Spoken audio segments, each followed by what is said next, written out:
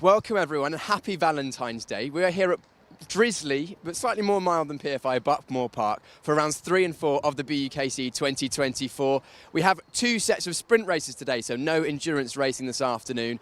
And the circuit conditions can be best described as greasy, and with the rain falling as it is now, I don't think it's going to dry out anytime soon. Buckmore Park, an excellent circuit, great for racing both in wet and dry conditions, and the championship is looking very close at the front of the field, and one of our championship teams is Reading A. Reading are starting in second place in race number 1. Yeah. I think it's second place in the championship. Yes. You haven't got a wetsuit on, so you're going to get a wet bum. How's the race looking for you? What do you reckon you can do in this one? Well, hopefully win it. I've had experience in the wet air before in these karts, so fingers crossed. Hoping for the best. Hoping for the best indeed. Second in the championship. It's been a great season so far for Reading. Been pretty consistent. What do you reckon you can do today to keep up that consistency? Well, we're only 1 point behind Coventry, so as long as we can consistently beat them, we've got a really good shot. You do have a really good shot. Also, it is Valentine's Day today. Is there anyone special at home you'd like to shout out? She's going to be here in 30 minutes. Oh, okay. Yeah. So hopefully she'll catch the end of the race. Well, we'll see that later on. Hopefully we'll have a good day for Reading. On pole position, who do we have? Who are you and who are you racing for? Imperial A, Manuel Nunes. So it's my first time starting from pole here at Mainz. So I usually prefer the dry because I'm from Portugal. But yeah, it's wet, so just gonna go out there and try to do my best.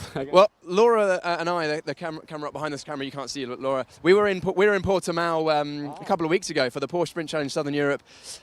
I'm not going to lie, the conditions was slightly nicer there. How are you going to fare in the wet conditions? Do you have much experience here in the slicks and the wet?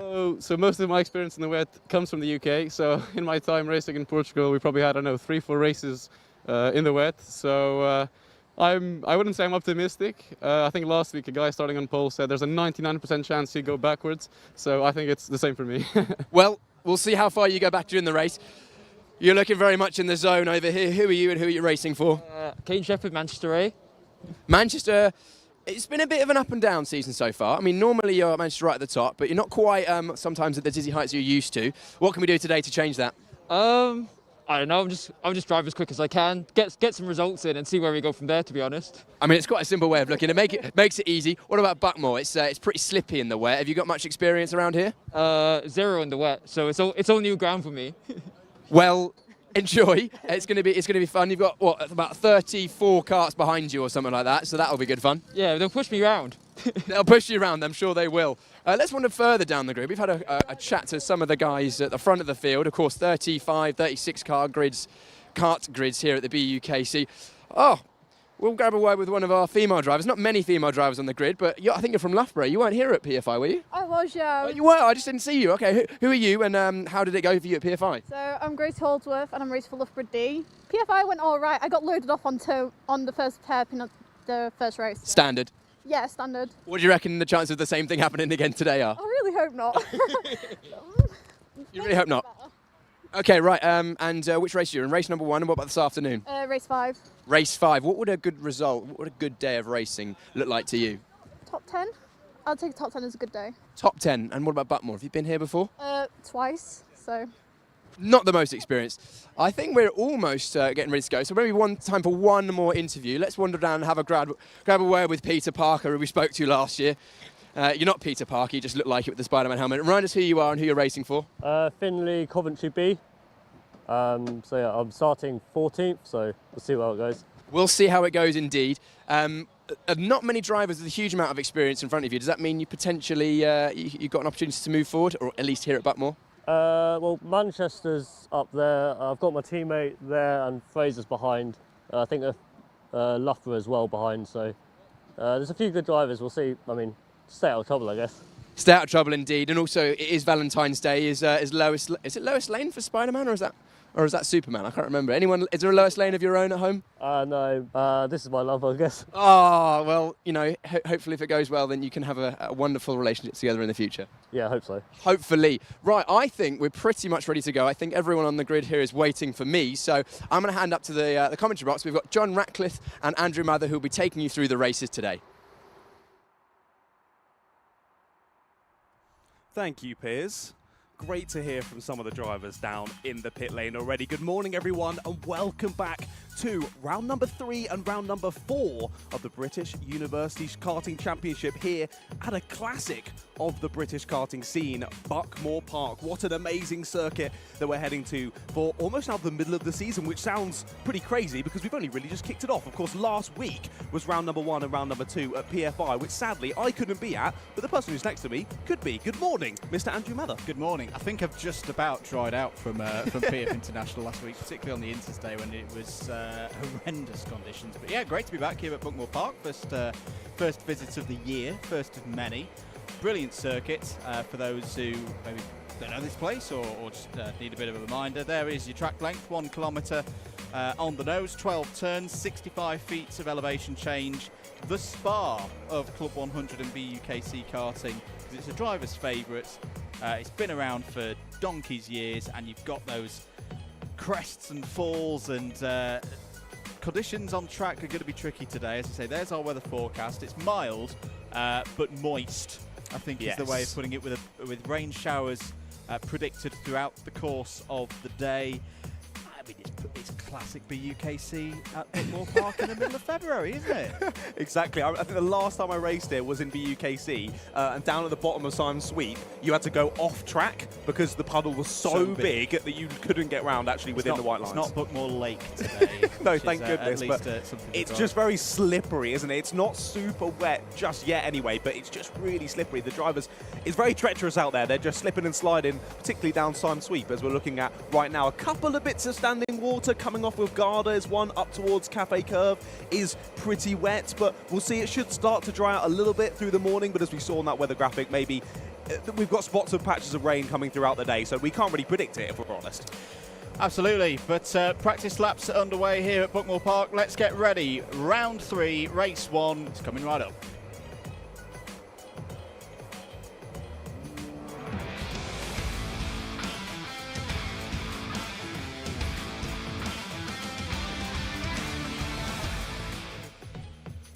Yes, indeed. Here we go then. Of course, drivers out for their practice laps at the moment, but they're getting prepared for race number 1 of the day. Both the mornings and the afternoons today, all sprint racing, unlike at PFI where we saw some enduros as well. So race number 1, let's have a look at the grid. Imperial A and Reading A go off of that front row. Of course, Reading A, great showing at PFI. We'll see if they can continue that here at Buckmore Park. Row number 2 has Manchester A and UWE A. Then it's Brighton B, Edinburgh A, Loughborough D, Swansea A, then Cambridge A and Sheffield B, rounding out the top 10.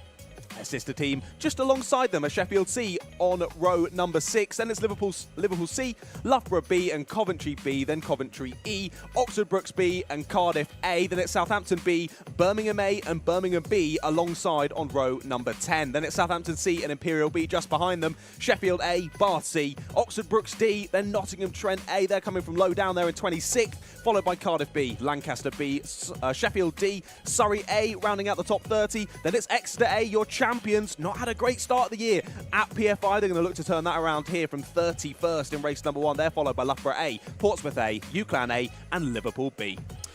A couple of drivers of note in this field.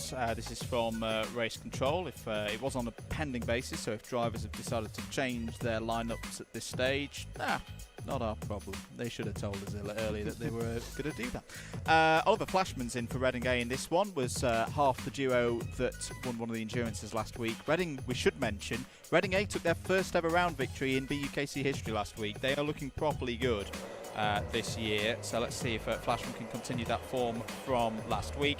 Kane Shepherd's had a good record round here in the past. He starts for Manchester A in this one, jumps out at the Martin Matchak for Brighton B.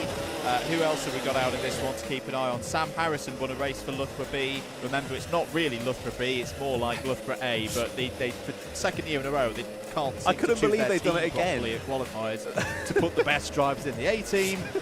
It's the front-running Loughborough team in the championship. We all tried to do it. I remember when I was doing qualifiers, we all tried to do it to try and make sure as many teams as possible get through into mains or through into prems, but it never worked. Someone always messes it up and it all goes wrong. Don't do it, drivers. But yeah, Sam Harrison's in, starting in the middle of the pack for this one, and he won race 1 last week at PFI, so let's see if he can do likewise again. Fraser Brunton's in for Cardiff A. We'll be hoping for a cleaner run than he had 1 week ago when he picked up 1 billion black flags. Oh dear, oh dear. Cardiff A have not had a win in a round for a very long time. Let's see if they can change that today. And Douglas Smith is ineligible, but his name jumps out at me. Sheffield D, dirty, ineligible teams. We don't like them, do we, John Ratcliffe? I don't know what you're talking about. I just ignore their existence. I don't know what you're talking about, mate. No, but yeah, I know you have some issues with the ineligibles, but we have only got around 8 hours of streaming here today, so we're going to leave that because I don't think you've quite got time. We should note as well, nobody won the prize last week of the completely clear, no penalties, no warnings, no nothing kind of day. It was close, it was wasn't very it? A couple close. of teams. Swansea got very close to the end, but everyone's now back in play. If a team gets through without a single penalty, a single track limit warning, they do the cleanest run in BUKC history, they will be winning a free Club 100 Mains Seniors Endurance race, free of charge, courtesy of John Viger, if they achieve that. I think it's going to be difficult today, though, with these track conditions. Yeah, with these track conditions, this track, a lot of teams with stuff to prove here at Buckmore Park after maybe a bit more of a challenging day at PF. What a brilliant prize, but I'll be amazed if anyone takes them up on that offer. We'll have to wait and see. This is the first time of asking. Let's see who's the first person on the penalty sheet this morning and who takes the first win of the day then. Taking us to the lights already, and we have gone green for round number 3 of the BUKC season. The number 13 of Reading A, round the outside at the first corner, immediately takes the lead of the race. Everyone seemingly getting through unscathed. That was a very relaxed BUKC starters. Just as I say that, they all pile down into hairpin number 1. A couple of drivers hitting each other as we are on the entrance of the corner, but all holding on to it. One driver on the outside there, just touching that red paint. You've got to watch out for that. It's so slippery. And look at that. There's Fraser Brunton of Cardiff A going up the inside, going about 3 or 4 miles an hour on the curb over the inside to make sure that they don't spin it. It's rather treacherous out there, Andrew. Very treacherous, particularly through the S's there. Drivers going to the deep inside line, the deep outside line as well. Nobody's taken the one straight through the middle that we see in dry conditions. Down through Symes Sweep and towards Paddock Turn. There's that breeze block on the outside. There's a spinner in the middle of the pack from around 15th place, and they're now going to be stuck on the grass. Down the inside goes Kane Shepherd in the blue and red suit there for Manchester A, looking for a strong performance today. But Oliver Flashman, he's flying, has disappeared off the front of the field. Absolutely nailed that start from the outside, and has, 3-second lead.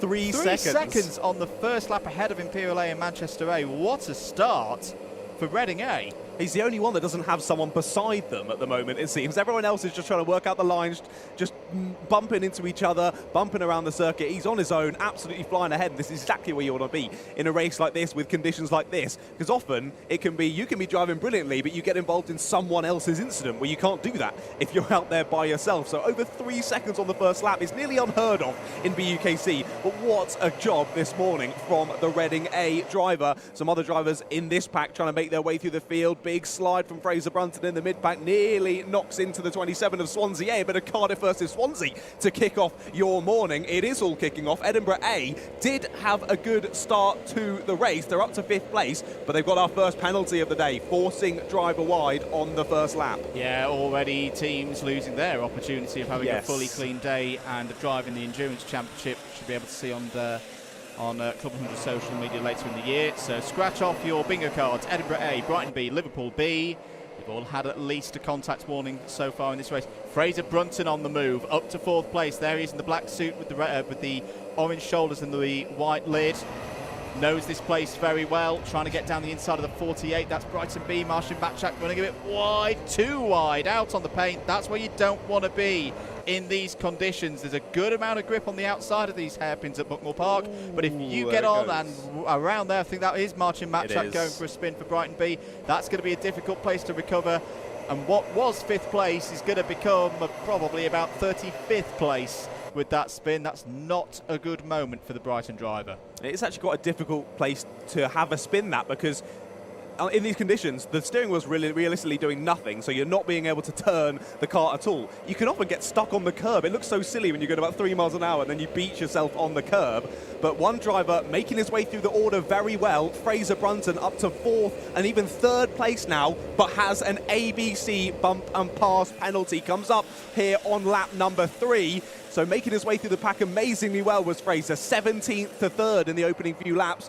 But if you get a penalty, there's no chance you're winning the race. So Fraser, I think the best he can do from that now is a P4, if I'm right in remembering the P5, exact P5. Yeah. Sorry, yeah. If I'm trying to remember the specifics of penalties for BUKC, but I know the stewards heavy-handed in BUKC, but understandably so. I think you can say on occasion. Yeah, I think it was one of the ones through the hairpins there, but +4 places for an ABC takeout. That'll be applied at the end of the race, so even if Brunton was to come through and win on the road, which I think he did here last year, if I remember correctly. Fraser's won so many races here over the years, and he can get as old as I do, start to forget them after a while.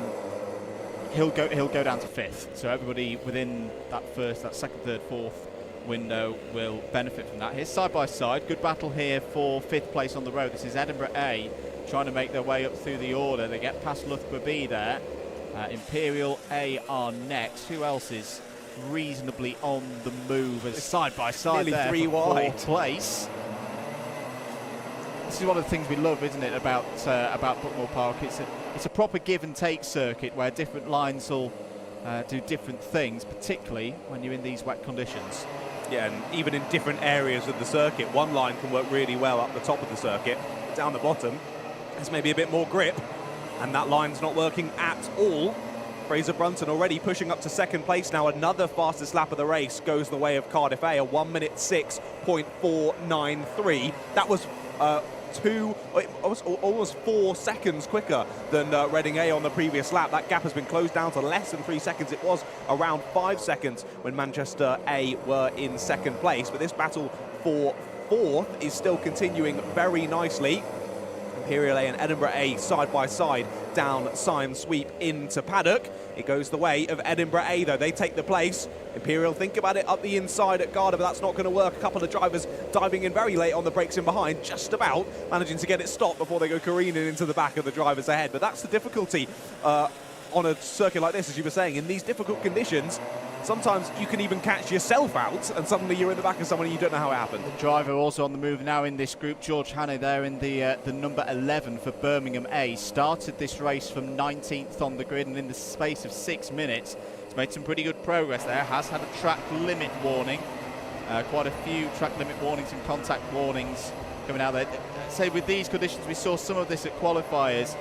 There's some grip out there, but a limited amount of grip. And sometimes drivers can get a little bit too keen, go for a bold move, and then realise in the middle of the move, oh dear, I'm careering into somebody else here. And that's why I think we've seen a bit of activity on the messages board. Yeah, there's been quite a bit of activity. Sometimes it's so counterintuitive. Sometimes you need to press the throttle to get out of the way of the accident, and that takes years of experience to be able to do without even thinking about it. It's such a challenge. And like you were saying as well, George, for the number 11, you can really see him shifting his body weight around in the corners, really trying to get his body weight over the tyres that he needs to grip up through the corner and make those moves stick. And it's clearly working for him because he's gaining a number of positions, even over this lap. Has indeed. That's past Loughborough B there. So 18 minutes on the clock remaining. Oliver Flashman still leading this race on the road, being closed down by Fraser Brunton. But remember, the Cardiff A driver has a penalty. There's a cone penalty there for Manchester A. So if Kane Shepherd was to get to the front of the order,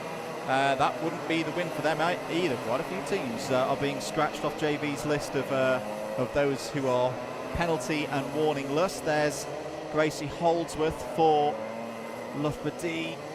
Did very well just to hook that one up and not run too wide like we saw with Martin Matchak a few laps ago. Holding inside the top 10. That's what she wanted at the start of this race, and is looking pretty good in the middle or going into the middle third of this race now. And you saw UWE A on the exit as well, trying to get the power down, made a lovely move.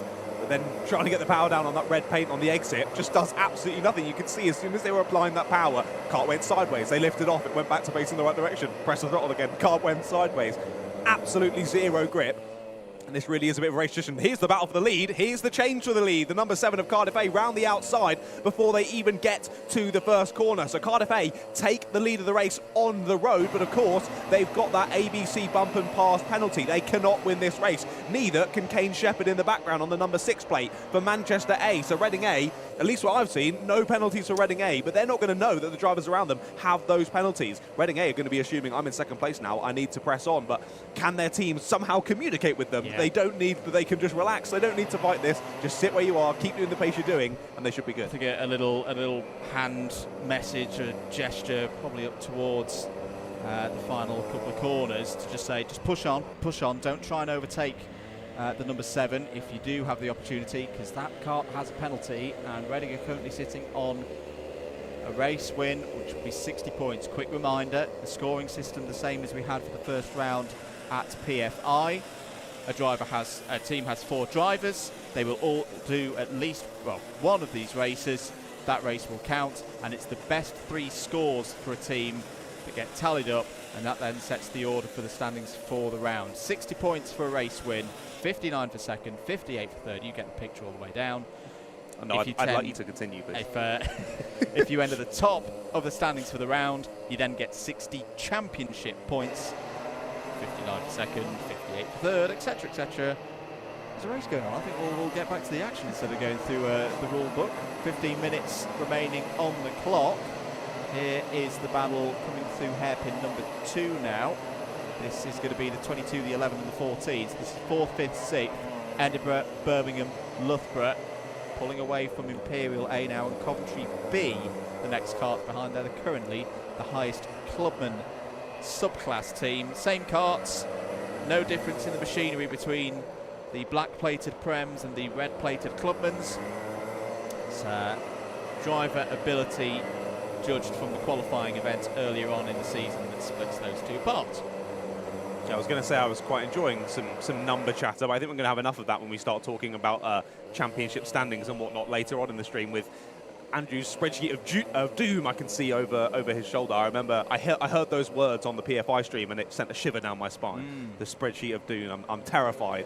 But I'm sure we'll have lots of chatter about that later on in the race. And the number 6 of Manchester A did look like they were chasing down, and they are still chasing down the 13 of Reading A. Now on the bumper, now down the inside at hairpin number 2. Up and under though for the 13 of Reading A. Reed takes the place on the exit. Both of them have got past the back marker there. That's the number 77 just going round. That is Bar C who they managed to get past, and that can be a challenge that creeps in even through a 25-minute sprint race like this. You can get in good battles between the drivers amongst you on circuit, but of course to remind you, if you weren't watching at PFI, no blue flags in the BUKC, so when you come up on a slower driver, you've got to make your way around them. No one is going to help you. And that can really throw a spanner in the works when you're battling like this. These two still side by side, though. Alex Mitchell is absolutely right to point out to me that in real life, the physical essence of the number plates, the colours are switched today. Yes, I was going to say that. But on the timing screen on the left-hand side, because I know a lot of people look at that and go, "Why are those different colours?" That's still as it was at PF International. They just wanted to make it harder for us. I think it's because some of them are still so covered in dirt from a week ago. I know there was a call as Shepherd down the inside takes second place away from Flashman. I'm going to put a theory towards this that I heard in the driver's briefing this morning as Flashman has another little go back. Doesn't necessarily need to do this because both karts ahead of him have penalties, and remember, it's the penalties get applied from the back first. I.e., if you want to win one of these races, you've got to be penaltyless across the line at the end of the 25 minutes. Get this theory out eventually, John. I heard in the driver's briefing this morning that for next year, team captains are going to be responsible for their plates throughout the whole season, and it's going to be their responsibility to clean them and bring them to the event. I think it might be that the plates from last week are so dirt-ridden, and there's been a very, very short turnaround for the events that they've just not been able to get them clean in time. So that might be why we've switched the colours. Maybe. No time I'm for sure I'll the, get told if I'm completely wrong on that front. I think it's a good theory. No time for the pressure washer.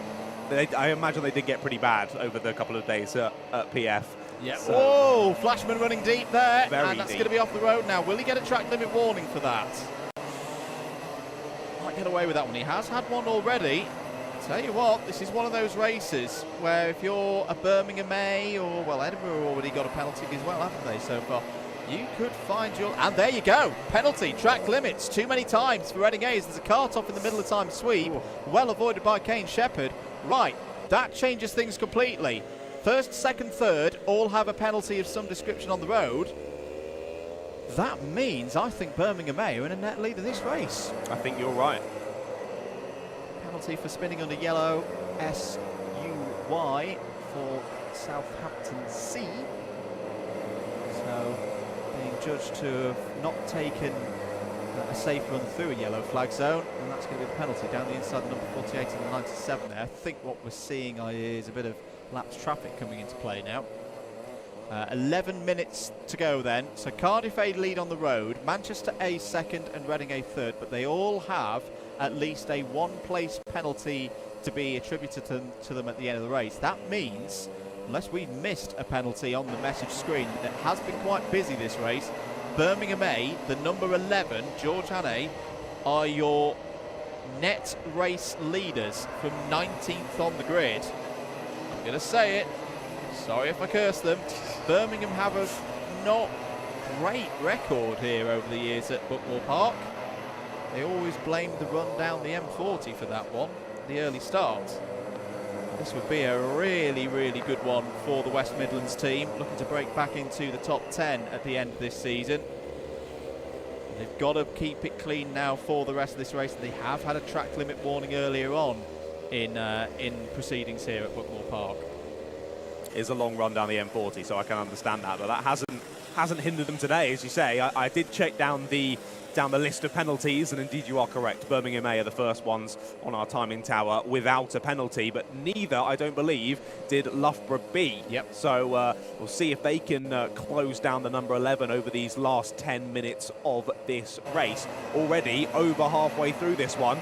Now, of course, not quite as close battling as we saw some of the races in PF, but understandable in these conditions. It's a lot more just about hanging on and trying to keep the kart facing in the right direction across 25 minutes around a circuit like this, because although that sounds easy, even when you're by yourself, it can very easily go wrong, as it nearly does there for the number 11 of Birmingham A. Just touched a little bit of grass on the outside of the circuit there, heading into the S's section. Nearly lost the kart completely. Well held by the driver of the Birmingham A kart, but there you can see scything through the pack behind is the number 14 of Loughborough B. They've cleared those two back markers through Syme Sweet, and now it's only clear air between themselves and Birmingham A. There's the 22 of Edinburgh A as well, trying to get involved too, trying to follow Loughborough B through that gaggle of back markers. But all staying as it was for now anyway. I will say, I have to give a shout out to Fraser Brunton in the lead. I mean, if there's anyone that you'd expect to do well at Buckmore Park, it is Mr. Fraser Brunton. Nearly 10 seconds in the lead now is Cardiff A. But here's the number 6, having a nice little battle still with Reading A. After they had that little bit of an excursion earlier on, they have chased down Kane Shepherd once more. Back to a battle again for second place on the road. But of course, all these drivers having penalties, so it's not going to matter quite as much as maybe it seems. Indeed. Oliver Flashman putting in a good drive here. I really do think this Reading team has a chance this year in the BUKC. They didn't seem to have one driver that was weaker than the rest at all. It was impressive across the board at PF. I was very impressed. Is the 34 and the 18 going through shot. This is a battle for 23rd place. Liverpool B. Liverpool B had a Liverpool in general had a tremendous PFI a week ago. I think that they would go down and say that was their, at least in recent times in the BUKC, greatest BUKC day ever. I was surprised Reeve wasn't getting more excited on the commentary. He was doing very well to just keep the bias inside. But no, I'd say they were one lap away from taking a round win. It was snatched away from them courtesy of a Benjamin Southgate overtake in the Coventry kart, which then gave the points advantage back to Reading A, who weren't in the final race at PF. They were sat in the clubhouse hoping results would go their way, and they did, but still, you consider with Liverpool, they're one of those teams that you don't have to go that far back in BUKC history. They didn't have a presence at all in the mains. They are on the rise. And not just with their A team, but across the board. Yeah. 4 teams from Liverpool here today. Wow, yeah, good to see. Impressive stuff from Liverpool. And another team that you mentioned there, making the overtake on them, Coventry. Yep. Had a brilliant time at PF. Good to see them back near the front of the Yeah, order. Coventry are back. Coventry are properly back. They had a couple of years, where they weren't where they wanted to be. Their best result in a round in 2023, for example, was 3rd. This is a team that are 4 times champions, and most of those, or all those championships have come in the last 10 years. Of course, they are properly back at in this one. They're not in this race, of course. Though this is one of the 2 races within a sprints round that a given team sits out. So.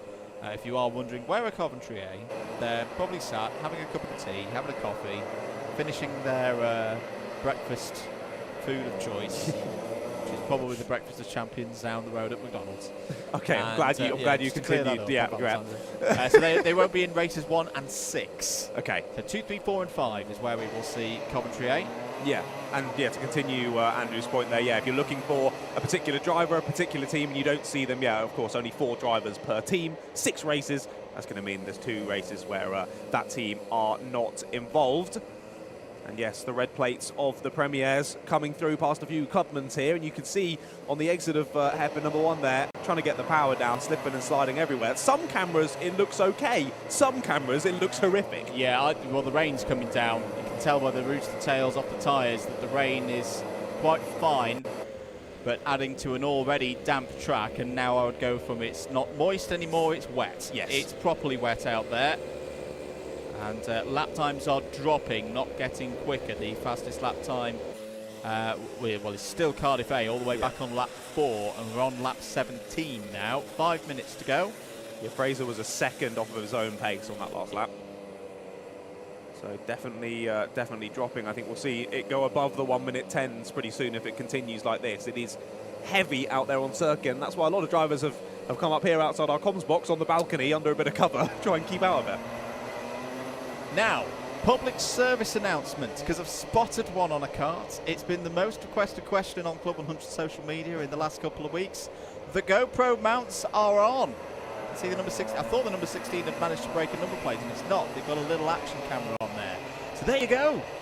If you're wondering where they are ahead of seniors, this is the senior fleet, of course. They are back on. They are. Well, the JV said they'd be ready for round 1 of the seniors, which is in 2 weekends' time, and they are. There's physical proof on your screen. There you go, a man of his word. ABC takeout penalty for Brooks D. So the difference there between just gaining position, that means that the victim has been properly roofed and has come to a full and complete stop due to Brooks D's actions. That'll be +6 positions for Brooks D. Visor warning for Oliver Flashman and Reading A, just a warning. And a track limit penalty for Nottingham Trent A. As here comes the number 12 down the inside of the 45. Where is this in the order of things? Because we've got lots of carts on different laps now. Trying to move up through the order. The number 12. Where are the number 12? It's Loughborough A, and they're moving up through to 13th place with that move. I'm still getting caught out by the different coloured plates. Yes. Round there goes one of the Prems. The 45. It's the 45 that's been Southampton B. Southampton B, who are having a bit of a tough race out there. Stone dead last at the moment in this one, 2 laps off the lead. Not ideal, and they just got a contact warning as well to add insult to injury. But yeah, I mean, a tough one, particularly. We heard a couple of drivers in the pit lane chatted to Piers earlier who didn't have a huge amount of experience in either the BUKC or at Buckmore Park or both. So this is definitely a baptism of fire for any of those drivers, especially. I think it's even harder going out on a drier circuit and then it getting wetter. Yeah. Losing grip is even harder than if you just started out and it was totally wet. At least you go out there on these conditions. Now you're having to change your lines, your braking zones every corner. Suddenly you go in at the braking point you went in last lap, but it needed to be 5 foot earlier this lap, and suddenly you're in the wall. Yeah, no, I'd fully agree. I've experienced this. It's not nice when you're not comfortable with the wet conditions. Here are your reigning champions Exeter A out on circuit, down in 19th place. That's not the position on the 45, because that's the Southampton B kart that we've noted as being a couple of laps down. Nicholas Tangsrud is out for them at the moment, and they're being chased by the 56 of Coventry E. That's Will Howells in for them in this race. It's just, I mean, you always hope, for a title defence, that it can spring into life on a day at Buckmore Park, but it's looking difficult here for Exeter A. This does happen. They've had quite a few of their drivers move on, graduate from university. But they'll keep pushing on. They won't give up. I think they're on the lead lap. I think that's why it's so surprising as well. It's because of how dominant they were last year, like ridiculously so. So to see them drop off like this is just such a big shock. But as you were saying, losing those drivers, yeah, it makes total sense. Coventry A had it a few years ago, of course. Yeah. Loughborough have had it. All the great teams that have won this title multiple times have had at some point or other a rebuild. It's one thing that BUKC teams can't stop is aging. And yeah, that is the trouble. People get older and have to leave university. Doesn't matter how good of a driver they are, at one point they are going to have to leave. We've seen a few drivers stay in BUKC where you're like, are you really at university? How are you still racing in this? But at some point they will have to leave, and that's happened to Exeter A, and they're doing their best to hold down. They're still doing great races, getting good results, but just not quite to that height that we saw them last year. So 50 seconds to go on the clock. Trying to track where our race leader is on circuit. Where is Fraser Brunton? Because that is where we confused ourselves, myself and Reeve, last week as to when the last lap board was going to go out, because we forgot that, of course, the last lap is all dependent on where the leader on the road is. We won't do that this week. It's a cone penalty for Cardiff B. There is Fraser Brunton just coming under and through Gardner now. It's going to be close at the time, maybe. Yes, whether this is going to be... I think he's got enough time. He'll get over the line with about 5 seconds remaining on the clock, so the race will go one more. And you've got to be frustrated if you're Fraser, surely, because apart from one mistake and an ABC bump and pass, he hasn't put a foot wrong in this race. He's dominated it, but he's not going to get the 60 points. That's the difficulty when you have a driver on your team where you know, okay, this is someone who's not guaranteed to win, but as close enough as you can be to guarantee to win. That's the difficulty with deciding, okay, where do we put them for the grid start? Because although I know I can put them in, 24th, 25th, they should come through to win, but can they get through to win without getting penalties? That's the main thing, and that's the challenge. Fraser's here from 17th, I think it was, on the grid. Amazing run through. He's going to win by nearly 15 seconds, but couldn't do it without getting a penalty. Kane Shepherd, I think he's still on for second place here, because the penalty for the Manchester A kart is just a single cone penalty, a single position. Reading A's is going to be 2 because it's multiple track limits. Here comes Fraser Brunton. He's going to take the checkered flag. It's still going to be a decent haul of points, but it's not going to be the result that he wanted at the start of things here today. It'll be 5th place once things are classified. Over the line goes Brunton, first driver to see the checkered flag. Second place is going to be Manchester A. They're on not Manchester C. This is the gap back to Manchester A. 14 seconds. There they are, closely followed by Reading A. Your race winner is there, George Hannay, number 11 for Birmingham A. First kart over the line without a penalty per our understanding. Very good job from Hannay there, up from 19th on the grid. And that's a great start to the day for Birmingham A after a hot and cold day at PF, I would say. Yeah. Some good results, some not so great results. Starting off with a win, can't be much better than that. That's what you want to do. Edinburgh A over the line, 5th. They have a penalty as well. Loughborough B will have scored well out of that. The front-running Loughborough team looking to break a 2-year drought of a round win in the BUKC. Haven't taken one since round 2 in 2022. First team across the line in Clubman, Coventry B, Loughborough D. So Holsworth does get her top 10. Brighton B as well. Good recovery there from Martin Matchak. Very good recovery. We saw Martin spinning twice, and comes across the line to finish in 12th place and set their fastest lap on last lap as well. There's your provisional result. We should stress that because that is with penalties yet to be applied. Good to see Cardiff running at least with some good pace there, John. Yeah, definitely a better start to today than it was at PF. From Fraser again as well. So, as I said in the race though, you're going to expect anyone to do well at Buckmore Park, it's going to be Fraser Brunton. But yeah, good race from him. Not going to be the first place that he wanted due to those penalties. But Manchester A and Reading A were across the line in second and third to round out the podium. Then it was Birmingham A, who should be our race winners after penalties, provisionally. Behind them, Edinburgh A and Loughborough B. Then it was Imperial A, Coventry B, Swansea A and Loughborough D, rounding out the top 10. Behind them, Cambridge A, Brighton B, Oxford Brookes B, and Loughborough A there in 14th. Then it's UWE A and Sheffield A, then Sheffield B and Sheffield D, following across each other in a line there. Exeter A and Coventry E, running out the top 20. Then it was Nottingham Trent A, Liverpool B, Portsmouth A, Lancaster B, Birmingham B, Oxford Brookes D, Imperial B there in 27th. Then Liverpool C, Newclan A and Southampton C, rounding out the top 30. Finalising our 35 kart field, a Cardiff B, Surrey A, Sheffield C, Bath C and Southampton B. Very good stuff. One race down, 5 remaining for round 3.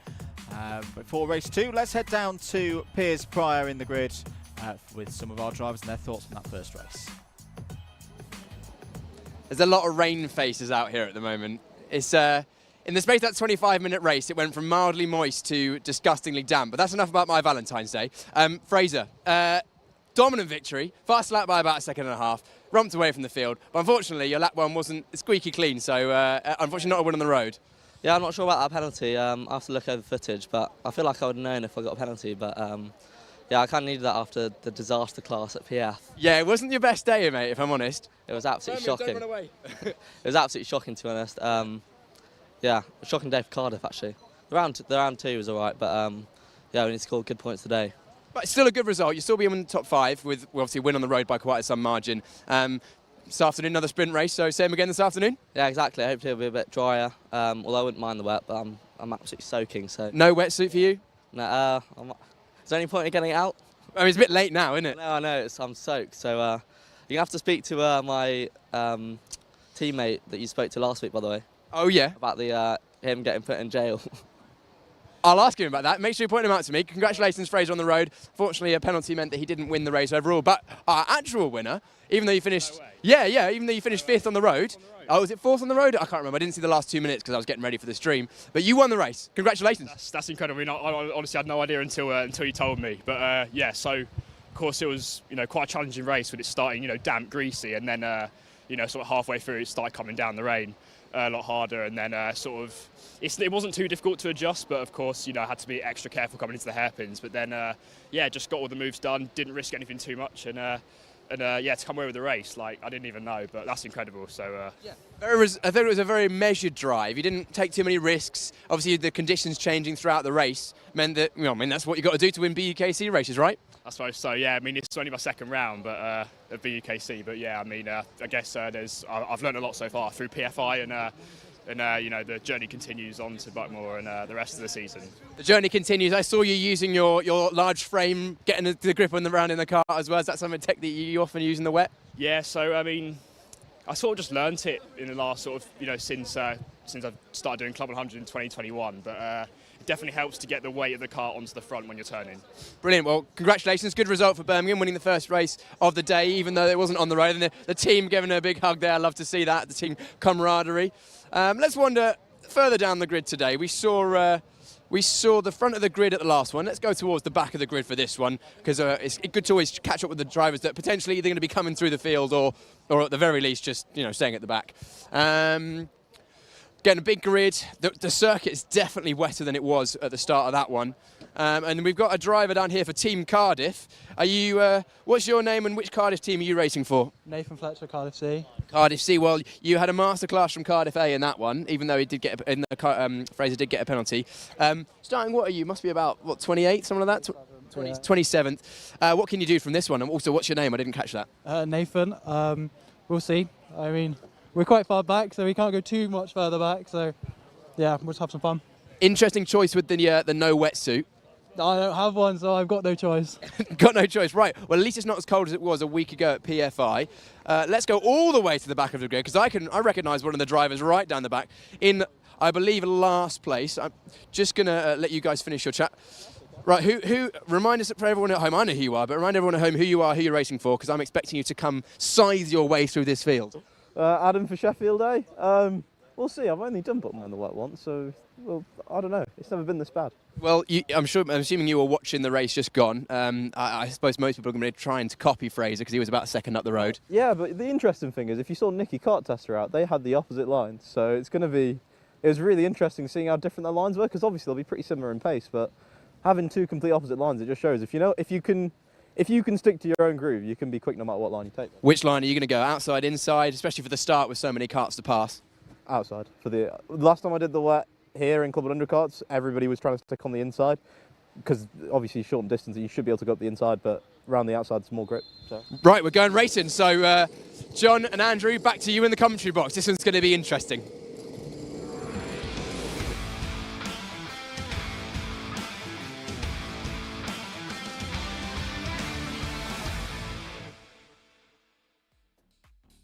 And I'm pretty happy we're up in the commentary box today, to be honest. It looks awful down there on circuit. It just seems to be getting wetter and wetter out there today. Let's see how the drivers take to race number 2 then, and it's Sheffield B lining up on pole position. Alongside them, the number 5 of Oxford Brookes B. Row 2 sees Cambridge A and Lancaster A, then row 3, Oxford Brookes A and Coventry E.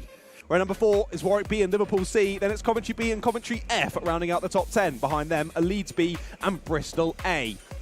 Row number 7 has Leeds A and Brunel A, then it's Swansea A and Reading A, then Warwick A and UWE A. A whole screen of A's there, and it's Southampton A and Portsmouth A that round out the top 20. Then UClan A, Lancaster B, Exeter A and Liverpool A there on row number 12. Row 13 has Surrey A and Coventry A, then it's Cardiff C, Oxford Brookes D, UWE B and Nottingham Trent A rounding out the top 30. They're followed by Bath A, Huddersfield A, Leicester A, Swansea B and Sheffield A.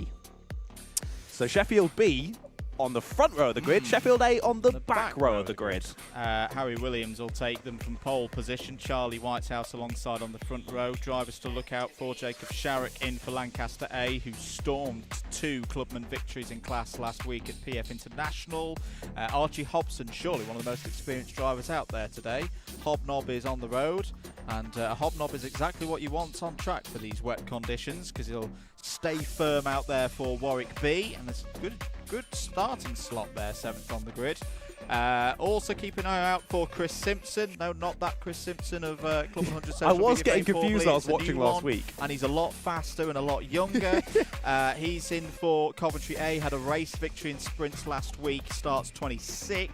I'm also going to give a quick shout out as well to Philip Vava, in for Bath A, part of the Bath A team that finished on the podium in a Premier Class last week, but unfortunately doesn't have one of those lovely James Fitzhugh taken profile shots of the drivers. That's why he didn't appear on the graphic last week.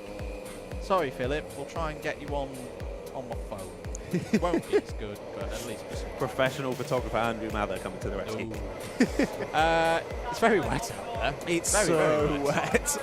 It's a completely different racing condition to even the end of the last race, as there's a spin out of hairpin 2. Look at that puddle forming at the middle of Simon Sweep now. You don't want to, well, you do kind of want to be going over there. We've seen a couple of different lines going on through Simon Sweep. Some drivers keeping it really tight on the curb on the inside, sort of like how you would do in a dry line. Some drivers going super wide to the exit and cutting it back. That seems to be the faster line for now. Just recognising helmets as well. Thomas Fleming in this race as well for Reading A was probably 1 lap away from taking a race victory last week at PF International. That superb drive through the field, but also a superb drive from Josh Adams in Southampton's effort to hold him off by a whisker at the end of 25 minutes. But Fleming hasn't had a race victory so far this year. Nearly got one in the endurance. So we'll be looking to get one of those little medals from Jacob, and the hug. Oh, the hug from Jacob that you get for winning a race. I never got that. In fact, there he is, ladies Oh and my gentlemen. goodness. He is that tall. Look at him. He's stood on the ground right now. That I'm sharing a hotel room with on Valentine's Day. What more could you possibly want? Oh, how exciting. Everyone is jealous. That's what JV should make as the prize for not getting any penalties. It shouldn't be a free race. It should be a hug from Jacob. I think that's what we should change the prize to. I'd be fighting for it more if it was a hug from Jacob, to be honest. Sorry, the Jaffa cakes have arrived, everybody. More? Thank you, Edinburgh. More and, Jaffa cakes. Zesty Drink Racing, which is Cardiff Tea Factory. potato Sheffield, isn't it? What are we on at the moment? 30, 48. Quick maths. Oh my goodness, sorry Andrew. A big spin on camera. 4 karts just about missing the number 21 there. That was pretty close, sorry. Back to Jaffa Cake Trap. 66. 66 Jaffa Cakes for us to get through here today. That's the devil's number though? Have they not cursed us? No, you need another digit on the end. Okay. There we go.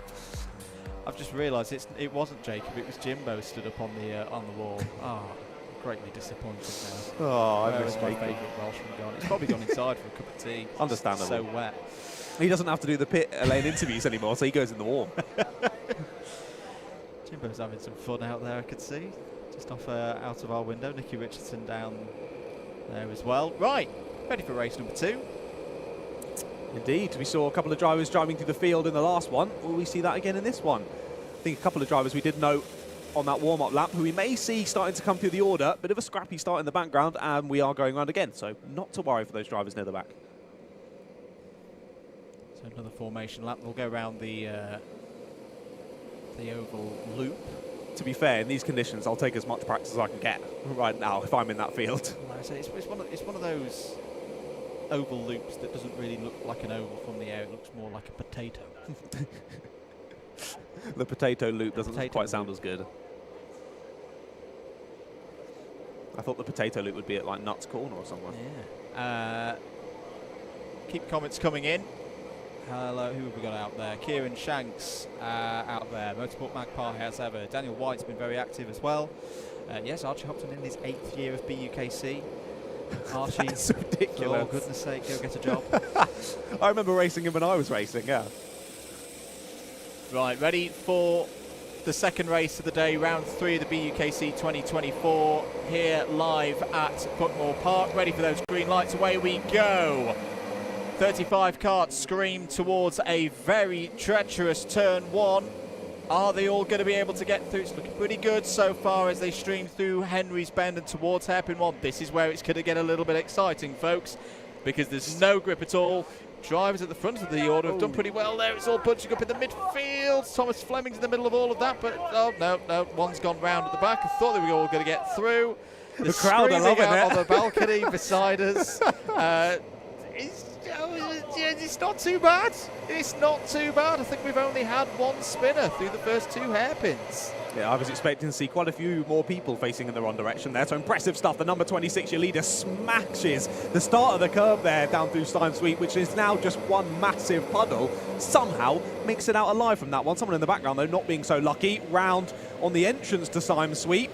Going to take them a couple of seconds to get back on circuit and lose a bit of time. Number 51 wide in the background. That's Oxford Brooks D getting back onto the black stuff. Penalty straight away for Lancaster Ray. I thought there was going to be a BF coming up on the screen. Braking formation for the number 30 at 10.15. That's going to be a couple of positions for them. End of lap 1, Warwick B lead, Sheffield B second, Coventry B third, and then it's the 2 Brooks karts, A and B, 4th and 5th. But Archie Hobson to the front of the order. I said a hobnob is what you want in these wet conditions. Flying up the front of the order, but here come Brooks down the inside. Had a torrid day by their lofty standards at PF International. Winners of one of the qualifiers at Wilton Mill back in November. They have to, if they're going to be title contenders yet again this year, they have to have a brilliant day here today at Buckmore Park. Otherwise, we're going to be counting them out on those drop scores already.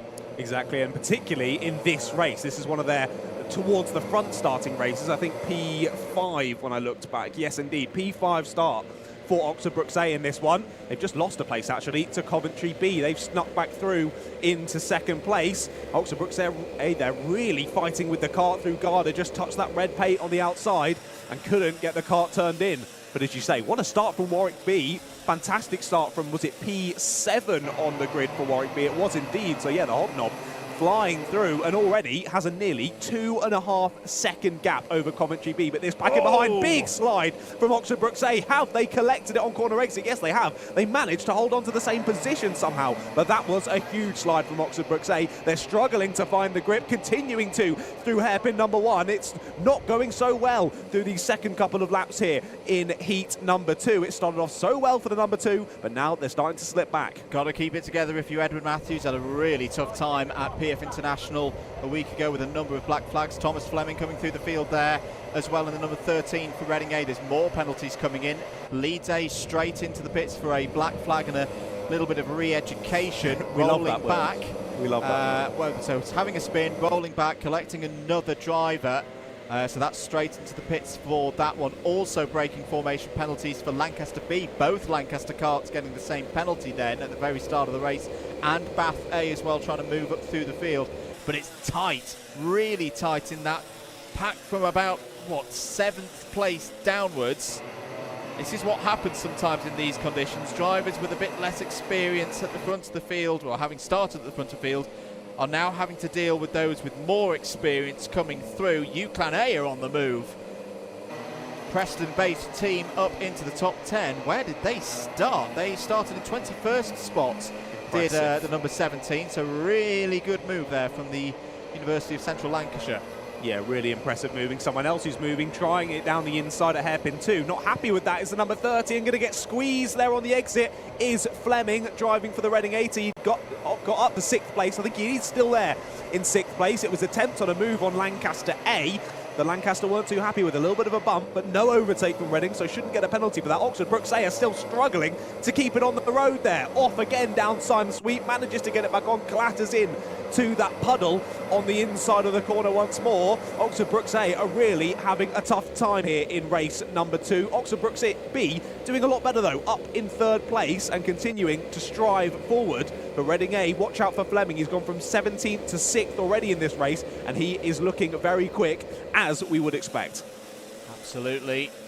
Coventry A trying to come through there as well. Chris Simpson out there at the moment. Southampton A currently the fastest kart on the road then, 68.388 seconds. There's the number 4 of Bath A. That's a good bit of progress up through the field if you're Philip Vava. They have got a penalty. Yeah, has got a penalty. But this is pretty good so far. Down the inside of Seb Algieri there for Brunel in the number 42. And Seb will know these conditions pretty well. Lots of experience in Club 100 karts stretching back many years. Yeah, was a young driver. I would argue that Seb was a young driver, as in, someone at 14, 15 years of age, racing in Club 100 before even the Young Drivers' Championship was a thing. So he's super old, is what you're saying. No, I was going to say it's a name I definitely recognise from BUKC and Club 100 Racing, and he's getting through the pack quite nicely. Some hand gestures already going on this one. Number 9 pointing forward to the number 33 as he then sends it down the inside. The typical BUKC move that we see. Tell the driver one thing and do exactly the opposite. We love to see it. There's no working together here, really, between teams in the BUKC. There's another move down the inside there for Reading A. I think that was on Coventry B to finally take away what is now 4th place. I think we've lost someone else from that leading gaggle. As Oxford Brooks A, I was being a little bit tough on them. They had fallen down the order ever so slightly. Now set the fastest lap of the race. So fair play to the driver of the number 2 at 107.9. So we are actually probably a little bit faster now than we were at the end of the last race. The rain has stopped falling here. But as we saw on the weather graphic as the stream was starting, it's sort of going to be a bit stop-start throughout the day. So although it may dry through this one, we might see some rain even before race number 3 of this round number 3, the morning here at Buckmore Park. Still about a 3-second gap at the front of the field between Warwick B and Southampton A. Southampton closed them down nicely, got up into that P2 spot, but haven't then closed the gap particularly since getting there. Just over 18 minutes left to go on the clock of this 25-minute sprint, and drivers still incredibly close together, battling there through Garda side by side on the exit. And as you see, 3 different lines creating 3 different amounts of grip there on the exit, some flying wider than others, but all making it through. So if you were with us last week, we had a little bit of a competition, didn't we, to see if anyone could get through completely clean and not be noticed for anything by the race stewards and race control. We've already lost 30 of our 53 teams from the list. Reading A have just had a cone penalty seed popped up on my screen, so that's going to just be the single position. Who was that kicking up a huge amount of water? Seb Algieri coming through. Also coming through is Adam Nather. Now, very interested to see how Adam gets on today, because it was here at Buckmore Park 1 year ago that he was one small little bump and pass penalty away from taking his first ever BUKC win. It was the start for what was a very good 2023 in Club 100 karts for Adam Nather. He knows this place well, he has the speed, he's 1 year older and wiser, of course, in 2024. What can he do here for Sheffield? 17 minutes to go. 12th place at the moment. And he started dead last. Yeah. Dead last in this one, so already having an absolute flyer of a race is Adam Nather. So we'll keep an eye on him through these last 15 minutes as he now sets the fastest lap of the race. Adam on an absolute mission there, out in 10th place on the number 9 plated Sheffield A car. Oh, spin there for the number 16. That was all on their own. It's Coventry B. Got on the curb. Straddled the curb on driver's left, which you want to do when it's dry. Not today. No. And there's a bit of a dip there as well, just as the track breaks away, and lost the back end. Very lucky there was Ed Matthews. Ed didn't do anything wrong, but he was very nearly in the wrong place at the wrong time. But he survives and carries on in this race. And that's what I was saying in the opening race of the day. You want to get out ahead and just clear off, because if you're by yourself, you can't have anyone crash into you, and that could often be the case. You have a perfect race, do nothing wrong, but you just get involved in someone else's accident and it all goes wrong. So yeah, a close one there for a couple of the drivers down at hairpin 1, but all managing to make it through, apart from the number 16 of Coventry B, who's going to be dropping down the order as they come across the timing line to end this lap. 10 minutes down, Warwick B, Archie Hobson leads by 0.6 of a second ahead of Southampton A. Southampton A, similarly to Brooks, need to have a strong day in both rounds here if they're going to keep their realistic championship hopes alive. One of the winners at qualifiers. You know they've got the speed, but have they got the consistency? Who's in for Southampton at the moment? It's Jonathan Dalton. From our information here in the box, and they are right on Warwick B now. Archie Hobson has led this race from the start of it. Down the inside are Southampton A. Well, it was race 2 last week that they did very nicely in, and they take the lead here at Buckmore Park. But back comes Hobson on the inside, but there's no grip. There's no grip on that line, and unfortunately, the experienced driver from Warwick is going to have to give this one up. You'd think, yet over the line there, there's a penalty that just saw for the number 4 there as well. Bath A track limits. So that's going to be combined with their braking formation penalty from earlier in the race. That's going to be 4 places now for Philip Bavard in the number 4. Yeah, it's a good drive through so far for Bath A, but indeed, as we said earlier, it's one thing to get through the field and get a good result. It's another thing to do it without getting any penalties. And yeah, Bath A have fallen by the wayside there a little bit. 4 places of penalties to be added at the end of this one. But we do have a new leader here for race number 2. Southampton A to the front of the field. They had a decent opening race in race number 1 as well. Could have been on for the win if they hadn't got any penalties. Sadly did get 1 or 2, so I think they still would have got a sort of mid to lower end of the top 10 finish. Yet to check the result, the finalised results from race number 1. Of course, if you want to do so, then just head over to results.alphatiming.co.uk/BUKC. If you want to keep up to date with the live action, it's live.alphatiming.co.uk/BUKC. The new feature as well on the live timing page. If you go to the top right-hand corner where you see the little podium, if you click on that, you then get the list of results, and you can go back to the previous results if you want. All different ways of doing it. The old way, the new way, completely up to you. We give you freedom here at Alpha Live. Who's moving up through the Ute? I'm really impressed with this Ute drive, John. They're up to 6th place on the road now. Just got past Oxford Brooks A. A couple of more penalties out there. Coventry B for track limits, and an ABC takeout for Oxford Brooks D. Yeah, penalties are coming through thick and fast, aren't they, today? I think understandably so with these conditions, but there's a late move to the inside there from the number 8. That's Coventry A. Yes. Was that through on the sister team of Coventry F? No, they're now just behind. Trent. So that was a Trent re-overtake of Trent A, who again are another team I remember, at least from when I was racing, was so strong. Just haven't quite been there so far this season in the opening few rounds. Yeah, another team that have lost a bit of experience out there. Results so far this season: 12th in their qualifier, 15th and 17th at PF. So a bit of an improvement, because you've got to remember that on a qualifier day, you're only against half the field. So effectively, after the qualifier, they were ranked 24th. So up into the top 20s. There's been a change up in 4th place. Lancaster A have just got back past Reading A. We should remember that both those teams have penalties. Indeed, indeed. Impressive stuff, though. One of the Clubman karts getting back through on not only a Prem kart, but Mr. Fleming behind the wheel of that one. So good move from Lancaster A getting back ahead. Already, though, Southampton A have nearly built a 1.5 second gap out in the lead, and someone... Oh, it's Adam Nather. I'm pretty sure that's Adam Nather for Sheffield, who's had a technical problem, it would seem. And has come to a stop, was on the move, was up to 8th place, but is out. Yeah, there you go, number 9, 35th to 8th place within 15 minutes. And the car packs up, and he's gutted about that, as you can see. Oh, that is a real shame. He's the fastest driver on track. Now, we'll go no further. Should be able to get back to the pits with a bit of assistance and then change kart, but by the time that happens, it's going to be 1-2 laps down and well out of contention. Here's a driver in contention. Thomas Fleming down the inside for Reading A. Takes position on the road, does he? It's going to be back open again for Lancaster A, who fight back. Great drive there from Jacob Sharrock. Down the inside goes Fleming once more. Brilliant stuff from Thomas Fleming. Goes through into 4th place on the road. I think there was also a move.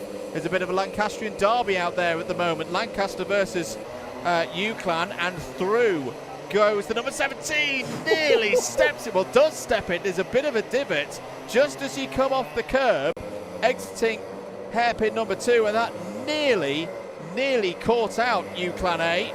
Here come BUKC as well. Ed Matthews having a much stronger run this week. Back down the inside of Lancaster A, who returned the favour through paddock. There's a little bit of rubbing on the pods as they go into Garda. Beautiful switchback from BUKC. Takes the position, just got to hold it as they come out and through the centre chicane. Round the outside go Lancaster A. Not particularly happy with things there. Brilliant racing here at Buckmore Park.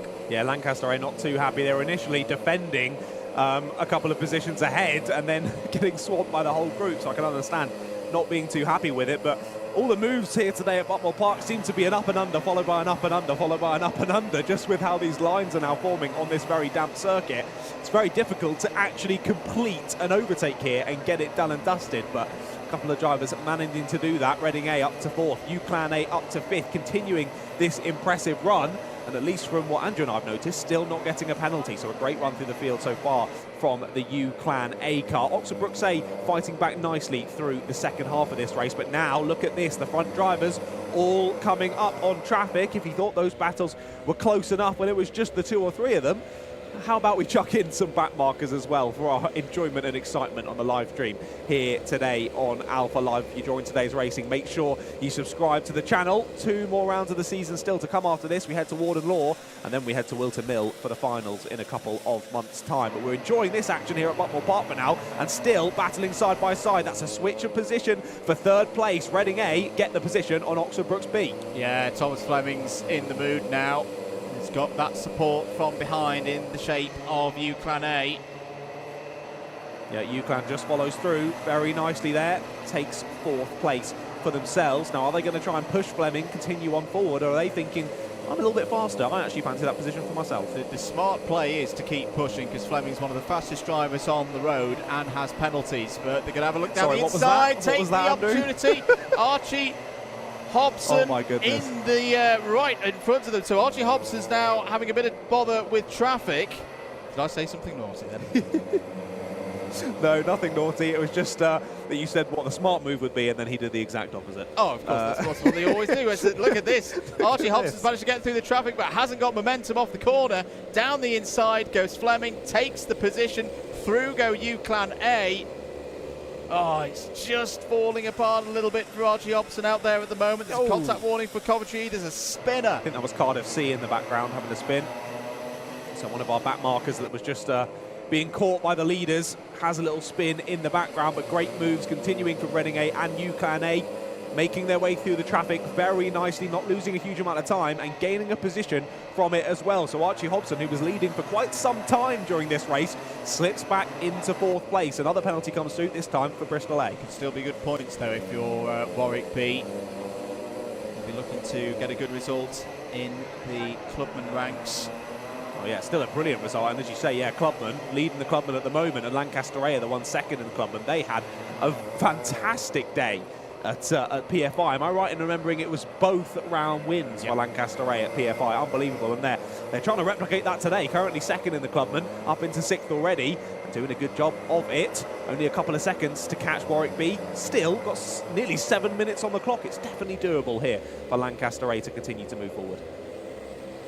Look at some of the visors. The visor's number 36. He tries to wipe it. That's not gone it's well. not going to do anything. I think it's on the inside, mate. I think that's where you're going to need to have to try and get your glove involved. But at least, I will say, I feel extremely bad for any drivers who also wear glasses, because that's the worst thing in conditions like this, because not only does your visor steam up, so do your glasses, and they're impossible to clean during a race. So just completely blind, which is always exciting. 6 minutes 21 on the clock. Reading A, now with a bit of clear air, set the fastest lap of the race. A couple of penalties coming in the last few laps, forcing driver wide for Coventry F. Coventry B have also had one for spinning under yellow. Bristol A have had one for track limits, and Leicester A as well for contact, so they'll all be applied at the end of the race. Seb Algieri coming into this one. Number 42, they're trying to navigate away cleanly past the number 36, which is Leicester a lap down, and he has done. So Seb moving back through the order into the top 10 now for Brunel A. 5 minutes to go in this one. Southampton A leading by 6.3. Reading A second, but with a cone penalty to be applied. UCLan A third, Warwick B and Lancaster A first and second in clubman, 4th and 5th overall. Then the 2 Oxford Brooks entries, B ahead of A. Bath A from the back of the field. It's been a great drive from Philip Bava. A couple of discretions along the way in terms of penalties, but still going to be a big net gain come the end of this one. Down the inside goes Vara, takes position on the road there. That was the number 21 of Leeds A, who have been in for a black flag, so are off the lead lap at the moment. You see the different lines there, John. Some drivers preferring the wide round the outside, the others taking the earlier apex, using the curbs here at Buckmore Park to great effect and hook into them almost to get them around the corner. Yeah, it can be quite difficult actually finding out which line is the right line. That's why in these opening sprints in the morning, you get those few practice laps. That's when it's the right time to try and test out those different lines, work out where you think is the quickest way around the circuit. But the difficulty of today is it seems like the conditions are constantly changing. It gets a little bit drier, it gets a little bit wetter. So even with those practice laps, you're still really trying to work it out throughout the race. So it's a really difficult day to keep pace, but not only that, but to keep it throughout the race as well. Battle for the lead in clubman. Archie Hobson and Jacob Sharrock, both of them have been magnificent in this race. Also, where have UCLan A got? There they are. UCLan A have had a problem. UCLan A have had a problem and slipped back to 6th place. Going to try and get back past Oxford Brooks B now for 5th. But that promotes the 2 clubman carts back up to 3rd and 4th places on the road. Good stuff from them. Yeah, really good stuff, to be fair. A good battle back through from the Oxford Brooks drivers. And yeah, holding on to 5th place for now, despite having a very quick UCLan A kart just in behind them. But this is what we can often see with wet races like this, real races of attrition in the BUKC. Those gaps start to extend a little bit more than they would do in the dry. And that can just mean we got drivers in a bit of no man's land. There's a move down the inside from the number 30. This is for 3rd place on circuit. Lancaster A get past Warwick B and take the effective lead in this race in clubman. Now, of course, clubmen are all scored exactly the same as the Prems drivers, but you want to be the winner in your class on track. You do indeed. This, so far this season has been a really good run for Lancaster A. Still a relatively new team to at least this level of the BUKC. They've already beaten their best round results from all of last year. Here is a fight involving the number 32, which is Liverpool A. Liverpool A not quite shining at the same level that they did 1 week ago. Oh, big spin and a hit in the side there. Tried to get on the power to get out of the way, but that caused the back end to twitch out and slap into the parked car on the racing line there. Luckily, all drivers rejoining and seemingly okay. I think that was Brooks D and Lancaster B there as, oh, mechanical flag for Brunel A. So what has happened to Seb Algieri? Could be, well, it's going to be equipment, either kart or driver's safety equipment, but either way, that is going to be the end of Brunel A's race effectively. Well, I mean, they will be able to get back out with a remedy to whatever has triggered the mechanical flag, but in terms of getting a good result and the scoring results, that's it for Brunel A in this one. That's a real shame. Yeah, lapping around in 8th place as well. That would have been a really solid result for the Brunel team. So they're going to be gutted about that one, but these things happened in racing, as we saw earlier on in the race. It happened to Sheffield as well, mechanical issue from a great run through the field. These things happen, you've got to try and pick yourself up, and of course, at least for these drivers, you've got another sprint in the afternoon. You've got another chance at it to do it again, and hopefully nothing goes wrong. A minute and a half left to go on the clock then. Southampton A, with nearly a 6-second gap still at the front of the field. They look like they've got this one locked down. Don't want to speak too soon in these conditions. Anything could happen, overtaking a back marker, something goes very wrong. But they look like they've got it on lock at the moment. Still lots of battles going on through hairpin number 1 here. Drivers still side by side fighting through, and this is a great little battle with a few drivers involved. Nottingham Trent A, I can see the number 10 involved, the number 15 of Warwick A as well. This is all around 12th, 13th, 14th place, but also a few back markers are mixed in this as well. I can see Leeds B there, 13th, involved in this battle. It's all getting scrappy, and this is 5-6 drivers all battling position going on to the last couple of laps here. Very, very close to finish. So even in a race like this, a very wet race, where I said earlier, those gaps start to extend quite a lot, we still have a gaggle of 5 or 6 karts scrapping it out for those positions just outside of the top 10. Only 30 seconds to go then. We're watching out for our race leader. I just had to look out the window to see Seb Algieri come through to see is there anything obvious for the number 42. Now, considering we're at a high angle here, we can't see things like, you know, a helmet strap being undone or something like that. Couldn't see anything obvious from our vantage point here in the commentary box in the John Button suite. So we'll remain and see on that situation. Here we go though. Last lap, Southampton A going to take another race victory in the 2024 edition of the BUKC. This is what they need with the consistency to be a factor in this championship. A super win over the line for Southampton A. 60 points, virtue of Jonathan Dalton in that one. They could be very, very pleased with that. Really impressive race from Southampton A. As soon as they got to the front, they were looking very good, and just held that gap really nicely, despite a charging Reading A through the field, who did come through to end in 2nd place on the road. They still couldn't quite close down that gap to Southampton A, 3.5 seconds as they crossed the line. And in there in 3rd place, Lancaster A. Brilliant race for Lancaster. 3rd on the road. That's going to be some really good points towards their tally in the Clubman class. It's indeed. A lot of drivers using their experience well in that one. Drivers will return back to dummy grid, which is just on the run down towards Symes Sweep here at Buckmore Park. And teams will come out and get ready for race number 3. Drivers still coming over the line. Even more of a kick in the teeth for Adam Nutty. He's the 2nd one to pull up at the grid to park. That's where he was sort of hoping he would be at the actual finish of the race, but it wasn't meant to be for Sheffield in that one. But we'll see them come through the field, I'm sure, in future races and also later on this afternoon. Let's have a look at the full results then for race number 2 here at Buckmore Park. Southampton A, your winners on the road, and as long as they've not got any penalties, we've not seen any of them, that is going to be 60 points to them. Reading A, 2nd on the road ahead of Lancaster A and Warwick B. Good drives there from the 2 Club and Karts, 3rd and 4th on the road. UClan A, impressive up to 5th place. Brooks B, 6th. Bath A, Brunel A, Coventry E and Coventry A complete the top 10. Good drive there from Chris Simpson for Coventry A. And yes, Brunel A did take the checkered flag there, so I'll be interested to see how that's judged, because we did see the mechanical flag come out for the number 42 on our screens. And I have seen the number 42 head into pit lane. Brooks A were in 11th, Warwick A 12th, Leeds B, Trent A and Surrey A all in the top 15, Coventry F, Swansea A, Exeter A, Liverpool A and Swansea B inside the top 20. Bristol A, Cambridge A, UE Bristol B, Huddersfield A and Brooks D all inside the top 25. UE Bristol A, Lancaster B, Swansea B, Coventry B and Portsmouth A take home top 30 results. Then it was difficult times out there for Leicester A, Leeds A, Cardiff C, Sheffield A, who deserved a lot more than 34th place, and Liverpool C in 35th. Yeah, tough race for a couple of drivers out there, but we'll see them back out later on this afternoon to hopefully right those wrongs. But let's hear from Piers, who's talking to a few of our drivers.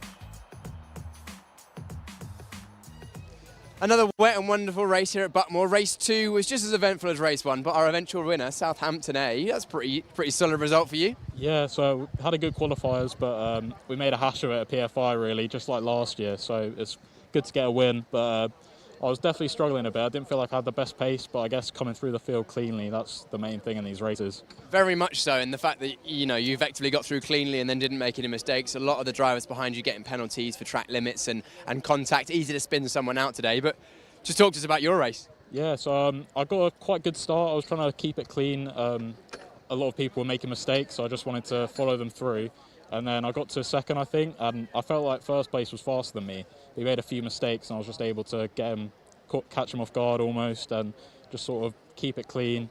Try not to make any mistakes, but you always make mistakes when you try not to. So it was a good race in the end. And for those that don't know you at home, what's your name? I'm Jonathan Dalton. Jonathan, congratulations. Race win for Southampton, a very good result. I was hoping to grab a word with our driver we chatted to at the back of the grid, Adam, because there he is, because he unfortunately made a great run through the field, but then had an issue. Yeah. Oh, it was going so well. I know, I got told I was up into 6th. You were in about, yeah, you're definitely inside the top 10, and then we saw you stop to the exit of hairpin 1. Just what happened? Clutch went out. Oh. So, yeah, I was going into hairpin 1 and the cart died and I couldn't get it back on.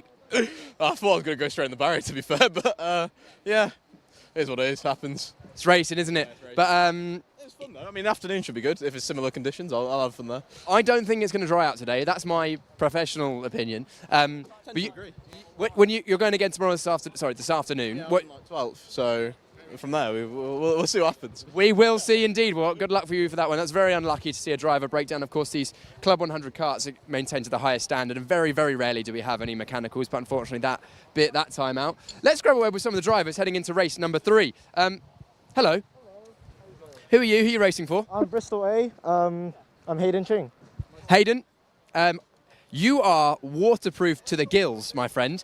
You've got the waterproof boots on. You've got the waterproof. Are you? You're going to be dry in this one, that's for sure. Hopefully I'll be dry. It kept me dry when I was racing in a flood one day, so hopefully it does keep me dry here. I mean, you're definitely more clever than some of the drivers out on the grid. I've seen quite a few people not wearing wetsuits, including that driver right behind us who looks a little bit like a drowned rat. But anyway, talks about what's going to happen. P4 on the grid, good place to either consolidate your position or go a long way backwards. What's going to happen? Well, my teammates already got a warning, so we're not getting the free endurance race, so I'm just think we'll go all out for it. Yeah, of course, that's the free endurance race that JV is continuing from PFI, where he was offering a free endurance round to any team that can go the whole of the day without getting any warnings, penalties or spins. So yeah, you're out of that. Yeah, unfortunately we're out of that, but I mean that means we can push pretty hard. Hopefully not trying to get warnings or penalties, but you know. Keep an eye on the number 40. That sounds like they're going to cause carnage. Moving down the field, let's grab a word with Loughborough. Loughborough CBA? The effective A team, though. Oh, of course it is, yes. I never remember the numbers these days. Very solid. We're currently in the top 3 in the championship coming into this round. I think it's 3rd, isn't it, or something like that. A good solid result in race 1. Can you back that up in race 2? Hope so. Nice front start, so it'll be carnage, but, we'll see how we go. Hopefully clean start and then work my way out from there, so yeah. Not as much weather like this in Australia. Have you driven in the wet? Have you driven in the wet in these karts on slicks? And have you driven at Buckmore in the wet in these karts and slicks? Not Buckmore. I did PF Inter's first year, but it has been a while since wet on slicks in these. But yeah, look forward to it. Good fun, and I don't mind the wet even back home, so yeah. It's good fun round up Buckmore. I do really quite enjoy Buckmore in the wet, actually. It's one of the most enjoyable circuits I find in the wet. It has a nice flow to it. Some circuits can be a bit tricky. Let's grab a word with Dougal McGregor. Dougal, Edinburgh, you're going to be the last person we chat to on the grid. You're familiar with this weather. It's going to go well for you. Oh yeah, 100%. Yeah, used to this kind of weather up north, so try and go forward. Try and go forward. How's Edinburgh's day going so far? I think we got a penalty on second corner that first race, but no free racing for you. No, unfortunately not. But I think P9 after penalties, so it's not the end of the world. We'll see what we can do. Dougal, thank you for chatting to us. We're going for race 3. Up to you in the commentary box, John and Andrew.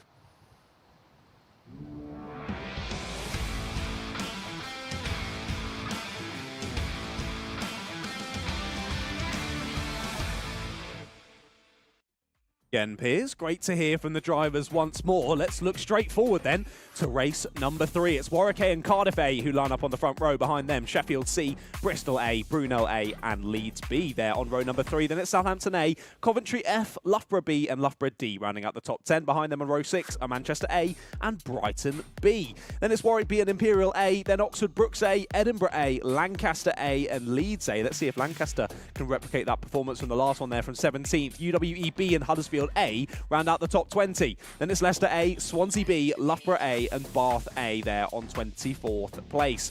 Cardiff B and Sheffield D line up on row number 13. Unlucky for some. Let's see if it's unlucky for them today. Liverpool B and Birmingham A, then Coventry A and Liverpool A round out the top 30. Then it's Southampton C, Southampton A, Imperial B, Birmingham B, Bath C and Cardiff C rounding out the 36 karts on the grid for this one.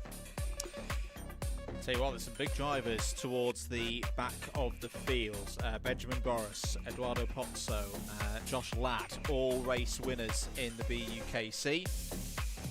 But all starting outside. Josh Ladd just inside the top 25. So expect to see some drivers coming through. Yes, indeed. Lots of drivers coming from the back of the field then in this one. So watching near the back to start the race anyway, because of course the race starts can be a little bit scrappy at times in BUKC, particularly when the conditions are like this, and drivers will know, as you said in the earlier races, those gaps between drivers, particularly at the front, can extend quite quickly in these conditions as other drivers scrap it out for position. So they'll know if they're starting near the back, they need to make up those positions as quickly as possible. But the one thing that we mentioned in every race so far, it's doing that without getting a penalty. As soon as you've got a penalty, you know you cannot win the race. It is an impossibility to win the race with a penalty. So although these drivers are going to be wanting to get through the pack as quickly as they can, doing it without the penalty is another thing altogether. And look at this, the drivers already getting a bit scrappy. It's only the formation lap, ladies and gentlemen. Scores on the doors. Some teams have had 2 races, some of them have had 1, so as you'd expect, those have had 2 scores. A little bit higher up the table. That would make sense. Reading A currently lead with 115, sit this race and the next one out. Brooks B likewise on 101. Coventry E, the highest of the club runners, on 94. UClan A, also on the podium at the moment in Prem, on 91, also having had decent starts in the clubman ranks. We're going to shout out Sheffield B, who have scored 87 points from a possible 120. Coventry B as well, 81. However, this next race will mean we'll have all teams, once it's been completed, having done 2 of their 4 races in the first sprint round of the day.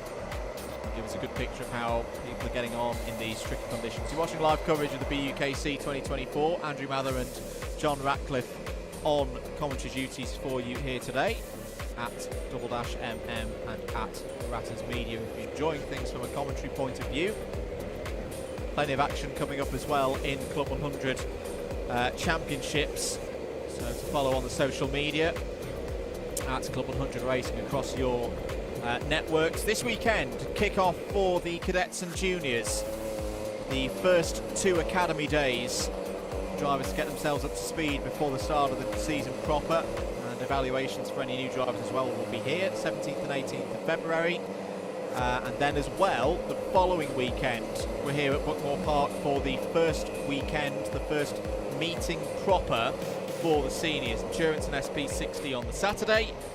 and the sprints on the Sunday. Endurance in particular, JV told me there's 3 slots remaining. So if you're having to think about wanting to do the first endurance race of the year, contact the office as soon as you possibly can to get on the grid for the first round. Should note as well, we did put it out on the social media, round 2 for the seniors has been rescheduled. So it was mid-March for Wilton Mill. It's now September. If you had a race entry in for round 2, it will be transferred till September. You can do that date in September. You don't need to do anything at all. But if you aren't able to race on the new date in September, details on social media and on the website, do get in contact with the office to arrange refunds and all of that business.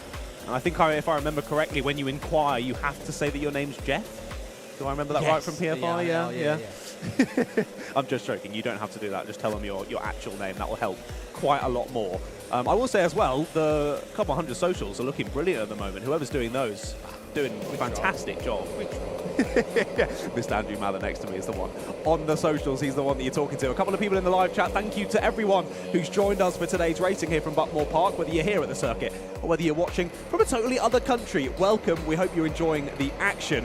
We did have a couple of questions in the live chat. One from Dylan Gonzalez saying, go-kart driving of the highest order. How can I race here? Well, all you have to do is make sure that you're going to a British university and then get involved with their motorsports club. They'll sort you out getting the right license that you need.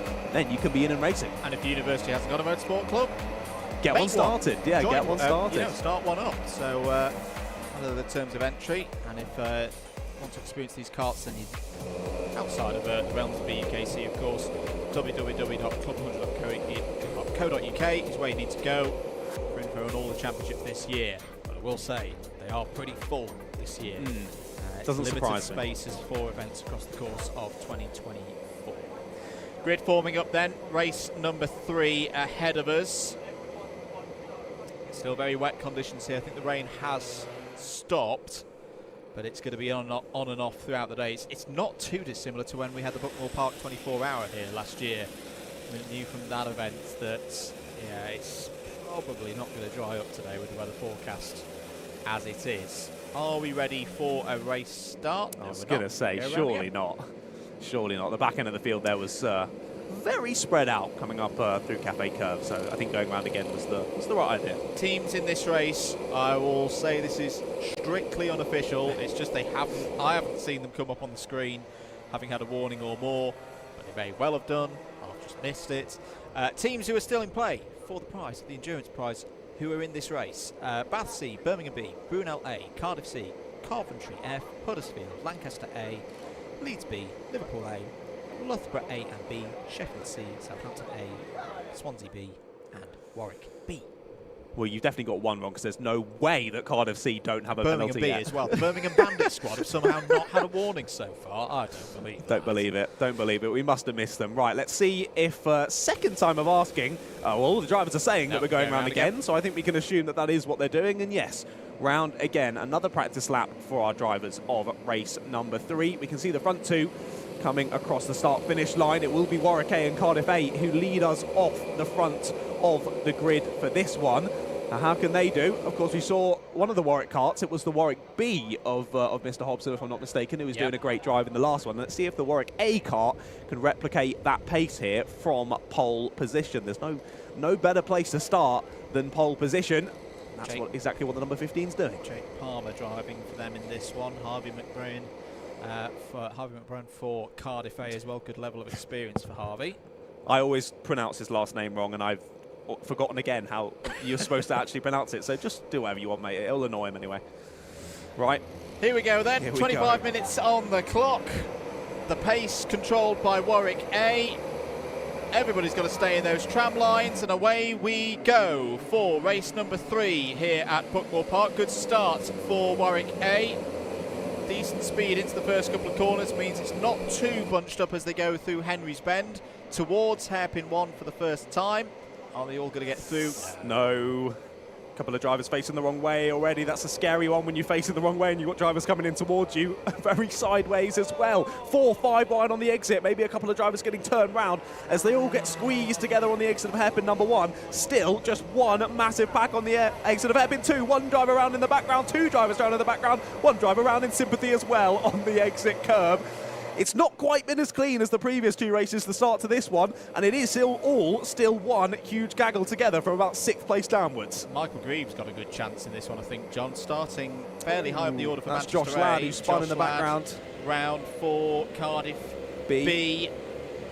But Michael's got another one of those drivers, lots of experience, has done this thing before, has a good starting position and a bit of clear road up ahead, so look out for Manchester A in this race. There's a bit of wrestling wide there. I think that's Lancaster A in the number 30, battling with BUKC. How about that? One of the newest teams at the front of the BUKC, fighting one of the oldest teams in this position. End of lap 1. How are we looking, John? Yeah, a couple of penalties through already.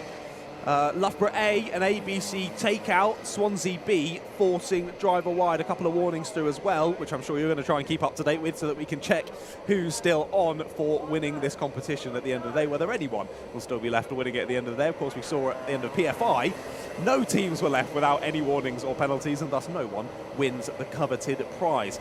I'd be surprised if it does happen today, but you never know. Crazier things have happened in the BUKC. 1 lap done and dusted, nearly 2 laps done and dusted, and it's Warwick A, Cardiff A and Manchester A who are already breaking away at the front of the field. Sheffield C backwards is all just one big squabble. Still drivers just trying to keep it facing the right direction, trying to keep it on the black stuff, but also trying to make moves at the same time. Some hand gestures going on, attempt at working together from the 32 involved in that huge squabble. That's Liverpool A trying to make friends with people out there on circuit. That's not going to work well as someone sends it down their inside, down at Garda. Side by side through Cafe Curve between, I think, 5 or 6 drivers there, heading through to start a new lap of this race. Squabbles galore in this race, eh, Andrew? Southampton A nicely on the move, gained 6 places in that last lap.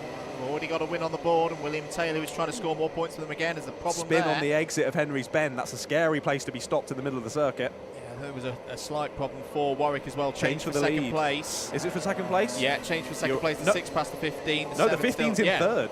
The 15's in third, Yeah. so it's all switched round, isn't it? So, bit of problems there for Warwick A, just falling off the back. Benjamin Boris coming through there in the blue and yellow helmet, the number 11, has just squabbled his way through. Ed Pozzo there in the orange and silver helmet, the red suit, had a win last week at PF in his sprint race for Coventry A, a supreme day for Coventry A.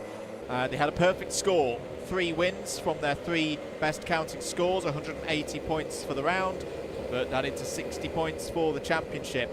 Pozzo's managed to find a way past Boros there. They're going around the outside of one of the Leeds drivers in the midst of all that. I think that's Leeds A.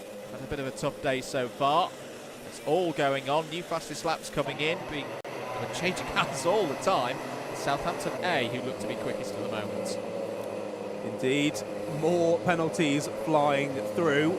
I'm not sure if that's a repeat of the Loughborough A ABC takeout or if that is another one. I think that is just a repeat on the screen. Coventry A with a advantage by track limits penalty. BUKC with a spinning under yellows penalty. I think we've seen a few of those already today. Difficult, especially if you're less experienced in these karts, in these conditions. If someone spins in front of you, it is actually very difficult to not spin in sympathy. So an understandable penalty there from the BUKC driver. 4 wide off the exit of hairpin number 2.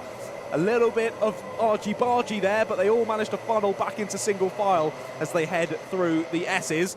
Some drivers squeezing through, gaining a few positions. We've still got 20 minutes left to go in this race.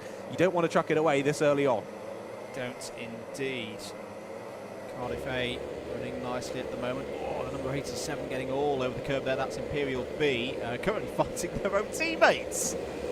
Calm it down out there, boys. For 16th place, the 2 Imperial karts are having a bit of a ding-dong out there. And the number 12's trying to come through in all of this. That's Loughborough A. Southampton A continuing to go quickly here. They've got their South Coast rivals in Brighton B ahead of them. Southampton A have not only gone faster, they've gone half a second faster than the next fastest driver. Flying along are Southampton A. Number 87 down the inside again, still fighting with their own teammates. Sorry, no, that's Swansea B that they're going past now. My goodness me. Drivers squirming their way through. 87 again on the move, trying to find a way past the 58, which hits the puddle, just gone on the approach to the S's. Manages to hold on to it. There's Southampton B as well in the number 45. Here's a fight for 4th place. Southampton A trying to find their way through past Brighton B, and they do so. Nice move from the number 3. Gains them another position. Next on the road is Warwick A. Impressive braking there through Garda from the number 3 of Southampton A. You saw they fully turned right but didn't even move the steering wheel at all, really. All done under brakes. Impressive kart control from the driver of the Southampton A car. They moved themselves up into 4th place. Through follows another driver in behind, well, trying to anyway, it's Oxford Brooks A on the number 2 plated kart. A decent race in the last one, I think middle to lower end of the top 10 for the Oxford Brooks top team. But Oxford Brooks in this one have Loughborough B for company still as well. Of course, to remind you that that B kart is actually the A kart, effectively the leading or the top team for Loughborough, as there is Oxford Brooks trying to find their way through on Brighton B at the S's. A difficult place to do that. It's really single file even in the dry, so to try and make it 2x2 in the wet, yeah, it's a very impressive move to get done. Doesn't work out this time for Oxford Brooks A. They have to continue sitting back for now anyway, and they've lost a bit of time through that section. So have Loughborough B. Where have they gone? I think, have they just dropped one? No, they've dropped to many positions. They are not in that gaggle in behind anymore. So let's see when they cross the line where they've dropped to for the Oxford Brooks A kart. I'm not sure what's happened down at the bottom of time sweep. There's no driver stop, so they must have rejoined the race. But whereabouts have they rejoined? Another fastest lap then drops into the 107s, does Southampton A. And there we see Loughborough B falling down the timing sheets. Where do they come across the line? In 13th place. So they were up in 7th. That's a good 6 positions lost there. Something has gone wrong for the Loughborough B car. Yeah, not good at all. A couple of penalties coming through. Penalty for Bristol A contact. I knew it wouldn't last very long. Birmingham B have had a track limit warning. That's them off the list of a fully clean day. Into hairpin 1. Clearly the outside line is the better line right now. Everybody's taking that one through. Second place has spun. Second place has spun. Manchester A have spun down at Paddock Corner. They were right behind Cardiff A for the lead, possibly thought about a move there, ended up facing the wrong way. I think they only lost a couple of positions on it, but a lot of time lost. Indeed. So Michael Goove's going to have to fight that one back now. Bit of a wide moment for the number 34, taking an alternative line through some sweep. That's Birmingham B. They're going to get a track limit warning again for that one, I'd imagine. Yep, Jimbo's on the radio. That one's going to come through in about 5 seconds time. Change for second place, as you've noted there. John, Warwick A back up to second place. That's opened the door for Southampton A as well. Liverpool A have lost a couple of positions that time around. This as we'd expect on a day like this with the weather and it being such a tricky circuit at the best of times. Positions, as we said last week at PFI, hopping up and down like a cat on a hot tin roof. Around there, can't quite make out who that is. Where they're going again. Little spin down at hairpin number 1, very easy to do. Looked like they just got a little bit too wide onto that paint on the exit, and round they went. It was the number 88 having that little spin, and that's Cardiff C just rejoining the pack at the moment. A few seconds off of the rest of the field at the moment for the Cardiff C driver. So Cardiff C at the back, Cardiff A still at the front, and with that bit of a let-off thanks to the Manchester A kart spin down at Paddock Bend. They've got a little bit of breathing room now, does Harvey, out in the lead of this one on the number 7 plated kart, but Southampton have been flying. Southampton are only 5 and a bit seconds behind. Now that seems like a big gap, but hey, we've seen with their lap times they've been producing through this race, it might not be that long until they're in with the challenge for the lead. We need to keep an eye, on this pack. The pace is very, very good from Benjamin Boris. 1 minute 9.4 last time around. There's been 1 minute 8 in there as well. Let's see if that 12-second gap from first to 7th place starts to come down. This is the fight for second place on the road. Southampton A through past Warwick A. That looked pretty straightforward. Well, why the Warwick A? Oh, the Warwick A, I was going to try about the inside, downside sweep. Yeah, an interesting one there, backs out of it. A good idea, I think, on that one. But the 15 put his hand up because there was contact on the entrance to hairpin 2. The Southampton A kart went in the back of the Warwick A kart, then overtook them on the exit. So maybe Warwick A saying, hey, that was a bump and pass. Southampton going, no. 2 different moves there. We'll see what the stewards think of that one. these two karts here, Birmingham A and Bath A, at the moment they're not working together, because that's a move down the inside, quite a nice move from Bath A to take the position. Who's in for Bath A at the moment? It's Dom Roberts, who had a strong run last week. So here's a battle, trying it around the outside of Oxford Brookes A, down into the first couple of corners, holding it round Henry's Bend.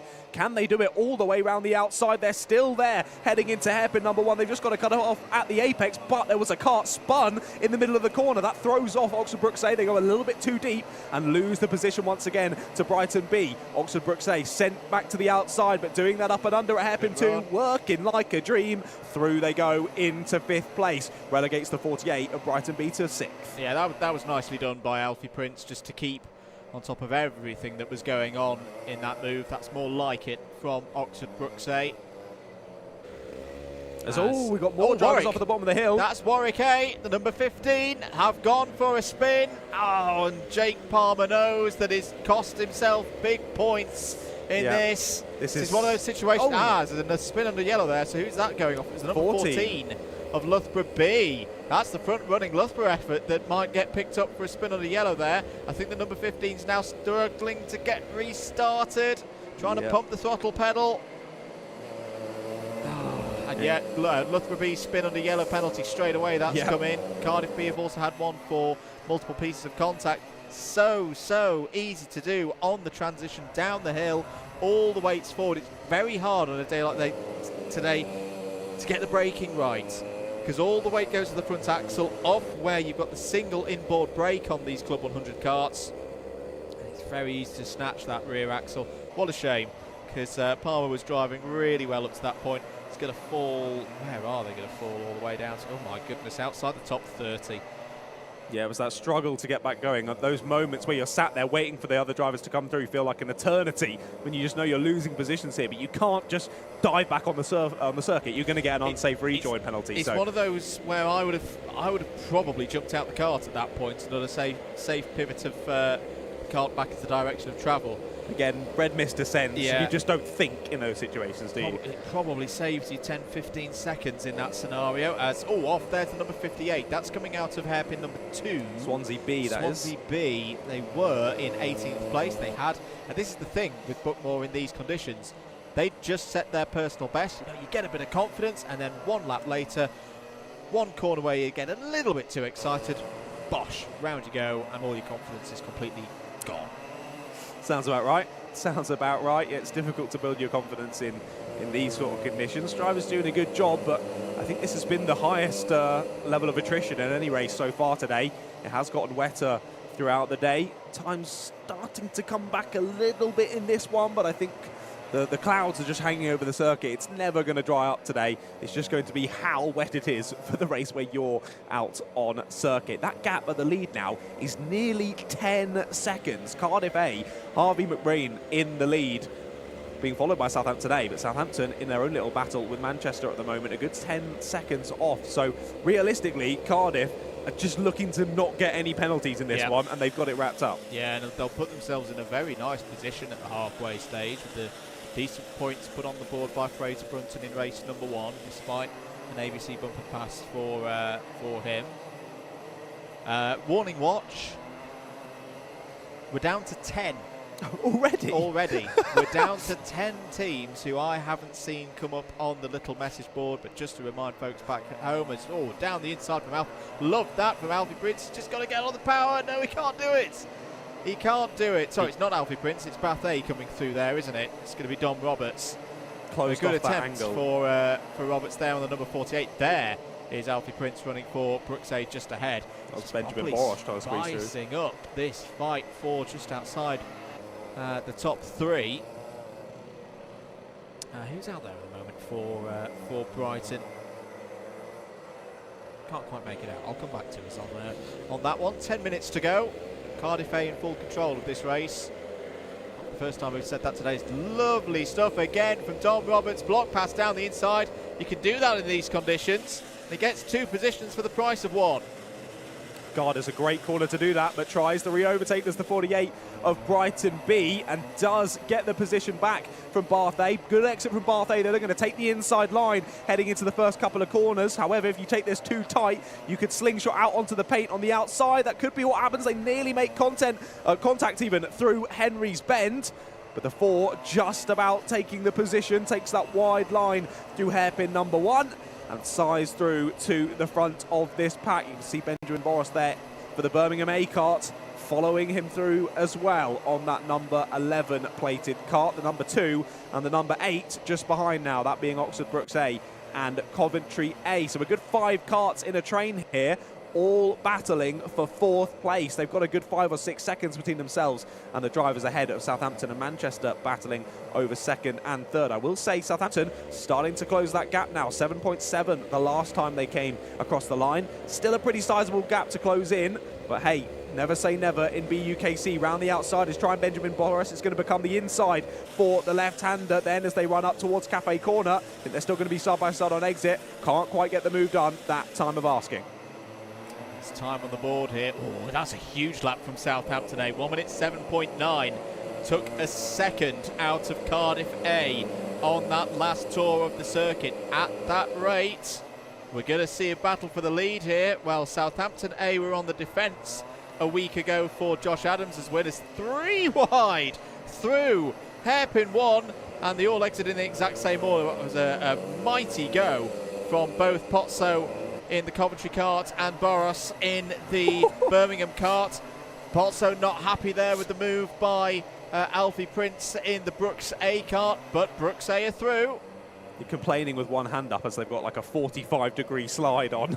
Fair play to the Coventry A driver there. Loses out a little bit in the battle, but looks pretty cool while he was doing it. So it's a fair play. Still a few minutes on the clock, as you say, for these drivers to sort themselves out, but they're just losing time on the drivers ahead of them as they complete these battles. Not going to help for their overall position at the end of this race, but equally decent amount of time left to get things done, but that gap extending between themselves and Manchester, who are the gatekeepers of that podium at the moment. More penalties continuing to fall through, though. One for Loughborough A for contact, and lots of warnings as well, particularly track limit warnings. It's difficult to keep it in between those white lines in these types of conditions, so I think that's understandable, but they are coming through thick and fast here in race number 3. Down to 8. Down to 8, oh no. It's going to be a question of whether. Well, I'll say that we had a similar kind of rate of teams accumulating than last week, and there were a few that tried to hold on through the endurances, but didn't quite do so. So we'll see. Is this going to be a case of we might lose everyone before round 3 is even over? Possibly. Not even going to get to round 4. But again, I was thinking that at this same point 7 days ago, and turned out to be wrong. Anyway, 6.5 minutes to go. Birmingham A trying to go down the inside on Brighton B here. They're going to be a little bit slow off the corner. They get a bit of help there from Brighton B, and that's a nice move from Benjamin Boris through into 5th place. Southampton A, another new fastest lap of the race. The lead is down to 5.6, 1.6 seconds. My oh my, what a run William Taylor is having here. At that rate, 3-4 laps. Yeah, this is going to be pretty close. This is going to be pretty close between the two drivers. What pace from Southampton A. This has been unbelievable throughout this race. And as soon as they've got a bit of clear air, of course a few back markers to deal with still, but as soon as they've got clear air, they have been absolutely flying out there on circuit as the driver of the number 3 kart. We'll keep an eye out of our window to watch out where they are on circuit and when those two drivers are going to come together. There's a spin at the bottom. Is that Cardiff A? Down at the bottom of Symes Sweep and Paddock? I think it is. Your leader might have just spun, not quite out of this race, but certainly out of contention for the lead. We're going to have to wait for them to come across the line to double check as to whether Southampton A are our new race leaders. And Harvey has chucked it away with 5 minutes to go here. Across the line should come your new race leaders of the number 3 of Southampton A. There was a 5-second gap, and there you go. There is your leader, Southampton A. Well, gutting moment there for Harvey McBrien. Again, it's the bottom of the hill that is catching the drivers out when they're right on the limits. That's the second driver in the top 3 at the moment who's done exactly that. There's a spinner in the first chicane with the back to us, so we can't quite make out who that is. Penalties for Cardiff B, forcing a driver wide, and Birmingham B for track limits. All of a sudden, Michael Greaves got a chance for second place again here, because Harvey McBrien made exactly the same mistake that Michael did at the start of the race. Southampton A away now. Surely they've just got to keep it on the road with 4.5 minutes remaining, and they're going to take another race victory here in the BUKC. Michael Greaves checking over the shoulder to see where the next group of karts is. It's fine. 4 seconds back are Bath A, Birmingham A, and all the rest of them. But this is the challenge now at this stage, John, that the traffic's coming into play. It's this style of racing that we see with the Rotax Evo powered era of BUKC, that you could be going along quite nicely, and all of a sudden, the last 5 minutes of a 25-minute race, it's, oh dear, I've now got to do this cleanly, past drivers with a bit less experience. Yeah, after spending the whole race by yourself as well in the lead, suddenly you actually have to start making overtakes, and as you say, making sure that they get done quickly. And in this race, I will say, in the last 2 races, we saw near the end of the race, it was more sort of a few stragglers at the back that maybe had incidents or just not had a great race overall. This is the main pack that they're starting to come through now. This is not a couple of drivers. This is everyone near the back of the order. A good 5 or 6 drivers who are close on pace near the back of the order for them to contend with. And they are getting through nicely, but how is this all going to play out? Who's going to get through the pack better than others? And if the top 3 have that difficulty getting through the back markers, that could allow for Bath A, Birmingham A, Brighton B, all of this slot in behind to start getting involved in well. But here is a battle between those two, Bath A versus Birmingham A, and who has come out on top? I think it is Birmingham A. Yep, yeah, nice move once again by Benjamin Boris, working his way past Bath A. I'm intrigued to see what the gap's like between 3rd and 4th here. Yeah, it came down by 1.25 seconds. It's going to be tight as to whether they've got enough time, and the traffic's going to play into things as well. Saw a little bit of this last week at PF International, that for those back markers, again, they don't get blue flags. They don't actually get that visible warning of the leaders are coming. Radios aren't allowed either in the sprints. So there's no communication really to those drivers until they have a leader diving down there inside, and then they suddenly are very aware that the leaders are coming and a bit more receptive to moving out the way for 2nd, 3rd, 4th and everybody further back whilst they're just trying to survive. I was going to say that because you mentioned that last week, and I thought that was a really good point. The worst position to be in when coming past back markers is first, because you're the one that has to deal with them when they may potentially think that you're just someone that they're racing with. They start defending on you, and it's very difficult. Is that 2, 3? Change for 3rd. 2 positions changing? Yeah. Up on screen. Oh, well, it was momentarily, but that shows you that gap of 3 seconds has gone down, and Michael Greaves having to fight here to stay on the podium. Bath A down the inside of Birmingham A. There's a back marker right in the middle of all of them, who might about to be swamped there in the number 58. There's an apology from Benjamin Boris, who's got to get past through this back marker, because Michael Greaves now running away. The 58 is Swansea B. They're not overly slow at the moment. 1.5 minutes to go. As down the inside again, here come Bath A. They're going to do a beautiful block here on Birmingham A. They just can't find that way past Swansea at the moment. This is a great defensive job. Swansea are perfectly obliged to keep driving their line. Still side by side between Birmingham A and Bath A. Little bit of a touch there, and Boris gets back up to position. But look at the gap that the number 6 of Manchester A have been able to get now, because they've not been able to get past the number 58. Yeah, Bath A used the Swansea kart very well to do a block pass, and then Birmingham made it exactly the same through hairpin number 2, all using the back marker to their advantage. But as you say, neither of them can actually get past, and Manchester A building out a lovely gap from that. I will say, when Cardiff A rejoined the circuit, Manchester A were right on their tail, only within half a second. They've really dropped back off of Cardiff A. Cardiff sort of keeping the gap the same. Southampton have closed it in on that last lap by a good 7-8 tenths of a second, but we have gone on to the last lap of the race. I don't think it's quite going to be enough time for Cardiff A to try and take their lead back, and Southampton A with a blinding race. Fastest lap of 107.7. What a race with the Southampton A driver, and he's only got half a lap to try and hold on to it in these very difficult conditions. Indeed, not a long way to go here for the leaders. I think they're just coming down through Symes Sweep now. Yeah, and towards Paddock Corner. There they are. It's not done yet. It's not done at all. One little mistake from Southampton A, from William Taylor, and this wind's going to go back in the direction of Cardiff A. And they're just bringing it home now. Nice calm driving from William Taylor. This has been a supreme drive. It really has, yeah. Up through Cafe Curve, what a drive it has been from the number 3 of Southampton A, and we shall see them crossing the line right about now. Win goes to Southampton A here in race number 3 of round 3 of the British Universities Karting Championship. Shake of the head there from Harvey McBreen of Cardiff A. He's going to be gutted with that one, but P2, no penalties. Should still be very happy with that. A good amount of points there from race number 3. And Manchester A, despite the slight lack of pace near the end of the race there, hold on to P3. Only 0.3 of a second ahead of Bath A, and a further 0.3 then to Birmingham A. Brilliant battle in the middle end of the top 10. And Brighton B there in 6th place, your top clubman class in that race. I think that was the most exciting one so far, Andrew. Yeah, that was really good. That had stories up and down the order. Great driving as well. We thought it would be the drivers starting towards the back of the field, making their experience pay through the order, and it was indeed that. The rest of the drivers coming over the line. I think we're going to have about 28 carts remaining on the lead lap there.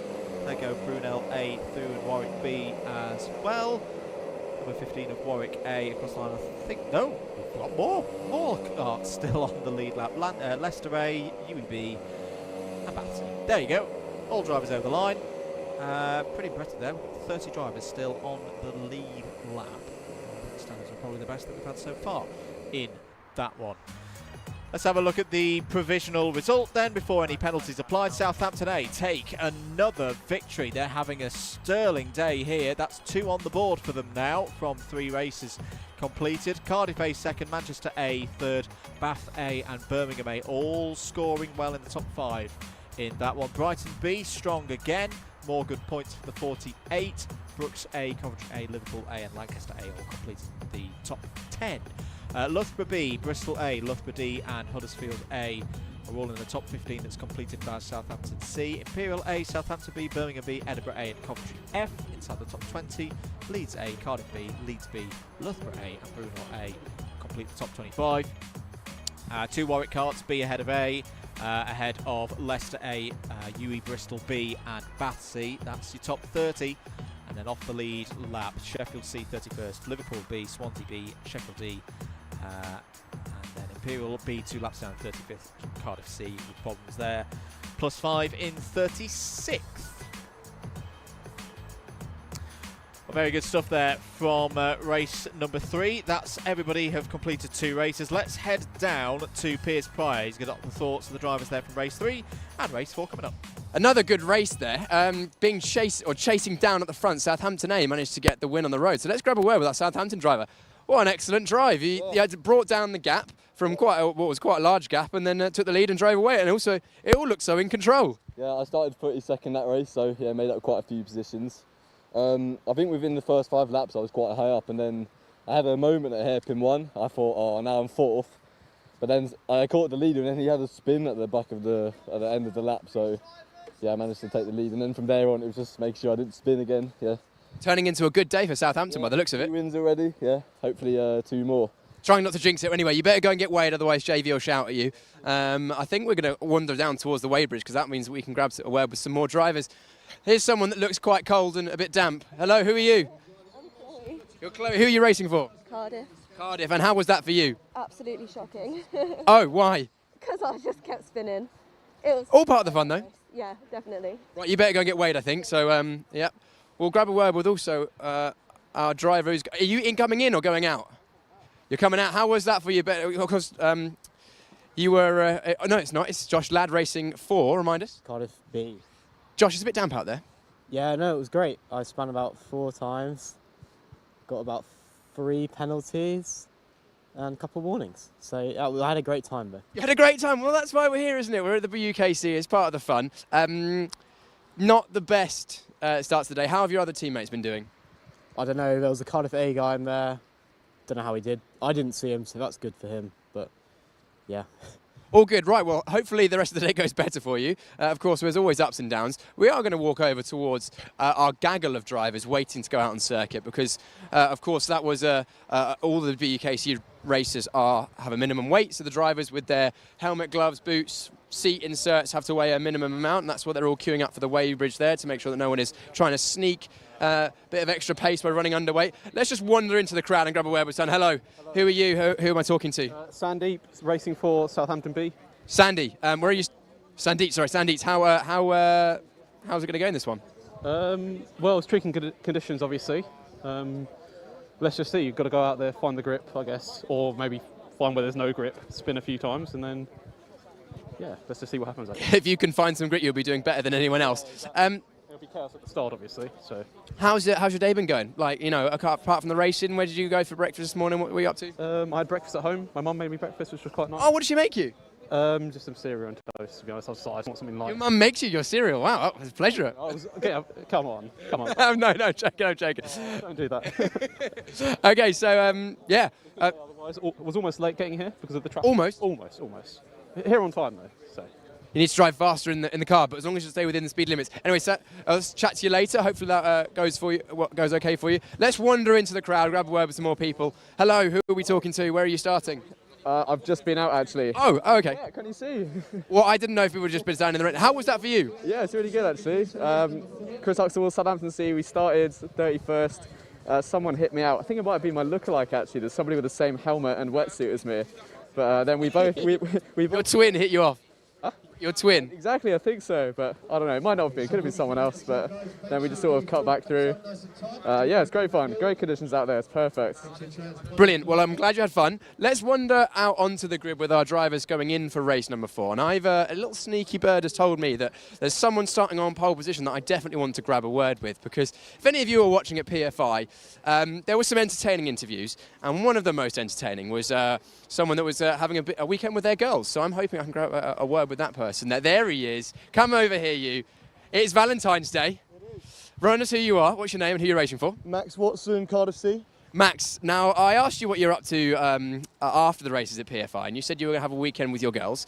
It's now obviously Valentine's Day. Have you any of those girls on the weekend been knocked up? I mean, held down so that they're a part of the furniture now? Pub, bedroom, 30 seconds of functional missionary. Cheers. Brilliant. And what's this Valentine's Day have in store for you? Nothing. This is the most moisture I'm getting today, so yeah. There you go. There we go. Heard it here first. Valentine's Day. What a romantic occasion, eh? Oh, I don't know how we can top that, if I'm honest. We just heard a word from our driver on pole position. He's more interested in what Valentine's Day has in store for him off circuit. What about you guys? Are you coming out? Coming out as in like out of the car. Yeah, I've just come out of the car. I was in that last round. How was it? You giving some words of advice to drivers starting second place? Yeah, I've given them a few tips here and there, just about how wet the track is and what the conditions are like. Yeah, and remind us who you are and who you're racing for. Dominic, Roberts and Mbappe. And you're, of course, Bath A as well? No, Vincent, Bath C actually. Bath C, you're just giving it to the rest of the team? Giving to the rest of the team, being nice. Hard conditions today, so just hoping for a good result. Was good in PF, so hoping for a podium again. Let's see. What was your teammate giving you tips about? What's he said to you? So mostly how the corners are, because the track's a bit drying or not, what lines to take. So mostly wet. It's just wet. It is wet, yep. But yeah, just hoping for good. Got to be careful on the wet because it's a bit iffy, but we'll see. Bath A have had a really good season up till now, right in the top of the championship, but fighting for wins as well. Unfortunately, this morning didn't go quite to plan for one of your teammates. No, it didn't. We just got a few penalties, which is a bit unfortunate. But we've got 2 more races, which we're hoping to do well in again. Jess. What's going on here then? Nothing, just Jesse being Jesse. But yeah, hoping for 2 more good races and we'll be up there in the fight again. Hopefully so. Right, Bath A, good luck to you later on. Let's walk around the outside of the grid now. I'm going to grab a word with, I don't know, anyone I can, to be honest. Let's jump in here. Someone who's clever enough to put a wetsuit on. There's not everyone is wearing a wetsuit, which surprises me, but who are you and who are you driving for? Andres Moreno, Coventry A. Coventry A, of course, number 8. Coventry, strong round out last time at PFI. Not a bad result so far this morning. What can you do in this one? Hopefully go forwards. That's the plan. How far forwards do you reckon we can get? It's not a bad starting position. You must be about 8th place. Got in for the win, don't we? gunning for the win. Do you have much experience at Buckmore in these karts? In the dry, yes, but in the wet, not so much. But we'll see. We'll see what happens. Bit of a different ball game in the wet, certainly. Yeah. Right, let's move on down the grid. Thank you very much for chatting to us. Oh, here's someone that looks very happy. You know, I like chatting to happy faces. Sorry, say that again. I'm scared as shit. You're scared as chips. Okay. Who are you racing for? I'm Sahib. I'm racing for Liverpool B. Sahib, do you know what? Anytime I chat to anyone from Liverpool, they're always in a good mood. I like that about Liverpool. I don't have any confidence in myself. I don't have a pink helmet, that's the problem. You don't? You have a pink visor, though? Not as classy as your karting magazine. Oh, thank you so much for remembering. Well, back in the day when I was in the BUKC, I used to love driving around here in the Buckmore in the wet. It was almost always wet when we came here, and you've got the same experience. I've not. No, you're going to have the same experience. What, have your teammates been out so far? What have they told you to do and what not to do on circuit? No, it's those guys mainly. Quite literally winging it. Yeah, well, Tom did really well, but you've spoken to him all the time in the previous races. But yeah, I mean, Tom's always entertaining. But anyway, good luck. Hopefully it goes well for you. Just believe in yourself. You've got this, okay? Just, you know, a lot of it comes from positive mental attitude. That's how you do well in races. And we're wandering further down the grid. There's still quite a few drivers hanging around. So let's have a word with one of our drivers from Leeds. Who are you? Who are you racing for? Which Leeds team? Heathcliff Howard, Leeds A. Leeds A. Wow. Talk to me. What's on your mind? Well, last week I fit in this seat insert. This week I didn't. So you've had a busy weekend? Yeah. I don't know where the pounds have come from, but to get into this seat insert, I had to really squish. I am planted. I am planted in this seat. Well, the more solid you're on the car, the better feeling you're going to have. It just makes me go faster. I can get out quicker. So if anyone was, they're looking to bulk for the karting season, what recommendations would you have for them? If they were to do what? Bulk for the karting season. You've clearly been good at it. Get a girlfriend. Get a girl? Get a girlfriend, yes. Well, it is Valentine's Day. Should we give her a shout out? Happy Valentine's Day, Izzy. Love you. Oh, Izzy. Remind us who you are. Heathcliff Howard, Vice Captain, Leeds A. Vice Captain. Here we go. Well, it is Valentine's Day. We've had a shout from our Leeds driver. Izzy, let's see how he gets on in this one. John and Andrew, back to you in the comms box.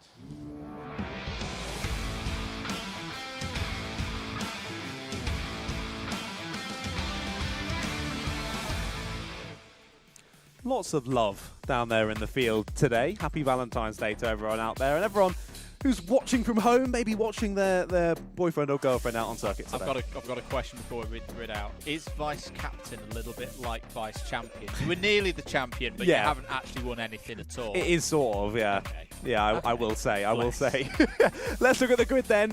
2 C teams on the front row, and it's the legend Max Watson giving us that interview and taking pole position. I don't think we'll top that one. Taking pole position for this one. Alongside them, Bath C. Then it's Birmingham B and Imperial B, Southampton A and Southampton C in behind them. Then Liverpool A and Coventry A, Birmingham A and Liverpool B round out the top 10, with Sheffield D and Cardiff B there on row number 6. Row 7 sees Bath A and Loughborough A, then it's Swansea B, Leicester A, Huddersfield A and UWE B there on 18th place. Then to round out the top 20 on row number 10 are Leeds A and Lancaster A. Then it's Edinburgh A and Oxford Brookes A, Imperial A and Warwick B there on row number 12. Row 13 is Brighton B and Manchester A, then it's Loughborough D, Loughborough B, Coventry F and Southampton B. Rounding out the top 30, then it's Leeds B, Brunel A, Bristol A, Sheffield C, Cardiff A and Warwick A there on the back row of the grid. I was being harsh to Heathcliff. It's like the vice president, isn't it? Like if the president is, no longer has the capacity, then they step up. But that's my problem with the whole vice. No longer has the capacity. Yeah. What would that mean? Like they're too drunk. Or worse. We're getting into dodgy territory today. Yes, I think so. Race 4. Let's have a little look at the scores on the doors at halfway. No, let's not, because I've not actually put the result in yet. Give me 6 seconds. We'll give Andrew a few seconds to get all that sorted and get the results in. The spreadsheet of doom is getting filled out as we speak, and indeed as we speak. Drivers are heading around the slightly less damp Buckmore Park circuit. It is still very damp. It's just maybe slightly less stout than it was in the last race. And let's see how the drivers take to this anyway. As I say, 2 C teams on the front row for this one. It could be very interesting. I'm all good now. All good to go on the spreadsheet of doom. Surprise you that Southampton A lead, 120 points from a possible 120 at the moment. Wow. And they've got 5th place in this race. If they win this race, that's it. That's it. They've won the bout. Because no one will be able to beat that score. Manchester A are second. They've got 26th and 33rd remaining for their grid starts. They've got 117 locked in. Birmingham A, this is a big race for Birmingham A. Start 9th, have 116 on the board, and their race following is 17th. And that'll be race 6. Cardiff have had a good score, 115 so far. So likewise for Reading A. So you've got 5 teams that have already put 115 points or more on the board. That's very high scoring. Lancaster A have the lead in Clubman again. They've got 109 secured with a 5th and an 8th. Bath A, Brooks A, Coventry A, Loughborough B, all in the top 10 as well at the moment. Who else is doing pretty well? We've got to concentrate on our clubs as well, haven't we? Clubman, 2nd place at the moment, Loughborough D, and 3rd place, Brighton B. So those are the main players at the moment, but that's just halfway. All could change across the course of the next 3 races. And there is a huge gap on points between Lancaster A and Loughborough D. Lancaster again seemingly driving away with it in round number 3, and that if they win this round, that's 3 of 3 for the season so far. 3 out of 3 for the main ones, and they were obviously one of the higher teams when the cut-off is applied in the qualifiers. They were pretty high up in that as well. Yeah. So they're really putting on a consistent bit of form. Drivers to look out for in this one. This one's looking pretty good. Who else we got out there who we should note? Andreas Moreno starts 8th for Coventry A, won his race last week. Jack Finch, as we mentioned, for Birmingham A. This is a key race for them. Sam Heathcote for Southampton A, starting 5th. Axel Slijepcevic, I am very interested to see how Axel gets on in this race. This is exactly his kind of conditions. Starts for Bath A in the middle of the pack, 13th. Heathcliff Howard, as mentioned, spoke to him on the grid there, in 19th. Callum Porter's out there in this one for Brooks A in 22nd, so sharing the 11th row with Douglas Smith for Edinburgh A. Alex Mitchell's out there for Brighton B. I'll try not to curse you this week, mate, but I can't promise anything. William Wren is out there for Manchester A. Adam Kernis is out there for... This is a stacked grid. This is a properly stacked grid. Could be a very competitive race.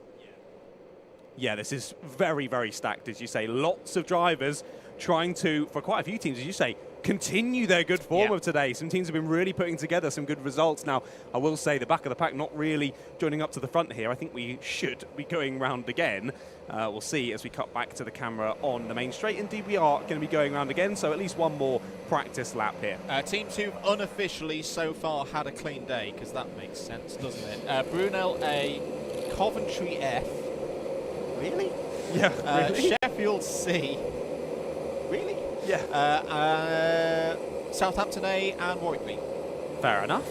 Fair enough. Well, Southampton A having a good day across the board then today. Possibly even getting some free karting sessions out of it as well. Now, I will say, one name I think you missed off of that list of drivers, hard hitters in this race, is the man I trained to race in UKC kart. Mr. Max Watson for Cardiff C. The bandit of all bandits, I would say, is the man starting a pole position for this one. He's going off hairpin 1. Only good things can happen. I don't like that negativity from you, Andrew. We're coming round Cafe Curve. Max, I was going to say, had got a great start there. That's because we are going round again. It's my nature as a Sheffield United fan to always be pessimistic about all things. He's going off at hairpin 1. No, I have faith. Easy race win here for Mr. Max Watson of Cardiff C. It would be an incredible showing. I mean, to be fair, as a driver who is not in an A team, shall we say, a slower driver, being on the front row in these conditions might actually be quite a good place to be, because if you can just keep out of trouble, get ahead a little bit, you could still be on for a good top 10, whereas the drivers do come through who are a little bit faster from nearer the back of the grid. They don't have quite as long to chase you down, because it's more difficult in these conditions to close in that time, get those positions, and get those positions taken early and without penalty. Here we go then. It's going to be Cardiff C and Bath C who lead us to the green light. Max Watson will take us away here for race number 4 of round 3 of the BUKC in 2024, and it's all a clean start down to the first couple of corners. A couple of drivers going into the back of others.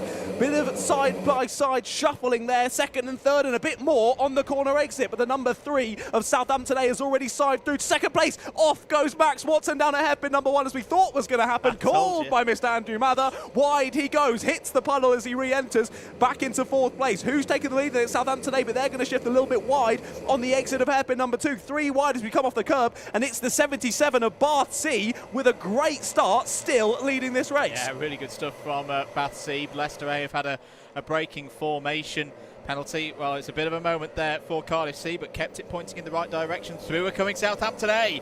If Southampton A win this race, there's a spin in the middle of the pack there. It's number 22, I think it might be Douglas Smith for Edinburgh A, who's gone. If Southampton can win this race, they win the round. 2 races early, but down the inside, Birmingham B to the front of the order. A couple more spinners down at paddock as well. We've lost a few more in this one, but still huge gaggles as we come to the end of lap number 1 then. Let's call them through as they come under the gantry. It's Birmingham B who take the lead of the race with the number 34, followed by Southampton A, then Bath C, Cardiff C, Sheffield D, Birmingham A, Liverpool B, Coventry A, Liverpool B, and Bath A there, sorry. Liverpool A were in 7th, Liverpool B were in 9th. There's your top 10 at the end of lap number 1, but it's all going to continue to change, as does the lead. Southampton A to the front. Yeah, really good stuff there from Southampton A, but Birmingham B are going to fight back down the inside. Who's made good progress on that first lap? I tell you who's made good progress on that first lap. Leeds B, up 18 places. Who's that? It's Adam Kernis coming through the field. So Adam has got a good amount of experience in the BUKC, is on a tear up through the field at the moment. Adam Nather's out there. He's going to be ineligible for Sheffield D. I don't like them ineligible drivers, even when they drive for Sheffield. But 2 minutes down.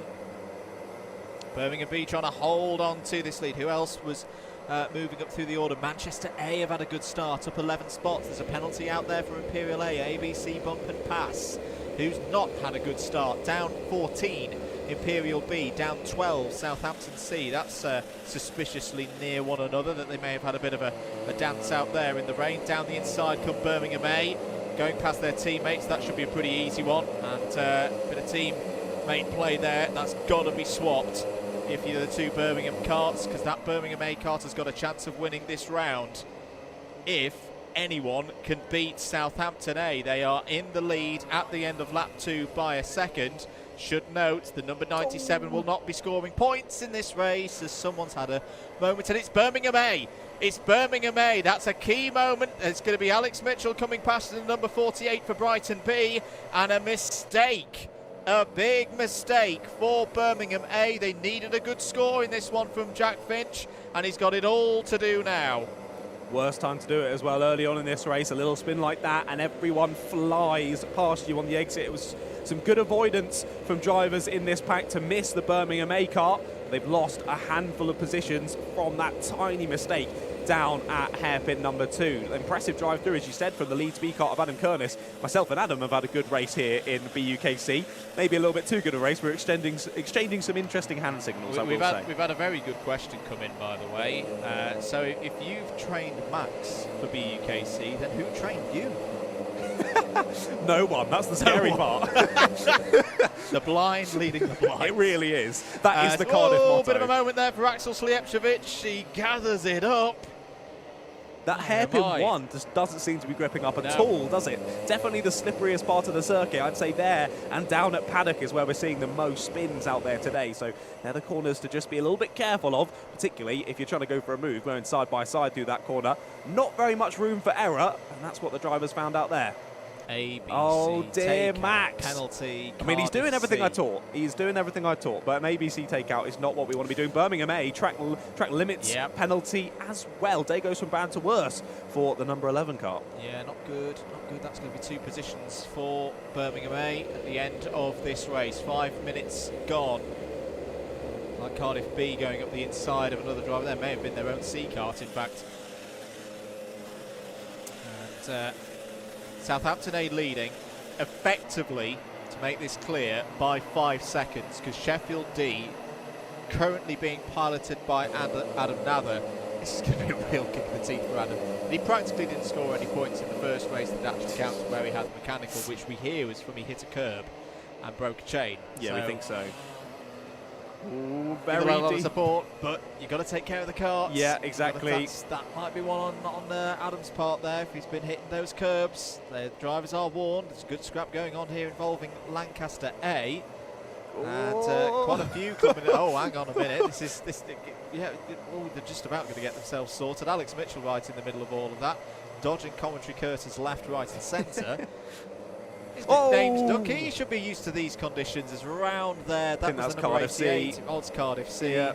Max. Your mate Max. Just getting turned round on the downhill section. He's doing everything I thought he might do in this race. Go on, Max. Smashing it out there, my son. And through slips the Cardiff B car of Logan Cameron Cole. He's having a great scrap in this huge squabble of karts. How many involved in this? 9, 10 karts involved in this singular battle out there on circuit. But as we saw earlier, big slide on exit there. 3 wide up towards Cafe. They all managed to sort themselves out. And Sheffield D take the fastest lap of the race.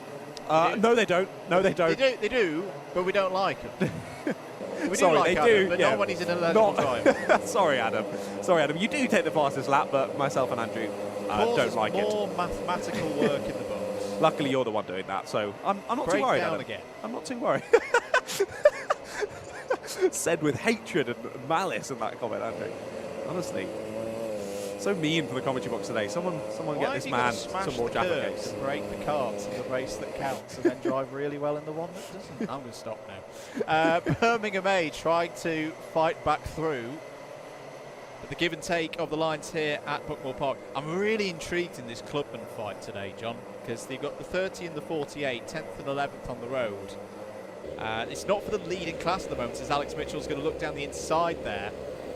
It just could be really key where those Clubman honours go this season. That's a nice move. That's the number 58 overtaking.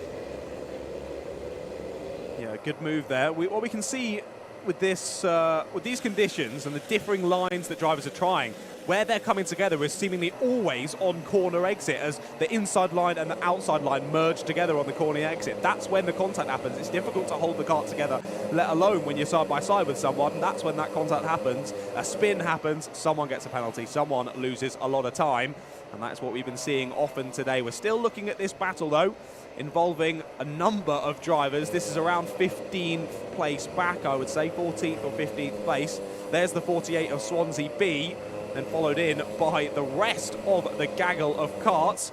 A couple of drivers going side by side. It is the 2 Cardiff karts. The 81 involved in it as well. The 81 sides around the outside of both of them. That's Southampton C getting through and taking a couple of places. The Cardiff C have re-overtaken Cardiff B now, and I know that my ex-team members will be cringing at the sideline watching them absolutely go for it, hammer and tong against each other. We'll see how that all plays out. More moves going on then at Garda. A couple of drivers side by side there on the exit, all managing to work it out then as they do get to the corner exit. It was the number 30 who was making a move. That's Lancaster A getting through on Liverpool B. Brighton B now need to try and follow them through as well if they want to keep close to them on the points tally in Clubman class from today so far, and they are now catching the 77 of Bath C, currently second in Clubman in this race. Leeds B though up to first as well, technically second in Clubman because Sheffield D are in first, but Sheffield aren't being counted for points. I know, all very confusing. But Leeds B, what a race from Adam so far on the number 74, up to 6th overall.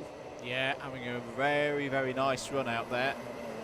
Matthew Robertson for Lancaster A at the moment. Very well decked out team, by the way. We're doing the graphics for the, their club and win. They were all there on qualifiers day in the same suits and the same get-up. Very nice. Good investment into the team. Good to see. I mean, it's clearly paying off. Yeah. It's clearly paying off with their pace out on circuit. Yeah, they're backing up that investment with some brilliant results. So great to see. Around there. Little spin. That was in this sort of pack in the middle of the teen positions. So we'll see who it is when they come round to the timing line, who's dropping down the order. Loughborough A late to come through sector number 2. Yeah, 26.2. That's very indicative of a 5-second spin for Loughborough A. As what's happening there, that's the number 40-something running wide towards the back.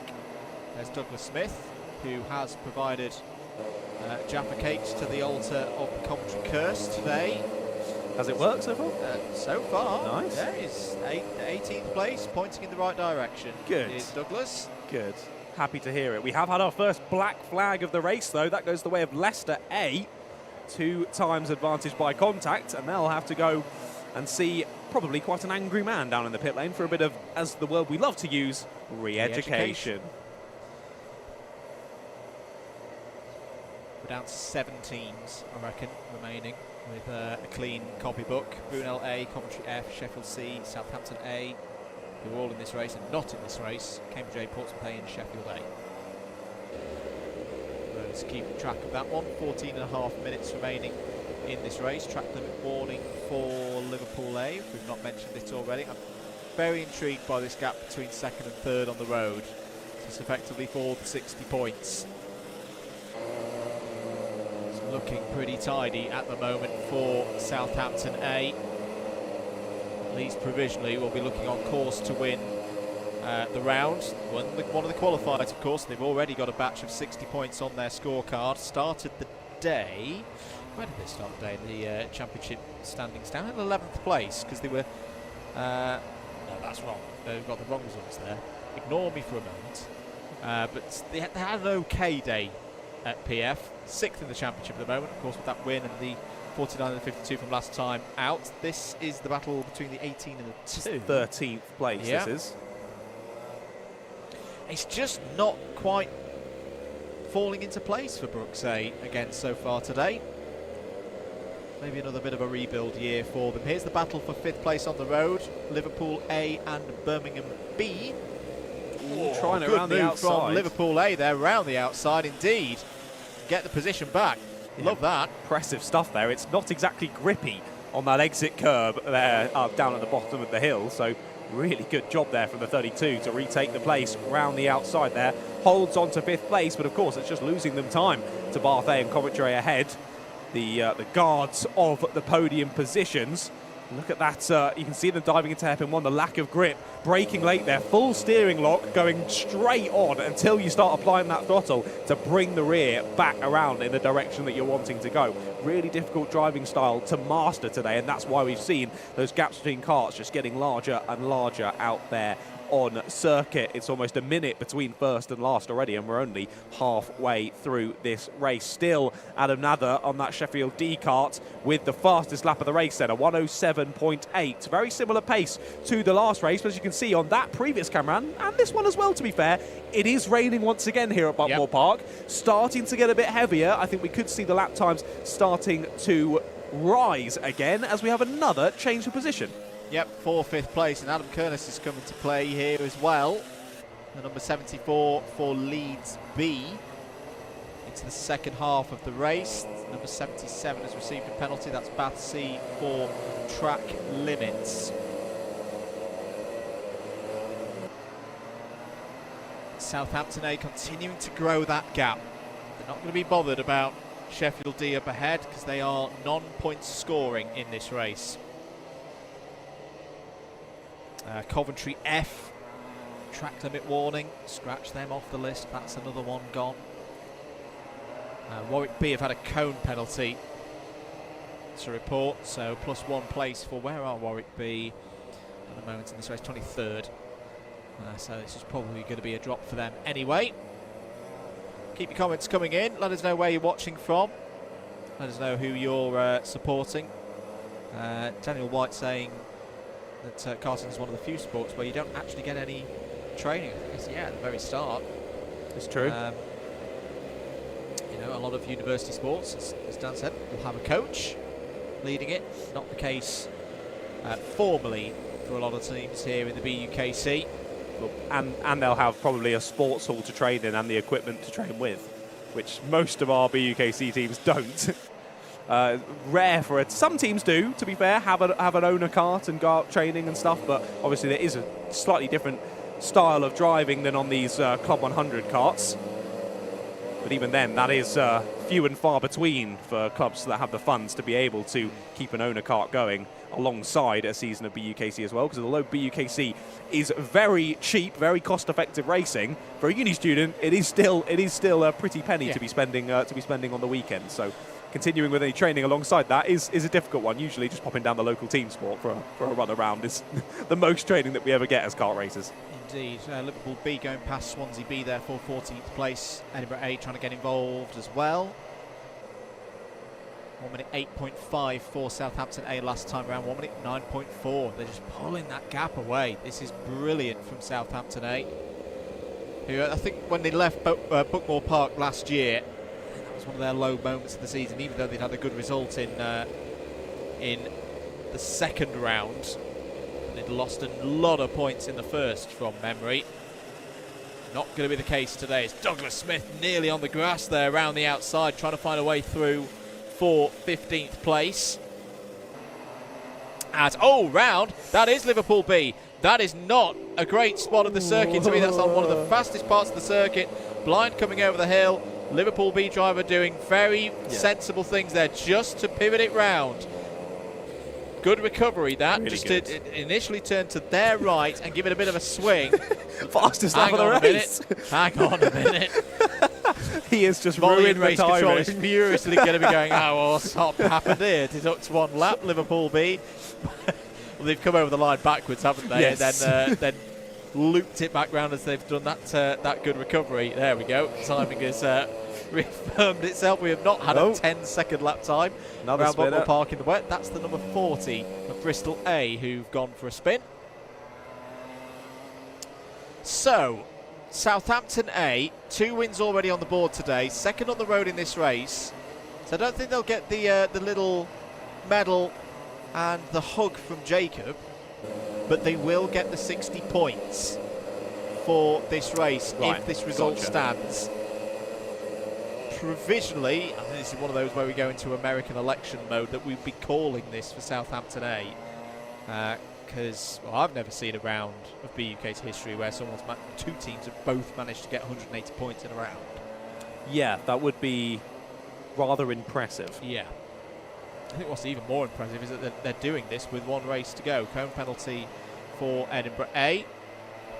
Yeah, exactly. It's not even like they've used up all their opportunities. Yeah. 3 from 3. It's, wow. Definitely worth a round of applause if they're able to seal off this round victory that early. Battle involving drivers around 5th, 6th, 7th place here. Alex Mitchell's had a really good drive here. Won out in that battle with Lancaster A and is now trying to get past Leeds B. So this is to be the highest point scoring clubman kart on the road. Looking to the inside is Alex Mitchell, trying to find a way past Adam Curtis. There's going to be a little bit of sliding and pod-to-pod action, and through goes the number 6 of Manchester A as well. I think that was right on the border, that one. It was on the border.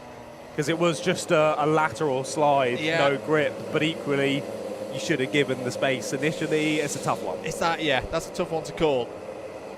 Adam wasn't happy about it, I can tell you that much. No, and you can understand that from Adam's perspective. He just lost 2 positions, isn't that? Yeah. So Southampton A have had a contact warning. Now I imagine that's for the back marker, because it's not got anyone near them for position.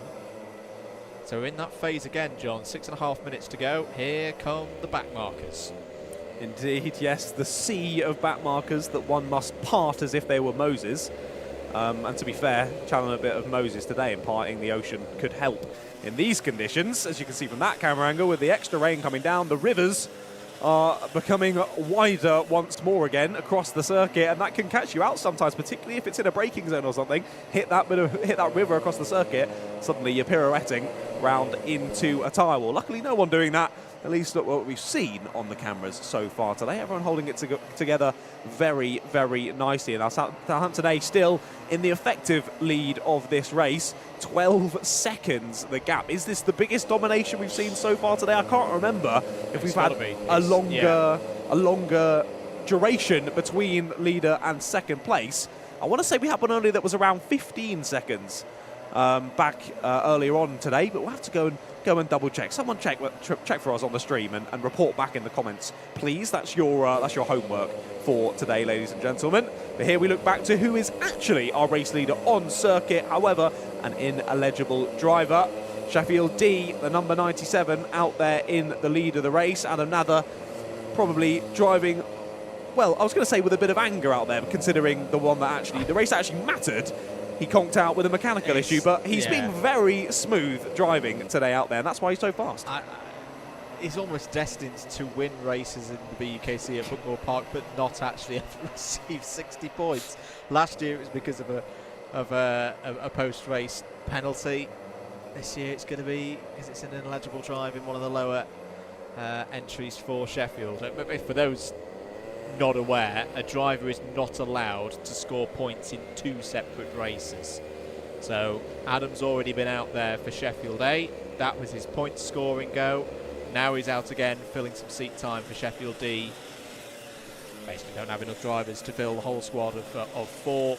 You don't score points for this one. So if you're watching, you go to Sheffield Uni, you like racing, there could have been a free spot for you here at Buckmore today. Well, you've got to go get your race license. Yeah, okay, sorry, you've got to get your license first, but there could have been a spot on the team. You could have been racing, as we've got another spin down at the first corner.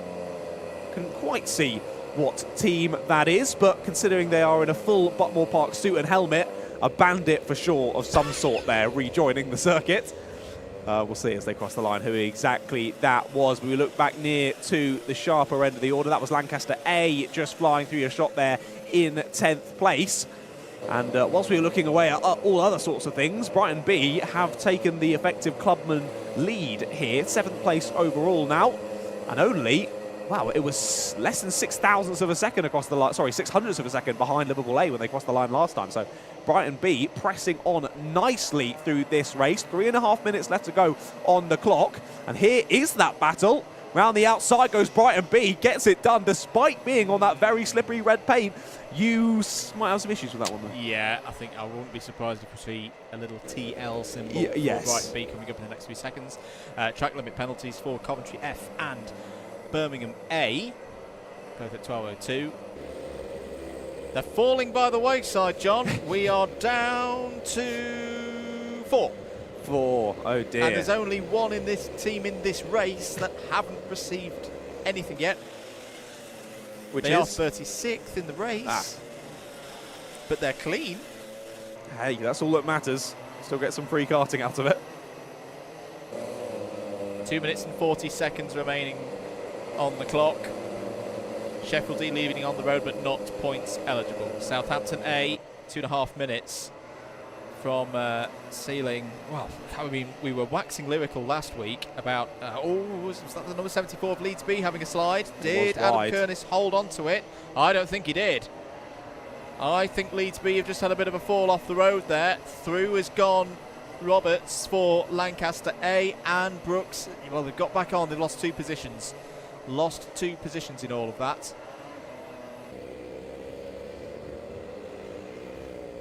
Here are Coventry A then. They're scything their way through.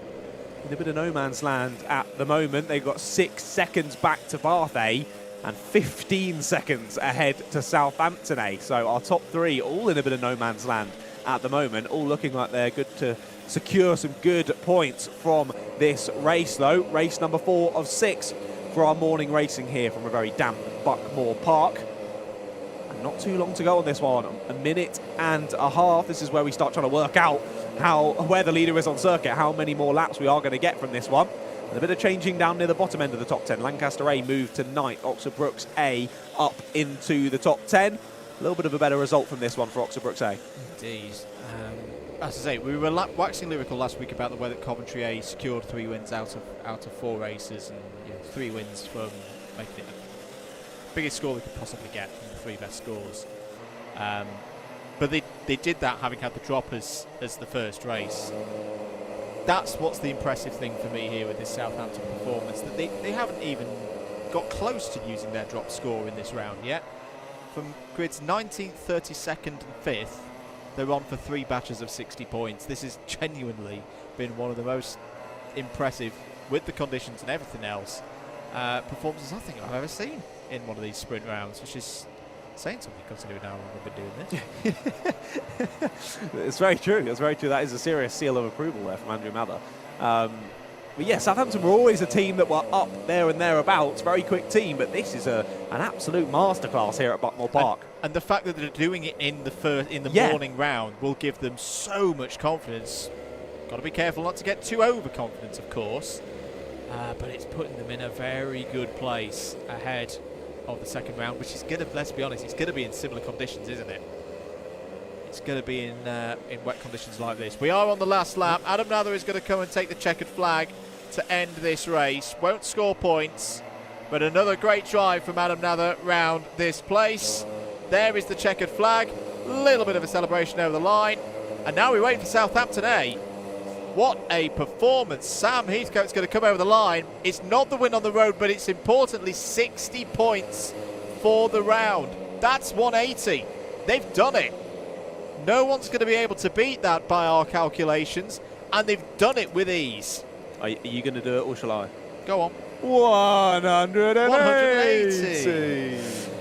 15 seconds nearly, the gap back to Coventry A. Bath A 4th, Birmingham A 5th. Super drive by Alex Mitchell. That's how you respond after a difficult run last week at PF. 6th on the road. Liverpool A, Manchester A, Brooks A, and another really good score from Lancaster A. That's your top 10. Quite a race. Yeah, another seriously good race here at Buckmore Park. Some very good quality driving out there on circuit. The rest of them coming over the line. Birmingham A going to be disappointed with that. 18th on the road and with penalties still to be applied. That's not the news that they needed at this stage. That was their good grid position. They've not been able to capitalise on it. Loughborough B as well, 22nd. I don't think that drought of a round win's going to finish in this one. Well, it's not, is it? Because Southampton A have already secured it after race 4. But everybody over the line there. All 36 carts home. And 26 of them are still on the lead lap. Impressive stuff. Really good racing throughout the field. And let's take you through the provisional finishing order for race number 4 here of round number 3. Sheffield D, of course, win on the road, but they'll be ineligible. It'll be Southampton A who take the full 60 points. Behind them were Coventry A, Bath A and Birmingham B, then Brighton B, Liverpool A, Manchester A, Oxford Brooks A and Lancaster A there rounding out the top 10. Leeds A, great drive through to P11 there. Could have been a little bit more, but just dropped away a little at the end, did Adam Kernis. Then Imperial B, Bath C and Edinburgh A round out the top 14. Then it's Imperial B just behind them in 15th with Swansea B, Cardiff A, Birmingham A, Cardiff C there in 19th. A cheeky P1 to P19 for Max Watson there. Great effort from Max. And Southampton C round out the top 20. Then it was Cardiff B, Loughborough A, Warwick B, Liverpool B, Leeds A and Loughborough D there in 27th. And rounding out your 36 carts for that race were Warwick A, Southampton B, UWE B, Bristol A, Sheffield C, Huddersfield A, Coventry F, Leicester A, and Brunel A. Now, Brunel, I think, still managed to keep out of trouble there in that one, so we're still I've on. not seen their name come Still up on the on for a potential prize there, but great to see another fantastic race out there on circuit. But I'm sure Piers has a lot more people to talk to down in the pit lane, so we're shortly going to be going down to him to have a little chat with him. Another good one, an excellent one for Southampton. Southampton's drivers, I just heard in the background, the pennies just dropped that our winner on the road was actually an ineligible driver. So 3 wins this morning means that you've already won the round with a race to go. Second on the road. Talk to us about your race. Well, I knew after the first 2 laps it was just me and that guy ahead. I didn't know it was eligible. So yeah, I just kept it steady. I knew there was no one behind me, so I was pushing, but 90%, so yeah, just brought it home basically. And it's enough to take the win in points, second on the road. So, hey, a good round for Southampton. Of course, 3rd last year in last year's season. A good first couple of rounds and, you know, definitely in with the championship challenge here. Yeah, well, probably if I didn't go to plan. Small issues there, but yeah, today, Will Taylor from the back, Jono from near the back, so yeah, really good today. We did Buckmore Park last year, won that round, so yeah, I think we like it here. Buckmore's a strong hunting ground for the Southampton team. Congratulations. I'll let you go and celebrate with the team. I'll grab a word with Adam, who was our race winner on the road, but an ineligible driver. Adam, the race where it mattered, you broke down. Yeah. The race where you're just out for fun, you won. Normally, you try and do the other way around. Yeah, Sheffield, we do have a string of bad luck at times. This was one of them. But to be honest, I just wanted to go out because I thought it'd be drying up, and we had a guy who wasn't here, so I thought I'd jump in. It's nice to see I still have the pace now it's drying up, so... Good practice for this afternoon as well. Yeah, definitely. Brilliant. Right, we'll see how you get on later on, because of course it's a double sprint round, this one, so 6 sprint races in the morning, 6 sprint races this afternoon, no team endurances. Let's grab a word with Bath A. Bath, Jesse, Jesse Dorgeese, of course, always featuring. Right this time. I know, I always forget your surname. I never try. That's why I go Jesse D. But Dorgeese, right? Dorgeese is correct, yeah. Yeah, brilliant. Talk to us about the race. Well, I'm excited. Hopefully some more binnage. Yeah, we'll see. Nice and wet. That'll be fun. Hopefully It is. I won't back into the tyre wall like last year. Hopefully not. It's been a bit of an up and down morning for Bath this morning. A few mixed results, but you can still salvage a good result with a good race in this one, right? I think so, yeah. We've got 2 fourths and like a shit one, so still everything up for grabs, yeah. Very much up for grabs. What do you reckon you can get in this one? If I don't get binned, maybe top 3. Top 3 would be good. Jesse, thanks as always chatting to us. Apologies at home for if you didn't appreciate Jesse's language, but he's fired up, ready for the race. Let's grab a word with outgoing champions, Exeter, Jensen Brown. What's going on? Talk to us about the race. You've got a fair few karts to get through, but can you do it? Yeah, I mean, we've not had a good day so far, so we really need a good result. Top 3 would be good. I mean, the grid looks half decent, but don't know. We'll see what happens. Survive the first lap and then go from there. You're one of the clever drivers who's wearing a wetsuit today, but I've seen wetsuits in better condition. You're not going to stay completely dry today, are you? No, there's quite a few holes in this one. It's about 5 years old at this point. It's seen some things, I bet. Yeah, it has. But it will keep me somewhat dry, so that's all that counts. Yeah, it's not too. It's actually drying up a little bit out there, so hopefully you shouldn't get too wet out there. Good luck to Exeter. Of course, they've had a bit of a tricky start to this season. Of course, after dominating last season with some almost unbeatable last year. Oh, why don't we grab a word with our Brunel drivers? Remind us who you are, what you're driving for, what's going on, what you have for breakfast, all those good things. My name's Ewan, driving for Brunel. We're doing terrible. I had Mackey's for breakfast because of BUKC. BUKC Mackey's is almost a guaranteed from everyone. I did a poll at the drivers' briefing at PFI, and I reckon it was about 70% of drivers had a McDonald's breakfast. It's 70% the drivers who are willing to stick their hands up and another 30 who aren't. That's it, the ones who are ashamed. Anyway, Valentine's Day today, special day both on circuit and off circuit. Do you have anyone at home that's watching? Nope. You don't? So you and the car are going to make love on circuit? Maybe. Maybe. We'll see how you get on. Where would be a good result for you in this one? It won't be a good result. If it goes badly enough, maybe I'll do what you. Thank you very much, Ewan. Right, I think we've got time for one more interview. Let's go right to the back of the grid. Scrub a word with, always good to chat to Seb Marlowe. Seb from Oxford Brooks A? Yeah, still right, somehow. I always forget because the ABC. Seb, classic, what did you have for breakfast? You know, I actually was driving down and I thought I won't have a double sausage. Partly because I was late, but also I thought I'm in the lightweight race again. I'll lose some weight and we'll see what happens. What did you have then? Literally nothing. I've had a whisper the whole of today. Okay, right. Let's go racing for the 5th time today. Andrew, John, back to you in the commentary box.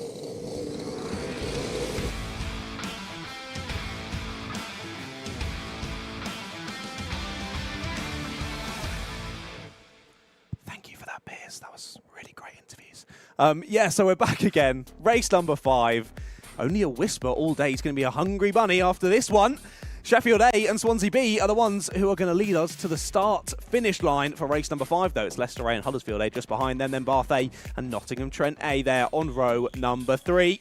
Row 4 sees UWEB and Oxford Brooks D, Cardiff C and Coventry A round up the top 10 with Surrey A and Liverpool A just in behind them. Row 7 has Exeter A and Lancaster B, then it's UCLan A, Portsmouth A, Southampton A and UWE A. Warwick A and Reading A round up the top 20 with Swansea A, Brunel A, Leeds A and Bristol A all there on row number 12. Then it's Leeds B, Coventry F, Coventry B, Liverpool C, Warwick B, Coventry E there. On 30th place, Oxford Brooks A, Lancaster A, Cambridge A, Oxford Brooks B and Sheffield B. Round out your 35 runners on the grid for this one. And in that mid-pack, there are a lot of A teams. This could be very interesting. Forget that the previous race was stacked. This is the one that's stacked. Just a selection of the drivers that I've scribbled down as having strong histories in BUKC. Ami Jurga starting for Sheffield A. Jesse Dorgeest won race 5 1 week ago at PF, starting for Bath A. Ben Southgate didn't take a race win, but was a very big player in where the main points were awarded last week. He goes for Coventry A in this one. Jensen Brown, one of the remaining team members from last year's championship winning team for Exeter. He's in for this one. Spoke to him on the grid. Josh Adams, race winner from last week as well. Very experienced round here in these carts goes to Southampton A. Jean Samu, haven't seen Jean at the very front of the field this year, but was very much a factor in 2023, goes for Warwick A. Ross Deal's casually out there for Reading A, very experienced, race winner in the BUKC, both in real life and in sim world as well. Seb Marlowe spoke to him on the grid for Brooks A. Ash Condola out there as well from the clubman perspective in Lancaster A. This has got, even though the round we reckon is already decided, this has definitely got that recipe for being a pivotal race in where those big championship points go from round 3. This is going to be extremely pivotal, yeah, as you say. Reading A's Ross Deal, fantastic out in a real life car, also brilliant on the sim. I saw one of the clips that you posted on social media of a battle at Alton Park between Ross Deal, Josh Ladd and Sam Sanders. Sam Sanders. Yep. What a battle that was throughout the last lap. Unbelievable. If you haven't seen that, head over to the Double Dash Motorsport media page and have a watch of that on Instagram Reels. What a battle. So I want to see more of that from Ross Deal out there on circuit today. 21st of Feb. So next week we've got the second round of the BUKC iRacing Trophy. If that's perked your ears up, it's available to current and past BUKC drivers. Same for anyone with Club 100 racing experience, doesn't have to be BUKC. Current BPEC drivers, you're allowed in as well to our little soiree. If you've got a recognisable relation to any of the above, you're allowed in as well. And we even open the doors for anyone who's a member of if you're a member of a university society who run a BUKC team. So you've not quite gone and done some BUKC or Club 100 yet, but you're with a BUKC affiliated university club, you're allowed in as well. There's still 6 places available for the whole season, and because of drop scores and how they work, you can still enter from round 2, which is next week, around Okayama, the newly scanned Okayama, and we've got more races coming up across the course of the spring at Laguna Seca, Ritzkurgan, and Virginia International Raceway. Good little calendar, and it's all free content, so all you need is an active iRacing account. Head across to the Double Dash Motorsport media pages for info, or straight to SimGrid. If you know SimGrid well, go to the Club 100 host page on SimGrid. The details are all on there. I would get involved, but I'm going to blame my equipment, as all motorsport drivers do, and just say my Logitech wheel's way too old to ever compete in that. So we've got quite a few Logitech wheels. Yeah, in the series fair at the play. moment. The good old G29s. Or I've got G920. a G27. Oh. Yeah, Well, now you see what I mean. See, now that's a different kettle of fish. My, oh my. Race 5. So let's have a look at the scores on the doors again when I actually put the numbers in. So I've done it again. That's okay. We'll let Andrew work out the scores once more, heading into race number 5. Now, we've already done over half of this morning's racing. Race 1 to 4 done and dusted for round number 3. 5 and 6 still to come, but as you mentioned a couple of times, no enduros this afternoon. It's an all sprints round number 3 and round number 4.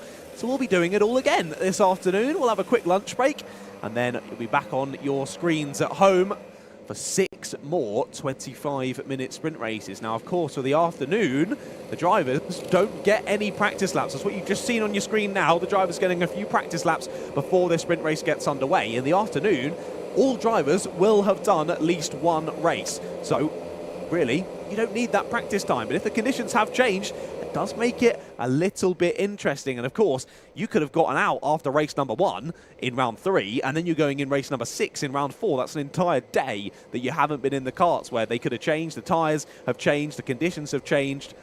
Yeah, it can get interesting. So make sure you stick around for this afternoon's racing as well. It does look like we're going to be going round again, and that's very lucky for Mr. Andrew Mather, because he gets a bit more time to try and work out all of the positions, all of the standings and the tot-ups throughout this morning's racing. Yeah, Spreadsheet of Doom is calling the round win already as Southampton A. Other teams that could finish on the Prem podium, listen out for your team names: Manchester A, Bath A, Coventry A, Cardiff A, Brooks A, Birmingham A and Liverpool A, all still in the mix. There's more: Reading A, Brooks B, UClan A, Cambridge A. It's one of those that's absolutely wide open at the moment. But Southampton have got 180 secured. Manchester A 171, that's pretty decent, still with a race to go. Bath A 165, Cov A 163, as are Cardiff A. Club situation at the moment: Lancaster A have a minimum of 161 secured, Brighton B have 156, Loughborough D have 136 leads B 140. We're ready for race number 5. Away we go. Green lights and 25 minutes begins. And Abby Jurga goes into turn 1. Can she hold on to the lead? Outside line through Henry's Bend. That's a good line, and it's going to give Sheffield A the lead into hairpin 1. Whoa, very deep, A going to the inside. That seems to have worked on this occasion. Sheffield A back down to 3rd place. All of them trying to find a way through out of hairpin 1 and towards hairpin 2. It's looking pretty good. Again, hairpin 1 catching people out. That really is the slipperiest part of the circuit, it seems. And Ami Jurga, a very experienced karter, not only in these BUKC karts, but in much faster machinery as well, such as superkarts. They're the fastest you can go on a little 4-wheeled machine. And even the conditions here at Buckmore catching her out. Down to 4th goes Sheffield A. A bit more squabbling there through Simon Sweet. We've got a spinner in the background, that being the number 5 of Oxford Brooks B. They drop down to the back of the order. Kart still 3 or 4 wide as we head up towards Garda. More overtakes trying to be made. Will we see more spinners because of it, though? No, they all seem to generally be giving each other enough room. A bit of argy-bargy on corner exit there as we head up towards Cafe Curve. Over the line they come to finish lap number 1, and it is Bath A who have the lead of the race.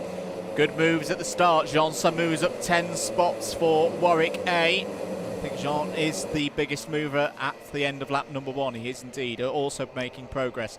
Leeds B up 8.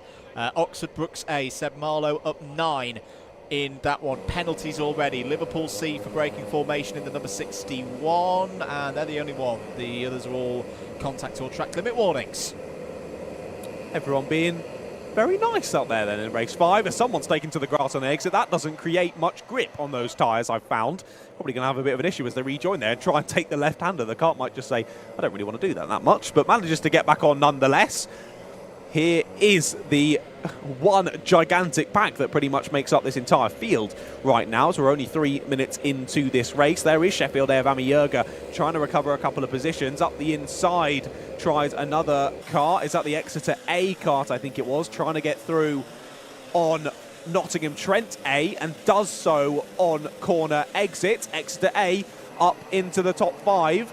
As you were saying, this is a driver to watch out for Exeter A, and they're doing a good job of it so far. Yeah, Jensen with a lot of experience at this level. The thing is, there's a number of other drivers out there who could say the same, including your race leader, Jesse Durgeest, exactly a week ago. Oh, round there, that's Nottingham Trent. That's Nottingham Trent in the number 10, going for a spin. Oh, and because it's at the start of the race as well, you've got to wait. If you're going to sit in the kart, you've got to wait till everybody comes through and then get back out on track. Benjamin Southgate there under a bit of a pressure from the number 72 of Lancaster B. Coventry A haven't quite hit the heights that they set at PF International. 9th and 2nd so far for their race results in terms of point scoring, we should be clear. So we've taken, at least on the spreadsheets of doom, Adam Nather's Sheffield D race win out of things. Here's a scrap. This is for 2nd place. It's not for the lead because Jesse Durgeest is up the road and gone. But that is Sheffield A getting back through into 2nd spot. There is Durgeest. I tell you what, if he wins this race, he's making graphical generation very easy because he won race 5 last week as well. Yeah, Andrew's thanking you in the comments. Thank you, Jesse. Right, keep it going, son. Not that we have any bias. No. No. Definitely not. Jensen Brown down the inside going for 3rd place, but he's going to be slow off of hairpin number 1. That's nicely driven. Nicely driven by everyone involved there. Leicester A recognising the situation. Oliver Duffel not being too defensive. Knew he'd have an opportunity on the return. Goes back into that 3rd spot. There is a bit of scuffling going on behind, though. Lots of contact warnings coming through. 1 for Bristol A, 2 for Lancaster A, 1 for Exeter A, 1 for Coventry A, 1 for Coventry F. So battling very closely here, all these drivers. Maybe a little bit too closely in paces. And contact warnings coming through thick and fast. There is the number 1 of Exeter A on your screen. 15 in behind a Warwick A, trying to pressure, trying to go to the inside on the corner exit. Not quite going to work out. They'll be side by side as they get back to the left-hander. And Exeter will take the position, tries to block to the exit, just about gives enough room. And they're still side by side as they come up through Cafe Curve. Still side by side on the exit, round the outside, takes the position, but up and under goes the number 1 of Exeter, but can't quite get it done. Great move from the number 15 there. Fantastic little overtake from Warwick A. It was brave, it was bold. I'm just wondering, was it in track limits? They've got a pretty good view down the line in race control to the last corner. Wait and see on that one. Not our call to make here in the comms box. ABC takeout penalty for Warwick B. Contact warnings for the 15 and the 2. So I think John Samu got that right on the line. What an overtake. I think you're going to struggle to keep up with the warnings and penalties in this one, if I'm honest, Andrew. We're trying. At the moment, Brunel A, Cambridge A, Portsmouth A and Sheffield A. They're the ones that at least by probably official records. A bit easier now because you've got less teams to actually watch out for. I've so just got to watch out for those 4 easy, names. easy. Right, well, teams, if you've heard your name there, keep it nice and clean. Well, I mean, all of you keep it nice and clean out on the circuit, but particularly those drivers that we've just mentioned. 19 minutes left to go on the clock then. Still those contact warnings flying in thick and fast at the top of your screen from race control. It's still Bath A in the lead, extending that gap to over 9 seconds now on that last lap. It's only been 6 minutes of this race, nearly a 10-second lead at the front for Bath A. This is really, really impressive.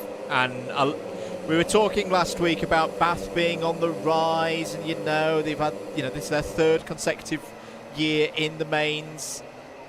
They have got a great record, winners of the championship back in 2011. Oh, as round there goes the number 13 of Reading A. That's Ross Deal. Well, that just shows you how difficult these conditions are, because Ross Deal is one of the most experienced and accomplished drivers on this grid, and if he's pirouetting it round, it is very, very tricky out there. A nearly perfect 360, though, to be fair to him. But it looked pretty cool, but it did. It lost a few positions. But it's this Bath A team, you look at their best results the last few years. They've been in the top 10. They've figured they're obviously the number 4 seed from last year, so they started to get that consistency. Now they've increased their pace. I'm going to say it, they are a genuine championship contender, I think, this year. Bath A had a strong run last week, sitting 4th in the points before the start of today, and it's drives like this from Jesse Douglas that you need when you're going to be going for more than 4th place in the championship. They have been supreme so far. 10.4 seconds now, the lead for Douglas over Jurga. Contact warning for the number 30. That's Lancaster A. Indeed, and they go from slightly bad to slightly worse then for the Reading A driver. Ross Deal gets a forcing driver wide penalty on top of that little 360 spin, so not ideal for the Reading squad. Of course, super quick out at PF, getting a round win. Doesn't look like it's quite going to happen here in round number 3, particularly the fact of how incredible some of the rest of the teams have been at the front of the order. Perfect score, unbelievable from Southampton A. No one's going to be able to beat that. Literally, mathematically, no one's going to be able to beat that. But teams are going to try their best anyway. There's a move down the inside from Exeter A. I think holding off there from Liverpool A. Holding on to 4th place. Now, this has been, I'm pretty sure, if my mind serves you right, the highest position I've seen of an Exeter A kart so far today. A great little run through the field already from Jensen Brown. Yeah, Britt Jensen showing his class yet again out there. He's doing very nicely indeed. I think ambitions of winning this race are probably gone with the performance from Bath A, but 2nd place is on. With the time remaining on the clock, 16.5 minutes, and fights still going on ahead up the road. Look at Seb Marlowe. Seb Marlowe suddenly appeared on the scene in the second of those helmets with a lot of yellow on it. Oxford Brooks A. So the big teams coming to the fore. It's been a difficult start to the season for Seb Marlowe and Oxford Brooks A, but this is more like it. And to be fair to them, started 31st in this race. So brilliant run from the back of the pack. I've just seen a contact warning come through. Not sure if they've had a penalty in this one, though. No, I don't think so. I don't think they've had a penalty, but I can easily be proven wrong on that one. There's Marlowe down the inside of Brown looking for what will be 5th place, because they've lost the position to Liverpool A again. There's a number 27 going for a move. That's Swansea A trying to move themselves up through the field. Portsmouth have not talked about Portsmouth, I think, enough so far this season, because they are our debutants at this level, have never been in the mains, and they're applying themselves very nicely up at the moment in 11th place in this race. Who's that off? I was about to say we've got a yellow flag through Cafe. I'm not sure where that is. That's why I couldn't see it. It's right underneath us. I think it's Brooks D. because BUKC are losing positions hard. It is, yeah. Yeah, and they've lost 16 seconds on that lap. And that's equated to 13 places. Penalty for Liverpool A. Track limits. So the team in 4th place going to lose that spot now. Have you seen the pace of Bath A? A 1 minute 7.8 on that last lap. Nearest challenger was a 1 minute 8.7, 9/10 of a second faster than anyone out on circuit at Bath A right now. And they're still, what was it, 13, 14 seconds in the lead of this race, continuing to push on. Which you might say, but what are you doing? Like, let the foot off the gas. Like, you're so far in front, just relax. But that can sometimes be when the mistakes start to creep in, is when you let off that gas, go to 80 or 90%, as Andrew nearly takes a nice little selfie in the comms box. That can sometimes be when you make those mistakes, because you're letting off. The kart's acting slightly different around those corners because you're taking that slight less amount of speed. That's when you have a spin and it all goes wrong. So actually, to be pressing on as hard as you can from Bath A is probably the best strategy. First black flag of the race comes through though, and it's for Sheffield B.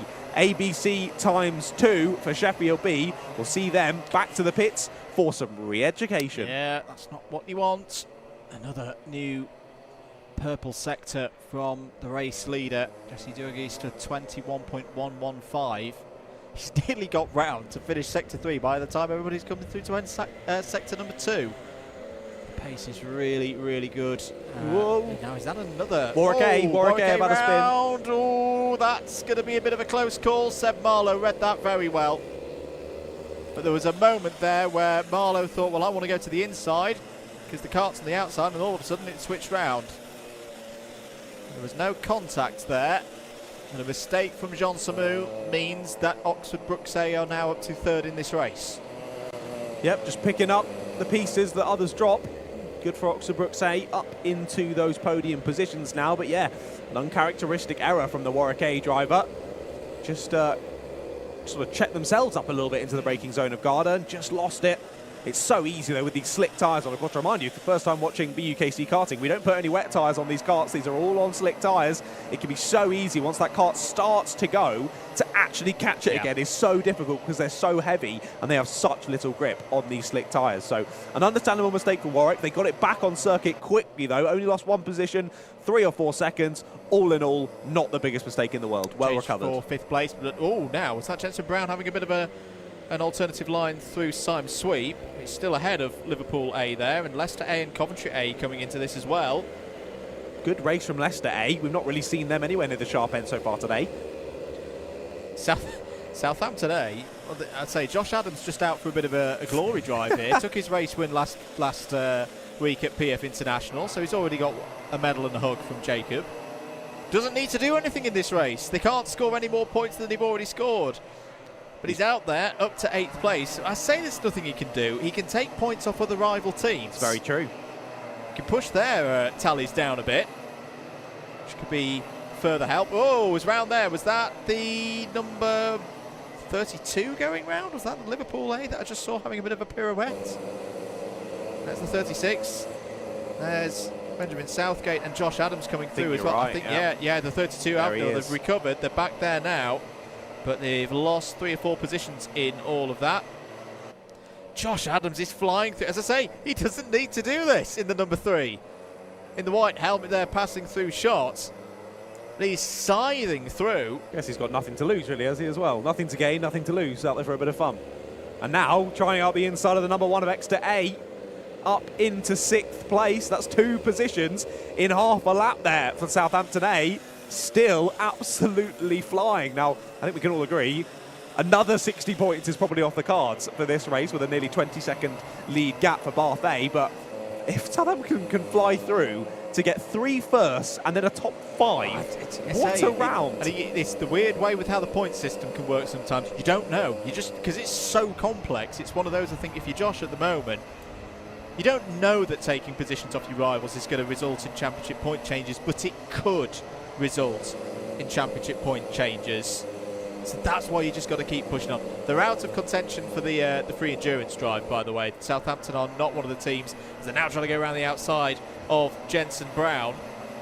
They're not one of those teams who are still with a chance of having a completely clean day, warnings and penalties wise. may as well just go for it. This is a great run, switching back on Jensen Brown, down towards paddock. This is for 5th place. It's got it done. Really good stuff once again from Southampton. They're having a mega day. Indeed they are. We've had our first mechanical flag come through for a while. Of course, we had a couple in the opening couple of races. One through in this one for the number 58 of Swansea B.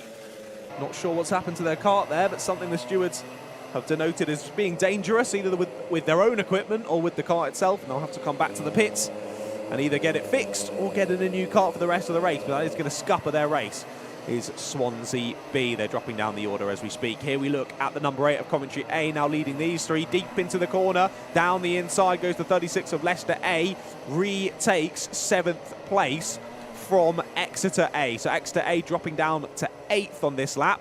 Coventry A up to 6th, Leicester A up to 7th, just ahead of them. Southampton A continuing to press on. They've got about a 5-second gap now ahead to Warwick A. And then two further seconds to Oxford Brookes, 2 further seconds to Sheffield. We won't say anything more about the leading gap. Still ridiculous with 9 minutes to go there at the top of your screen. There's your mechanical flag. Oh, another penalty's just rolled in for the number 8 there on your screens, Coventry A. So multiple pieces of contact for Benjamin Southgate. Means there's going to be some positions docked at the end for last week's round 1 winners. He did gain 2 positions on that last lap, so possibly one of those adding to a previous one. And there goes the penalty. No race win then for Coventry A. Definitely not on the cards anymore. There's a spin down at Garda. It's Trent A again. It's been a tough race for them. It has. It really has been a tough one. From 19th there, I think that's going to drop them out of the top 20. A few drivers sneaking through as they had that pirouette down at Garda. Here's the 66 and the 17 going through your shot. That's Huddersfield A and UClan A battling over 16th. Just behind them, UWEA and Coventry A battling as well. Down the inside goes the 17 of UClan A. Steals away the position. But again, as we've seen throughout today's action, it's all the up and unders. Who can do the best up and under and thus actually take the position? Coventry E have got through on UWEA, but there's the up and under from UWE. They're going to go side by side into the S's, trying to hang it around the outside is the 56, and Coventry E get it done up into the top 20. And UWEA, who they are fighting with, have just got a track limits penalty. Change for 2nd place on the road. Seb Marlowe continuing this amazing drive. He's found a way past Ami Jurga for that 2nd spot. So Brooks A through past Sheffield A. Very good stuff indeed. Could just be the kind of... We've seen this before with Brooks A, where we've dared to count them out and then just one race can spark them back into life. Is this the one from Seb Marlowe to do exactly that? There they are on your screens going through the S's as round as the 58. 58 is 3 laps down though. Yeah, that was who had the mechanical flag earlier.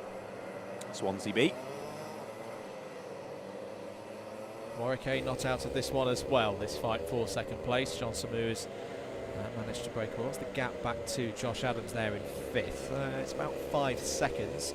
Contact warning for Bath A. Now this is the point of the race where I thought if there's anything, if there's a point where the race is going to go wrong for Jesse Dorgeest, it's as he's coming through traffic. Exactly. He's just picked up a contact warning. That's one on the board. He has got a nice gap to be able to be a bit more relaxed with the move. Yes. Wait a couple more corners for the perfect opportunity rather than just diving down the inside. But still, it can all go wrong very quickly, can't it, when you're coming through on back markers who, as we said earlier, don't know you're there because you are the leader. Yep. And not expecting someone to be diving down their inside quite as quickly as you are. Or maybe will start defending on you as they think you're battling for position. It's a tough one, a tough position to be in for the bottom. They have a right to be there on circuit just as much as any leader, as much as anybody else. So when coming through, the leaders have to be respectful of that. And on the most part, Jesse Dorgeest is doing exactly that. But all the penalties in the BUKC are place-based, not time-based. That's to promote the cleanest of driving. To win, you've got to be penalty-less. If that's even a word. 5.5 minutes to go in this one. Seb Marlowe looks to have the measure of Ami Jurga at the moment there in that battle for 2nd place, and both of them also likewise against Jean Samu there in Warwick A. Warwick A seems to be back on it today. or just Warwick in general. It's not the first time we've seen one of their drivers up in the top 5 doing pretty nicely. Yeah, we've seen both the A team and B team fighting at the sharp end, haven't we, so far today? So good effort from Warwick so far. Another team having another good showing today, both the Lancaster teams. Lancaster B currently in 12th place. They've just got themselves a track limit penalty. That's not going to help anything. Oxford Brookes D getting a contact penalty as well. Multiple contact for Oxford Brookes D. They're down in 25th place though, so that just goes from bad to worse for one of the Oxford Brookes teams. Oxford Brookes A though, still doing a great job. Bit little too late though to try and close down that 17-second gap for your leader, Bath A. 4.5 minutes left to go in this one then, as we've got a spinner down at the bottom of the hill, right in the middle of the circuit. Not a nice place to be. They managed to rejoin okay though, and hopefully we'll see as they come past the camera. I believe it's either the 20 or the 28. It's 26 of 26 Warwick B. was it? So Warwick B, just as we were picking up the Warwick teams, go for a little spin. Hashtag cursed. Yes. I don't think I've actually cursed anyone yet today. First time back in the comms box of the year. No curses so far. Give it time. Yeah, I know. Track limit warning for Coventry E. Double penalty for Lancaster B following up that track limit one. Now they've got a cone penalty. Here's the fight between the 21 and the 30. Where is this? This is for 28th place. This is Leeds A versus Lancaster A. Lancaster A don't need to particularly worry about this race. This will be a drop score for them. They've already got a solid tally of points from their first 3 races. Good fight here with another one of the Clubman teams. Leeds have got a rich history running in the Clubmans. Still got chances this year, you would think. From the 88 just behind them, that's Cardiff C. They've lost positions to both of them this time around. 3 minutes and 15 seconds remaining. John Ratcliffe. Jesse Dougie still looking comfortable out there. The lead is going to be, it's so long we're having to wait for it to officially come through. It is around 16.7 seconds. Yeah, so 2/10 gain back on that. Exactly 2/10 actually on the timing screen. Gain back by Oxford Brookes A there. It's not going to quite be fast enough to close down the gap that Jesse has managed to build up in this race. Impressive stuff, as you say. Just less than 3 minutes to go. I mentioned earlier Lancaster B having a good race in 12th. I said that they got a track limits penalty. They've now also got a cone penalty to add to that one. So they're going to be dropping down into the lower end of the teen places, I think, from this one. But still a good day, a good morning from Lancaster. We're down to 3. No. Cambridge A. Contact warning. That's the first time I've seen them appear on my sheet today. They're gone. You're Contact struck warning. off the list. Banished to the corner of shame. And this is with 3. Brunel A, Portsmouth A, Sheffield A. Okay. Jesse Doughie's trying to find his way through a bit more traffic. 2 minutes to go. Just needs to manage this one to the end. Ooh, black flag for an unsafe release for Liverpool A. So they've had a problem out there. They've had a spin and come back onto the circuit in an unsafe manner. Sorry, it was just a 360 pirouette outside of our window. That just impressive. Couldn't help but that catch my eye. That looked quite impressive. That's a tough one for Liverpool A as well. It's like what we were saying earlier, drivers spinning out earlier on in the race, then having to wait for everyone to come back through. You can dive on the circuit, but you're just going to get what Liverpool A have just got, an unsafe release penalty, and that's now a black flag for Liverpool A. They'll have to come in the pits, which they have just done, from P10. No, they haven't done, actually. They've just dropped down to 13th place. But from P10 on the road, it was a great race for Liverpool A, so gutting that they're going to have to come in the pits. And I imagine Reeve is watching from home with his head in his hands. Yeah. It's not as good today. No. I think my my pirouetting Symes sweeper was Brooks B. So well done, Brooks B. Fair play. Fair play. Just a few style points out there for the Brooks drivers. Last lap then. Jesse Dorgeest is on for 2 race 5 victories in a sprint round in the morning in the BUKC in a row. Surely that's never been done before in back-to-back weeks. And while we were talking about the last race being a dominant victory for the 60 points, well, this one's even more. 17 seconds the lead for Jesse. And this is useful points as well for Bath. That's going to leave them with 4th, 3rd, 1st. This is their last race. Surely that's going to be podium area. It's not going to be the winning of the round, because Southampton have already secured that with 3 holes of 60 points. But Bath A are going to be, I think they're going to be on the podium in Prems again. 2 weeks in a row. Very, very impressive drive. Yeah, super impressive from both of those teams. But yeah, in this one, Bath A have just been a cut above the rest on the number 4 plated kart. What a race from Jesse as he leads us round the final couple of corners and sees the checkered flag first for a fantastic win. Frustrates to 66 across the line as they slow down a little bit earlier than maybe the Bath A car expected. And now we have the long wait. We need some elevated music on this Alpha live stream. Hold, caller, for the rest of the field. To wait for number 2. Where is he? Properly There good drive. they are, across the line. Brilliant drive from Oxford. That is a super drive from Seb Marlowe. He can be proud of that one. Askanami Jurga there with 3rd place. Was it 31st to 2nd? 31st to 2nd. Impressive. That'll do. Warwick Hale across the line in 4th there. And Jesse Adams, P5. Josh Adams in P5, wrapping off a very good day for Southampton A. If they did have total points counting, surely that would be one of the highest 4 scores for a team in recent BUKC history. First, technically first, because there was an illegible that won on the road, and 5th. Nice. Yeah, that's pretty impressive. And the carts come through. Let's I think we've got one more cart to come over the line. There they are. Let's have a look at the provisional results at the end of race number 5. Bath A dominates, 17.8 seconds the gap for Jesse Dorgeest, back to Seb Marlowe in 2nd place for BUKC. Sheffield A, Warwick A and Southampton A all score good points in the top 5. Well, Southampton don't actually, because that's their drop score. They stop other people from scoring good points behind them. Coventry A was 6th. Leicester A, another good score for them in Clubman in 7th. Exeter A, 8th. Properly good drive as well from Portsmouth A, who have been going under the radar a bit, but a top 10 for them in their debut season in the mains. Coventry B complete that top 10. Lancaster B, Reading A, Swansea A and Surrey A all inside a top 15 that's completed by the pirouetting Brooks B cards. Leeds B, UCLan A, Coventry E, Trent A and the University of West England A team all inside the top 20. Brunel A, Huddersfield A, Brooks D, Liverpool C and Coventry F in the top 25. Lancaster A, Liverpool A, Leeds A, Cardiff C and UE Bristol B all inside the top 30. Warwick B, Bristol A, Cambridge A, Sheffield B and Swansea B. That was your running order provisionally for the 35 drivers who completed race number 5. One more race to go for round number 3. It's coming right up. It's race number 6. For it though, let's head down to Piers Pryor, who's on the dummy grid.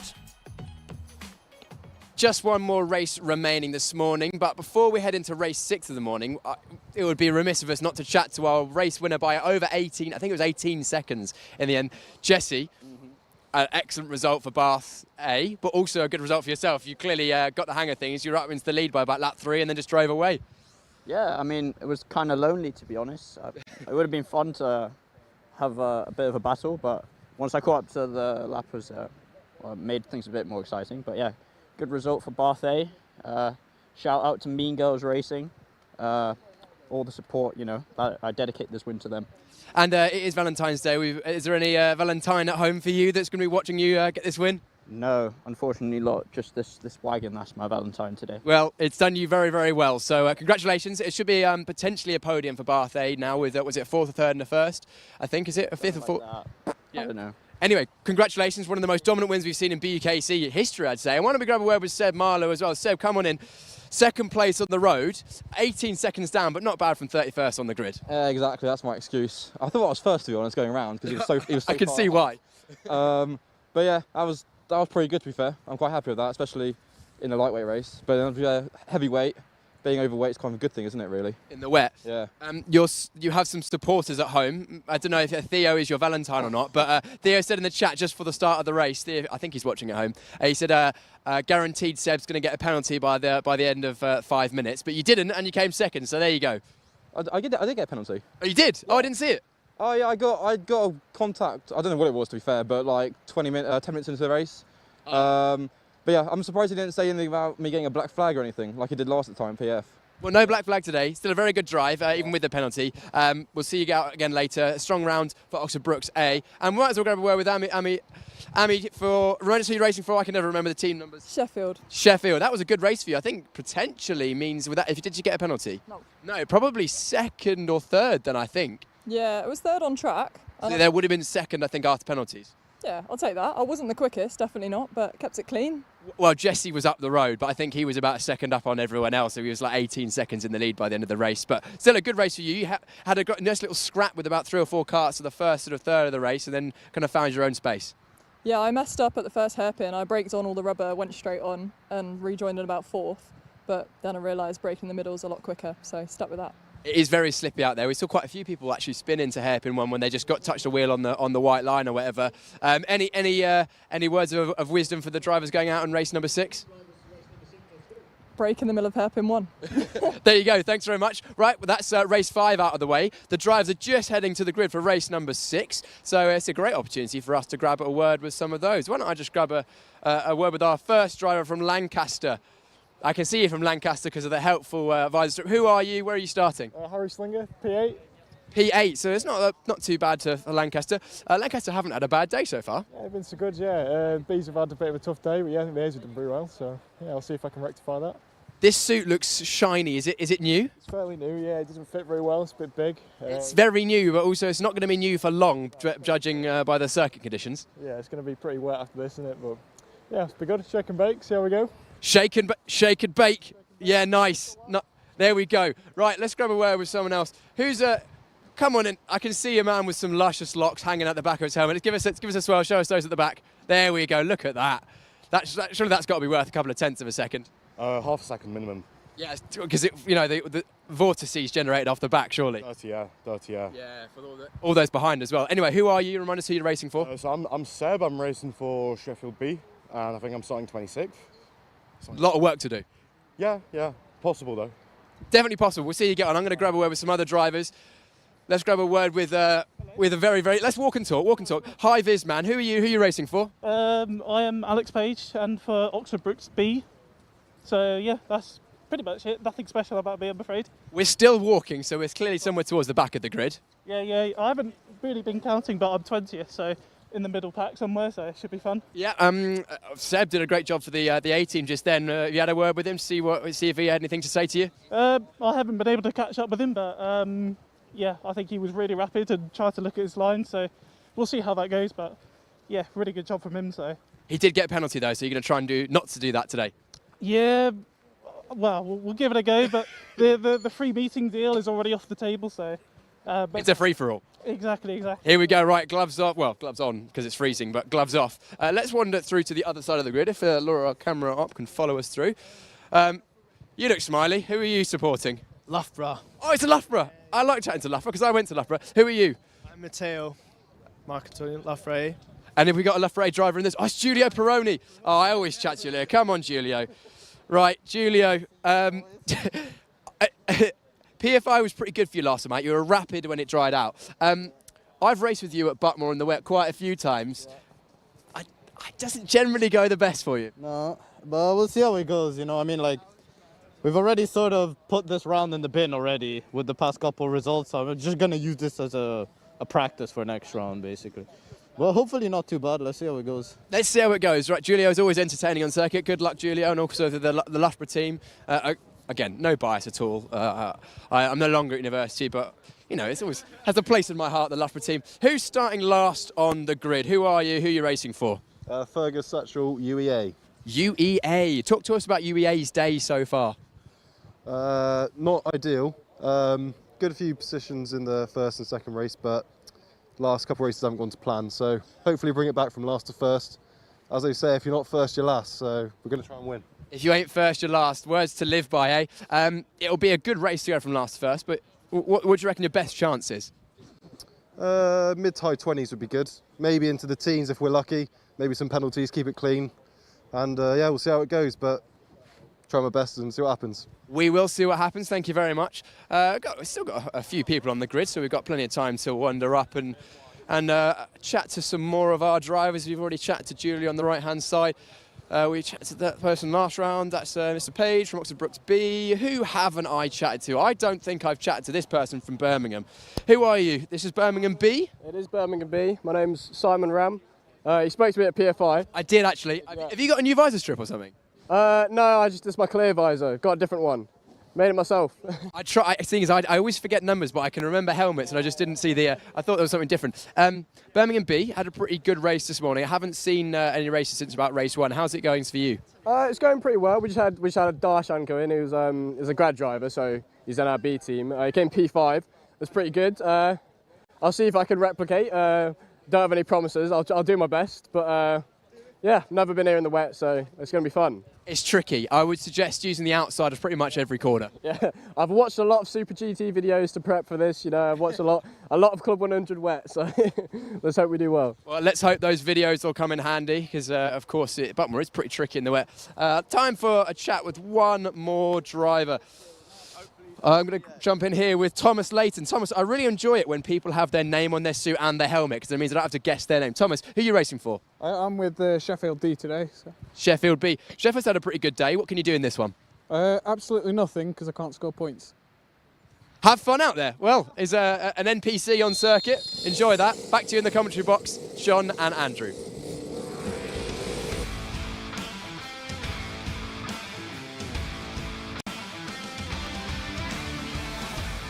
A suitably short interview there for dirty, ineligible drivers. Here's race 6 and the grid for the final one in round number 3. Liverpool B and UCLan A start on the front row of the grid. Portsmouth A have delivered Jaffa Cakes to the commentary box, so that means they're going to win from row number 2, maybe. Joining them on row number 2 is Loughborough A. Exeter A and Surrey A go from the third row of the grid. Sheffield D, we don't count them because it's Thomas Layton. He's not even a student. He doesn't even go here. He's on row 4 alongside Lancaster B. Cardiff B and Nottingham Trent A are on row 5. Oxford Brooks D and Bath C are on the 6th row of the grid. In the midfield, trying to survive on row 7 are Sheffield A and Imperial B. Southampton C and Birmingham B go from row 8. They've got some support. Birmingham A are directly behind on row 9, which is completed by Southampton B. Completing the top 20 on the 10th row of the grid, we find Cardiff A and Oxford Brooks B. Coventry E and Coventry B are on row 11. Loughborough B and Liverpool C are on the 12th row of the grid. Sheffield C and Sheffield B in an all South Yorkshire row 13. Cambridge A still penalty and warningless by at least our glances at the screen are on row 14 alongside Swansea A. Loughborough D and Edinburgh A are on row 15. Going from the back, Brighton B and UWE Bristol A. Manchester A, Reading A and Imperial A. 35 carts in the field. John Ratcliffe, what are we thinking ahead of this one? Last race of the morning, should be an exciting one. Can't leave anything on the table for this one. There'll be some teams that, as we say, are a little bit more relaxed, sort of have it done and dusted with some good points, and it's sort of just, as you said last time out at PFI, it's trying to better whatever your worst result has been through the rest of the day, and that's sort of what all of the teams are trying to do, particularly for teams that maybe it hasn't gone so well for this morning. Trying to better those results, get yourself as high up the table as possible. Now, do you have us some numbers, Mr. Andrew? I do, and the number at the moment is 2. Oh. Because I'm counting this as a not having a clean day. Brunel A got disqualified from the last race for being underweight. That definitely definitely counts. Out on track, but you've run illegally, Brunel. That's cheating. That's you out. So it's remaining with Portsmouth A and Sheffield A, who's both delivered Jaffa Cakes to the box. There you go. I'm just saying. They've appeased the investment. gods. It is. Give us. I was going to say, give us more Jaffa Cakes. Honestly, I think you've got enough. We were putting it out. No more Jaffa Cakes. Actually, no. Doesn't matter. I'm not here for one long. Keep them coming. Yeah, he needs a stockpile for the next few weeks. Yeah. Andrew sadly won't be with us at Warden, so yeah, get more Jaffa Cakes for Mr. Mather's belly. He would love some more up in the commentary box, up in the John Button suite if you want to come and find us in the main building, up in the clubhouse. Should have known I'm observing tomorrow, so you know. If you want to keep the penalty curse away from me in that regard, you know what to do. Yeah, if you're here with us for intermediates tomorrow, make sure you come and see Andrew as well and offer him some Jaffa of the cakes. A couple of drivers testing not only the track limits but the grip out there, as there's another driver doing the same there on the 87 plates. That was a bit of a wide moment there coming out of the final corner. That's Imperial B. They should be on 14th place, but they're at the back of the pack at the moment, which leads me to believe they've probably had a spin earlier on in these practice laps. We did see a couple of people losing it down here at Siam Sweep because, of course, you've got to remember, all of these drivers, unless they're an ineligible who's doing a second race out there on circuit, this is the first time they're going to be in these karts today since last week's racing. They've got these few laps to try and work out the karts again and the conditions out there on circuit, but not a lot of the time to get back underway in these tricky karts in these tricky conditions. Scores on the doors. Southampton A, 180 points from a possible 180. They've won it. That's decided. That's still up for debate is who's going to be on the Prem podium. At the moment, Bath A have got one of those spots. They're in second place on 175. They're done. They're not in this race, so they can't do any more. Manchester A can. They're on 171 at the moment with a second, third and a seventh. They start 33rd in this one. They can go as high as 177 if they have an extraordinary drive through the field. Coventry A are fourth in the standings at the moment. They're done for this round on 164. They can't get on the podium. Teams that can get on the Prem podium will go in order of points they've got at the moment. Cardiff A, 163 secured, could go as high as 175, start 19th. Reading A, 160 secured, can also get as high as 175 but start on 34th. Bit of a long shot there. Birmingham A can also get on the Prem podium, currently sits on 154, can go as high as 176, start 17th. Clubman situation. Door is open slightly. Lancaster A are done for this round. They've got 161 secured. Brighton B are in this race. Start P31 can go as high as 167. Currently on 156. Other teams that can also win Clubman with an extraordinary result. Loughborough D, Coventry B. They're all starting in the second half of the field though. Also for Clubman podium. Who could be on it. Leeds B have got one of those slots at the moment. Coventry E could bump them out, as could Surrey A, Southampton C, Lancaster B, Sheffield B, and UWE Bristol A. Those are the teams with something big to play for. Lots of numbers. I don't remember anything you just said, if I'm brutally honest, Andrew. We are going to be going around again, though. So another lap to relax and take in all of that information before we get the last race of this morning of round number 3 underway. And it's sure to be an interesting one out there on circuit. All the drivers just funneling their way round. Of course, we're going to do the little loop that doesn't look like a loop, like a potato, as Andrew mentioned earlier. But the nice little loop that you've got here at Buckmore Park means we can cut through, save a bit of time as we come round to try and actually get a race start done and dusted here for race number 6. It will be Liverpool B and UClan A. Number 18 and number 17 on the front row of the grid. They're going to be leading us away to the green lights.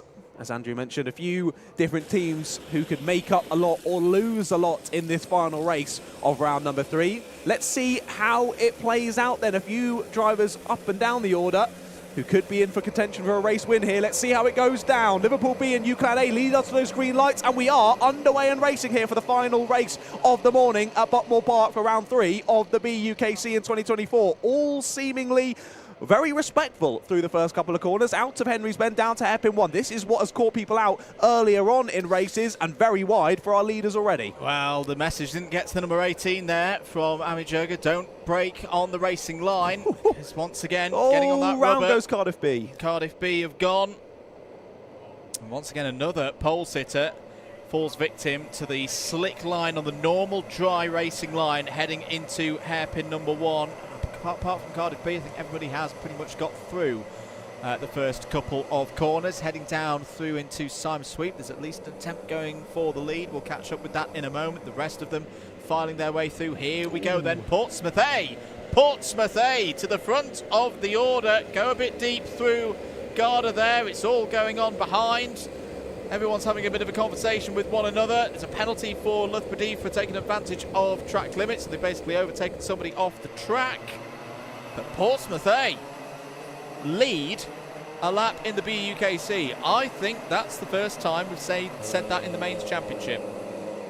I was going to query exactly that. Brilliant start from the number 62, from third on the grid, so a good starting position, but still had to do a lot to make their way through past a few drivers, and now into that leading position. Lots of scrapping still going on throughout the order. Big slides down in that final pack as they head through Henry's Bend, but all holding it together and all facing in the right direction as we come through on lap number 2. Round the outside slide there from Jensen Davis of Cardiff A sees him take a position away from the number 77 of Bath C. And it's all swapping, continuing to swap through the front end of the order. Portsmouth A was still leading when they came across the line by half a second of Loughborough A, which of course you've got to remember is technically their B kart. Now here's Exeter. So Exeter have got through on Loughborough then. Yeah, Loughborough there in third place now. And Exeter A trying to find their way to the front of the field immediately on this one. We've seen them have a good race earlier on today. Get some good points in the sharp end of the field. They're doing a good job of it in this one so far as well. All over the rear bumper of the Portsmouth A car as Exeter A take the fastest lap of the race. Don't think about it just yet down into the first couple of corners. They know they've got a lot of time left in this one. And not too many people challenging around them for these top positions. Of course, the number 1 plate denoting the championship win from last year. However, they can't find a way past Portsmouth A just yet. It was mentioned to me as Portsmouth brought Jaffa Cakes to the box in the interlude before this race, and I said to him, I think you're looking good on the penalty front, and he went, yes, but we have our quote black flag driver in next. But no black flags at the moment, running well at the front of the order. Sam Hampshire pushing along there as well for Exeter A, another one of the team members who's stayed in since last year. 1872 going side by side. This is for around 8th place. As change for the lead, Exeter A have got past Portsmouth A then off screen as they cross the line. Those two flip around positions, so Exeter A still with the fastest lap. Now 4 tenths in the lead as well, and there we see our leaders, the number 1 to the front of the field. They're coming back, our Portsmouth A, not giving this one up. It's Harrison Collins in for them at the moment. But he is the black flag driver, is he? I mean, it was his teammates' words, not yeah, exactly. ours. That's not ours. 4 minutes gone in this one. Couple of things coming in. I don't know if is that a repeat showing of advantage by track limits. Well, I yes, think it is. Yeah, it is a repeat showing of track limits advantage by Loughborough D. I think that was on the first lap for Loughborough D. That was. Who's making nice progress? You can see Imperial going up the order, up 5 on that last lap. Brooksby and Birmingham A also improving through the field. I've got one, but I don't want to be biased. Go on. Down the inside go Cardiff A, take another place up to 6th from 19th on the grid in this one for Jensen Davis. He got 2 second places at PFI. He was absolutely flying, and he's replicating that again here at Buckmore Park. Well, Cardiff A need a good result from this one. And they're putting themselves right in there for podium talk. Let's actually have a little bit of a review of that. Manchester are up to 14th. They need at least 6th or higher to be improving on their score, so that does nothing for them. Cardiff need to improve, well, and already are. 13th is going to become their drop score with this at the moment. With them now up to 6th place, they'd need 2 more, yeah, because they would lose a tiebreaker with Manchester A at the moment. What are Reading A doing out there? As the number 7 looks down the inside of the 17. Nice stuff from Cardiff A. That's another position. Tries to fight back, does UClan. That was following Surrey A through, who got UClan on hairpin number 2.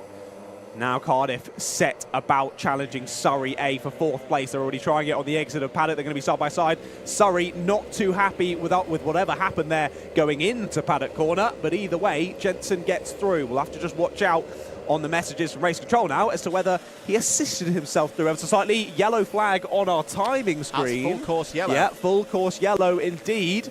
So something's happened out there. This is going to neutralise the racing action as of such.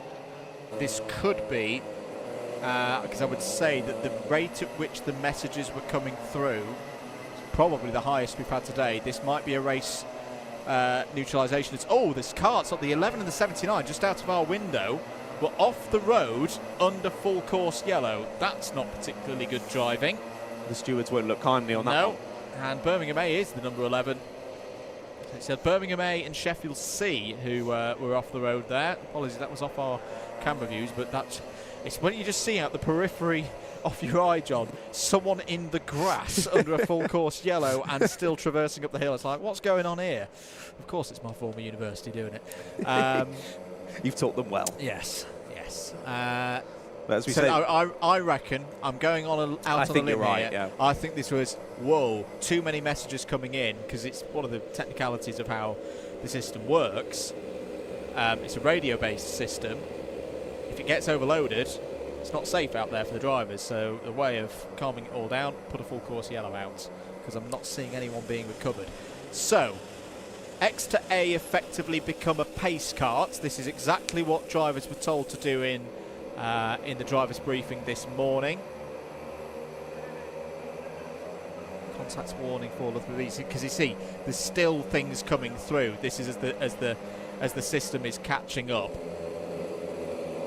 Indeed, yeah. Just gives a bit of time for everyone to calm down a bit. Not only the drivers, but also the stewards and marshals all out on circuit, making sure that we can go racing and go racing safely. And there is the calm down board being shown to every driver. So I think your hunch might be right, Andrew. Yeah, Barnaby, our clerk of the course here today. That's a pretty clear instruction from Barnaby. Very experienced clerk of the course in the BUKC and Club 100, and doesn't mess around, and quite rightly so. Safety is the paramount point here. Now this is far from ideal for Exeter A at the front of the order. Well, I do want to give a bit of an insight into this from having done a bit more observing. When you're trying to remember kart numbers, what they did, if it was contact on someone, who it was on, and if you can't get that call in because everybody else is having to make the call, and then you see a second incident and a third incident, even your own bandwidth can go, I can't actually handle all this information, which then isn't fair for the whole competition, is it? If you there's so much stuff happening in front of you because the driving standards aren't great that you can't remember and call everything that you see out there on track. The person who does the third incident might get missed, and that's not fair. Not fair on anyone. Are we going back to green flag racing just yet? Nope. Still yellow flags. We go on to another lap. Some good insight there from someone who has obviously done it quite a bit as well. And unfortunately, we did have this in qualifiers a couple of times where it was just like, whoa, there's a lot of stuff happening out there. Yeah, 60 minutes remaining. The clock continues, of course. Exactly, yeah. Clock continues to tick down, and that could benefit the leaders. So obviously, you've got less time to be overtaken, but equally, Exeter were building out a nice gap out front, sort of dragging Portsmouth A with them, and they had a good few seconds back to the likes of Loughborough, Cardiff, Surrey, UClan, all coming through the order. Drivers who are very quick, who now might start to put those leaders under a bit more pressure than they were under beforehand. That will just be, I think, mainly hinging on how long this full course yellow does go on for. A team this is really not good for is Brighton B. So one of our teams that could win Clubman are currently stuck down in 35th place. And losing time, and they can't overtake because we're under full course yellow. So it's looking pretty good for another Lancaster A win. Just trying to look, where are Coventry B? They are 27th. Yeah, that's not going to be the kind of score that wins you. It's at the moment, it would be Lancaster winning in Clubman again. Full course yellow ending is the instruction on our screens. Everyone is in one long 35 karts train, and we will go back to racing. Effectively a 15-minute sprint. Controlled by Exeter A. There's the green light, and away we go back to racing speeds with Exeter A leading for Portsmouth A. Straight down the inside is Collins for the lead of the race. Beautifully done by Portsmouth A, but back comes Sam Hampshire. There's a bit of contact between the two of them. To the inside goes Collins. He's learnt the trick of how you lead through turn one, and through come Cardiff A as well. Cardiff A up into second place. Really well read. 2 drivers diving to the inside, though, could all close up on the exit. They all managed to hold on to it. Rejoins the racing line as the number 1 of Exeter A. Retakes that second place. They just lost out on the lead. Managed to get back into second. Cardiff A funnel in third, led by the whole rest of the field now as we get this full course yellow back and restarted. And I think, actually, to be fair, all drivers again being relatively respectful. Yep. The cone penalties come through for Liverpool B, but that's about it. As indeed, 13 minutes and 50 seconds to go. That was a properly good start for Portsmouth A. Contact warning for the 11 of Birmingham A. They will have a good couple of races here at Buckmore Park. They just can't string together 3 good results around this place to get a good score in the championship. It's their Achilles heel year after year, it would seem, for Birmingham A. Yeah, consistency is key in the BUKC. A little wrap to go on. Couple of track limit warnings coming in. The number 77's coming down the inside, hooking to the inside. That's nicely done by BUKC. I think it's Paul Sim. It might be Paul Simard in for them at the moment, judging from that race suit and helmet combo. It is indeed. Round goes Thomas Layton, full 360, back on the road. Hopefully he's got a GoPro on. That was awesome. Ineligible for Sheffield D in this one, the Zesty Drink Racing driver. But putting on a bit of a show for us out there. So he said I didn't talk about him too much at PFI. He needs to do more of that. Yeah. It attracts the attention of the cameras. Penalty for Swansea A out there, contact, and a contact warning as well for Exeter A. Indeed, they've got to watch out for that. Those warnings for Exeter A. They're in a very good spot right now, but of course still surrounded by different karts. A difficult place to be in when you're so high up the order. But holding on to it nicely. 7/10 off of the lead still. Portsmouth A, what a brilliant restart to the race that was. Immediate dive bomb to the inside. A really nicely weighted move. Got it done early on and already have a nice little bit of a gap to Exeter A. These 4 drivers thought might be coming together there on the exit of hairpin number 1. All managing to just about avoid each other. Indeed, it's close and compact out there. A few more penalties coming through. I think there may be a rebriefing after this one. I can feel it in my bones. Swansea A, a couple of them. Edinburgh A, Sheffield C, Birmingham A. As mentioned, cone penalty as well for Liverpool B. There's 11 minutes and 40 seconds of this one remaining. Just checking through as well. Manchester up to 9th place. Again, that's not a score improvement at the moment. So, if the result was to finish like this, Southampton A, we've already stated, won the round. 2nd place would be Bath A. 3rd place would be Cardiff A now. Big hauls of points. We're Reading A at the moment in all this. They were 27 before the full course yellow came back in. They're up to 19th. They need more than that. They need a good 10 and more positions or so if they want to put themselves back in podium contention in this race. Brighton B getting on still plumb last. Wide there's the number 6. Really That's wide. Manchester A. That's going in the wrong direction, John Ratcliffe, if they want to get on that podium. Yeah, nearly collected a kart as they slid there all the way to the outside. Nothing they could do, trying to just keep their kart facing in the right direction. Managed to avoid the driver on the outside line. Thank goodness for whoever that driver was. The 27 now just in behind them, trying to make the most of the slipping and sliding ahead as well. That's Swansea A. To be fair, they've had a good race there. And knocking on the door of the top 10 now. Started down in 28th at Swansea A. So a good race from the other Welsh team. There's a move down the inside from the 22 down at Garda. Edinburgh A trying to come through despite a couple of penalties in this one. I think that Edinburgh A penalty that's just come through on the timing might be a repeat from what we saw earlier. A contact penalty down the inside. That's for 2nd place. Cardiff A make the move on Portsmouth A. Portsmouth A trying the up and under, but that means Exeter A had already got through. So big changes at the front then. Exeter A back to the lead of the race after that absolute send on the restart from Portsmouth A. They dropped to 3rd place, but Jensen Davis for Cardiff finds himself in 2nd now with the fastest lap of the race, a 1:08.1. Beautifully done by Exeter A. Tell you who else is having a really good race here and possibly putting themselves into a class podium. Surrey A, look at them up there in 7th place, only 8 seconds off the lead. What are they trying to improve on? They're trying to improve on a 28th. So, you know, a net definitely gain of done 21 that, yeah. points. That's a good move from Surrey A. Not too far from their neck of the woods here at Buckmore Park. 9 minutes 15 to go. Coventry B, I think, are the other team on the move from where they were under the caution. Need maybe 5 or 6 more positions to get back into, I think, around 150 points to get on the club and podium here today. That's what you're going to need for round 3. Still very tight in that run from like 7th place downwards. You've just got to keep yourself in there, I think, the next 9 minutes. Is that a mini commentator's cursing you there? Sorry, A dropped to 9th. 7th to 9th on that last lap. Trent slipped through, slowed at Edinburgh into 7th and 8th respectively. And here we are looking at that. That's Edinburgh A on the 22. Late dive to the inside from the number 6 of Manchester A there. Squeezes their way through. Just about. Gets it done, back down the inside. Tries the 23 there. Surrey A trying to fight their way back past. It's not quite going to happen though. The number 6 of Manchester do take the position. As you were saying, this gaggle from, what is it, about 7th place downwards of Trent A.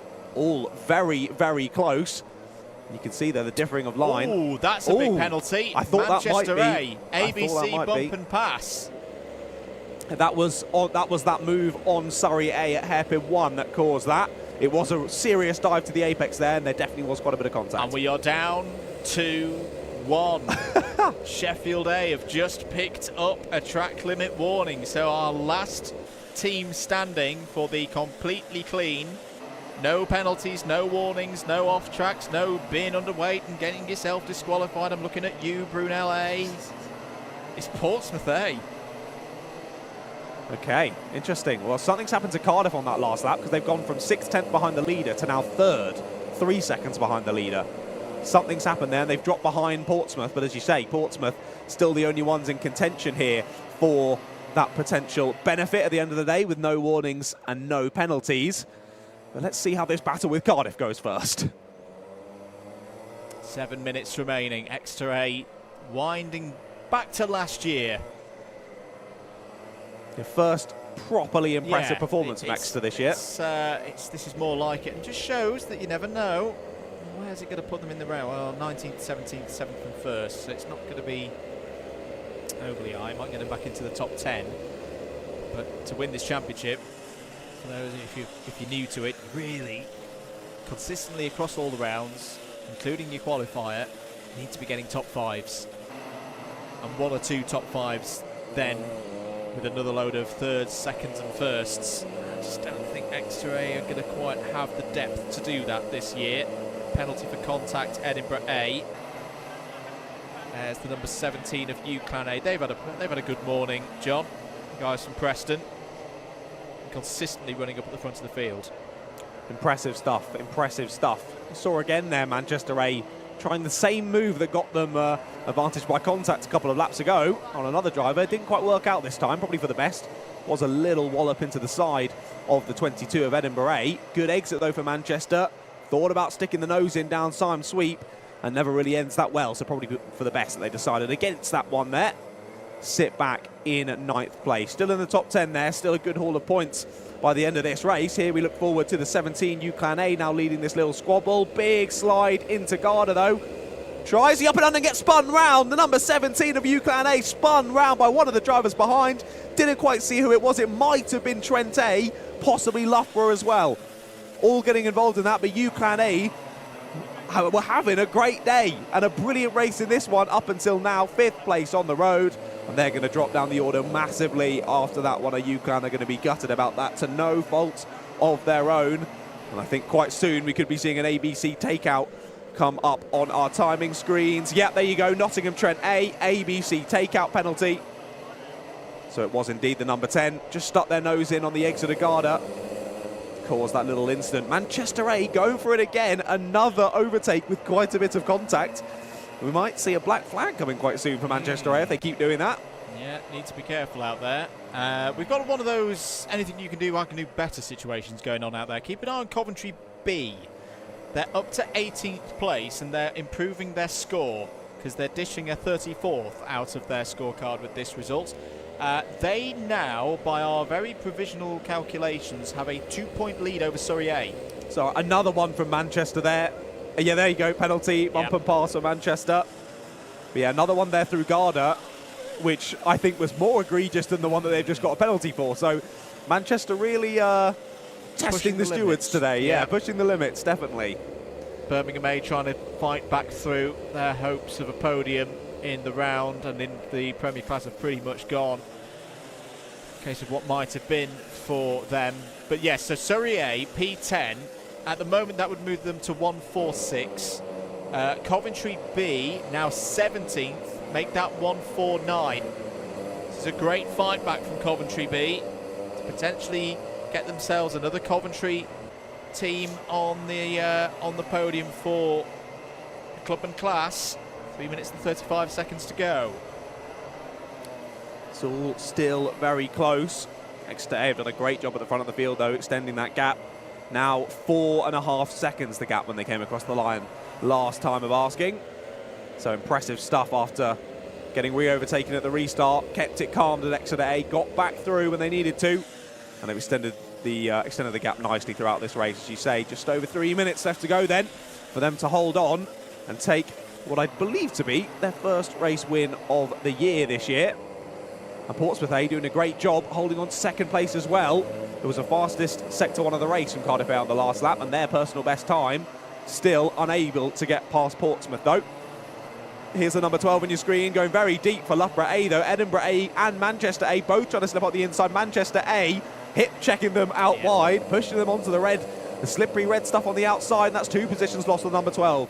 Tries the inside line there, does the number 10 of Nottingham Trent A, but it's not going to work out. They feed back into single file. Yeah, I think that was okay from Manchester A. They held their line, and it was one of those where driver on the outside was trying to come in, and it's like, no, that's not going to work, not on a day like today. I think that's a repeat showing of the penalty for ABC takeout, so it's not an additional one for Nottingham Trent A. 2.25 minutes to go.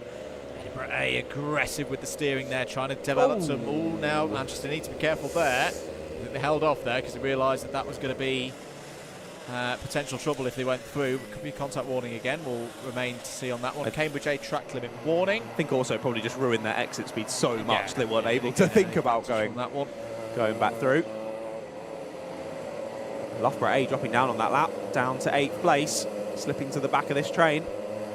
1.5 minutes left to go then of this morning's racing. This is still your highest battle that's probably unfolding on circuit at the moment.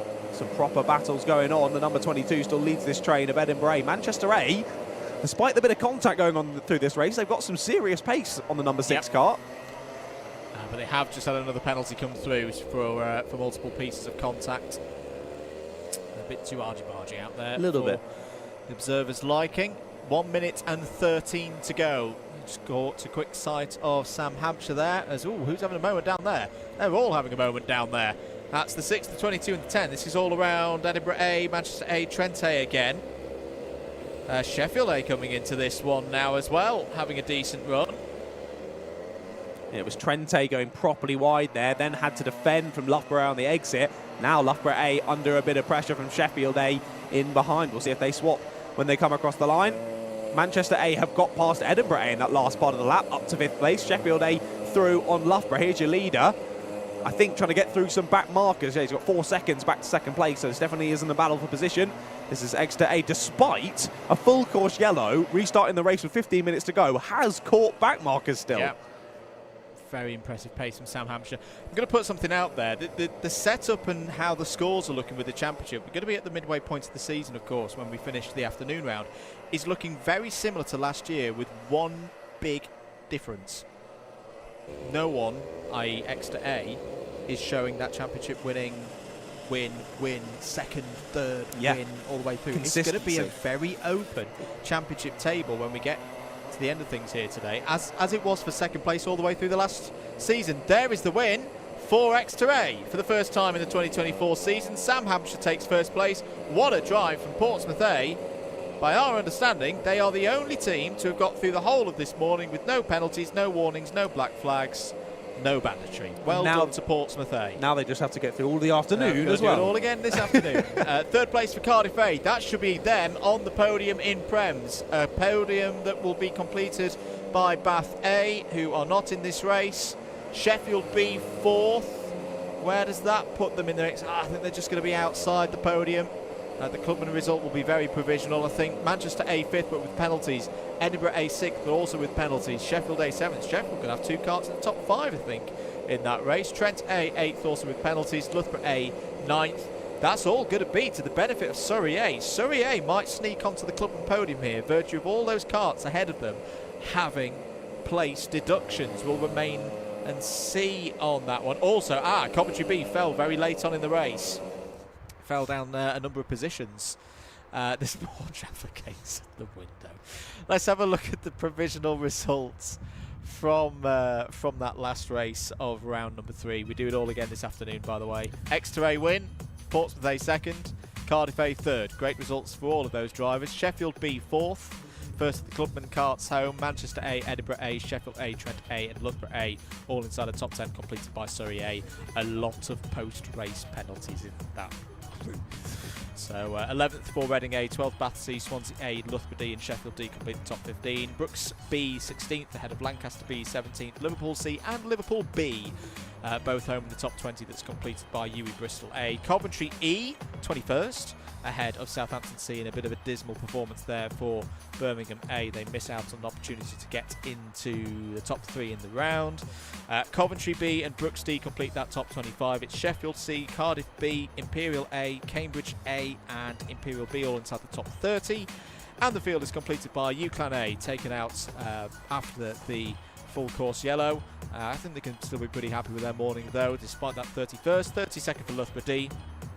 And then off the lead lap, Birmingham B, Southampton B and Brighton B. I'm going to hand over to you, John Ratcliffe, to do the handover to Peterborough. What a brilliant morning of racing, guys. Don't go anywhere. We've got a full afternoon of racing to come as well here at Buckmore Park. But let's hand down to Piers to speak to a few more of our drivers.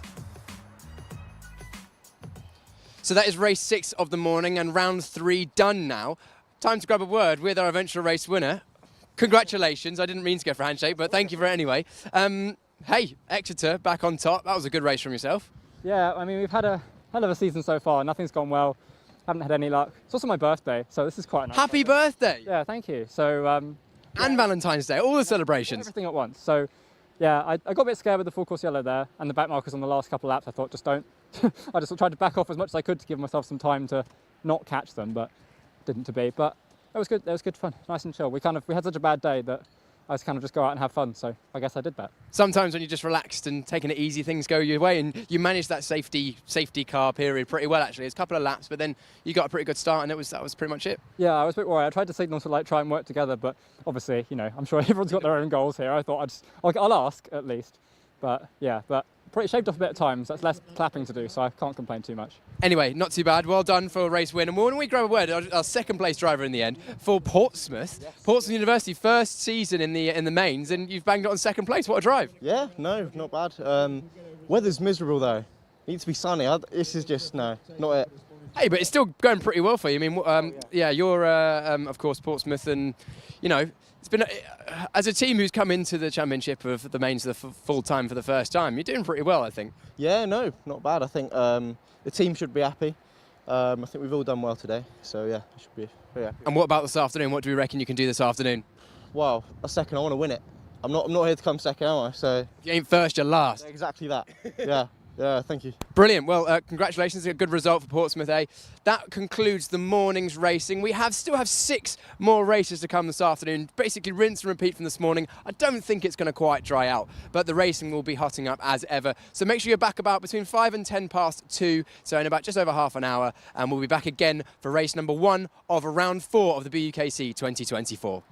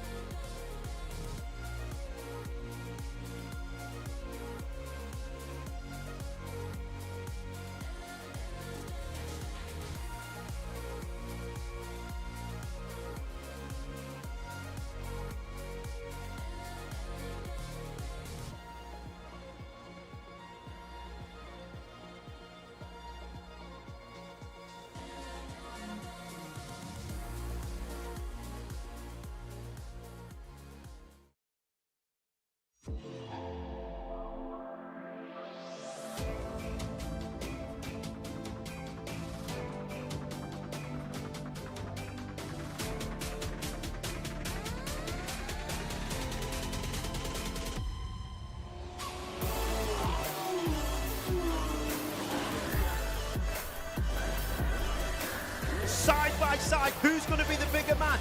Oh, big off! Straight in the gravel trap, both cars out. Is it going to work for Sean? He slides up the inside, he's getting very close, he's not made it. Have you ever seen a championship decided like that?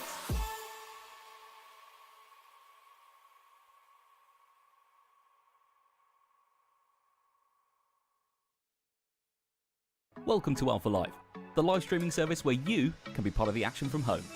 You can watch via your smart TV, phone, tablet, or even your gaming console. We've got you covered. Just head to the YouTube app on any of your devices and search for Alpha Live. Here you can watch all of the events as they unfold, or you could choose from our vast library for those lazy days in, all in beautiful HD. Be sure to hit that subscribe button and click on that notification bell so you don't miss out on any future videos.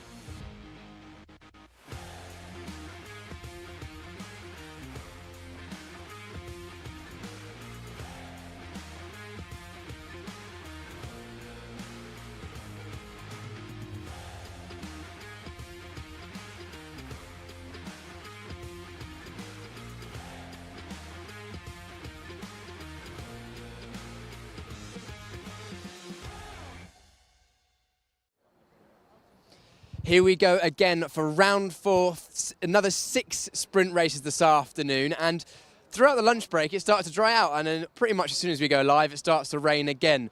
We're going to take you through the grid for the first race of this afternoon, starting at the back this time because, hey, why not? And let's start with a driver that had a good race this morning, Mr. Flashman.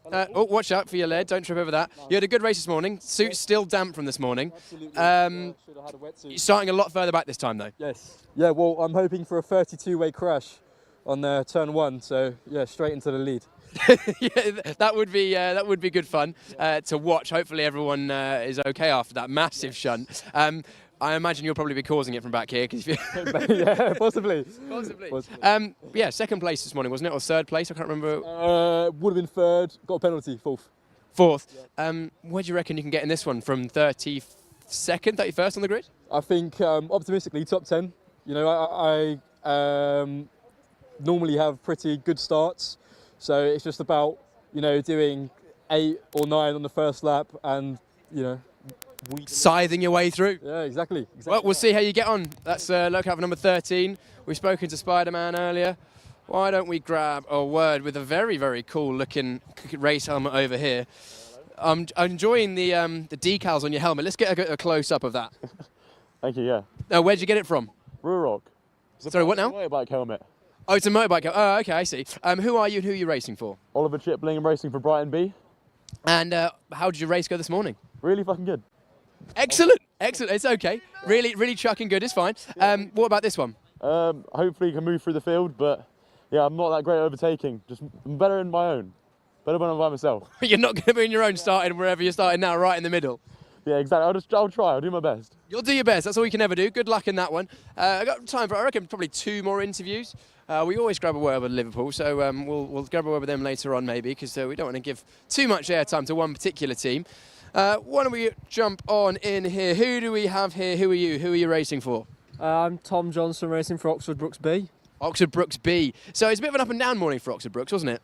Yeah, quite a few penalties. From yourself? We don't talk about that. We won't talk about that. Let's look ahead to the race. What are you going to do differently this race? I don't know. I think it's going to be quite a steep learning curve because it's very different conditions to as it was before. So I'm just going to try and adapt as quick as possible and see how it goes. Well, adapting, I think, is probably going to be the thing that they need to do. We've got one more driver just getting ready at the back of the field, which gives us a bit more time to grab a word with a driver with luscious locks. How are you? I'm good, thank you, yeah. Who are you racing for? Who are you? I'm racing for Sheffield, I'm Holly. Sheffield? Sheffield C. So. Sheffield C. How was your morning this morning? Not so great. I was doing a ballerina impression for most of the race, so yeah, trying to improve on it this time, kind of learn from the guys in front, and yeah. Very elegant though with your pirouettes. Oh, I was trying my best, yeah, trying to look as elegant as I possibly could, but yeah, hopefully less of that this time around. So.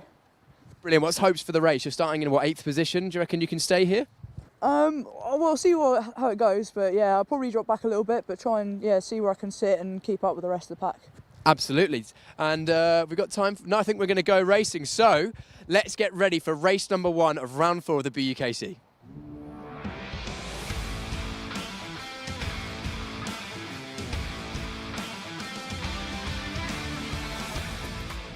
Thank you very much, Piers. Welcome back, everyone, for round number 4 of the British Universities Karting Championship season for 2024. Let's go ahead then to race 1. No warm-up laps on this. We've got to run through it pretty quickly. Warwick A and Bath A line up on the front row. Behind them are Cardiff B, Coventry A, Leicester A and Surrey A.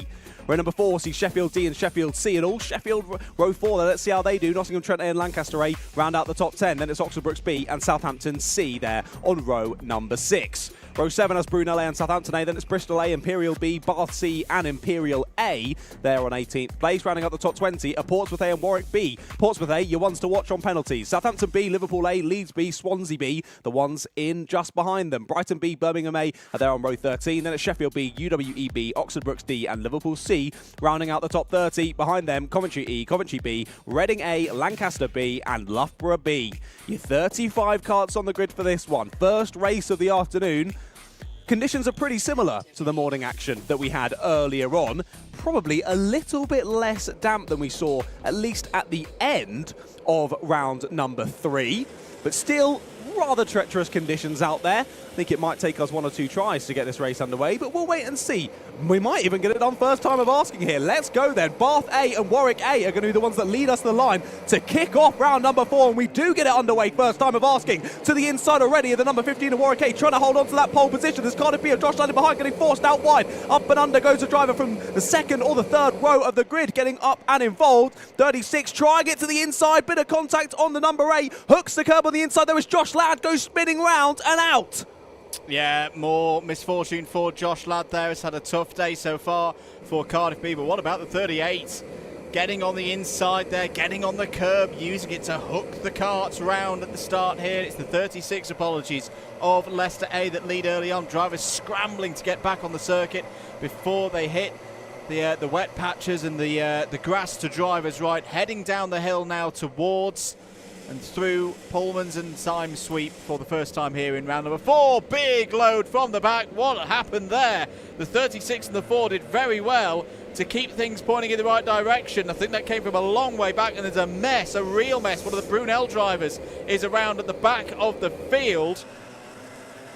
Well, it's just all about survival in the early stages. I heard a few drivers at the lunch break saying, yeah, it's just get it through the first 2 laps. Forcing driver wide penalty for the number 4 of Bath A. Not a good start for their round 4. So Leicester lead, Warwick second, Bath third, Coventry fourth. Surrey A have had a good start as well, up there in 5th place. That is your order at the end of lap 1. Everyone's squirming through the first hairpin once again, because once again, you know, we've not had the karts running around for the last half an hour, so the track temperature's cooled a little bit. Maybe had a bit of more drizzle during that break as well.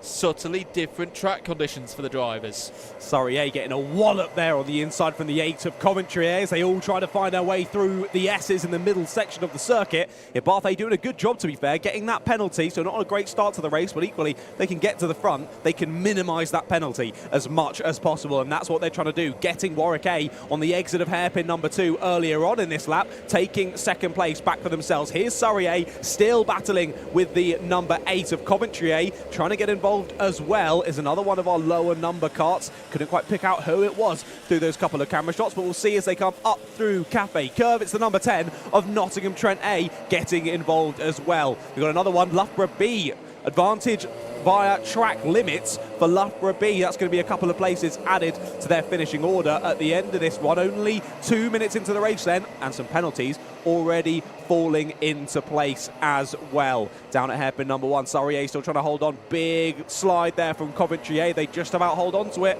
but now they're under pressure from the cart in behind. That is the number 10 of Nottingham Trent A. So they slip back behind Coventry A at the beginning of this lap. Just in behind them, the 97 of Sheffield D. However, we have already seen a couple of times today that the Sheffield D did have some ineligible drivers in. So either Sheffield D are having a blinder, or we've got another ineligible in this one. 22 minutes to go then. I can tell straight away it's ineligible. Yeah, I was thinking so, but I thought I'd be nice and assume that maybe they were just having a blinder. But yeah, thank you, Andrew. Keep your comments coming in. Keep your interactions on social media coming in as well. We've been having a good look at them through the course of the lunch break.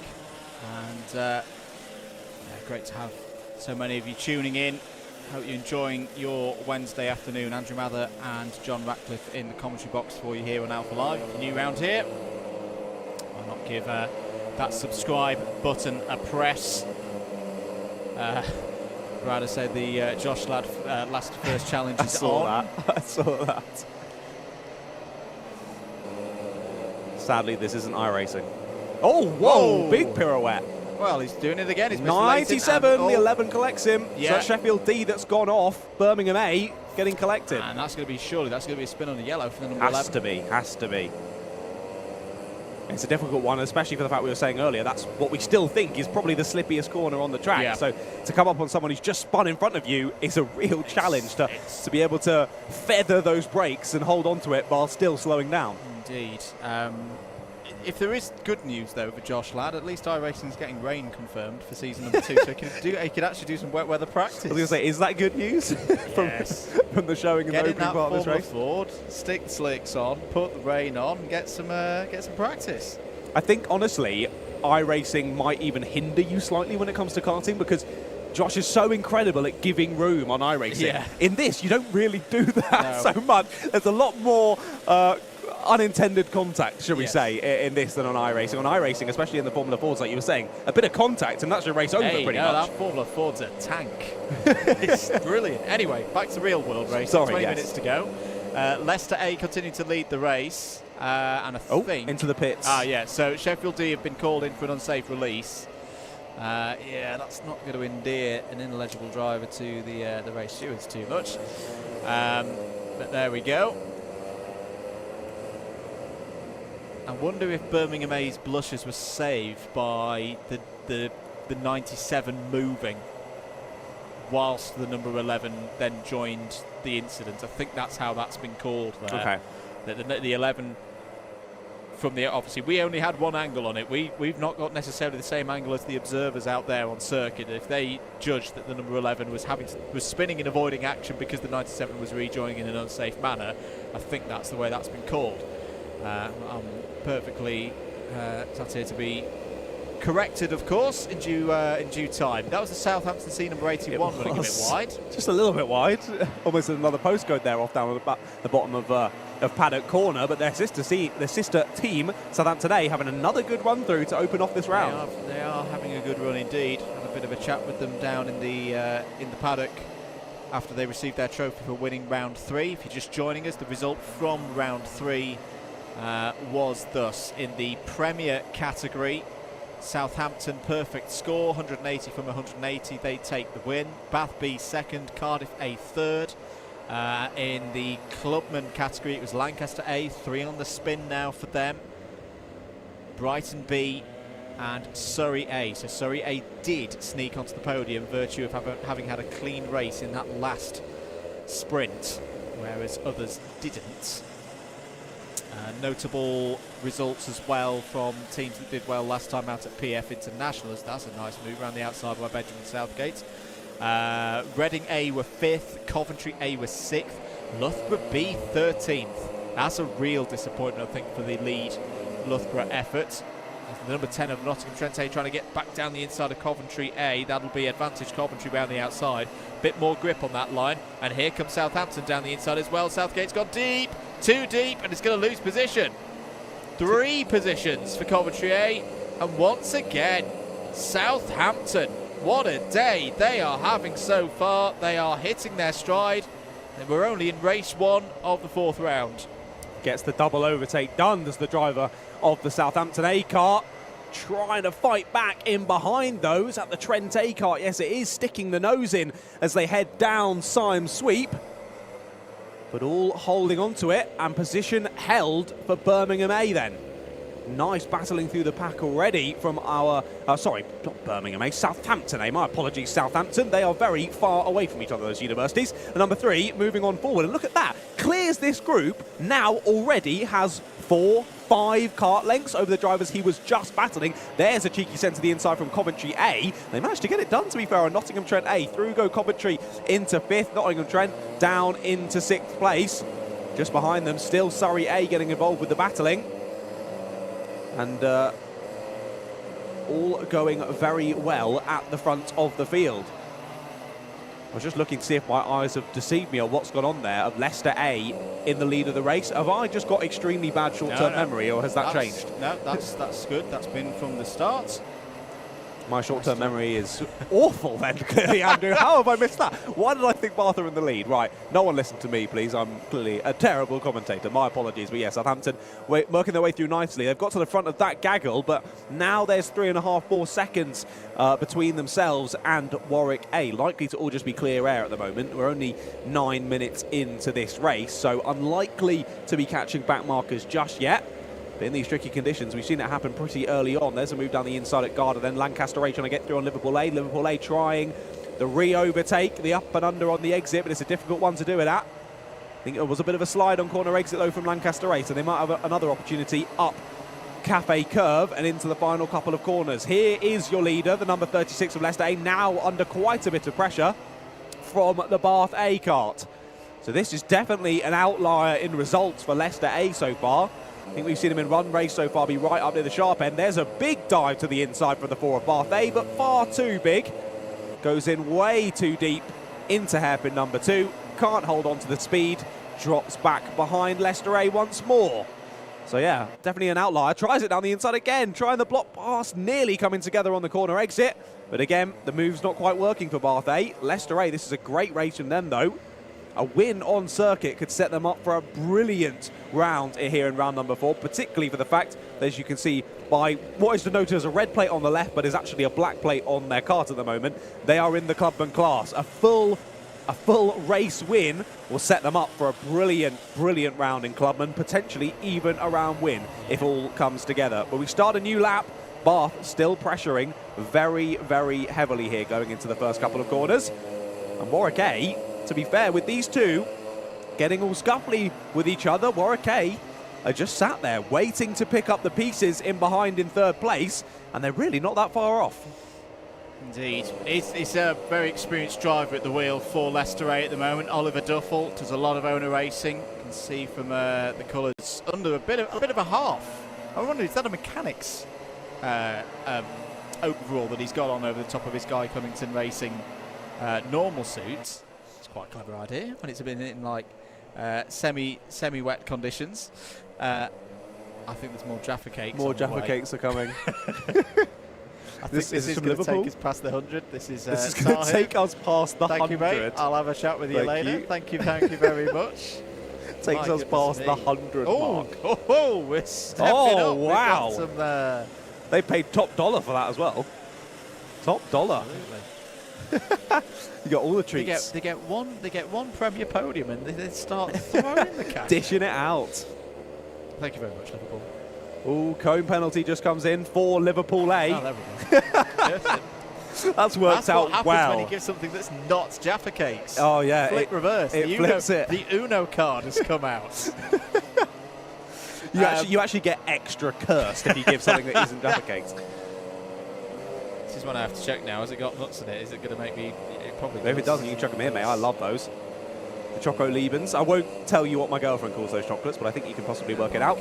Number 8 to the inside there. This is a great battle. Coventry A trying to get to the front, squeezing to the exit there with the 10 of Nottingham Trent A. Nottingham Trent not too happy about that. Behind them, still side by side as well. That's Surrey A in with a nice battle. Up and under tries the driver that was with them though, and they're going to continue side by side down Symes Sweep. I think that's the 30. Yes, it is of Lancaster A. So this is your battle for what's currently third place in Clubman on track. Now there's a bit of a bump there, but is the number 10 going to stick down the inside there? Yes, they are. A penny for Benjamin Southgate's thoughts right now. Whoa! We're halfway through. As round there go Nottingham Trent A. Now, was that a little bit of afters? Was that a little bit of afters? I'm going to have a little look at that back through the medium of rewatching the stream as a replay monitor. Get back to you on that one. All right, well, we'll get back to Andrew in a few minutes with a decision on the previous escapades of a few drivers there out on track, but we continue to watch this battle very closely. It's super close between all these drivers. I think the closest battle at the sharp end of the field that we've had all day, really, between a number of drivers late in once again, up and under from what I believe to be the Liverpool kart. Yes, it is on the 32. So the 32 gets back through on Coventry A. Coventry A showing a nice amount of pace in this one. And Southampton, who cleared them only a few laps ago, that last time over the line, 6 seconds clear of this battle. Only 5.5 seconds away from the lead. Don't count Southampton A out of this race just yet. Nope. They could be on for another win today here, ladies and gentlemen. Late dive to the inside from the 30 of Lancaster A. Can they hold it off on the exit from the number 8 of Coventry A? Bit of squeezing to the exit. Coventry are trying to hold their car in there. Big slide from the 32, from the 30 of Lancaster. They're still side by side as we come up through Cafe Curve. Who's going to get it down to the first corner? Just about it's going to be the number 8. But it's not going to stay this way, because hand in the air, that is because the number 30 have received a black flag, 2 ABC penalties. That's going to be them into the pits for a bit of re-education.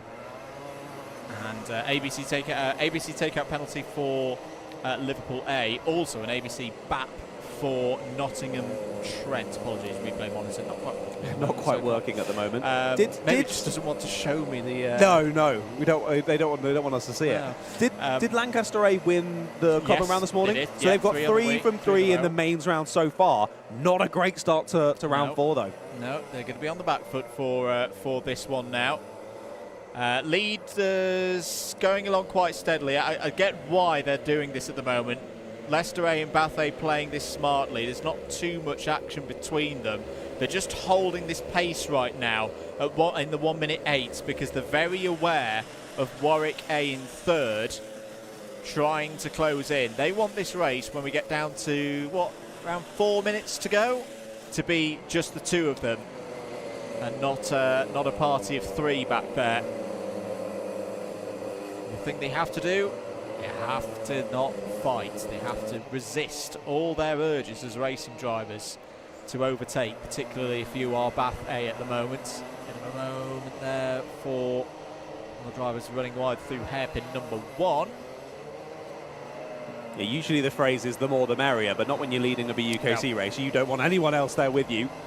But yeah, if you can minimise it to just the two of you, that's only one person you have to try and beat for the win. If you start battling now, more people get involved, more opportunity for you to lose that race win. So Leicester A and Bath A doing the smart thing at the moment, just pushing each other round the circuit, trying to gain as much of a lead, as much of a gap back to Warwick A and Southampton A as they can. But that gap for Southampton A continuing to diminish. It was 5.5 seconds. Now it's 4.8 seconds with 9 minutes to go. Yellow flag down at hairpin number 1. I think that might have been a spinner on the exit. And hopefully that yellow flag goes in just a moment's time. Nice little switch back there from the 77. Good move. Leaders are going to catch this lot. Yes. Leaders are going to catch this lot in the next couple of laps. So this is really what's going to decide the race. And again, that's why they're working together at the moment, and they're almost in a bit of a peace treaty between Leicester and Bath right now. They want a buffer. It is so hard to get past the back markers today. You want 4 or 5 seconds to keep yourself well clear, get through the traffic, not lose your position, and then let the next group behind you have to suffer the same fate. But as we've discussed before, it's never as bad if you're 3rd or 4th, because by that time, when you're coming through, the back markers are more aware of you than perhaps when the leaders come through. Exactly. It makes it a little bit easier. And that's the challenge when you're coming up and through. Here we're looking to the battle though. This is the battle for the lead. And still Bath A following Leicester A for the moment. That gap back to Southampton is down to 4 seconds now. Still closing in ever so slightly. Is it quickly enough though? How well will Leicester A and Bath A get through these back markers? And as you say, should be a bit easier for Warwick and Southampton. The 55 has gone for a little spin. That's Sheffield B from 17th place. That was a good finishing result for Sheffield B there. They're going to be frustrated with that one. Right, Oliver Duffel, let's see what you've got in terms of overtaking the back markers in the BUKC, because this is where races can be won and also lost. That was a pretty good one straight away. Dominic Roberts goes to the outside, coming down through Simon Sweep and Pullmans. 7 minutes remaining on the clock. It's actually done very nicely there as Duffel. That was a key move. It's a brave one down the inside into Simon Sweep. There's a bit of trust that you've got to put on the driver on the outside not to turn in. Yeah, but that was good, and he's got a bit of a gap now. It's going late on the brakes to put yourself in a position where the driver you're overtaking knows you're overtaking before he starts to turn in, but also not braking enough where you go in too deep, end up on the paint on the other side, go spinning off. Yeah, exactly. So it's such a fine margin, and yeah, the Leicester A driver did that absolutely perfectly. Swansea B have had a contact, multiple pieces of contact penalty. Just to note as well, I have confirmed it with race control, where we are correct with our assumptions on the front of teams getting through the whole day without a warning, without a penalty, without any bit of annoyance to race control. One team out of 53 remains clean from this morning, and it is Portsmouth A. The prize for them, if they can do that all over again this afternoon, is Nottingham Trent A run very wide there. They're going to lose position to Southampton B. They get a free race in the Club 100 Endurance Championship. And I'll remind myself to the tune of how much that is worth. I want to say it's about £600. So it's a good prize. That's a sizable prize, yeah. Fair play. It is a sizable challenge to be able to win that prize, to be fair. So understandable that it is such a good prize that JB's putting forward. £595 wow. is an entry for a full seniors team. You know, people with jobs. Yeah, I mean, I've got a job and I don't think I can afford that. 5.5 minutes remaining on the clock. There's the number 32 across the line. Liverpool A looking for a stronger run this afternoon. Went a bit missing in action this morning, I thought, but the team that got on the podium in the overall standings a week ago at PF International. We know they've got the speed. If it just dries out a little bit, that could help them. 5 minutes remaining. Indeed. It's all sort of by design been quite chill at the front. They've had an unofficial truce of Leicester A and Bath A as they head through the traffic. Obviously, if Bath A can make sure that they're close enough where in the final moments they are able to think about a move, that's where they're trying to put themselves. But sticking with Leicester A through the traffic could prove difficult as well. We saw how quickly the driver on the 36 scythed through some back markers, but over the start-finish line last time around, it was only 0.8 of a second, and that gap, Southampton A have got through on Warwick A for third place. Now that gap only 3.4 seconds. They're crossing the lap time now. Now it's up to 1.3 seconds between Leicester and Bath, and only 2.5 back to Southampton. But this is going to be the difficult lap now for Oliver Duffel, because he's now catching traffic that is a mix of those 1-2 seconds off the pace, but also quicker drivers who've had misfortune now recovering back through, and it gets more difficult to pick a way through. He's found his way past the 89 and the 79 on that front. Every time you can put a couple of karts between yourself and a chasing driver behind you, you get a step closer to winning one of these races. But this is the thing, the 30, the 40 fighting ahead. All of these drivers are in their own races, perfectly obliged to have their own battles out there. But this has been impressive from Oliver Duffel so far, just holding back. Sometimes you see newer drivers who step across from owner racing be a bit too eager. They dive in. It's a different style of racing to what you'd get in club level owners or British Kart Championships, for example. Both of them are doing really well here. This is still on the cards for both Leicester and Bath to take a race victory to start off round 4. 3 minutes remaining. Yeah, not long now. As you say, the Leicester A driver, what a job he is doing of getting through the traffic. Really, really impressive watching him place that kart and giving an idea to the back markers he's overtaking. I'm here, I'm faster than you, I'm coming through. And that's exactly what he's done so far. As we say, continuing to hold that gap. It was about 1.8, now 1.5 seconds. The gap back to this kart, the number 4. A little bit wide then already, now under pressure from the number 3 of Southampton A. Yeah, interesting to see how Southampton play this, because there's not a lot of time left on the clock. What does Sam Heathcote do? Does he try and push through for second place, or does he work with Dom Roberts in the Bath A kart to push back up to Leicester A? No, I think it's fully focused forward right now. Just get past. He's caught them up under his own steam for the rest of this race, so might think, well, I don't need you, I can do this on my own. But as you say, only 2 minutes on the clock, not very many laps left to go in this one. Still hasn't managed to find a way past Bath A just yet. I think that lead could have scampered just a little bit too far away now as the gap extends to 2.3 seconds. Could be a chance. Big wide moment. Oh, well recovered there by Roberts. Thought he'd gone too deep there and was going to be weak off the corner. He's managed to get a kart in between himself and third place. This is all good news if you're supporting Leicester A, because they're pulling off the front now. Penalties coming in, but not for key runners in this race. Lancaster A have had a bit of a race to forget in this one. Another contact penalty for them.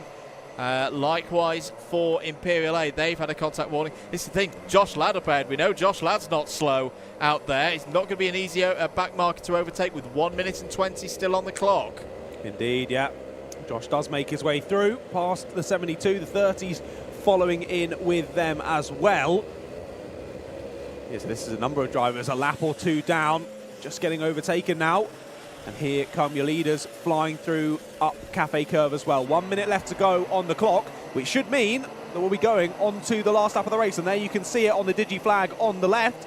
Onto the last lap we go, and Leicester A lead us onto it, as they have been leading pretty much since the start of this race, to be fair to the number 36. The gap between themselves and Bath A dropped ever so slightly on that last lap, but nothing to really cause too much of an issue for Leicester. All they've got to do is hold it together on that last lap and keep it clean. You could still get a silly penalty for diving it up the inside, as what nearly happens with the number 3 of Southampton A there. Yeah, it was worth a go there, because the number 4 Bathé were bolts behind Sheffield D. The number 97, Thomas Layton, driving for them at the moment, ineligible. But with decent pace. Again, it's not going to be easy to overtake. The number 58 is slow and off 2 drivers left. That's Swansea B recovering back onto the circuit. Not quite sure what triggered them to be over to that side. But here are your race leaders. Leicester A trying to get some form going. One of the teams that you expect to be in the conversation for Clubman Honours at the end of the season. And Oliver Duffel is going to come up the hill to take race victory, to kick things off here for round 4 at Buckmore Park. Duffel wins for Leicester A by 1.6 seconds ahead of Bathé. Southampton A continue this run of not being outside of the top 5 here today, with 3rd. Warwick A strong again as well. Good result for Rana Menon there in 4th, 2nd of the Clubman's home. Liverpool A seemingly back on form. They finish in 5th. Oh, that's a bit of a spirited finish for Everyone's trying to slide across the line. That one didn't work out for the 45. I've made a bit of a fool of myself there. Southampton B driver. It's okay. Nobody saw that. Nobody saw it. It's not like there's a live stream going on. Trying to look cool. Ends up looking rather silly. But fair play. Southampton B. Clearly that was. Big shout out to you, mate. Big shout out to you. Clearly had no clue how to go. Hey, there you go. But yeah, got a good finishing position though. 11th place, yes, Southampton B. A great finishing position, but maybe don't try the slide again, mate. Right then. End to the first race of this afternoon then. Round 4 is officially underway, and it's Leicester A who provisionally, under our knowledge, get the full 60 points from the first race of the day. Bathé and Southampton A rounding out the podium. We're just waiting for the final few drivers to come across the line, finish officially off the race, and then we'll have a look through the full finishing positions for you. Some lovely BUKC logos at the side of the track. Make sure you tag in BUKC, Alpha Live Productions in all of your Instagram posts and your story posts throughout the day. I'm sure we'll get them all shared around for you. Here we go then. We've gone through the top 3 already. Leicester, Bath and Southampton. Impressive races from all 3, with Warwick in just behind the second of your Clubman drivers in that one. Then it was Liverpool A, Birmingham A, Coventry A, Surrey A, Reading A and Nottingham Trent A there in 10th place. Fair play to Reading, because I'm pretty sure I remember, Reading started 33rd in that one, so up to 9th. A good race from them. Southampton B were behind them in 11th. Then Loughborough B, Leeds B and Coventry B there to round out the first screen of 14 drivers. Then it was Portsmouth A continuing 15th. Still no penalties or warnings for Portsmouth A. They continue it into race number 2. Then it's Sheffield B, Imperial B, Coventry E, Warwick B, Brighton B, Brunel A, Oxford Brooks B, Imperial A, Southampton C, Lancaster A, Swansea B, Lancaster B there in 27th. Then finalising all the drivers, Sheffield D, Bristol A, Bath C, Sheffield C, UWE B, Liverpool C, Oxford Brooks D and Cardiff B there, 35th out of 35 drivers. Well, there we are then. First race of round number 4 done and dusted. Let's head down to Piers to hear from some more of our drivers. First race of the afternoon done there, and we've got 2 of our front range drivers. Oliver for, my brain's gone blank. Remind me who's Leicester A. A great race. Our interview with us on at PFI with George. Yes, that was. Anyway, you won the race. Excellent. Yeah, he likes the flag. I mean, it was really close throughout the whole race. I think getting through the back markers at the end really helped as we got a gap and then saw it home. Clearly, you know what you're doing in these karts around Buckmore. Have you had any? Did you use some experience from this morning? Well, this was the first time in the wet this morning, so. We've been here a few times in the dry in these karts, but it's a good track to be fair. It is good fun in the wet, and I mean a great race for you guys, Leicester, to set you up for the afternoon. Yeah, well, we didn't have a great morning, but hopefully these guys can turn it around and get some good points. Is that the rest of your team there? They're looking very happy with you. We've got a Euro mechanic there who'll love to mention that, so took some wisdom from him. Brilliant, well, congratulations, nicely done there, Oliver. And we've also got Southampton again. Metronomic with the results this afternoon. 3 wins and a good result this morning, and then a second place in that one.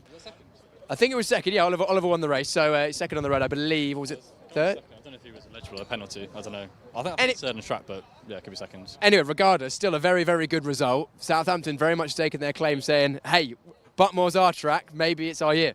Yeah, hopefully we did well last year. Did well this morning, obviously. Started well now, so we got Jono, Josh, and Will in the afternoon. Hopefully they have some results, so yeah, looking good. Looking good indeed. Well, if you can go anything like you did this morning, the rest of your team, then you'll have a good result this afternoon. Anyway, that's race number 1. Looking ahead to race number 2, the drivers are already getting themselves in their karts on the grid. We spoke to our not particularly confident driver this morning earlier on. How did the race go for you? Didn't manage to catch up with you after the race. I got spun out at the straight and was just a standing duck. We do a little bit of that. I did see someone spun. I didn't realise it was you. Anyway, you're starting much higher up the grid this time. P3. Yeah, much now more nervous. More nervous? Much more nervous. Nice deep breaths. Again, you're at the front, so there's less that can go wrong, maybe. I don't know. Anyway, just have good fun out there. Use what you learnt this morning, and hopefully it goes well. Anyway, what do you reckon you can do in this race? If I don't get it into a wall, well, they're saying 1. I'd highly doubt that. But if I don't get it into a wall, that's the main thing. Right, we'll keep an eye on your numbers. Shout out. Absolutely, shout outs are very much welcome. Hi Mum, and hi TRX, and hi Piss Ranchers. What's your mum's name? Kawant. Kawant. Hello. Hi Mum. She's in Turkey at the moment. Oh, she's in Turkey. Oh, very nice. But the weather's better there than it is here. Yeah, as long as you're enjoying it here, that's the main thing.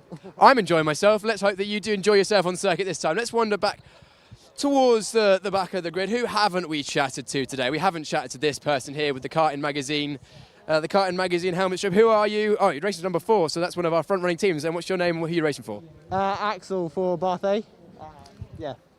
Bath's been a pretty good day so far today, and also a good result, I think, in the first race as well. Was it second or third on the road? I can't remember. This morning we were second overall. The race just before us, we got a 4-place penalty, unfortunately, and that was a front row start as well. So he got to do some damage from the further back positions on the grid, and we'll see what we can do, really. But it's the rest of the grid, no match for you though, Axel. You're going to be at the front by the end of the first lap, right? I was dog slow this morning, so we'll see. See if I can find some better lines. I don't know. And also, we've mentioning to a few people today. It is, of course, Valentine's Day. Is there anyone special you'd like to say hello to through the lens? Yeah, my girlfriend Danny. She's on holiday today, so she's not here. But yeah, she's having. Is she watching from abroad? She should be. Hope. Danny, if you're not watching, you're in trouble. Yeah. There you go. There you go. What a lovely, lovely day it is to be racing. And we spoke to Exeter this morning. Jensen, of course, racing for Exeter, our previous champions. We didn't grab a word with our resident Swansea. Yeah. Damn it, it's 50-50 every time. Cardiff. How was this morning for you? Good, yeah, 19th to 3rd. That is good. Can't complain. I could have won the race, to be honest. But? I bottled it. Fair enough. Going to bottle it this time as well or not? No. I want a top 5 minimum this race. So you went 19 to 3rd and you're starting what? You must be about 21st? 23rd. 23rd to? 5th. That's what I want to do. 5th. Top 5 would be a good result. That's Jensen Davis for Swans Cardiff. I'm really, really bad at this. Why don't we grab a word with Tom Fleming from Reading. Tom, some up and down results this morning. You look cold. I am freezing. See you later. I gotta go. Anyway, sorry. That was Tom Fleming from Reading. He had an interesting morning. Let's go for race 2 from this afternoon's round 4 races.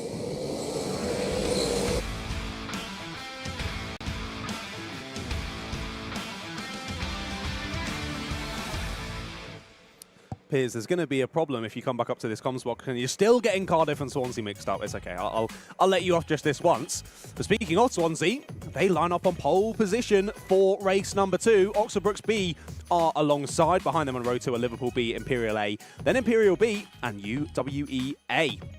Then it's Sheffield and Manchester, both their A teams on row 4. Then Southampton C and Coventry A rounding out the top 10. Then it's Sheffield D and Coventry F behind them. Then it's Warwick A and Bath A, Cardiff B, Birmingham B, Exeter A, UClan A. Then rounding out the top 20. In behind them on row 10 are Loughborough D and Cambridge A. Then it's Cardiff C, Lancaster B, Cardiff A, Loughborough A. Then row 13, Coventry E, Edinburgh A, then it's Reading A, Swansea B, Warwick B and Oxford Brooks A rounding out the top 30. And finalising the grid are Huddersfield A, Leeds A, Birmingham A, Southampton B and Liverpool A. It does indeed look like we're going to be straight in here. Thank you, a fantastic producer. No, it's not. We're going to be going on again. The producer lied to me. Can't believe it, Darren. Anyway, we continue on. Another warm-up lap for the drivers, and they probably need it once again. These drivers won't have been in the karts since this morning's action.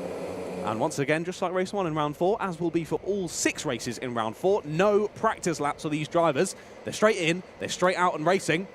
No time to even get prepared. Bit of time to zen yourself in the kart and get mentally ready. And yeah, the drivers are probably going to need it with the race starts we've seen so far today.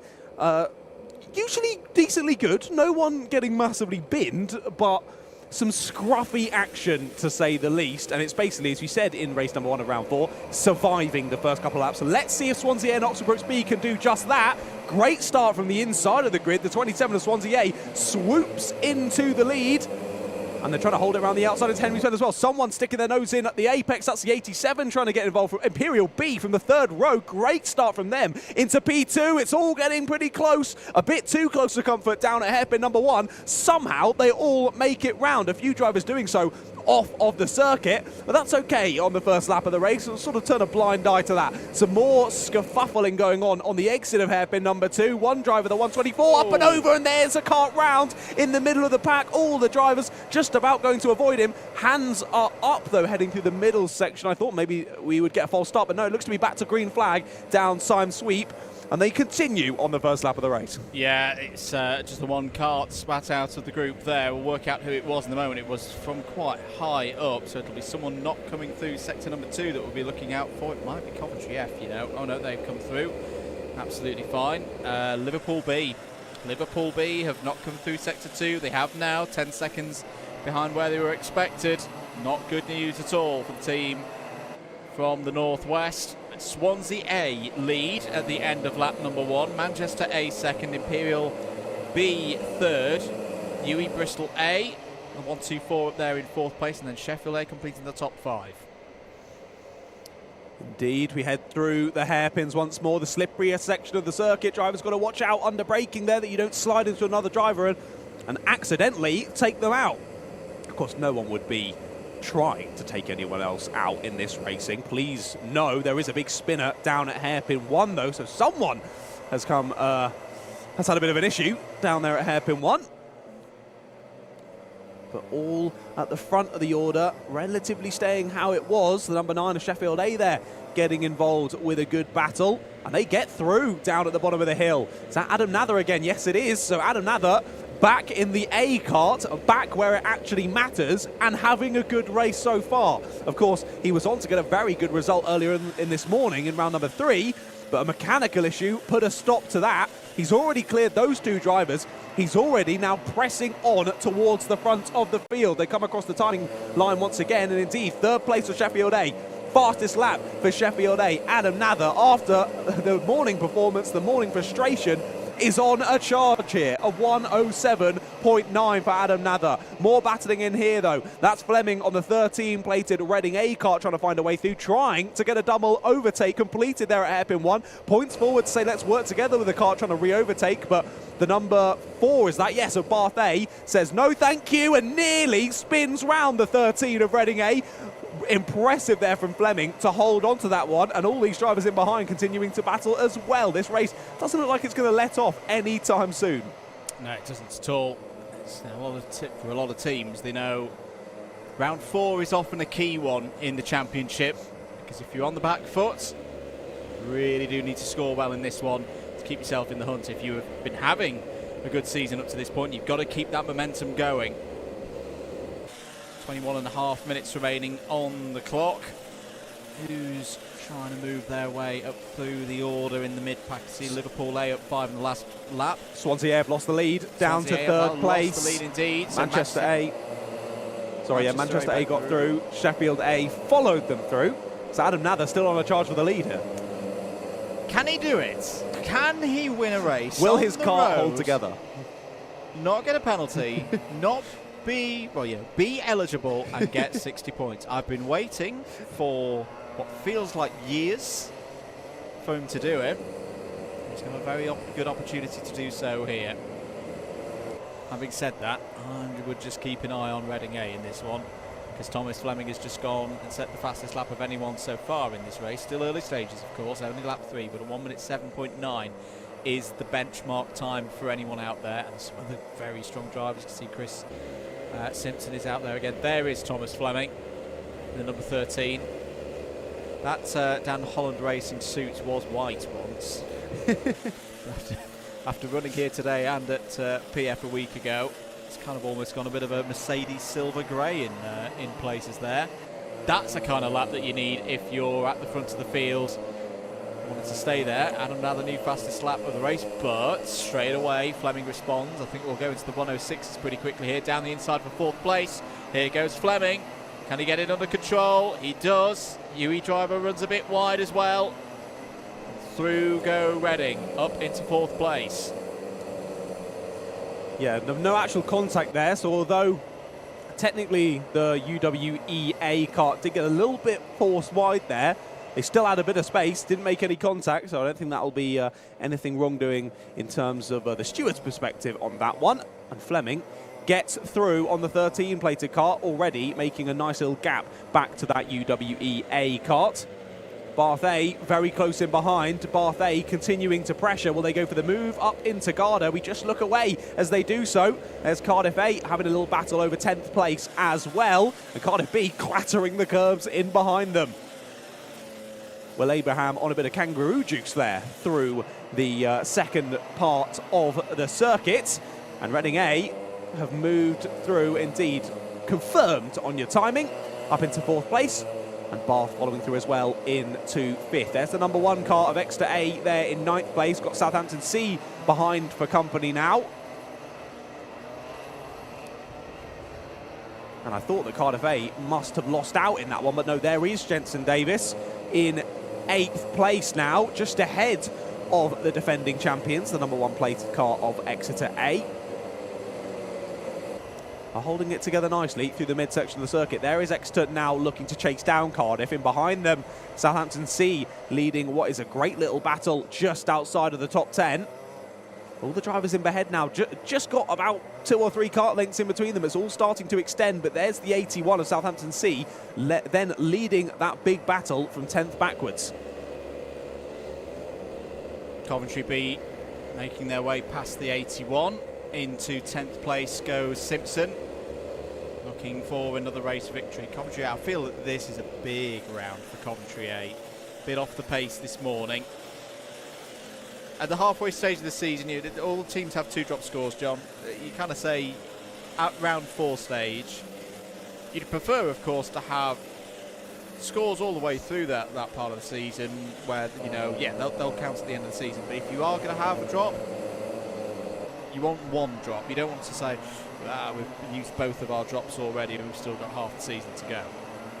Exactly. And again, what does that come back to, what we were speaking about earlier? Consistency. Black flag for Lancaster B, unsafe release. They'll have to come in for a bit of time at the jurisdiction of race control. 17.25 minutes to go. There is your race leader, Manchester A, with Sheffield A just behind. And to be fair, Adam Nather closed in that gap very quickly to the couple of leaders, but since then hasn't closed in on Manchester a huge amount. Has sort of been following for the last 3, 4, maybe even 5 laps now, has Adam. Just as I say that, is he going to go for a move? Yes, he is. Down the inside goes Sheffield A. Block pass, gets it done. Up and under, tries Manchester. Can they get back alongside? Doesn't look like they quite can. So down into hairpin 1, it will be Adam Nather that takes the lead, but there you go. There's the move to the inside from Manchester. It's going to force Adam back to the outside, and he's telling Manchester, hey, let's work together, let's push on ahead here, because look who's behind them, Reading A. Right there. Fleming is right there. I've got to say that was the right choice, but Manchester are going to come back on the inside. This is playing into the hands of Thomas Fleming. Here he comes around the outside, takes Nather. Nather's not happy about it at all, but this is the threat now. Thomas Fleming for Reading A down the inside, but he's run on. He's got no grip. He's got no grip as they come down through Pullman's and Syme's sweep. Who's going to emerge in the lead? It is Reading. It is Reading, but Fleming's going to have to defend now into Garda. Hook it to the inside. He's going to be a bit slow as they come down and through Garda and towards centre. Bit of contact between Manchester and Sheffield A. And that, I think, is why you were seeing Nather being frustrated in the Sheffield kart. He knew, he could see that Thomas Fleming was charging through and that they needed to get the faster number 9 ahead. It didn't work out, and all of a sudden now, it's very, very hard to see how any of these drivers are going to keep this man back. Thomas Fleming. The Flemings run very deep, very, very deep through hairpin 1. Well, maybe the only person who can defeat Thomas Fleming at the moment is himself. Yeah, an uncharacteristic mistake from Fleming there.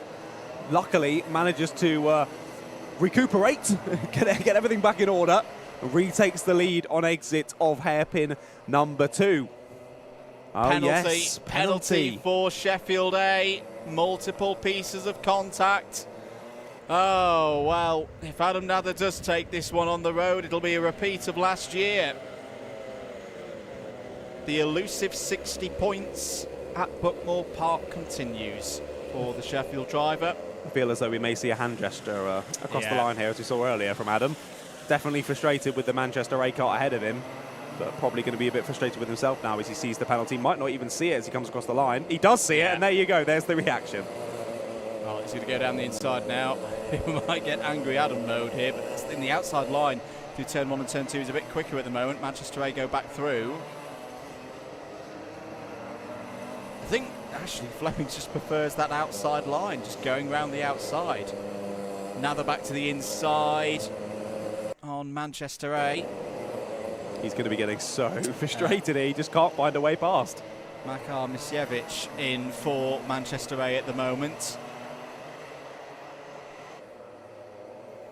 Two teams who've had strong runs in recent editions of the BUKC. Manchester round winners last year at round 3, for example. 4 wins in the last 5 years of rounds for Manchester. Yeah, I could kind of see where Sheffield A are coming from, because I think there is a bit more pace in the number 9 at this stage of the race, and whilst all this battling is going on, Thomas Fleming's just like, yep, thank you very much, bye-bye. I'm going to take this Reading A kart off to another victory this season. Look, the gap's now 1.7 seconds. He's just used this to his advantage so well as Fleming, and a bit of right place at the right time, that overtake, but equally it took a lot of skill to get it done, and impressively so. And I will say, yeah, Manchester have been decent today, getting some good results. Am I right in thinking that they've lost Ocean Beach now, the Manchester team? Yes, that's a big loss for them, so they'll still be up there fighting near the sharp end, even without such a fantastic driver. Is impressive stuff. Fraser Brunton was telling me during the lunch break that Ocean Beach re-downloaded Snapchat just to tell Fraser how badly he'd done at PFI. Oh, you've got to love it. Even when drivers leave the BUKC paddock and graduate, they never really leave. No, we stay involved, just shouting over it, which is great. 12.5 minutes of this one remaining. Race 2. Watching coverage of round 4 of this year's British Universities Karting Championship. We got a contact penalty for UWEA. They're in 7th place at the moment, so not ideal for them, and a cone penalty for Birmingham B as well, and quite a number of warnings, including one for Reading A. Yeah, they got to watch out. I keep getting in my mind Reading and Portsmouth confused, which I know doesn't make any sense, but I saw that and I was like, oh my goodness, they've got a warning. Oh wait, no, that's Reading. That's not Portsmouth. Still keeping an eye out for Portsmouth, of course, to take that a lovely little addition for not getting any penalties or warnings throughout today. Portsmouth sitting this one out, so okay, no need to worry. Races will be races 2 and races 5. Okay, they could do it, you know. I say that they're the only ones left. They know they're the only ones left. Other teams could be really mean and just start to bake them into penalties. Yeah, I hope that doesn't happen. When I mentioned down at the podium, I said to Jacob, there's one left. And it's like, should we say who it is? It's like, no, probably not. Let's not do that. Probably not. If they were watching the stream, then of course they know. Yes. There you get inside knowledge from keeping up to date with Alpha Live. Oh, penalty. Big penalty. Reading A penalty. Track limits. Well, we've said that Fleming's been taking some wide lines, too wide in the view of track of race control, and he's got a penalty. Now, what is this going to change? This is going to put Manchester A back in the front, in the lead. It is. Because Sheffield have a penalty, Reading have a penalty. Adam Nather's coming back in terms of sheer pace at the moment on Thomas Fleming as well. Well. That, I'm going to be honest, is a surprise. A real surprise. And then again, the pressure's been applied to Reading A's driver. Has Thomas Fleming cracked here? And you said about possibly seeing Angry Adam. I think we might be seeing it right now. He's keeping with the Reading A car fantastically well and pressuring pretty heavily. We've got a yellow flag down through Siam Sweet as one driver rejoins. That's Will Abraham of Cardiff B rejoining from the edge of the circuit there. But yeah, 6 tenths across the line between those two. But there's the number 6 of Manchester A. They won't know that they are now the effective leader of the race once penalties are applied afterwards. And there's the closest challenger to them. It's not Manchester A, because they've had a forcing driver wide penalty. Oh, so Bath is it has sat Bath? on a win here. Bath A could have a great second race of this round then. Really set them up for a great round result. They were looking strong this morning. They'd be even stronger this afternoon. Again, they're not going to know. But they are on their last strike on track limits. Ooh. They are on their last strike on contact as well. So they must not trip over a single back marker. They must not sneeze in the next 9 minutes and 20 seconds. And I think it's that Axel Slijepcevic driving for them. Whoa, it's had a big moment there through Garda. Just touched the white line on entrance. It is Axel Slijepcevic driving for them. Is it Swansea who are praying to the gods that they get a penalty? Could be on for a win here. No, they won't, because they've just picked up a cone penalty. It could be Cardiff. Oh my goodness. So yeah, I know that Jensen, who's behind the wheel at the moment, will be frustrated with a P6 at the moment, but little will he know. Potential for a race win here if Bath do anything silly through this last 9 minutes of the race. And you never know. I mean, Cardiff like a good penalty themselves, so it could go even further down. We could see 7th, 8th, 9th place, maybe even winning this race. First time we've had a race where a Cardiff driver has been a little bit further down the order, not knowing that they're on for a win and pick up a penalty. Who would have done that, Andrew? I don't know who you're talking about. 8.5 minutes remaining. Don't take your eyes off this one, folks. This is giving me the feeling that this one's not done yet, because we're not into that phase of the race as well, where in these conditions we start to see a few back markers coming into play, but it's not going to be far off. If you're just joining us, the situation we think, and we stress the word think in the box, is this. Reading A, Sheffield A, Manchester A all have penalties. Bath A are on their last strike on 2 fronts, both track limits and contact. Haven't got a penalty yet though. Swansea A, they have a penalty. They've just got a cone penalty as well. They've just picked up that cone penalty. So Cardiff A, who have had some warnings throughout the course of this race as well, they've not been totally clean in terms of staying away from the warnings. Could be on for a victory if Bath A make one more transgression. And there's a lot that can happen in 7.5 minutes, particularly on a greasy, damp day here at Buckmore Park. This is for position on the road as well. We should mention UEA have also got penalties. Exeter A could be standing 8th on the road at the moment. They could finish like 3rd in this one. This is ridiculous, absolutely ridiculous. But yeah, this is an on-the-track battle for 5th place. Swansea A versus Cardiff A. No history there at all. No history at all. And the thing is that Jensen, who's driving for Cardiff right now, is from Cardiff. He is Welsh. So if he knows that Swansea, this could end quite badly. We'll see how it goes in this battle for 5th place at the moment. They're around 6.5 seconds off of the lead on the road for now. Reading A, though, we saw Sheffield A, Adam Nadder, close in nicely, was pressuring, but now that gap has gotten massive. 2 seconds now, the gap between Reading A and Sheffield A, as Reading A put in a 1:07 dead. So nearly in the 1:06s, like you were saying earlier. So just looking out the window to see what the traffic situation is. They've hit traffic. Okay, the leaders have hit traffic now, just out of our view here, going through Siam Sweep now. Straight through, went straight through. So they'll make it through. It's just for Bath A whether they can get through this clean. Ooh, there was a little bit of contact from Sheffield as they went through that. It's the blue suit with the white helmet. There's That the one. the kart that effectively is in the race lead at the moment, because they are the first kart on the road with no penalties. Really That's well judged by Axel. not far off the leaders as well, really. In the scope of what we've seen earlier today, we've seen wins by 17, 18 seconds. This is really close as well. Penalty now for Reading A, so an additional one. That's for contact. So Reading A will go down a little bit further down. This is all about keeping your head as a driver right now. 5.5 minutes to go. And Fleming might be feeling what we said earlier about the person who's leading has the most difficulty coming through traffic, and maybe we've seen that with a contact penalty. Oh, that was a late move into the pit lane for whoever's got a black flag. I don't think anyone's had a black flag recently, so I'm not quite sure what that was for. I don't know. I don't know what that was for. I didn't quite spot the number as well who dived in there. We'll see if anyone drops down massively when they come across the line next time around. But this is still the number 4 of Bath 8, who we think will take the win in this one if they don't get any penalties. Can the team somehow tell the driver out there, chill out? Just is the chill, calm it down. chill. But at the same time, you know, Cardiff are only 3 seconds behind. If you go too calmly, you can lose that in the space of 5 minutes. I've seen that kind of gap disappear in the space of a minute in BUKC races in years gone by. It's all about, as you were saying, how these drivers get through the traffic, dealing with these slightly slower drivers nearer the back of the pack.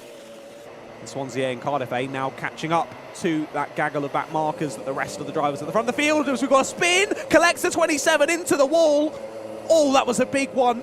Hope the 27's okay. It's the 58. Swansea A, so that was Swansea A that got turned. Oh, that was teammates. Yeah, that was teammates. That was teammates. That was teammates collecting each other. Swansea B completely spun on their own. Swansea A couldn't avoid them. Dear, oh dear. I've been doing this a long time, John. I don't think I've ever seen that. that was I'm going back. I'm going to sound really old now. I'm getting flashbacks to the prosts of Jean Alesi and Nick Heidfeld hitting each other at what was the A1 ring at the time, back in 2000. Of like, what on earth is going on there? And no one watching this has got that reference, I'm afraid. Thank God. Just put Grandpa in the corner here. 3. Right. I remember when. Cardiff have gone through in all of that. Now, the solace is that I think Swansea only lost track position to Cardiff. Yes, I think so. Because it's 11 seconds back to Exeter A, but I think there's going to be some words in the Swansea camp after that one. That wasn't the greatest bit of team driving the BUKC has ever seen. Now, as we're watching Cardiff go through on a couple of back markers, again, just trying to keep it nice and clean. That was on Huddersfield A in 30th place. And Jensen just about manages to get through unscathed. So now there is only clear air between 4th place on the road, 5th place on the road, effectively 1st and 2nd in this race. There is who we think is your leader at the moment. The number 4 of Bath A, currently sat in P4. Doing everything very nicely. They're definitely catching the number 6 of Manchester A as well, and they're only a few tenths behind Adam Nather of Sheffield A. So if these two start battling as well, Bath A could catch up. They start getting involved. Is there enough time for Cardiff to get involved as well? I'm not so sure. Only 2.5 minutes left to go on the clock. Was that wide there for Bath A? Potentially losing out a bit of time there through Garda. We'll see how this one all plays out. Only 2 minutes. Question. There's also the question of keeping it within the white lines. 2 minutes and 10 seconds to go. Thomas Fleming showing all his speed. I'm absolutely positive a race win will come for Thomas Fleming this year. My goodness, Axel, you are playing with fire. Right on the edge there. At least from our angle, he still had a wheel in. I mean, Thomas Fleming, you know, this is a very high standard driver. I think one of the best drivers we've ever seen in the BUKC, given his track record and his he's runs in the Ferrari Challenge as well. Champion in that series last year. It just shows again the high standard and how tricky it is out there for everybody here at Buckmore Park this weekend. He's not going to win this one, unfortunately, because of those penalties.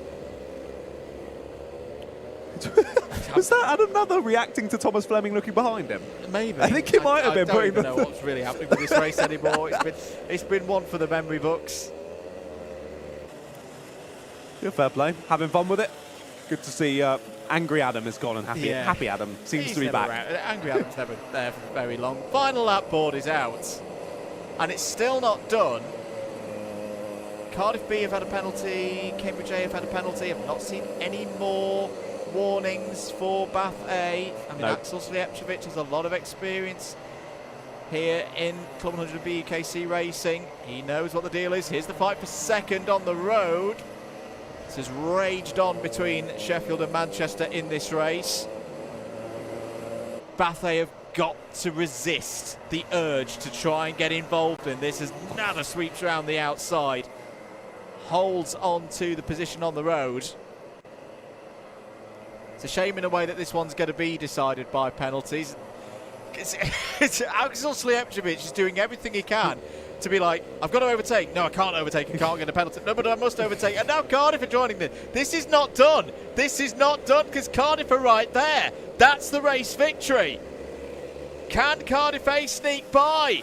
Up the hill, 3 seconds. Last lap is out. Checkered flag is going to go to Reading A. They take it on the road but have penalties, as do Sheffield, as do Manchester.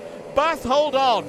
Bath hold on, and that may be their best race victory of the year so far. That was a mental test. It wasn't necessarily a strategic or outright pace or driver skill. It was about keeping your head, and that is exactly what Axel Slijepcevic has done. We've got another one. Spin off to the line. Oh, and the 8 just about avoids them. Again, trying the locking of the tyres over the line. Getting it a little bit slippy and slidey with the UWEA car there. Finished in 8th place, but finished the race backwards. So fair David play. Cunningham on that one. Every time somebody does that, I'm going to give them a name. There we are then. Race number 2 of round 4, done and dusted. Impressive drive from Bathé, managing to hold on. We nearly had another spin across the line there from the 41. And holding on, Cardiff A should then be second across the line. And I have got to give a shout out to Jensen Davis. So far, this BUKC season, he's got a first, three seconds and a third. That's got to be in the hat in the mix for drives of the season so far for Jensen. So fair play to him. Holding on, as you say, not quite enough. 1 or 2 more laps, we could have a great battle there between Bath and Cardiff. Cohen does make a good point in the comments. We did have Jesse Durgeest's 22nd win for Bath earlier on, which, yeah, impressive. It was also very impressive. But I think from let's see in the context of the round how that one plays out, because I've got a feeling that is going to be a big one for Bathé come the end of this round. There's your provisional result before the penalties are applied. Reading A, Sheffield A, Manchester, the first 3 over the line, but they have place deductions of various numbers on that one. Bathé, they're clear. They ran it very, very close. They used up all of their warnings and get out of jail free cards, but they didn't get a penalty. That's the key piece of information there. Cardiff A, 5th over the line. Swansea A, 6th. Even with that, I don't even know what word to use with the incident over the line with their own B team. Exeter A, 7th. Decent score. UEA in 8th, but have penalties as well. Coventry A, Imperial B complete the top 10. Birmingham A, 11th. Edinburgh A, decent result there in 12th. Warwick A and Cardiff B in the top 15. It's completed by Brooks A. Birmingham B, 16th. Brooks B, Southampton C, UCLan A and Coventry E all in the top 20. Loughborough D, Imperial A, Liverpool A, Loughborough A and Leeds A, all the LAs there in the top 25. Liverpool B, Warwick B, Cambridge A, Sheffield D and Huddersfield A in the top 30. Swansea B, Southampton B, Lancaster B, Cardiff C and Coventry F all off the lead lap. After that one, I think we're going to need a break here in the box. It's good though, because we've got Piers Pryor down in Parc Fermé and down on the dummy grid to get the thoughts of the drivers. A dramatic second race of the afternoon saw Bath finish 4th on the road. And I don't think you know this, but you won the race. I won the race? You won the race. Yeah, I saw Tom had a penalty or 2. I didn't know about the others, and I was sort of pushing my arse off to try and catch them. And I was sort of thinking, oh, I'm not quick enough. I can't, I was just a couple of seconds behind them. But I didn't know they all had penalties. So, if you're wondering why the rest of your team have veins sticking out on their forehead, it's because you had the maximum number of contact warnings you're allowed, the maximum number of track limit warnings, and for the last 4 or 5 minutes, everyone was like, just don't do anything. But anyway, congratulations, a really good result for Bath once again. I'll go have a word with our actual race winner on the road. Tom, unfortunately, a track limit penalty robbed you of the win, but still a great drive. I mean, yeah, no, it was a good drive. 27th to 1st was pretty mega in these conditions. But, it's just, I don't know. At the beginning of the race, I was just trying a couple of things, and I went wide at the first hairpin, and the bottom of this bit here, in which you gain 0 time whatsoever. In any game time I did gain, put my hand up and I blacked right off. So to get a track limit after that is pretty harsh. And then I think I got a contact warning as well, but those were just people 6 seconds a lap off breaking out of nowhere. But it's just a shame because we really needed the win. But overall, it was a great race. Couldn't really see what was happening behind me, but it looked like I got to the front pretty quickly, and then they sort of attached their tow rope. But it's just I think it was just way too harsh on the penalties, to be honest. But Unlucky, Tom. Well, that's still a good result. You're still being top side of the top 5, so well done on that result. Reading A, of course, always up there this season. They're one of our stronger drivers. Now, we've got race number 3, so another sprint race coming up. Let's grab a word with our driver starting in 2nd position. Who are you? Who are you racing for? Hi, I'm Andy Lloyd. I'm driving with Coventry F today. Coventry F, and how's Coventry F's day gone so far? Hasn't been the greatest. I started P8 in the first round and just went backwards right off the start. So once I kind of built my rhythm, though, I was able to push myself forward and finish P19. I'm sensing a little bit of an accent here. You're not from around these parts. I'm from Canada. Canada? Where in Canada? I'm dead middle in the middle of the country, so. In the middle of the country. Well, it's a truly international championship. That's why the standard is so high. We'll see how you get on in this one. Good luck. Thank you. Great. Great to hear from some of the drivers from all over the globe, not even just the country, of course. The BUKC attracting drivers from everywhere. Let's grab a word with our driver in here. Remind us who you are. Okay, I just heard under your helmet. Oh, God. Who are you? Who are you driving for? Ash Candola racing for Lancaster A. Lancaster have had a good start to the season, to be honest, and a good day as well so far, right? Yeah, no, really good. I mean, we only set up the team literally last year. Like, it's completely brand new, so 3 wins out of 3 in Clubman is fantastic. It's very, very good. And going for a 4th? Well, we had a black flag in race 1, courtesy of Oscar, so yeah, it depends. If me, Jacob and Massey cook, then yeah, but we'll see. We will see indeed. Is there anyone else at home? You know, it's Valentine's Day. Are you missing anyone today? Yeah, my girlfriend, but I told her karting's more important, so like she knows her place. She knows her place. There we go. That's romance for you, right? That's romance for you. He said it, not me. Right, who else have we got a word to chat to? Do you want to come in here? Yeah, you look very smiley. Right, hello. Are you smiling because you're looking forward to the race or other reasons? I'm smiling because they can't move the pedals and it is quite funny. But it's not going to be funny if they can't move it back for me. Yeah, I always had to have the pedals quite. I'm part of the short leg gang. How's your day been going? I saw you had a few pirouettes earlier on. Yeah, terrible to be honest. I got up into P4 in the last one, then had a bit of a huge one into the first hairpin, then drove back up to 19th. So yeah, it'll just be a comeback race in this one really. And for those who didn't see it earlier, who are you and who you're driving for? Notts Trent A and I'm Alicia. Great. Well, let's see how you get on in this one. Notts Trent A, a team that are not too shy with the front of the field, but didn't have a great day this morning. Number 21. That's my favourite number. Who are you and who are you driving for? My name's Arian. I'm driving for Leeds A. Leeds. Right. Just talk to us. What's going on? What are you thinking about? Well, my mains debut this is. Obviously, I had my first race. It went all right. Stayed about where I was. Second one out now. I'm going to try to be a bit more aggressive, push a bit further, find my limits. We'll see how it goes. Without any penalties, though, right? No penalties. No penalties. Well, we'll see. We'll try and keep you to that. Number 21. Keep an eye to see if any penalties come for Leeds there. And the driver at the back of the grid. I very much like your helmet paint here. I like it when drivers have their name because I can go, oh, Douglas Smith. Thank you, Douglas Smith, Edinburgh A. It's probably our worst start of this round. Plan is to go forward, I guess. Plan is to go forward. Do you know what I really enjoy about all the Edinburgh University drivers? Is they're all Scottish. We have one English guy. You do, but every time I speak to someone from Edinburgh, they're always from Scotland. And like every other uni, you know, no one's from where they're from. And then Edinburgh, yeah, we're from Scotland. Yeah, that is true, to be fair. But anyway, you're used to these conditions in Scotland. Do you reckon that's going to give you an inherent advantage? This time of year at Lark Hall, it's just rain and more rain. So it can only be a good thing for us. Well, good luck with that. From Edinburgh, and the driver starting dead last, number 48, my friend Ollie Wedden at home, his favourite number. Who are you? Who are you driving for? Well, I'm Antonio. I'm driving for Brighton. It's my first time here, so just getting to know, especially the wet. I've never driven in the wet. It's tricky around here in the wet, isn't it? Yeah, it's very tricky. How did your race go this morning? Not well.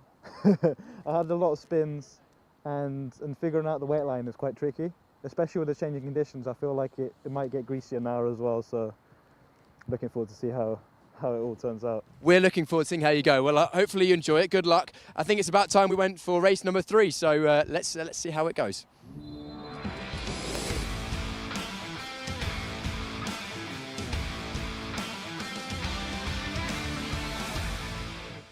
Thank you very much, Piers. Hopefully that last driver we spoke to gets their helmet done up pretty sharpish, or they're going to get called in once the race starts because they've not got it done up.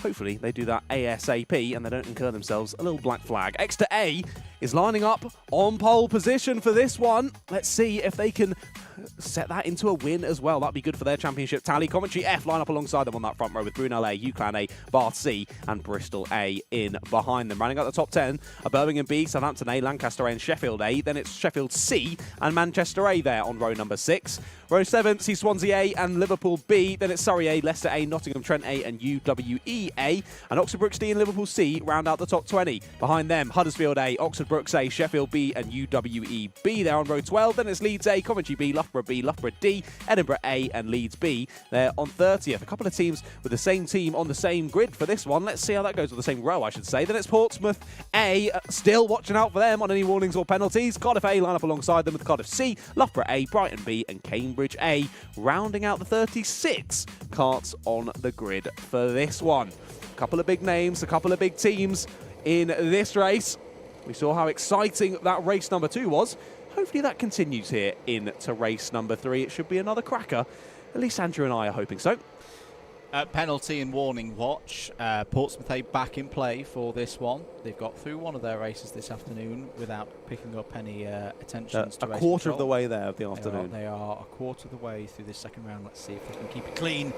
They're the only team remaining who can win that endurance race prize. Green light. Away we go. 25 minutes. Exeter A at the front of the field. That was very close on the line. Coventry trying to go around the outside there. Going to get onto the wet stuff. It has dried out a little bit. It's gone back to being moist out there. The number 40 is going this way and that. Bristol A holding on there. Are they all going to get through hairpin 1? It's looking all right. Brunel are getting a bit of a shove in the side for their troubles in the number 42. That was a good start for Exeter A. They lead as they come out of turn. No, hang on a minute. The Liverpool A similarly getting turned there in the number 61. How is nobody facing the wrong way? Everyone who started to go into a spin then got knocked back into the right way by someone else. Liverpool C have got an advantage by contact bump and pass penalty though already on this first lap. But yeah, impressive stuff. No one facing the wrong direction so far on this lap. But still got a quarter of a lap to go. I won't speak too early. And Seb Marlowe in the middle of it all there in the number 2 for Oxford Brookes A. Bristol A have also received a track limits advantage by track limits penalty. So they've been overtaking somebody using a bit too much of the tarmac out there. Exeter A lead then, Bath C second, Manchester A third, Southampton A fourth. It's again Southampton today. My goodness me, what a day they are having. They didn't quite hit their stride fully at PF 1 week ago, but this has been a statement and a half. Down the inside, Leicester A in the number 36, trying to get some more good points in their clubman effort. They've already had a race win so far today, and that's a nice, lovely little switchback to get past the number 30, but back come through the number 30. That's Lancaster A. We need a good score in this one. Didn't have a good time in race number 3. So they've effectively already used their drop score if they've got ambitions of continuing this clubman round winning run.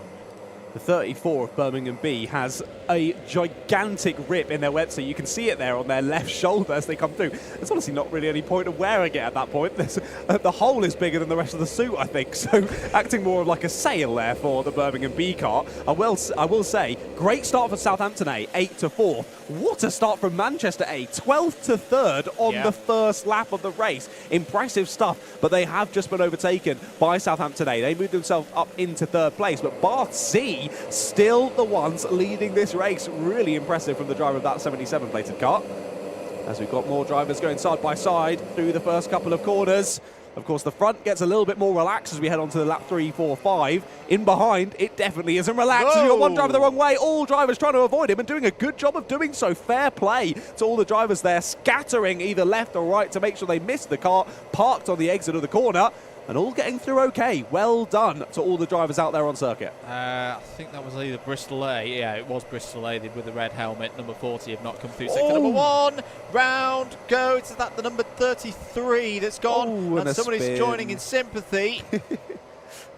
Sympathy A, spin isn't looked down upon very well. Nottingham Trent A back out on circuit, trying to find a way past Manchester A for 4th place. So after a great start from Manchester, they're just starting to slip back a little bit now.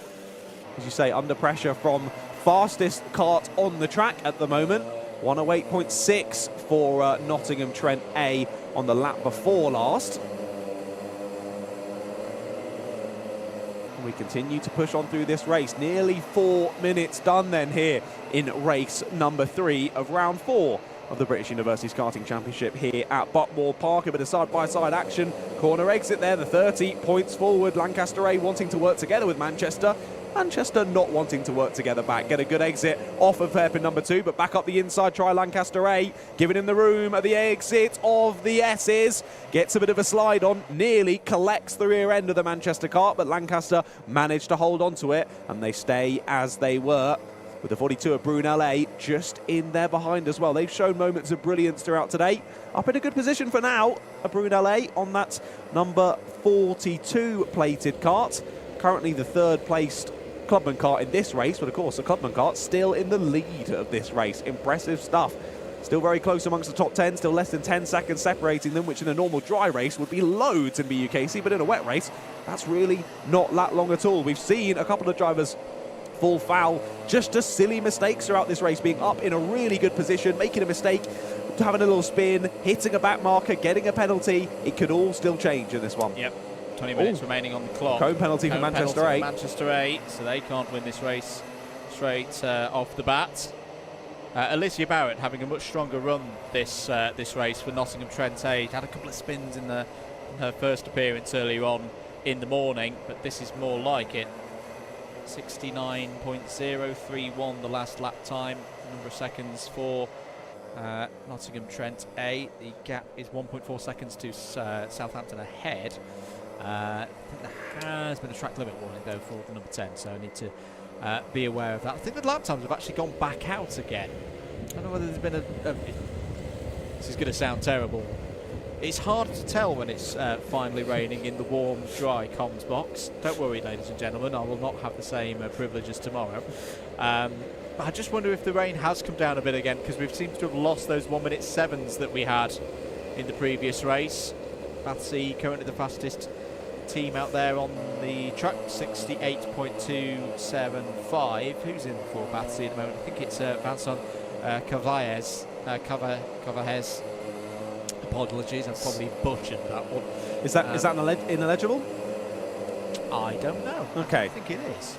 You'd be surprised if BUKC are setting the fastest laps of the race. You expect them to be in a higher team, but fair play if it is an eligible BUKC driver leading the race here by nearly 2 seconds over your championship winners from last year. Indeed, UClan A trying to make their way through the order as well. I think they've come from fairly low down the grid, if I'm not mistaken. Oh no, they've fallen back, completely opposite way round. They were up in 4th place, trying to regain some positions. Penalty for Brooks A, taking advantage through excessive track limits. Once again, that's the overtaking someone using a bit too much of the track and more. I just don't think it's going to be there for Brooks A. It's kind of similar today to what we saw with Southampton last season. Speed's there, consistency not.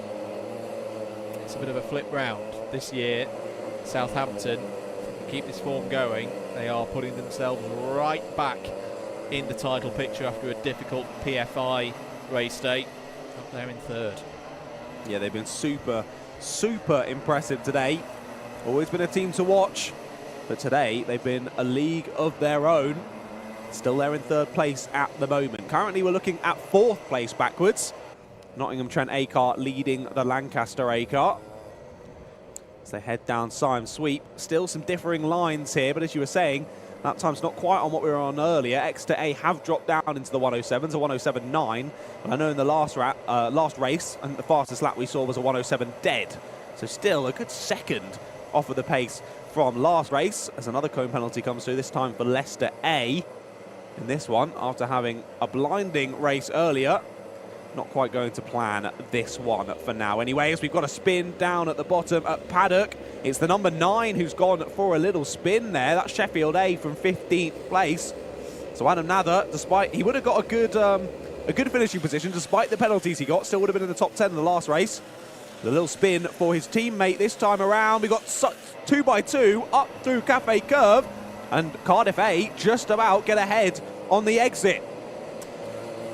Leicester A, they're going to be coming into the pits. They have been black flagged for the word helmet. Now, I'm guessing that is going to be a helmet not done up, and not that they've been a bit of a helmet. Could be. But it could be. Which team was that? Leicester A. Leicester A, was it? Oh dear. Oh dear, oh dear. That wasn't the driver that we saw Piers having a chat to before the race started, was it? Checking whether it was. No, they were right near the back. They were right near the back, yes. So Leicester started fairly. Yeah, they started middle of the pack. So not sure what happened there, but yeah, you've got to check all of your gear, all of your overalls before you head out on circuit. That's down to you. It's one of those. What I will say, when you've not got much experience, it is easily done. Oh, you get yourself in such a mental kind of. You're so focused on the race. Yeah, you're so focused on the driving that you can forget the simple things. Yes. And it's something that I think a lot of the teams that have done this for a long time and have got experienced captains will slow the drivers down. They'll be like, be ready for your race 10 minutes before, 10 minutes on the clock before the preceding race.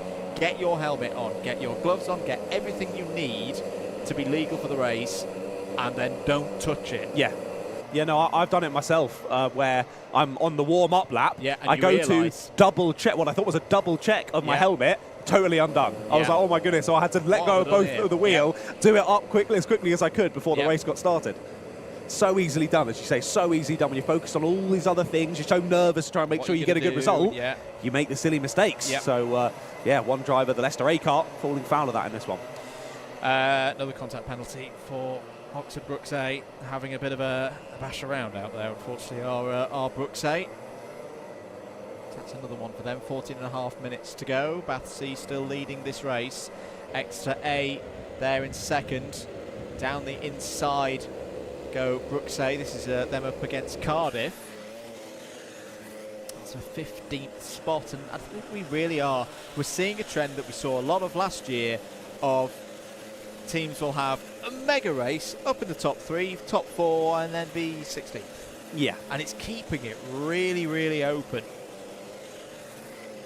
I don't see this championship being decided as early as it was last year. As I say, last year it was pretty much the same case except for one team, and that team were your champions Exeter A.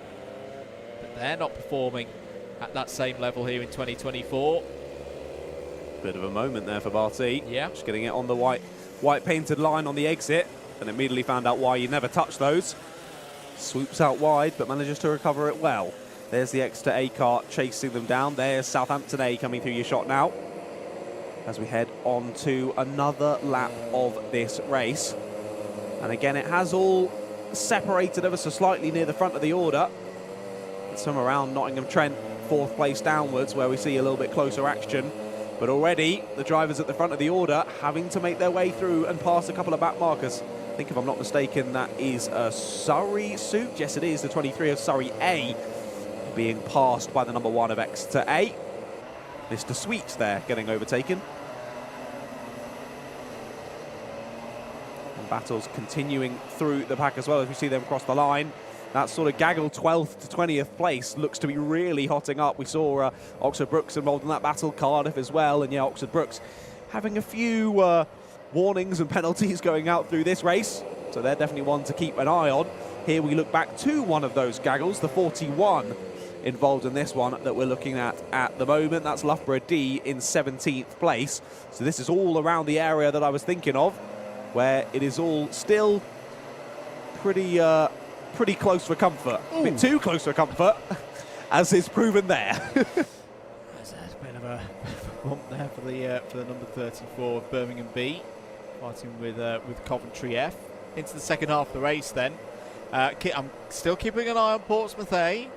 They're running around in 29th place at the moment, but they still haven't appeared on the little race control messages screen. Good. So I think they are still good. They were the last team with a completely race control message-free day by race 6 before we got to the last race of race number 3. Mechanical flag for Sheffield Yeah. A. They weren't having a great race as of yet. Rear bumper, rear right corner. Rear right corner. It's popped out on the little interference cylinder tube. Good spot. Good spot by the observers. It's not flapping around a lot, but the rear bumper is loose. That is a safety issue. Sheffield A have to come in. That's so frustrating because obviously if it's on the rear bumper, more than likely it was caused by someone else. Yep. So that's the frustrating of motorsport, but happens to the best of us. We all have issues throughout the day, and Sheffield have had a couple today, to be fair to them. Yeah, they have had their more than their fair share of bad luck.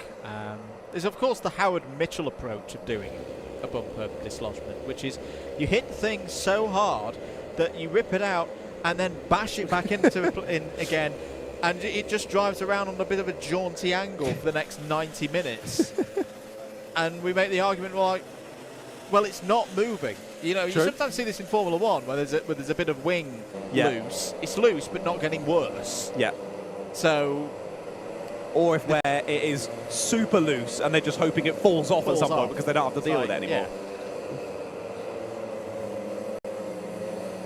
Yes, there's some very strange pictures of Howard and myself and Wardy driving around at Ella Park a few years ago with the most askew bumper you've ever seen on the Club 100 car in an endurance race. Anyway. You could have just stopped with, there are some very strange pictures of myself and Howard. That would have well, there's many of them as well.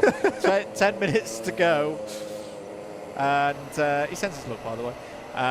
BUKC still leading this one, looking comfortable. 2.1 seconds, pace is good. 1 minute 8.6 last time around.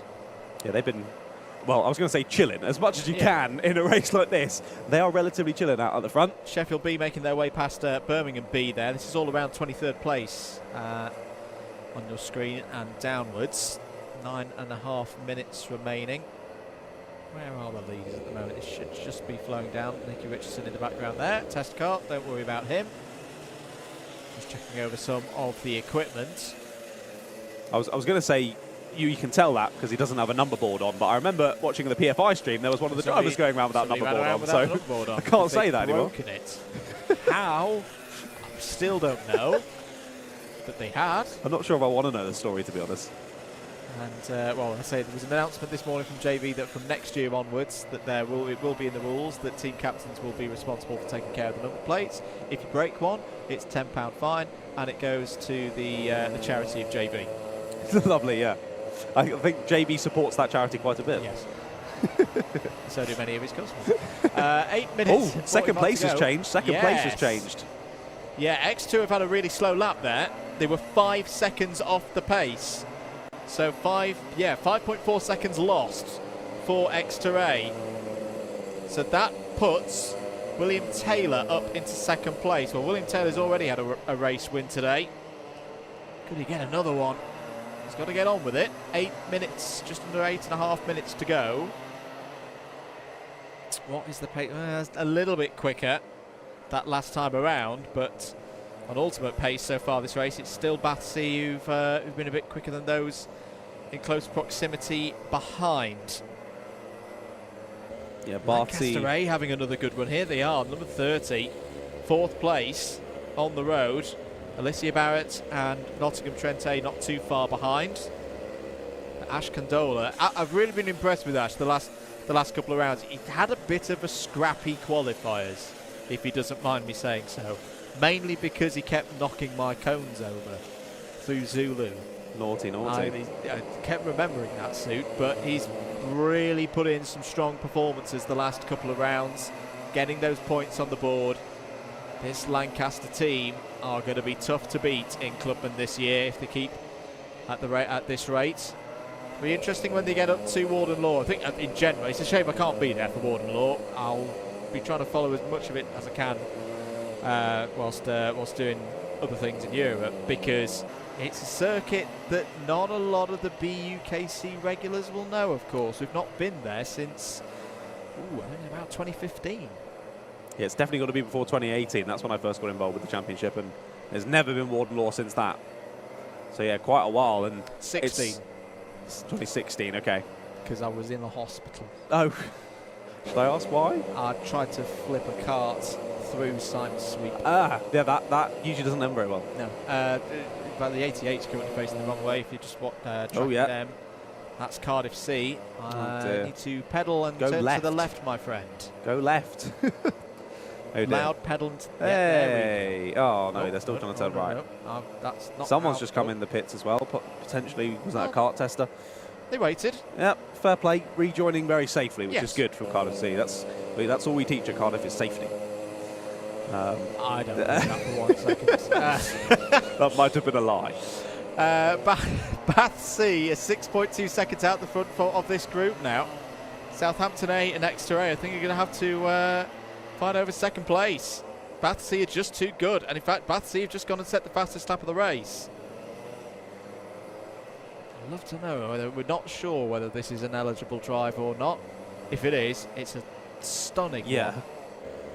To be leading by 6.5 seconds now over a previous race winner of this morning and an Exeter A driver who is not too shabby themselves. Not sure if they've got a race win or not. Certainly not today.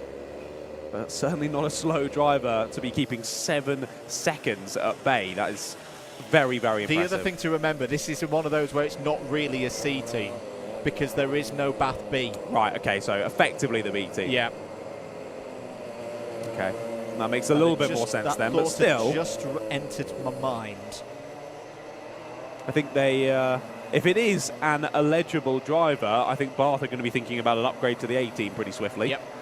For this driver, fastest lap of the race. Well, you say that, it's good to see they've got that depth. Yeah. You always need depth in a title run, and Bath have got it this year. Yeah, I've just had a look back at Bath A's drivers for the first 2 races. It's a new name. There we go. Might just be their first test on the team. Yeah. And I think they passed with flying colours. Absolutely. Been superb. Converting the points very well. They have just picked up a track limit warning though. Need to keep it steady. 4.5 minutes to go. Credit to Ash Condola here as well as holding off Alicia Barrett for 4th place. Well, that's a recent change of position, I think. I think Lancaster have, in the last lap or so, got past Trent A. Yeah, they've traded it back and forth. And it's not that far back to Manchester A, still sat there in 6th place. 2 seconds behind Trent, 2 seconds in front of Swansea. Swansea A building a nice round here, John. Up in the top 10 again. Yeah, it pains me to say it, but they've been pretty impressive today. Pretty impressive from Swansea A. Yeah, consistently up in and around the top 10. As long as they can avoid their own B team, they're on for a good result here. They've got to be watching out for them now. Even if they're not on circuit, they're still like, where are they? Why are they throwing those banana skins at us? Bristol A, naughty, black flag, ABC ×2. Where are Bristol A? 26th place at the moment. Right ahead of Portsmouth A. Portsmouth A are like, no! Get your banditry away from us, Bristol. We want that free endurance race. At the moment, they're getting it. They are now, actually, yeah, I'll put it like this way. They are, in terms of the amount of racing to do, they are further than Swansea got last week. This will really shock you that Swansea A, after everything that's happened to them today, were the last team standing 1 week ago, and they'd lost it by this point. They lost it 4 minutes to go in their first endurance. They still had another 64 minutes of racing remaining. They then also picked up 2 more warnings in the space of 2 minutes at the start of their last race of the day. So, you know, well, they thought once it was done, you might as well go for it. So go out the window. Understandable. Understandable. We've got 2.5 minutes left to go. This one then. We're still currently watching this battle for 4th. Lancaster A versus Nottingham. Trent A still. Alicia Barrett now the one following the driver of the number 30 kart. They're going side by side down Science Suite. A little check over the shoulder from the Lancaster A kart. Just slightly puts them off. We've seen that in the past. We've seen that a couple of times on this stream already in the morning's racing, where I've seen someone check behind them as they're coming up out of Cafe, hitting the exit curb and getting it very sideways. because once you look behind you, you sort of throw your equilibrium off, you sort of throw your balance off a little bit, you forget which way is actually pointing forward, and then you lose the kart. But that not happening this time, luckily for that driver. Just to note as well, just to address a comment. Yes, there was a bit of drama the last time the BUKC went to Warden Law, but new owners since then, and I've got to say, very good owners up at Warden Law. Went up there for British Kart Championships the back end of last season and was thoroughly impressed. It's been a while since I've been up there, and yeah, a lot of hard work has been put in by the ownership, and it really is one of the best tracks in the country. Again, this is why it's a shame I just can't make it, unless I make a TARDIS in the next couple of weeks and I can start time travelling. But I don't. You're know an what's gonna engineer. happen. Come on, do it. Gave that up. 1 minute and 20 remaining on the clock. BUKC have had a contact warning. There's still some hurdles to be scaled in the form of back markers. So they've definitely got a track limit. They've definitely got a contact. Yep. They're also just moving through Portsmouth A. This is Portsmouth A's worst nightmare, because they've now got the fast ones coming through. There they are, the number 62 in the blue suit, just at the back of this group, hanging on in there with their totally clean day. And the drivers are probably getting sent out now, just being like, we don't care where you come, just don't get a warning. Don't do anything wrong. But yeah, 30 seconds left to go on the clock then. Is this going to be the last lap of the race for BUKC? I think it's going to be quite close on the timing. They're coming through the middle section of the circuit now. I think this might be the last lap of the race. 20 seconds to go on the clock. Yes, it is. It is, yeah. Last lap board is on our timing. So BUKC still, now to be fair, only leading by a second. A little bit longer in this race. They could have been under some pressure through this last couple of laps. But BUKC in that 77, continuing to hold on to it. They're coming up on a couple of back markers. But should be able to side through A-OK. Up Cafe Curve they come then. They checked over their shoulder. They'd see Southampton A breathing down their neck, but it's not going to matter for the 77 of BUKC, who take the win on the road, and they are very happy about that, as they should be. Brilliant win from BUKC. Southampton A continue a fantastic day at Buckmore Park with a second place on the road, and Exeter A round out the top three there with another much needed result near the top of the order, and Nottingham Trent A just snuck past Lancaster A on the last lap. Yeah, really good battle there between Trent A and Lancaster A. Good points for both of them. And I think we're going to have about 26 karts remaining on the lead lap, so good driving up and down the field in tricky conditions here at Buckmore Park. 3 more races to go. Keep it locked here on Alpha Live. Commentary from Andrew Mather and John Ratcliffe if you're enjoying that particular part of the broadcast, at @MM and at Ratters Media. The last few karts coming over the line. Big field here in the mains championship. There is the number 40 over the line, who aren't quite the last over the line, because you've still got the 7, the 34, the 74 and the 124. There they all are. Nobody tried to do any wildness over the over start finish that time, which is good to see. I saw a few people going for it, but managing to keep it under control, at least.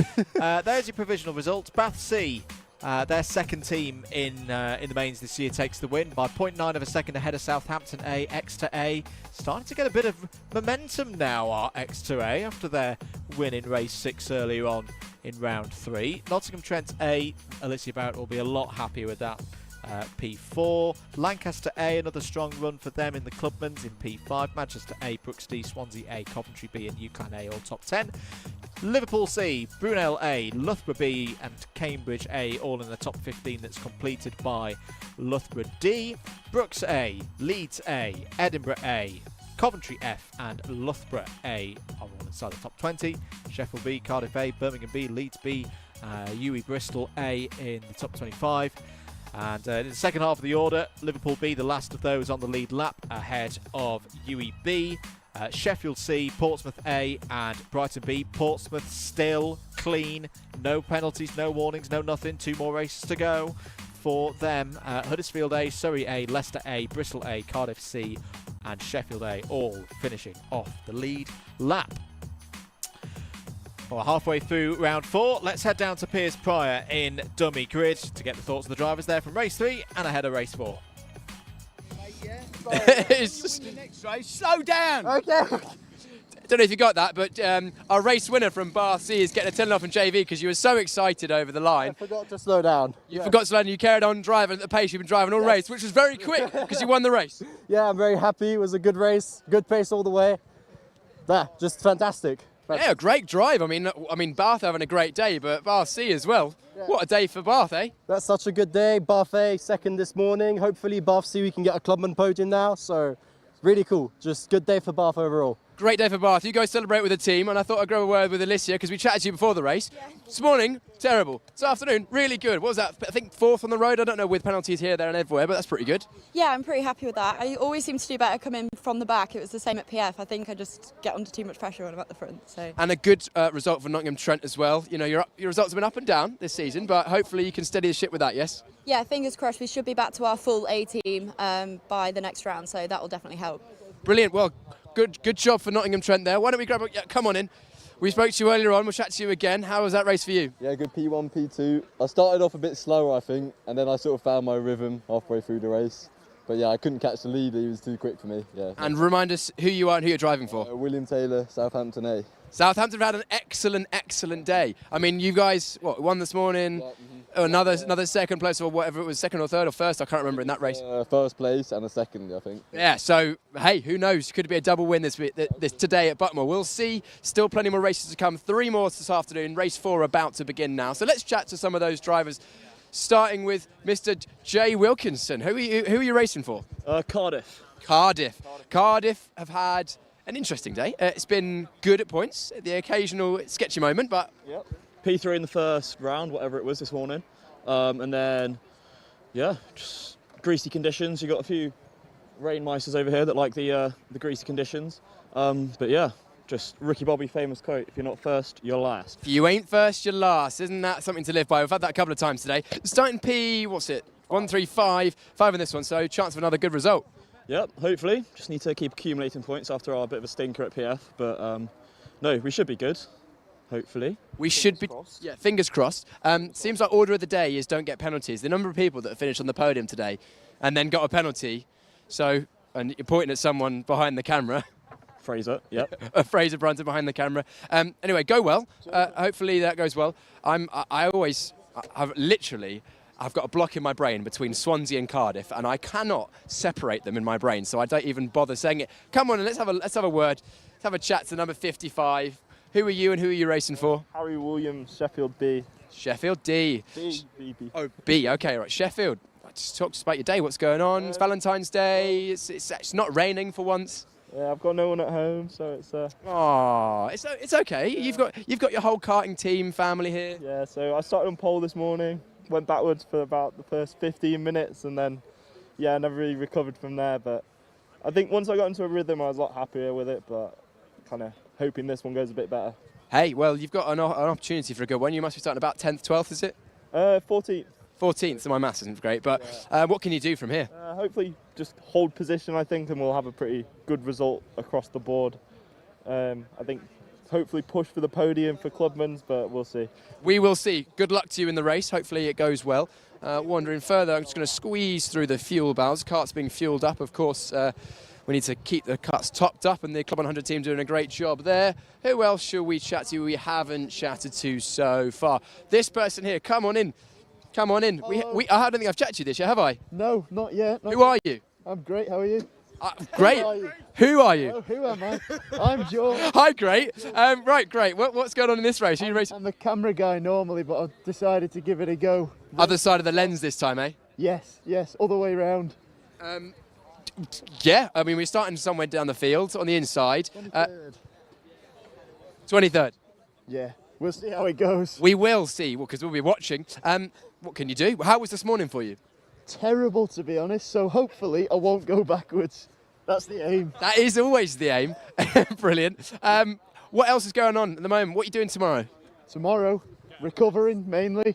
Oh, we're going out tonight? We've got it's about 6 hours to get home, so we thought we'd be safe and book ourselves a hotel. That is very safe. Pub time. Pub time. nice, late night, roll. Yeah. Exactly, yeah. Exactly. We are students here after all. Well, good luck. Hopefully it goes well. If it goes badly, I'll see you on the camera next round. Let's jump in here. Number 30, who are you? Who are you racing for? Matthew Roberts, and I'm racing for Lancaster A. Lancaster A, you've had a great time, haven't you? What's it, 3 wins so far this season? And how was that race just for you then? Which, the previous one? The one that just gone, yeah. Who did we have out? Yeah, I think he started 9th, finished 4th. I mean, we got some backtracking to do after our first guy got a black flag. So the next 2 races have got to be pretty good. There he is, all smug. Oh, did he? This is our man that we won't have a. Did you finish last? Someone got excluded, so I wasn't last. But you were last of the running drivers. Yes, because of penalty. Very possible. Yeah.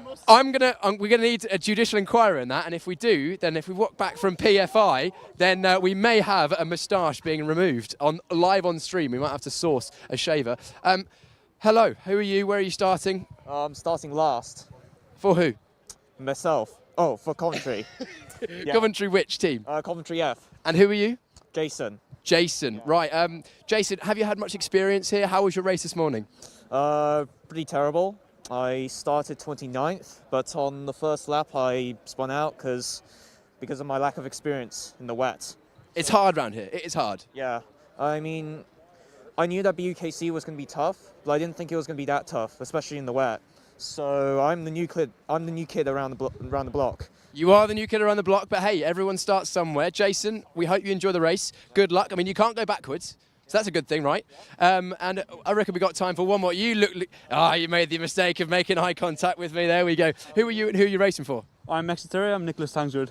Oh, X-Ray, of course. I recognise that person. That was a good race in the last one for you guys.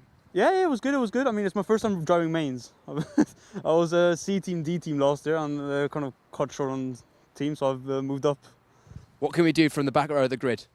I mean, I can only go up, thankfully, but I don't know. Aim of the day for today is to get a date. It's Valentine's Day, a bit lonely, but I might find someone up there. You'll find someone at the front of the grid. Right, I reckon it's time we went racing for the 4th time this afternoon. Let's do it.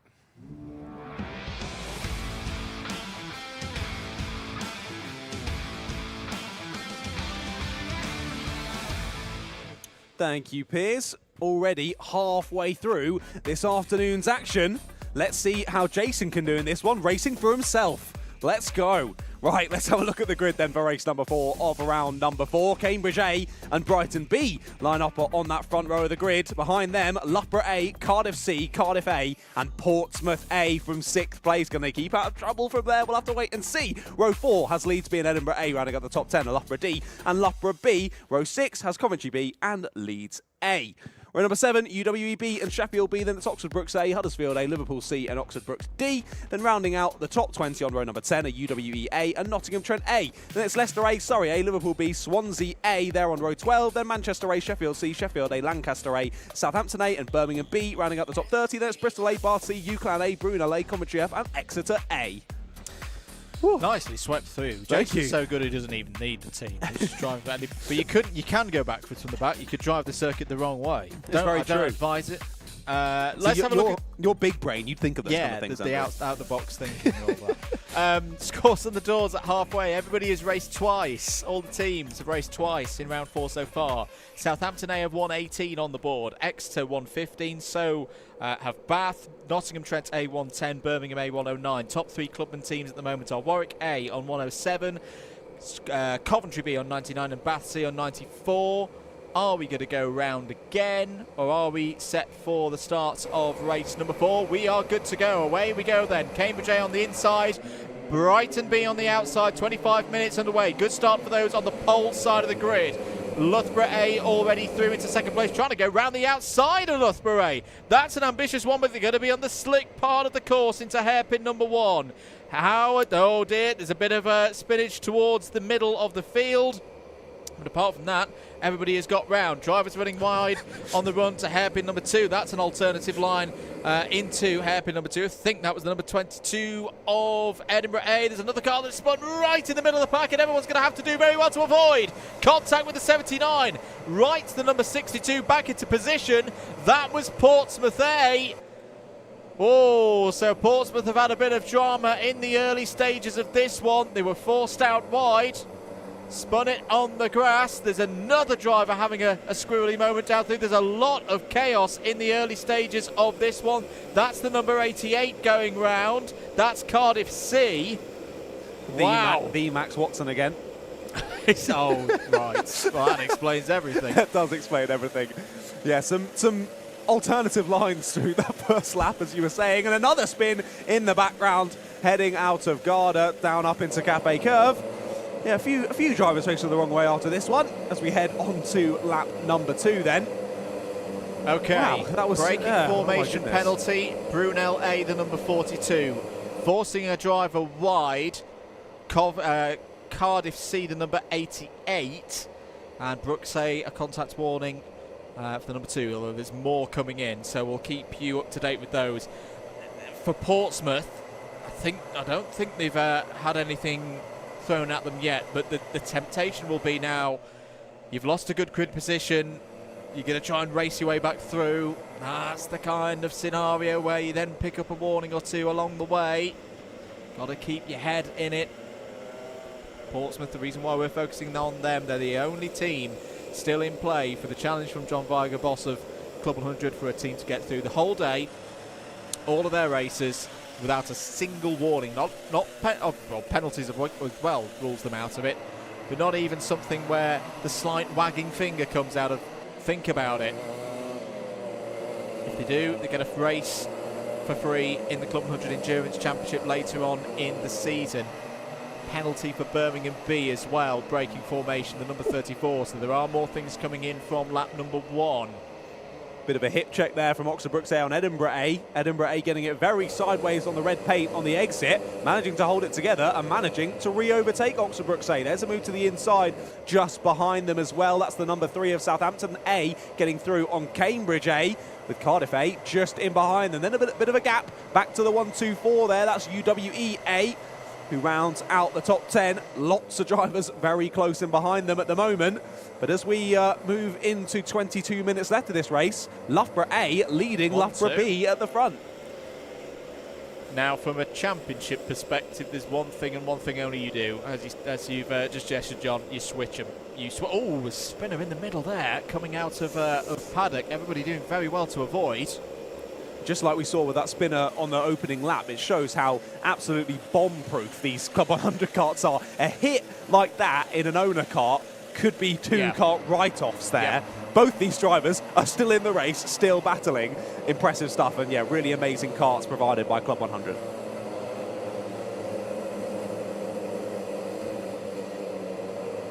Surrey A have come up with a penalty, which I'm going to be honest, I'm not quite sure what that acronym's for. I don't think I've seen Chief Technical Officer come up on my screen before. But Surrey A have received a penalty. To have a look and work that one out. CTO on the screen. No idea. No idea.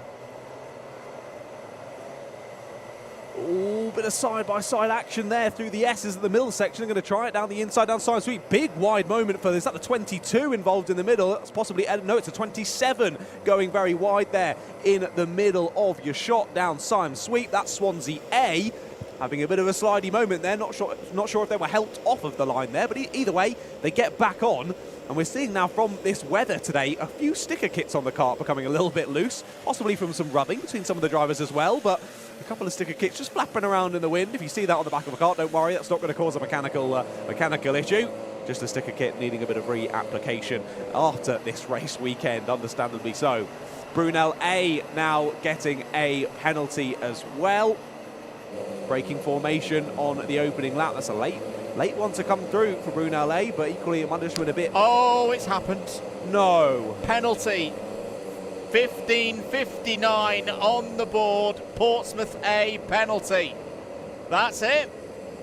No one gets the free prize today, and we said that was going to be the danger. Portsmouth A fell down the order in the early part of the race, wanting to get back through the field, and they've lost their heads, and they've got a bump and pass penalty. Oh dear, oh dear. I think the teammates are probably going to be more angry that they've got a penalty than actually losing out on the good grid spot they had earlier on in this race. Oh dear. Well, we'll roll on to tomorrow then. That was a £600 bump and pass, that was. Yep. Oh, when you put it like that. Yeah. Oh.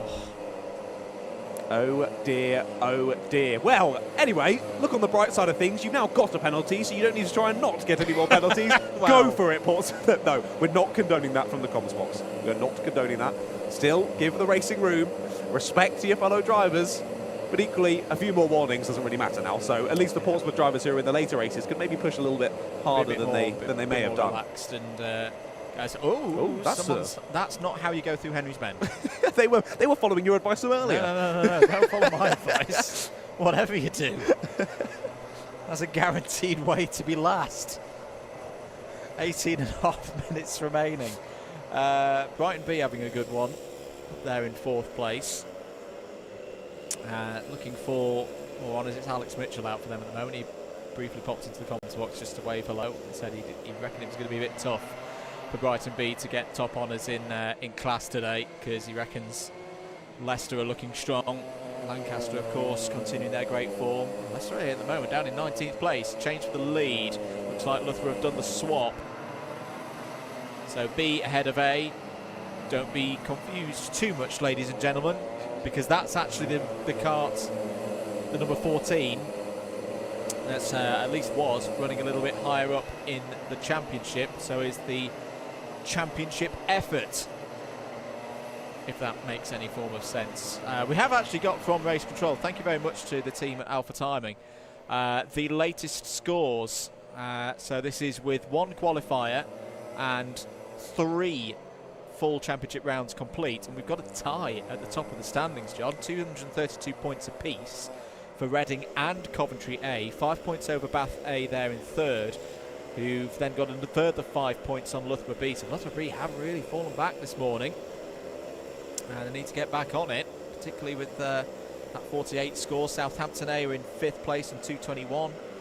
Manchester A and Liverpool A both on 213. Reigning champions Exeter A currently 8th on 206. And just for the clubman efforts, Lancaster A currently leading by 21 points. 182 on the board already for Lancaster A. Nearest competitors are Leeds B on 161. They've got a 1 point lead over Sheffield B, who similarly have got a 1 point lead over Coventry E. Those are your front runners in the championship scores, but still a very long way to go, of course. Indeed, definitely a long way to go, not only in this race but across the championship. And over these first 2 races at least, the first 2 races of this round, both Coventry and Reading A were both involved in. They got very similar finishing positions. Coventry A, just that little bit better, I think, overall. Coventry A have got a 5th place and an 8th place. Reading A with a 9th place and a 5th place. So 1 position in it between those 2 at the moment. You can't pull them apart, even across different races across the whole round. That's super close. And this is what we mean, that you also put in there, in that region, you've got Manchester A and Swansea A also on 108. So depending on how the tiebreakers work, so Reading would get that tiebreaker at the moment. But a position here, a position there, could be worth 2 or 3 championship points. You know, one overtake in one of the 6 races that we see this afternoon could have a real bearing on how the championship scores. And we say this, we always say this first middle weekend day of the season is moving day. It's like, right, how do you want to set yourself up for the last 2 meetings? Do you want to be in that title fight? Do you want to be around trying to get another top 10? Do you want to be leading in clubman? You've got to perform today at Buckmore Park. And well, for Loughborough in this particular race, that's what they're doing right now. 1.5 seconds the gap now between the B and the A karts. I think it was the right decision to swap them over there, John, because they're starting to be able to get a bit of a comfort margin behind themselves. Yeah, exactly. Doing everything they need to out there, whether they decided to make that switch or whether it just naturally happened and the Loughborough B kart got through on their own steam past the Loughborough A kart. Either way, they did make that switch, and now 2 seconds in the lead is that Loughborough B kart. Now we've got a train from about 10th backwards here, I think, led by Cardiff A. I think they might have got up into 9th now. Trying to spot if it's Nottingham Trent A behind them. It's not, it's the number 6, which is Manchester. My memory serves me correctly, yes indeed. So it's Trent in 9th, then Sheffield in 10th, then Cardiff, then Manchester. UCLan are involved in that battle as well. Lots and lots of drivers. Then Portsmouth, of course, that we mentioned earlier, involved in this battle as well. So are UWEA, Leeds B, Swansea A. Lots of drivers wanting to, as you say, set themselves up for a good rest of this round, a good rest of this season. Doing their best to do so side by side there. That's between Manchester.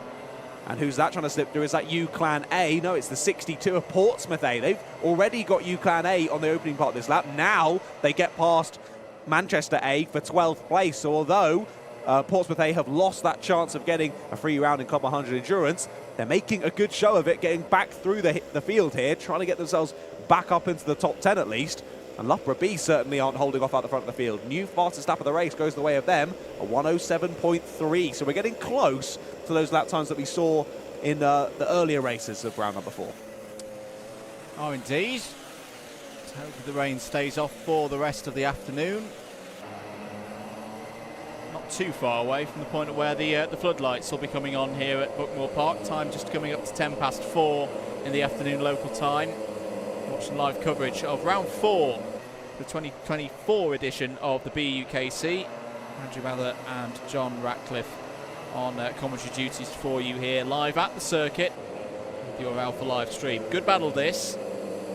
This is the 27 and the 17, Swansea A and UCLan A fighting over 14th place. Manchester A just ahead of them, Coventry B just behind. Coventry B leading a gaggle of teams in the clubman category.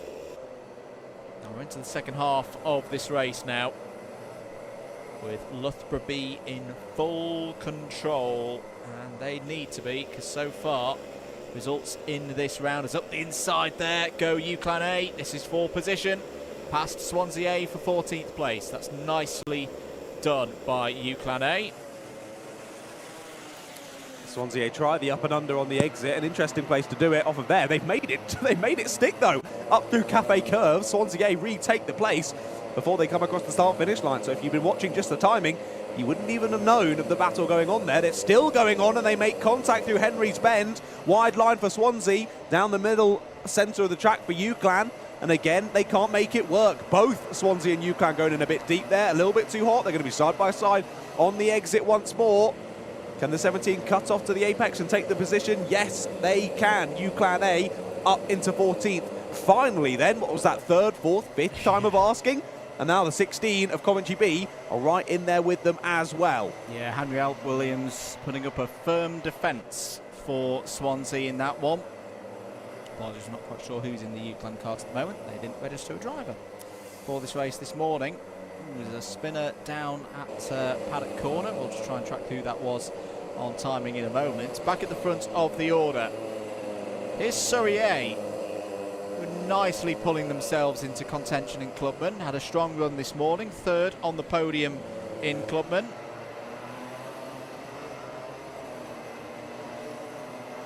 Just ahead of them, Clubman leaders in this race, Alex Mitchell for Brighton B. And Oxford Brooks A just behind, so holding them off is easier said than done. In the number 23 at the moment, it's Tom Law for Surrey A. So Law is up from 22nd place on the grid, so a decent number of net positions gained there for Surrey. Quick question from me. I haven't seen Brighton A at all. Are they in Inters? Nah, they're not even here. Oh, they're just not in at all. There's another team that can't choose the teams that qualify properly. Okay, gotcha. So yeah, they didn't qualify for mains then. Nope. The A team. Oh dear.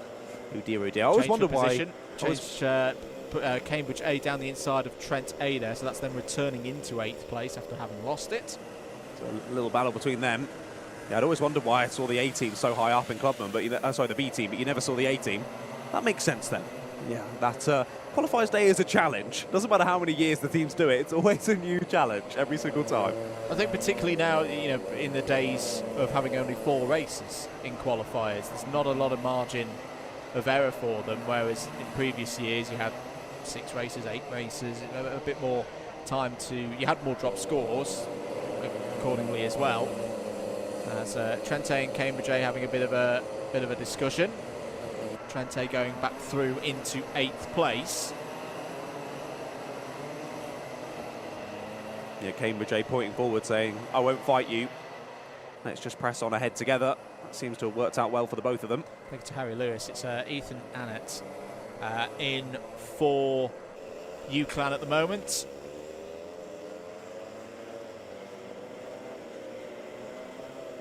Mr. GB asks, is ABC, I'm assuming this means A team, B team, C team, based on speed or weight? Speed. Yep. Mostly.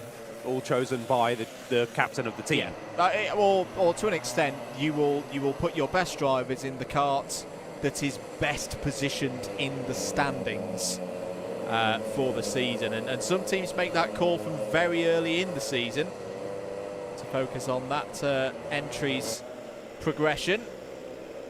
There is split heavyweight and lightweight races for minimum weight limits as these races tick on by. Not that that's been a huge factor today because it's been so wet. It's more of a factor if we have a dry running, which I was about to say hopefully we have up at Warden Law, and then I remember we're going to the northeast in March. Yeah, that's not going to happen. No. We'll play weather bingo. What do we think it's going to be? What do we think it's going to be, ladies and gentlemen? Will we see snow? Potentially. Saw a little bit of snow last week for the Inters. The slowest spin known to man. So frustrating when that happens for a driver, and they know it. We did have snow last week. For those of you who followed the Inters, it was extra A. It was extra A. Yeah, who had the spin? It had been coming through the field nicely. It had been extra A, up around the top 25. So yes, to my record of whenever I go to PF, not in the summer, it snows. You know, November through April, it gonna snow. Yeah. Remains. There will be some content tomorrow for the Inters on the social media channels. Peers will be running around mocking drivers who don't wear wetsuits when they've been told a million times to buy one or procure one. Dante Dillon there out on the course as well. Quick hello to him. Putting those breeze blocks back in place. But yes, for anyone who wants to follow the Inters tomorrow, best place is probably on Instagram. At the BUKC. Of course, you can follow at on the Alpha Timing live service as well as the numbers roll in. Bit of contact there between the 34 and the 40. I think you're right. Yeah. The 40 and the 30, yes, the 40 and the 34, and it was the Birmingham B karts that was the aggressor.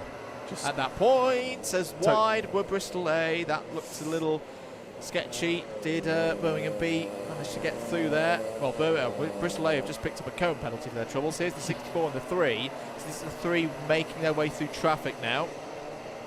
Yeah, Southampton A trying to catch Loughborough. They've only got about 1.5 seconds in it, to be fair. Closer than they've ever been in this race. But yeah, dealing with that traffic is a challenge in and of itself. So we'll see how quickly Southampton A can cut through, but they're continuing their fantastic performance from today. Is the number 3 plated kart. And yeah, moving through the order really nicely. Are we still got the record, the stat that Southampton A haven't finished outside the top 5 yet? Correct, yeah. And they're still, no race today, still there in the third top place. Impressive stuff. They lost a bit of time on that lap, about half a second to a second or so, trying to find their way through a couple of back markers, but equally staying there in third place. That'll be another really good result for them and another good charge for another round win. And this is, concentrate on this for a moment, is Lancaster A moving past Cardiff A there for, what's that going to be around? It's around 15th place, 13th place. Doing them a disservice with that. I think what's been so pleasing with the Southampton performance today, not just that it's been 3 wins, 2 seconds, potentially a 3rd in this race and a 5th, is we saw glimpses of this last year where they were incredible. Cardiff A having a bit of a moment there Big into wobble. Hairpin number 1. We saw this last year. We saw them have the speed, but it was the consistency. It was the penalties. It was everything that stops you winning races and winning rounds and ultimately the championship in this thing. And I think for Southampton A, they really were kicking themselves at times last year. I remember talking to Michael Preston down in the car park here at the end of round 2, which they won here at Buckmore Park last year, but they'd had a disaster in round 1. So they were quite deflated because they knew they hadn't executed to the max. They've definitely executed today as down the inside go the number 16 of Coventry B on Cardiff A. And after a okay PF International, they're now really in this fight. I think a lot of the teams are going to be really wary of Southampton A when we do go to Karting North East. Yeah, definitely, especially with that momentum that they've accrued over today. They're going to be feeling pretty good heading into round number 5 and 6 at Warden Law. Make sure you're tuning in for that big slide from the 27. Fantastically saved. Yeah, Swansea A nearly losing it on the red paint there on the exit of Henry's Bend, but holding it together and actually trying to get back past now the number 16 and does so. So fair play. Coventry B sent back to 15th place once more. Super close battling amongst all of these drivers in these sort of teen positions. It's all getting very close, very scrappy. Just what we like to see. There's the number 30 of Lancaster A, who's leading this group around and down Syme Sweep. And you've got plenty of drivers involved. Plenty of drivers definitely trying to get involved. There's the 124 UWEA there in 18th place, trying to find a way through Cardiff now. I think if I'm not mistaken, that's Johnny Wilkinson who is in for Cardiff A at the moment. That Johnny Wilkinson. Not that Johnny Wilkinson. I think he might be a bit old for the UKC now. Just a little bit. Yeah, I wonder how many times he gets that. Probably quite a few. Portsmouth A with the fastest lap of the race. I'm still impressed with how quickly they're coming through the pack. Well, the shackles of don't get a warning are off now. Yes. Now they're showing us what they're all about. Cardiff A holding off UEA. This is for 16th place on your screens. To put it into context, second, third for Southampton A. That would be 176 points secured, locked in, done. That would have won them the round this morning. Been a tremendous day for the South Coast team. 2 minutes remaining on the clock. I think the professionalism from Southampton as well. I don't mean them in a disrespectful way, because having fun is a big part of the BUKC. I think if you go back a few years ago, they were a bit of a party team. They were always present. They always had good representation in the mains. But you know, they like to have a bit of enjoyment with their racing, whereas they really have like laser focused in now. They've just taken second place on the road as well, we should mention, so that just improves their position even further. Second now on the cards for them, and that's what you need. We've seen teams do it before. So, you know, Piers will wax lyrical about his Loughborough days when they, you know, really gritted in and got that team ethic together to win these races. And you know, that's why we've got so many team names, you know, Brooks, Nottingham, Bath, Loughborough, Hertfordshire, Huddersfield. To win this title, you have to have that focus.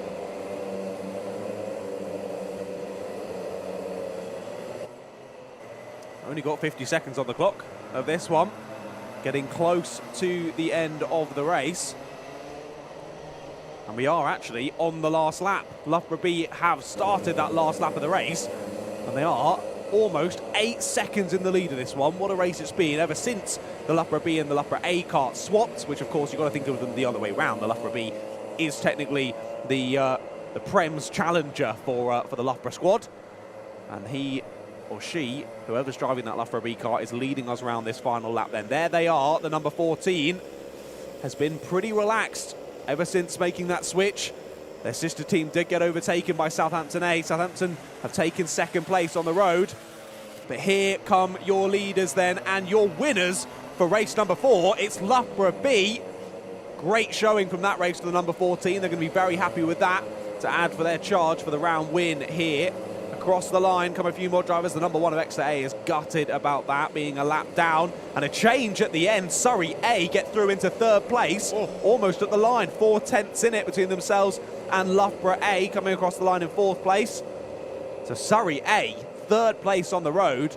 Highest placed clubman team. Very impressive drive from that Surrey A driver, as the rest of the teams come funneling their way up and over Cafe Curve and over the start-finish line to finish off race number 4 of 6 total races for this afternoon. Another brilliant showing, as we've said, from Southampton, and great to see those two drivers come across the line side by side and give each other a big thumbs up as the race comes to a finish. Great to see brilliant racing up and down the field, and most importantly, all the drivers having a brilliant time and giving that thumbs up post-race, showing their excitement as the floodlights flash on for these last 2 races. It will be only clear visors allowed for the drivers, so if you can hear me out there and you know your driver's about to go out with a tinted visor on, make sure that's changed pretty sharpish. Here we go then, results for race number 4. As I say, Loughborough B, brilliant race, 8 seconds in the lead there over Southampton A, but another brilliant result for Southampton A. 3 second places already. They're looking good for 2 round wins from 2 here at Buckmore Park. Surrey A were in 3rd, great drive from them, followed by Loughborough A, Edinburgh A, Brighton B, Oxford Brooks A, Nottingham Trent A, Sheffield A, and Portsmouth A rounding out the top 10. Great recovery drive from them there in 10th place. UCLan A were in 11th, then Cambridge A, Lancaster A, and Swansea A rounding out your top 14. And it was Coventry B, UWE A, Manchester A, UWE B, Cardiff A, and Oxford Brooks D rounding up the top 20. Cardiff C in 21st place. Fair play to Max. He got back to a good position there. Leeds B and Leeds A just in behind them, with Leicester A, Liverpool C, Loughborough D, Bristol A in 27th. Finalising your 36 carts were Exeter A. I can see why they were gutted across the line there with that 28th place. Then Liverpool B, Birmingham B, Sheffield B, Huddersfield D, Sheffield C, Bar C, Coventry F, and Brunel A. Your 36th cart of 36 for race number 4. But I think Piers has a lot of people to chat to down on the dummy grid. Let's go down to him. That's race 4 done. Race 5 coming up very shortly, but I thought I'd grab a word with winner once again for Loughborough A. What a race. Yeah, brilliant start. And some great battling at the start. Came a bit lonely, but I guess that's the kind of way you want to have it here. So, yeah, good race. Good result for Loughborough once again. It's been a bit of an up and down season with some good results, some struggles, but hopefully can kick you on this afternoon, eh? Yeah, hopefully. Hopefully we can get back to PFI form and show everyone what we can do. Excellent. Well done. That was a great race on the road. Looking ahead to race number 5, you may notice that the floodlights are now on, so we won't be seeing any tinted visors from now on because you have to wear a clear visor. Might make conditions a little different from this morning with shadows being in different places. Let's chat to some of our drivers who are about to go out. Why don't we grab a word with our Oxford Brooks A driver, Alfie. Do you want to put your thing in so you don't forget first, mate? Okay. Alfie, Oxford Brooks A, you've had a good day so far. Last time I spoke to you, we were chatting and it was about to be a team race and we were laughing about the fact that you were like, ha, last year we made 3 pit stops, won't do the same thing today. What happened in that race, Alfie? I wasn't racing. It wasn't me. It wasn't you? Different driver under the helmet. Oh, a different driver. Hence the different helmet. Twin brother. Yeah. I thought no one would recognise me if I wore a different helmet this time. That helmet's never coming out again, is it? No. Oh, it's got to. Good news, Alfie, is fingers crossed you're not going to be making any pit stops in this race if everything goes to plan. Knowing me, I might make one just for fun. But we know you can drive a go-kart fast enough, pretty fast. How was your race this morning? You've got a good grid position for this afternoon, so talk to us about what you're going to do in this one. Pretty much the same as last one. Last one started a bit further back, ended up 6th, where I'm starting now. So as long as get a good start, we should be all right. I'll try check out at the front, but there's a lot of other quick people out here as well. So we'll see what we can do. Yeah, so it looks like quite a good grid actually of drivers. We've got Ben Bros for Birmingham over there just alongside you and a few drivers I recognise further back the field. So we'll see how we get on. Good luck, Alfie, for Oxford Brooks A. Of course, Oxford Brooks A, one of our stalwarts at the front of the field, always producing some good drivers. Let's jump in with a very luminous helmet here with Mr. D. Luff. What's your full name and who are you racing for? Declan Luff for Loughborough A. Loughborough A. Oh, love the Loughborough. Anyway, talk to us about your day. What's going on? What are you up to other than karting? Or maybe some karting as well. It's not been bad. The first race this morning I started 32nd, ended up 13th I think it was, so not too bad. Starting 12th here, so hopefully you can go forward again. Hopefully you can go forward, that would be good. It's a pretty strong grid by the looks of it. What are you up to tomorrow? Not much. No lectures? No, not tomorrow. You've decided that? Yeah, day off. Nice. That is the perk of being a uni student. You can decide when and where you take your days off. Hopefully that doesn't impact his degree too heavily. Moving further back down the grid, we've got a number of drivers. It looks like as I said, quite a strong grid we've got here. Philip Vava, again, another of our stronger teams. I think he's for Bath. Who should we grab away with? I'm trying to mix and match who we chat to so I don't end up chatting to the same people all the time. Let's chat to this person. I can see some fields of wheat on the side of your helmet. What's the inspiration? What, with the flags? Yeah. It's actually his helmet, but it represents Ukraine.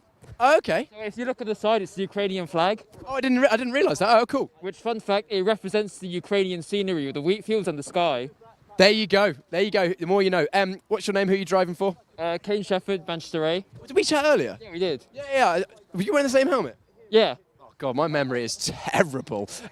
Kane, talk to me. How was earlier? How's it going to go now? Yeah, it was good fun. I never drove Buckmore in the wet, but it's about trying new things, isn't it? So I had a good time. You were quite quick, actually, I remember. You were in the top 5, weren't you? Yeah, I came second. Yeah. Also, you've got mismatched gloves. Yeah, what's called my dogs chewed half a pair from each glove. So well, with this concoction. How convenient of them that they chewed the left hand of one set and the right hand of the other. It would have been annoying if they chewed both right hands. Well, they did chew a full pair as well. You need to put your gloves where dogs can't get at it, and that's what I'm getting from this. We chatted to Amy Jurger earlier. She had a good race in the first one this morning. Let's wander down here, and I'm going to guess that your name is Rishi. Yes. Rishi, I know that because, as you can see, Rishi's got his name on his suit, which is very helpful for me. Rishi, who are you racing for? Liverpool B. Liverpool B. What do you reckon is going to go down in this one? Nothing bad. I can't go backwards. So. You can? Well, 2 places, but yeah, I'm just hoping for the best, and let's see what happens. Let's see what happens indeed. It's Valentine's Day, Rishi. Is there anyone special you want to say hello to at home? My mum. Oh, what's your mum's name? Mamta Gupta. Mum, hi. What would you want to say? Hi. Yeah. Hi. There we go. Right. On that note, we're racing for the 5th time this afternoon. Penultimate race. Let's do it.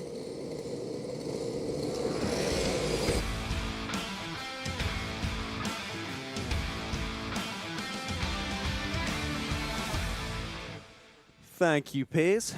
Big shout out to Rishi's mum on Valentine's Day. We're spreading the love here at BUKC. It doesn't matter whether it's to a spouse or a mum. We love all of you, and we hope you're watching at home. If you are enjoying it, make sure you drop a like on the live stream. But let's get straight into the grid then for race number 5. Liverpool A and Southampton B line up on the front row for this one. Behind them, Birmingham A, Leeds A, Huddersfield A, and Oxford Brookes A there on row number 3. Row 4 sees Warwick B and Swansea B. Then it's Reading A, Edinburgh A, Coventry E, and Loughborough A there on row number 6. Behind them, row 7 is Cardiff A and Lancaster B, then Cardiff C, Cambridge A, Loughborough D, and UClan A. And rounding out the top 20 are Exeter A and Birmingham B. Then it's Cardiff B, Bath A, Warwick A, and Coventry F there on row number 12. Row 13, Sheffield D and Coventry A. Then it's Southampton C, Manchester A, Sheffield A, and UWE A. Rounding out the top 30, then it's Imperial B, Imperial A, and all Imperial row 16 there. They're followed by Liverpool B, Oxford Brookes B, and Swansea A. Here we go then, second to last race of the day. I can't believe it. It's all gone by so quickly. Gone very quick today. Super quickly. Andrew's trying to work out the spreadsheet of doom as we're heading into the last couple of races of round number 4. So it should be, first time of asking, Liverpool A on the number 32. Alongside them, Southampton B on the number 45. Who's going to be leading the race after the first couple of corners? You're not going to have to wait long and see. Here come the green lights. They're underway and racing here at Buckmore Park. The number 32 of Liverpool A does take the lead of the race into the inside line and should hold on to it. And up and under from the second row of the grid, though, could see another couple of drivers trying to get involved. Very picturesque camera work, because we've got 2-3 drivers nearly hitting the wall on the outside there. One of them being Cardiff A, and 3 or 4 spinners in the background as well. We might see this be a restart. It hasn't been called yet, has it? It has on the timing. Thank you, Andrew. So, first full start of the day. Fair play. We got to the second last race of the day before we see the full start. So fair play to the drivers. If you're not new, or if you need a bit of a rundown of what's going to happen here. So that's the green flag with the background of the yellow chevron. That's to indicate to drivers that that is an aborted start. The grid will reform in exactly the same order as we've just read out there, and the most likely decision at the jurisdiction of the clerk of the course is 5 minutes will be knocked off the race time, so it'll be a 20-minute race. We'll await for confirmation from that from race control. That does give us a bit of time just to run through these scores on the doors. So we're at that stage of the day where some teams have done 3 races, some have done 2. Southampton A lead, 177 is their score. So it doesn't matter what happens between now and the end of the day. If you want to win the round, you're at least going to have to match 177. That is a big score. Very big score. Would have won the round this morning, for example. Nottingham Trent are second on 164. Loughborough B are third on 158 with room to improve, though. They do have a 14th in that makeup at the moment. Coventry B leading club, 144 secured already. That's a decent score. Surrey A 136, Lancaster A 132. I just want to read out the number of teams who can still mathematically win this overall, because there's not a lot of them. Bath A, Birmingham A, and Warwick A. That's it. So at least 4th place for Southampton A today. Let's just have another go at that one then. Away we go then, 20 minutes on the clock for race number 5, round 4 of the BUKC this year. Southampton B trying to go around the outside there, do go off the track a little bit. The number 11 of Birmingham A on the inside as well. Breaking formation penalty straight away for Coventry A, and one of the Liverpool carts is off. Ooh, that looked a little bit nervous coming back into the track, and straight away Southampton B to the front of the order. Contact warnings for Loughborough A and for Lancaster B. This is brilliant for the drivers at the front. They've lost 5 minutes off of the race time, and now everyone behind them still scuffling on this race restart. So if they can pull away at the front and get a nice bit of breathing room, you could be on for a great result here at the start of this one. Drivers still trying to make up positions as they head down Scion Sweep, 2x2, 3x3, but it has changed at the front, as you mentioned, Andrew. Changed for the lead. Birmingham A to the front. They have got to capitalise on this race. Benjamin Boris, I think it is in for them at the moment. Yeah. Going to be honest, they made a bit of a hash brown this morning of a really good opportunity for a top 3 in class. A lot of them did have Mackey's breakfast, to be fair. That's true. They've got this race. The next race, they start 10th. They can do something from there, and they are one of the select few teams who can overhaul Southampton's score at the moment of 177, which, remember, Southampton could still improve on. That's the scary thing. They start 22nd in the very last race. They sit this one out. As difficult moments here for Southampton B. They're falling down the order a little bit. Look at this. Away is Benjamin Boris. Can the rest of the field get themselves organised? 3 wide going into.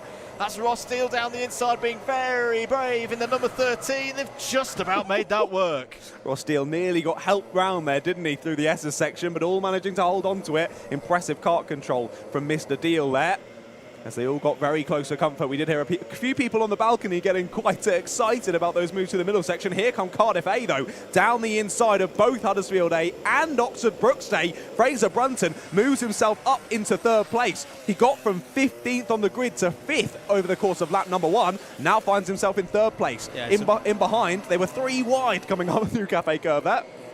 Yeah, so there's some big runners in this race.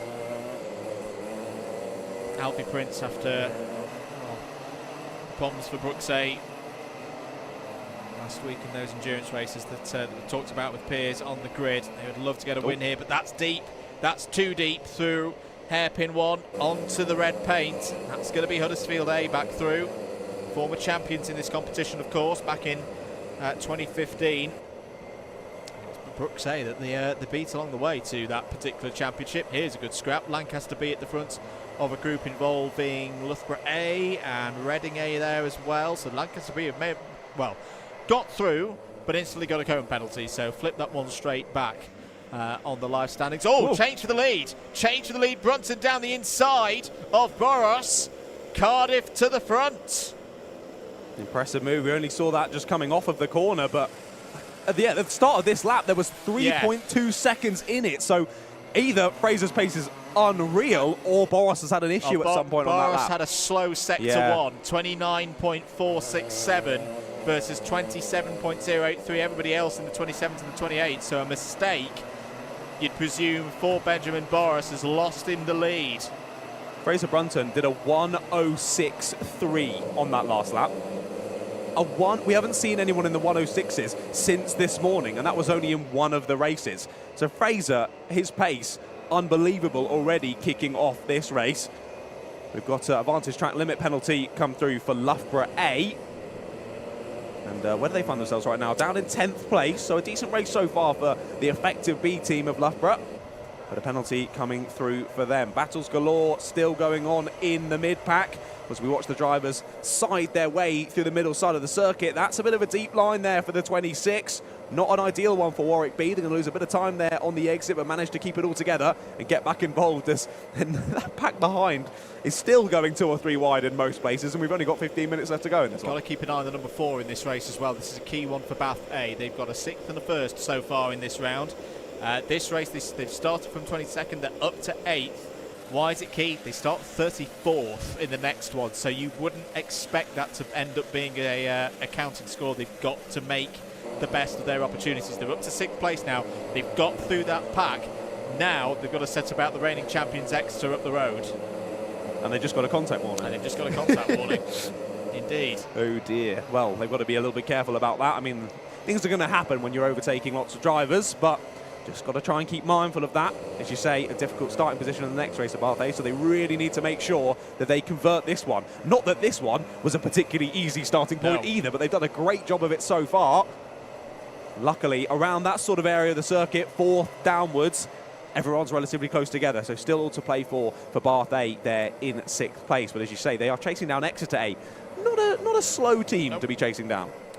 Especially when I think it's Sam Hampshire in for them at the moment, who took a race win earlier on this morning, has gone up from 19th place on the grid himself. The 81 looking down the inside of the 26 there. That's a nice move. That's, I think, well, it's around. They were 3 places apart at the start of the lap, Southampton C and Warwick B, so there's been a lot of changes there. Exeter B have found a way past Huddersfield A.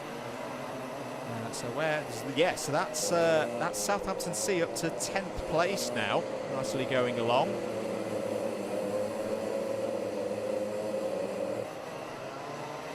Pace the best we've seen so far today, as the rain has stopped. Impressive to see that quick pace from Southampton C. It's like you were saying earlier, great to see the depth coming to these teams. Impressive stuff to have someone in your C team up in the top 10. Well, the man sat to our left, I know, will remember this big time. It's the one I always pull out as an example. When Tom Thickpenny came through in the Loughborough squad, he was a B driver.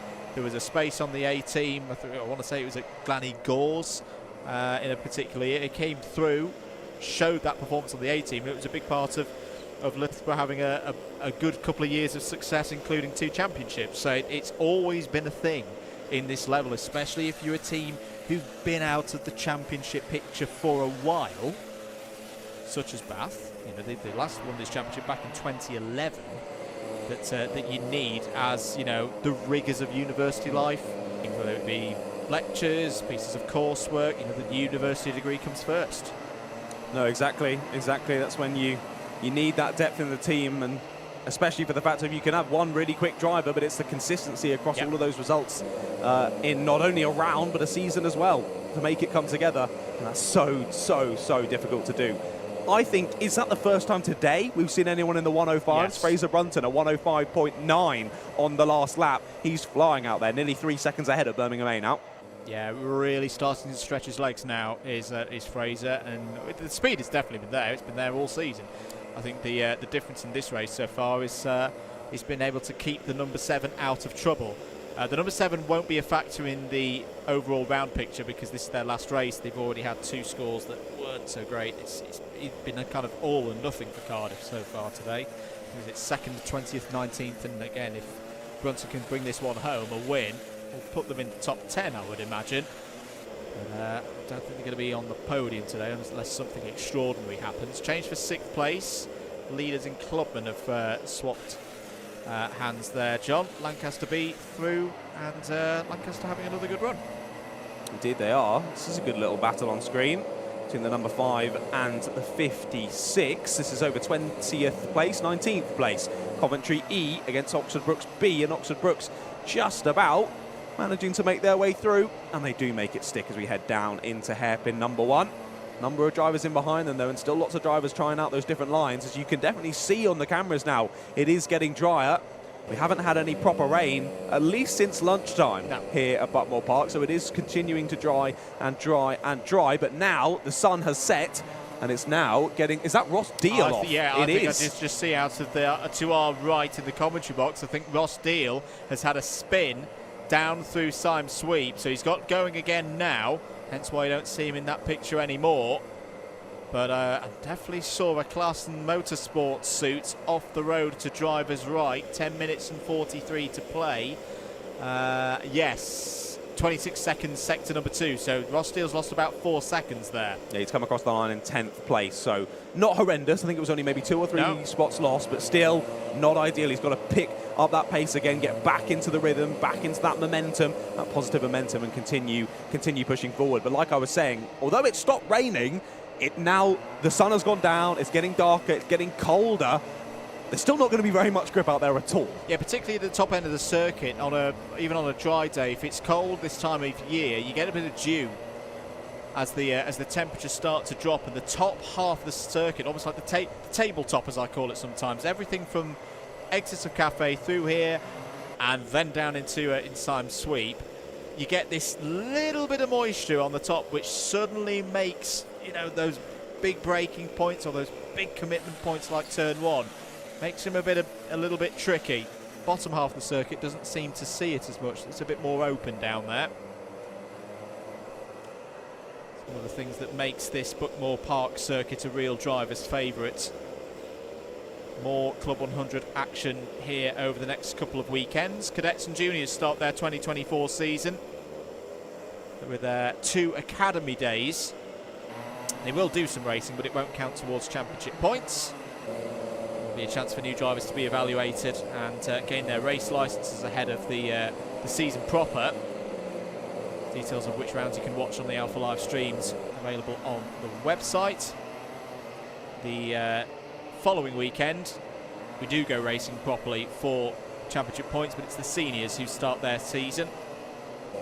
Endurance and SB60 on the Saturday. Spaces available in the Endurance.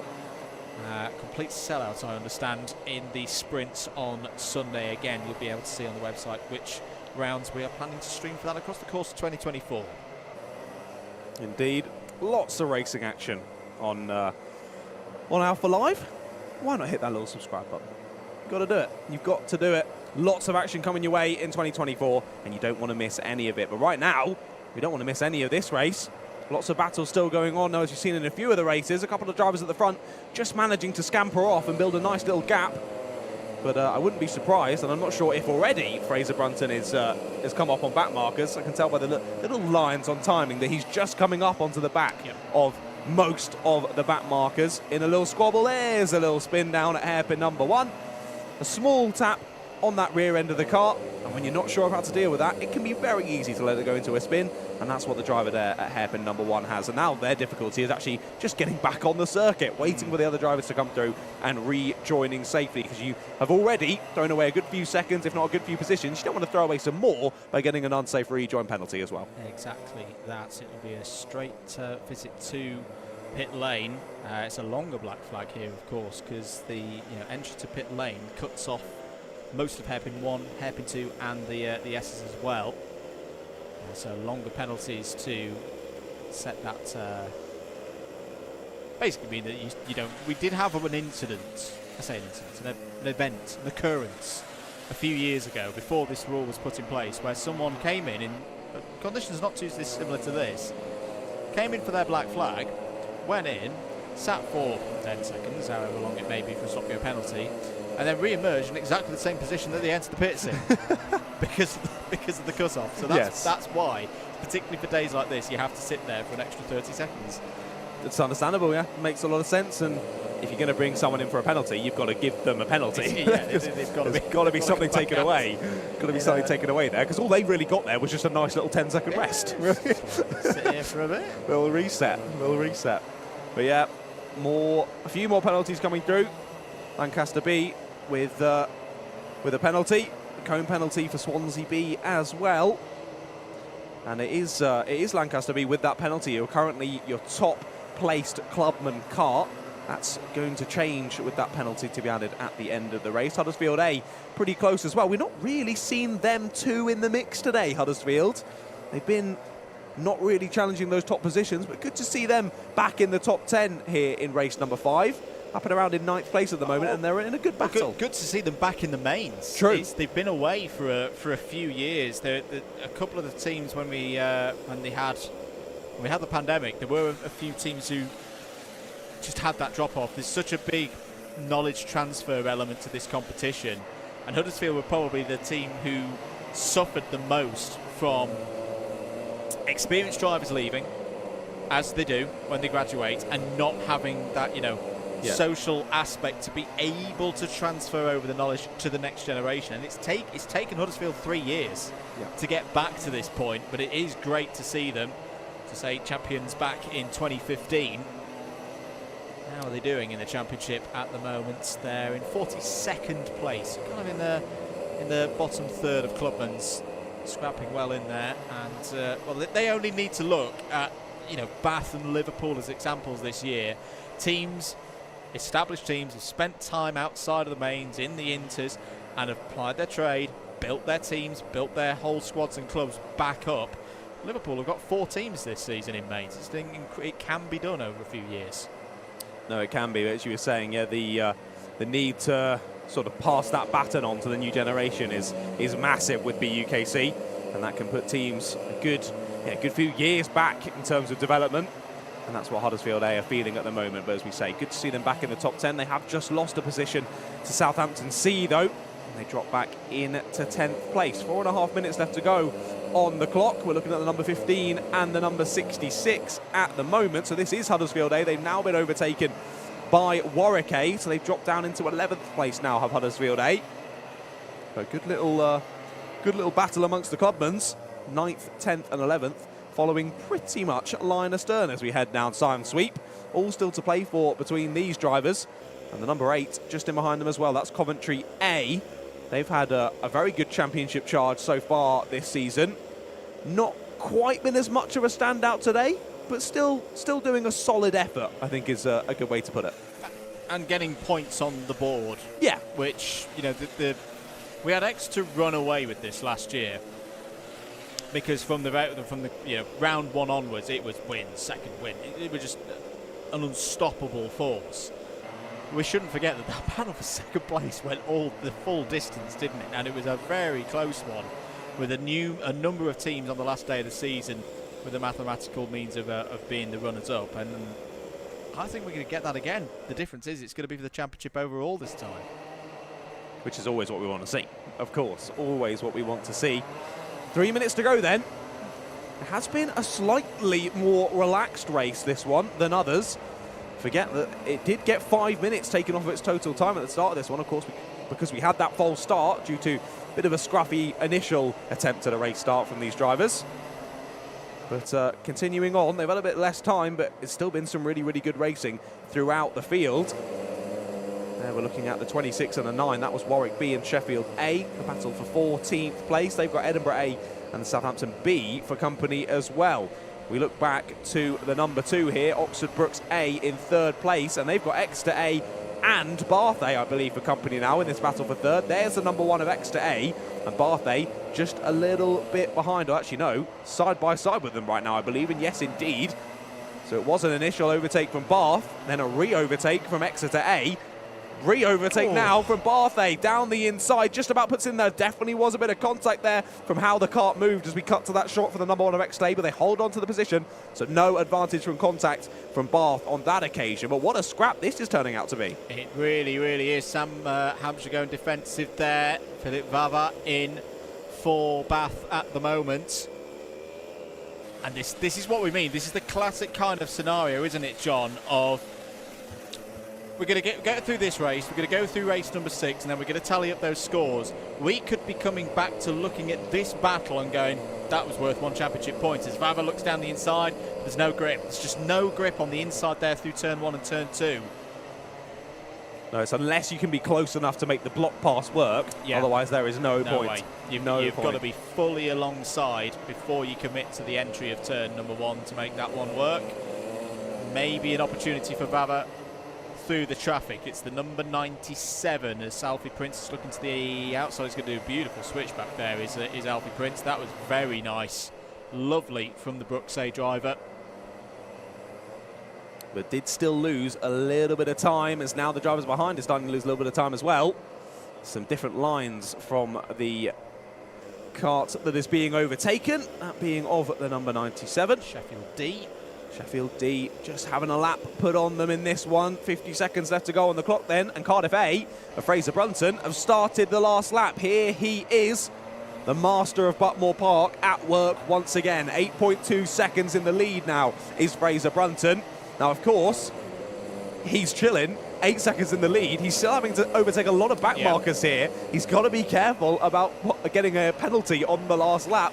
He knows he can be relaxed. He's not got anyone behind him that's for position, but still, you never know. Something could just happen. And there you go. There's a penalty, and there's your race win gone. So Fraser Brunton still needs to keep it relaxed over this last lap, but equally, he should have it. Yeah, the 60-40 moves to get yourself through the traffic. You've got to turn it up to 75-25 at least, 80-20 if not, to make sure you get to the end of one of these races without any positions to be added. But this has been more like it from Fraser Brunton.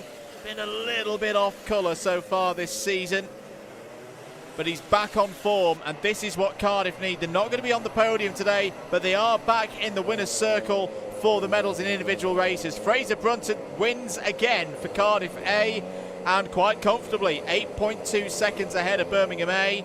Benjamin Boris is going to come over the line. There he is in the number 11. That's a big result. That is a really big result for Birmingham A. That puts them ahead of where they were this morning. Third to Alfie Prince, can be proud of that. Fourth for Exeter A, Sam Hampshire. Philip Vava gets Bath A into the top 5 again, moves them to 171 points.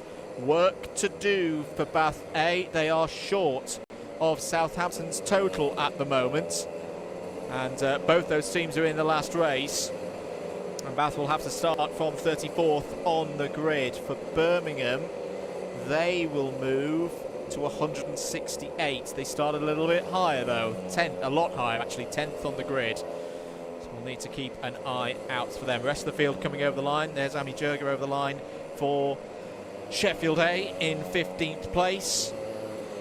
Liverpool across the line as well, Liverpool B. It just shows how much your starting position does affect things as well, because we saw Ami battling for the lead in the morning, finishing 15th in that one. So things can happen across a race distance when you're starting from a lower position. That's why it's so challenging. It's why when you've really got to weigh it up between your drivers and their skill level of whereabouts you place the drivers in the different races between positions. It can really, really affect things. There is your provisional result. We should stress that. That's before any penalties applied. Top 5, Cardiff A, Birmingham A, Brooks A, Exeter A and Bath A. Manchester A a little bit further back, 31 seconds off the leader in 6th. Reading A 7th. Lancaster B, the first of 3 Club and Karts home in the top 10. The other 2 being Southampton C and Warwick A. Coventry A, Huddersfield A, Loughborough A and Edinburgh A all in the top 15. That's completed there by Sheffield A. Brooks B, Loughborough D, Liverpool B, Warwick B and Swansea B inside the top 20. Liverpool A, Southampton B, Imperial A, Swansea A and Leeds A in top 25. 24 karts finished on the lead lap. Cambridge A and Coventry E were just off the lead lap, as were UClan A, Cardiff B and UWE Bristol A. They're all inside the top 30. Coventry F, Sheffield D, Imperial B, Birmingham B, all 1 lap down. Cardiff C down 2 laps, finished 35th and last. One more race to go here at Buckmore Park, but before we get to that, let's head down to Piers Prior, down on the double grid with some of the drivers. Penultimate race of the day done and dusted, and I thought it'd be, we might as well grab a word with the person that drove away from the field, fast lap by a second, blah, blah, blah. Fraser, you showed us how it's done twice today. You got a penalty earlier on today. We don't think you got a penalty in that one, so 2 wins on the road. Yeah. Unfortunately, the rest of the Cardiff lot didn't do so well in the second round, so no podium for us today. But yeah, it was a really stacked grid, so I'm lucky I got the win. Yeah, you did well. Well, you're not really lucky, to be honest, mate. You drove very well. You drove very well. Have you got any words of advice for anyone who comes back here in the wet in a Club 100 car? Because you clearly got it sorted. Have fun.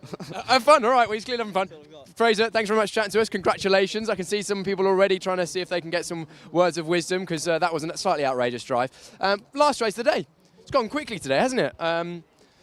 It's been a good day's racing. I've enjoyed it. Let's see if anyone wants to have a chat. Come on, let's have a chat with a Coventry member. Coventry, which team? Coventry. Coventry E, and who are we talking to? Cavern Taylor. Cavern. How's your day been going so far? All right, not too bad. Nah, I don't know. It's been a bit, in comparison to last week, it's not been the best. But overall, I guess hope maybe it's a drop round. Who knows? Well, the good news is there are drop rounds. Have you been having fun though? Yeah, I'd say so. It's been really, really good. So. Oh, that's good. And of course, today is Valentine's Day. Is there anyone extra special that you want to say hello to at home? No. There's not. In which case, do you want to say hello to your mum? Hi, Mum. Who's your mum? Her name's Mandy. She's probably watching, to be honest. Hi, Mandy. I hope you're enjoying the stream. Make sure you just, subscribe to the Alpha Live YouTube channel. It's a little button just below the. Subscribe if you fancy. Like the video as well. Just plug yourself, yeah. Just plug yourself. Well, no one else is going to do it, are they? Come on, have a good race. Oh, you can't cheer for yourself. Who's going to cheer for you, right? Right, let's walk up and grab a chat with some other drivers. Who haven't I spoken to today? I haven't spoken to this person. Oh, let's get a jit going. Let's get another photo. I can see who's getting a photo there. Who are you? So Gareth from Portsmouth A. Portsmouth. Oh, Portsmouth! Guys, you were so close to getting a free round in Club 100. But unfortunately, who was it that got penalty? Hands up. Oh, yeah. What did you do? Soft penalty. Oh, yeah, soft penalty, apparently. Anyway, that's in the past. We're looking ahead. Final race of the day. Floodlights are on. Feels like it all comes down to this. What can you do? Well, we've had a few mixed results today, so just trying to and maintain that consistency, really. Like, see, Harrison came in with a P2. We've had a few lower down as well, so just try and get in the middle, maybe. Absolutely. Also, I must say, I very much appreciate the homemade helmet. About 10p has gone into this. You know what? My helmet is also homemade. I got it sprayed by a dude that sprays trucks, and then I did the detailing with some 3mm tape. So I'm very much in the same tape, mate. It looks good. Thing is, you can't tell until you're right up close, and as long as you do it well. Just back off a little bit. Yeah, Laura, just back up a little bit. There you go. Look, Formula 1 helmet. Anyway, good luck in the race. Where would be a good position for you?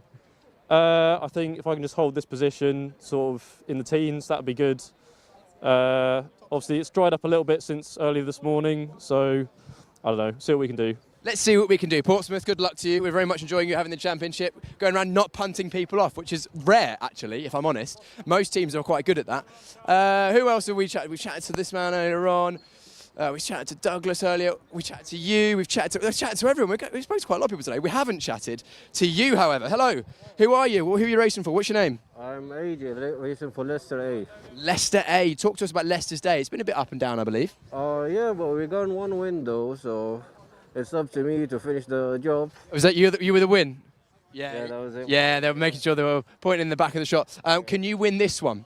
Well, I'll try my best. You'll try your best. Give us, if you were a bookie, what would you give yourself odds on winning this one? 100%. So 1-1 to win? Yeah. I wouldn't put a bet on that. No offence, seeing as you are starting 31st. Well, I enjoy it if you do. Easy to spot, number 36 in the bright red suit. That would be entertaining. See him come all the way from the back. Want to chat to the person who's last on the grid, Warwick. Warwick, that is a lot of lead on that car. You've been on a diet, my friend. I'm a light man. I'm also part of the light contingent. What's your name? You're Warwick. Which team? Warwick A, Jake Palmer. Jake, bang last on the grid. Are you the captain? I'm not this year. So someone else slaps you in last place on the grid then? No, well, I had a pole start last race in the morning. Binned it in the paddock. Ended up near last though, but it was a good race. Had some really good results, especially my teammate Jean. He was in the big crash last week and he's already back on the podium. Big crash, what? Was he racing on the... Oh, is he the one that ran into the wall? Yes. But good to see him back. Glad to see he's okay. Sorry if I'm crouching, everyone. I've just been squatting all day and my knees are screaming at me. What are you up to after today? You know, this is the last race of the day. Are you guys going out for a meal tonight? Going on the... Yeah, okay. Classic student. What's the plan? Oh, yeah. Some drinks that hopefully we'll have something to celebrate by the end of today. Well, give us something to celebrate. That would be great. I think we've got time for one more driver interview, so I'm going to wander up the grid a little further. Everyone's just vacating their way. I'm sorry to interrupt your team debrief, but this is someone that's clearly an expert, seeing as you've got Buckmore on your suit and Buckmore on your helmet. You must be a Buckmore expert. No. Why? Anyway, what have you done at Buckmore before? Is it just today? No, I haven't driven in the UK before, so this is like first time ever driving in the wet. It's a nice experience, nice learning experience. So we're still learning. Still learning. What's your name and who are you racing for? Fahad, and I race for Sheffield C.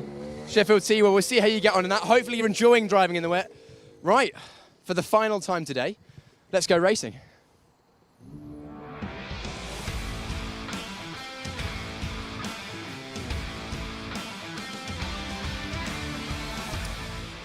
Thank you very much, Piers. Great work as ever down there interviewing the drivers. Let's have a look at the grid for the final race of the day. And a key one for the championship, perhaps. There is your front row. Loughborough B have pole position. They're joined by Lancaster B on it. Reading A and Coventry B go from row 2. Coventry E and Liverpool C start on row number 3. Oxford Brooks D and UE Bristol B go from row 4. Sheffield B and Birmingham A complete the top 10. Brighton B and Swansea B start on the 6th row of the grid. Into the midfield, Leeds B and Liverpool A start on row 7. Southampton B and Warwick B start on row 8. Portsmouth A and Imperial A start on the 9th row of the grid. We then find Bath C and Imperial B completing the top 20, ahead of Bristol A and Southampton A, who we reckon have already secured the round. More on that in a moment. They're on row 11. Brunel A and Southampton C start on row 12. Brooks B and Lancaster A on row 13. Nottingham Trent A and Sheffield C on row 14. Sheffield D and Surrey A complete the top 30. And starting from the back, Leicester A and Coventry A on row 16. Coventry A have gone for a kart change in the background. Cardiff B and Bath A on row 17. Warwick A, current leaders in Clubman in this round, start 35th and last. Yeah, there's certainly a lot to play out in this race, isn't there, Andrew? There is. So, situation with the points on the board. Southampton A already have secured 177, virtue of 3 second places. Nobody else can beat that. Bath A and Birmingham A can both get 176, but they cannot take the round win away from Southampton, so they've got a glory run at the end. There's plenty else to be decided though. 25 minutes for the last time today here at Buckmore Park. We are away and racing. Good start for Loughborough B on the inside, holding off Lancaster B there in P2. Reading A are looking down the inside. There's a one kart very wide, skirting with the wall there through Henry's Bend. Into the hairpin we go for the first time. Lancaster B, great fight back. There's several drivers off through hairpin number 1.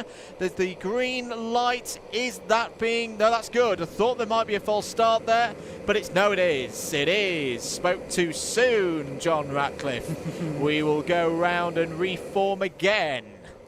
We were watching for that chevron like a hawk after we saw those drivers pirouetting down at hairpin number 1, but it does indeed come out, so the drivers going to have to get back into the order that they started in. So Southampton A, we've already established, have a score already secured, can't be beaten by anybody else. Another 60 points in the championship for Southampton A. That's the one thing we do know. Teams that can finish on the podium. Exeter A have one of those spots at the moment. They've scored 172. They're done for the day, 4th, 3rd and 4th. Bath A are in this race, but right at the back, they've got 171. So those are the 2 teams that have got them at the moment. Birmingham A start 10th. They have a 9th place on their scorecard at the moment and start 10th. So as soon as they can get up to 8th place and start moving up through the order, they're moving up from 168, max possible 176. Similar situation for Trent A. 164 is their score at the moment. They start 27th. They need to get to 7th place or higher to start improving on that. Loughborough B can also improve, and that's the danger team, I think, because it's your pole sitter. So the second they start going around, and as long as they hold that position, they're getting rid of that 14th from race number 1. You say as long as they were holding that position, Lancaster B would put in a good effort in to get past them on that initial start. Let's see how they can do it. Second time of asking, then actually the final time of asking here at Buckmore Park today for round number 4 of the BUKC in 2024. Much better start from the 14 of Loughborough B. This time manages to get to the front immediately as the drivers all file their way through the first couple of corners. Big squeeze in the middle of the pack there for our leading gaggle of karts, and we do have a spinner just in behind, and they get collected by 1, 2, 3 karts. Most people holding it together on the exit though. and all continuing out of hairpin number 1. A couple of dives to the inside, that can often work if you're able to block past to the apex there. But a much more relaxed start. I don't want to speak too early, but a much more relaxed start than that first effort. Yes. Well, yes. Mostly. Mostly. in the context of, you know, jumping off a bungee jump is relaxing compared to something. Yes. You know, is the number 61 of Liverpool C who were spinning in the middle of the pack. There's a code penalty already for Sheffield B. That was a really good start. Much better start for Loughborough B. If they're going to get them, so they're not going to win a round today. They're going to march on to Warden Law and still be waiting for that round win that's eluded them since round 2 of 2022's championship. And I've just have that feeling they want to be in the fight for the title come the last round of the season. As one of the lead cards, it's Adam Curtis. That's right in the way. That's a big contact with Jesse Durgeest. Big contact with Bathé. Durgeest trying to drive away there. Well, Durgeest is out of the kart. Fair play. And that is the most important thing here. Full course yellow is out. Wow. That was a big hit and testament to the safety of these Club 100 karts, this brand new fleet for 2024.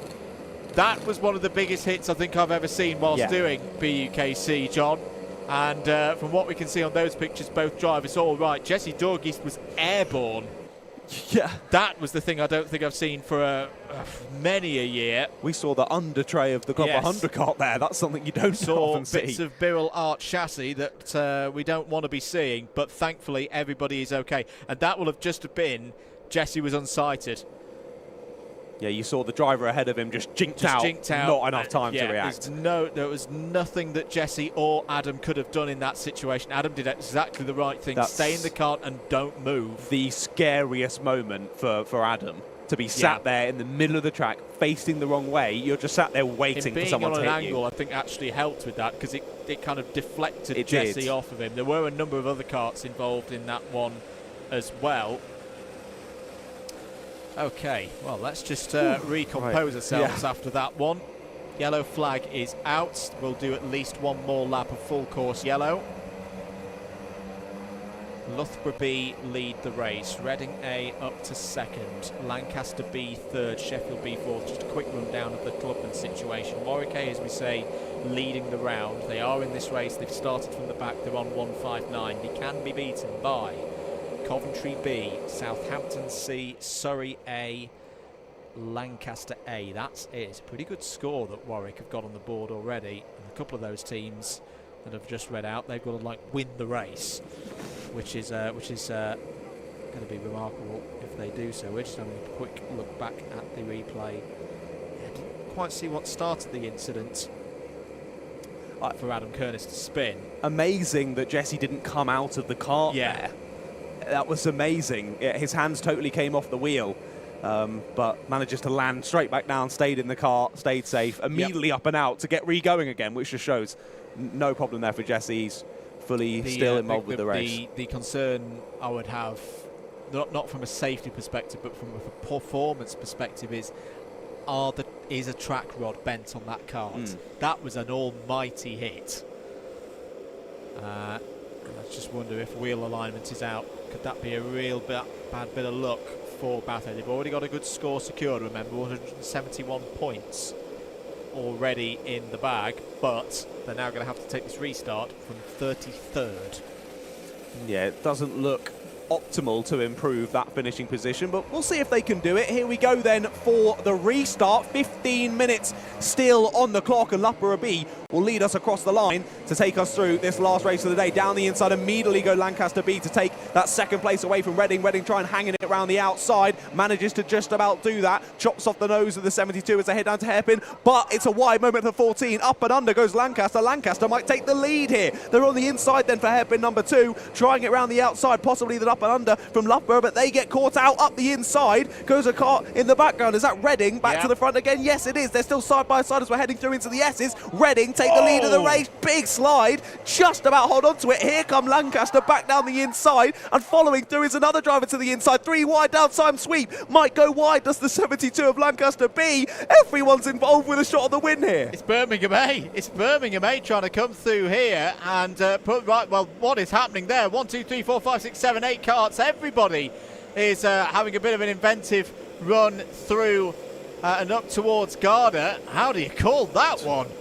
This is the thing, you're sat there in 10th, 11th, 12th place, and you can see the leader. He's about 20 metres ahead of you. You're like, I've got to go for this. And that's exactly what they are doing as we come to the end of that first restart lap, and Lancaster B now take the lead of the race. So Lancaster B up to the front of the order, Reading A second. Remember, Reading A can't get on a podium, can't win the round, but this could be a very, very important race for championship points, getting themselves as high up the standings as possible. If they could take 4th place in this round, that's a good score. Really good score here today. Keeps them in play. Just had a black flag come through for Leicester A. Unsafe rejoin onto the circuit there as the 16 goes through a little spin in the background. That was Coventry B from 7th place there having a spin. And there is your Leicester A car coming into the pits to serve that black flag. Number 11 diving to the inside there. Birmingham A trying to make up a few more spots then. And there come the whole rest of the field through bin behind them. 48 gets overtaken. Brighton B dropping down to 4th place. Up the inside goes the 11th of Birmingham A. They take 2nd place with a big slide on exit. Possibly, almost becomes 3 wide there. Dive down back down the inside goes Reading A. Back through again comes Birmingham. Brilliant battling between all these 4 carts. This is fantastic. This is Birmingham A trying to get themselves on a podium at Buckmore Park. I'm not quite sure I've ever said that in all the years of doing BUKC commentary, but they're there. 2nd place could be on for them with the demise of Bath A, although we shouldn't speak too soon because Jesse Durgeest has already got back up to 27th place in this one. Not a lot of time for him to get back up into the top 5. That's where Bath A need to be to further improve their score. Down the inside goes the 48 for a move. Trying to gain positions all the while is Brighton B on Reading A, and they've got 3rd place there and wrestling through a Sheffield B. This is not a good moment for Reading A, losing positions now. They've now got the attention of the number 3. They're here again, Southampton A. They don't need to score any points from this race. They've already won the round, but it's that same thing we saw for Josh Adams this morning. If he can stop other drivers scoring points, it could be key in the championship. I don't even know where to look, to be honest, Andrew. There's so much going on. I'm trying to keep up to date with what's actually happening in this race to try and guide you all at home through the action. This is fantastic. Oh dear. Black flag, Bath A. Right, that's them out. In terms of improving their score of 171, forget about it. And it's not a mechanical from that earlier incident. It's a forcing driver wide. And a couple of, they've been, Bath A's come up quite a few times on our message board in terms of contact and penalties, and obviously Race Control have had enough on that front. Down the inside goes the number 10. Contact involving Nottingham Trent A. Somehow everybody. Jake Palmer's having an absolute flyer here. Pierce spoke to him on the grid. Started at the back. Is up to around 13th place. Marvellous drive for Warwick A, who are storming to potentially a clubman victory here at Buckmore Park. Impressive drive through the field. It's got to keep the nose clean now. When everyone's scrapping like this, it's very difficult to do so, to keep that nose clean, not get any penalties or anything. But this could be looking good for Warwick A. As you say, brilliant drive through the field. Dealing with the rest of the drivers nicely as there's a 2x2. Up and over the crest. And that's the number 3 round the outside of the 55. Southampton A take back 4th place away from Sheffield B. And behind them, Bath C get through on Reading A. Bath C down the inside again. Now, I have a sneaking suspicion that this might be an ineligible driver on the 77 of Bath C. I don't think it is. No? I think it's Paul Simard. Is it Paul Simard? You're right, it is Paul Simard for Bath C. So big one. Cone penalty. Birmingham A. Right. Birmingham A can't win the race. The best they can hope for is a 59 race score. That could be key in who ends up on the podium tonight. But a mistake from the team in 2nd place. Fastest kart on the road at the moment with a 67.882. Can't contest it. That's going to be 1 place deduction. No, indeed, they're chasing down the leader. They've got 2 seconds back to Brighton B. They've got no excuses in the locker for that cone penalty. That's 100% down to them. Bit of a mistake.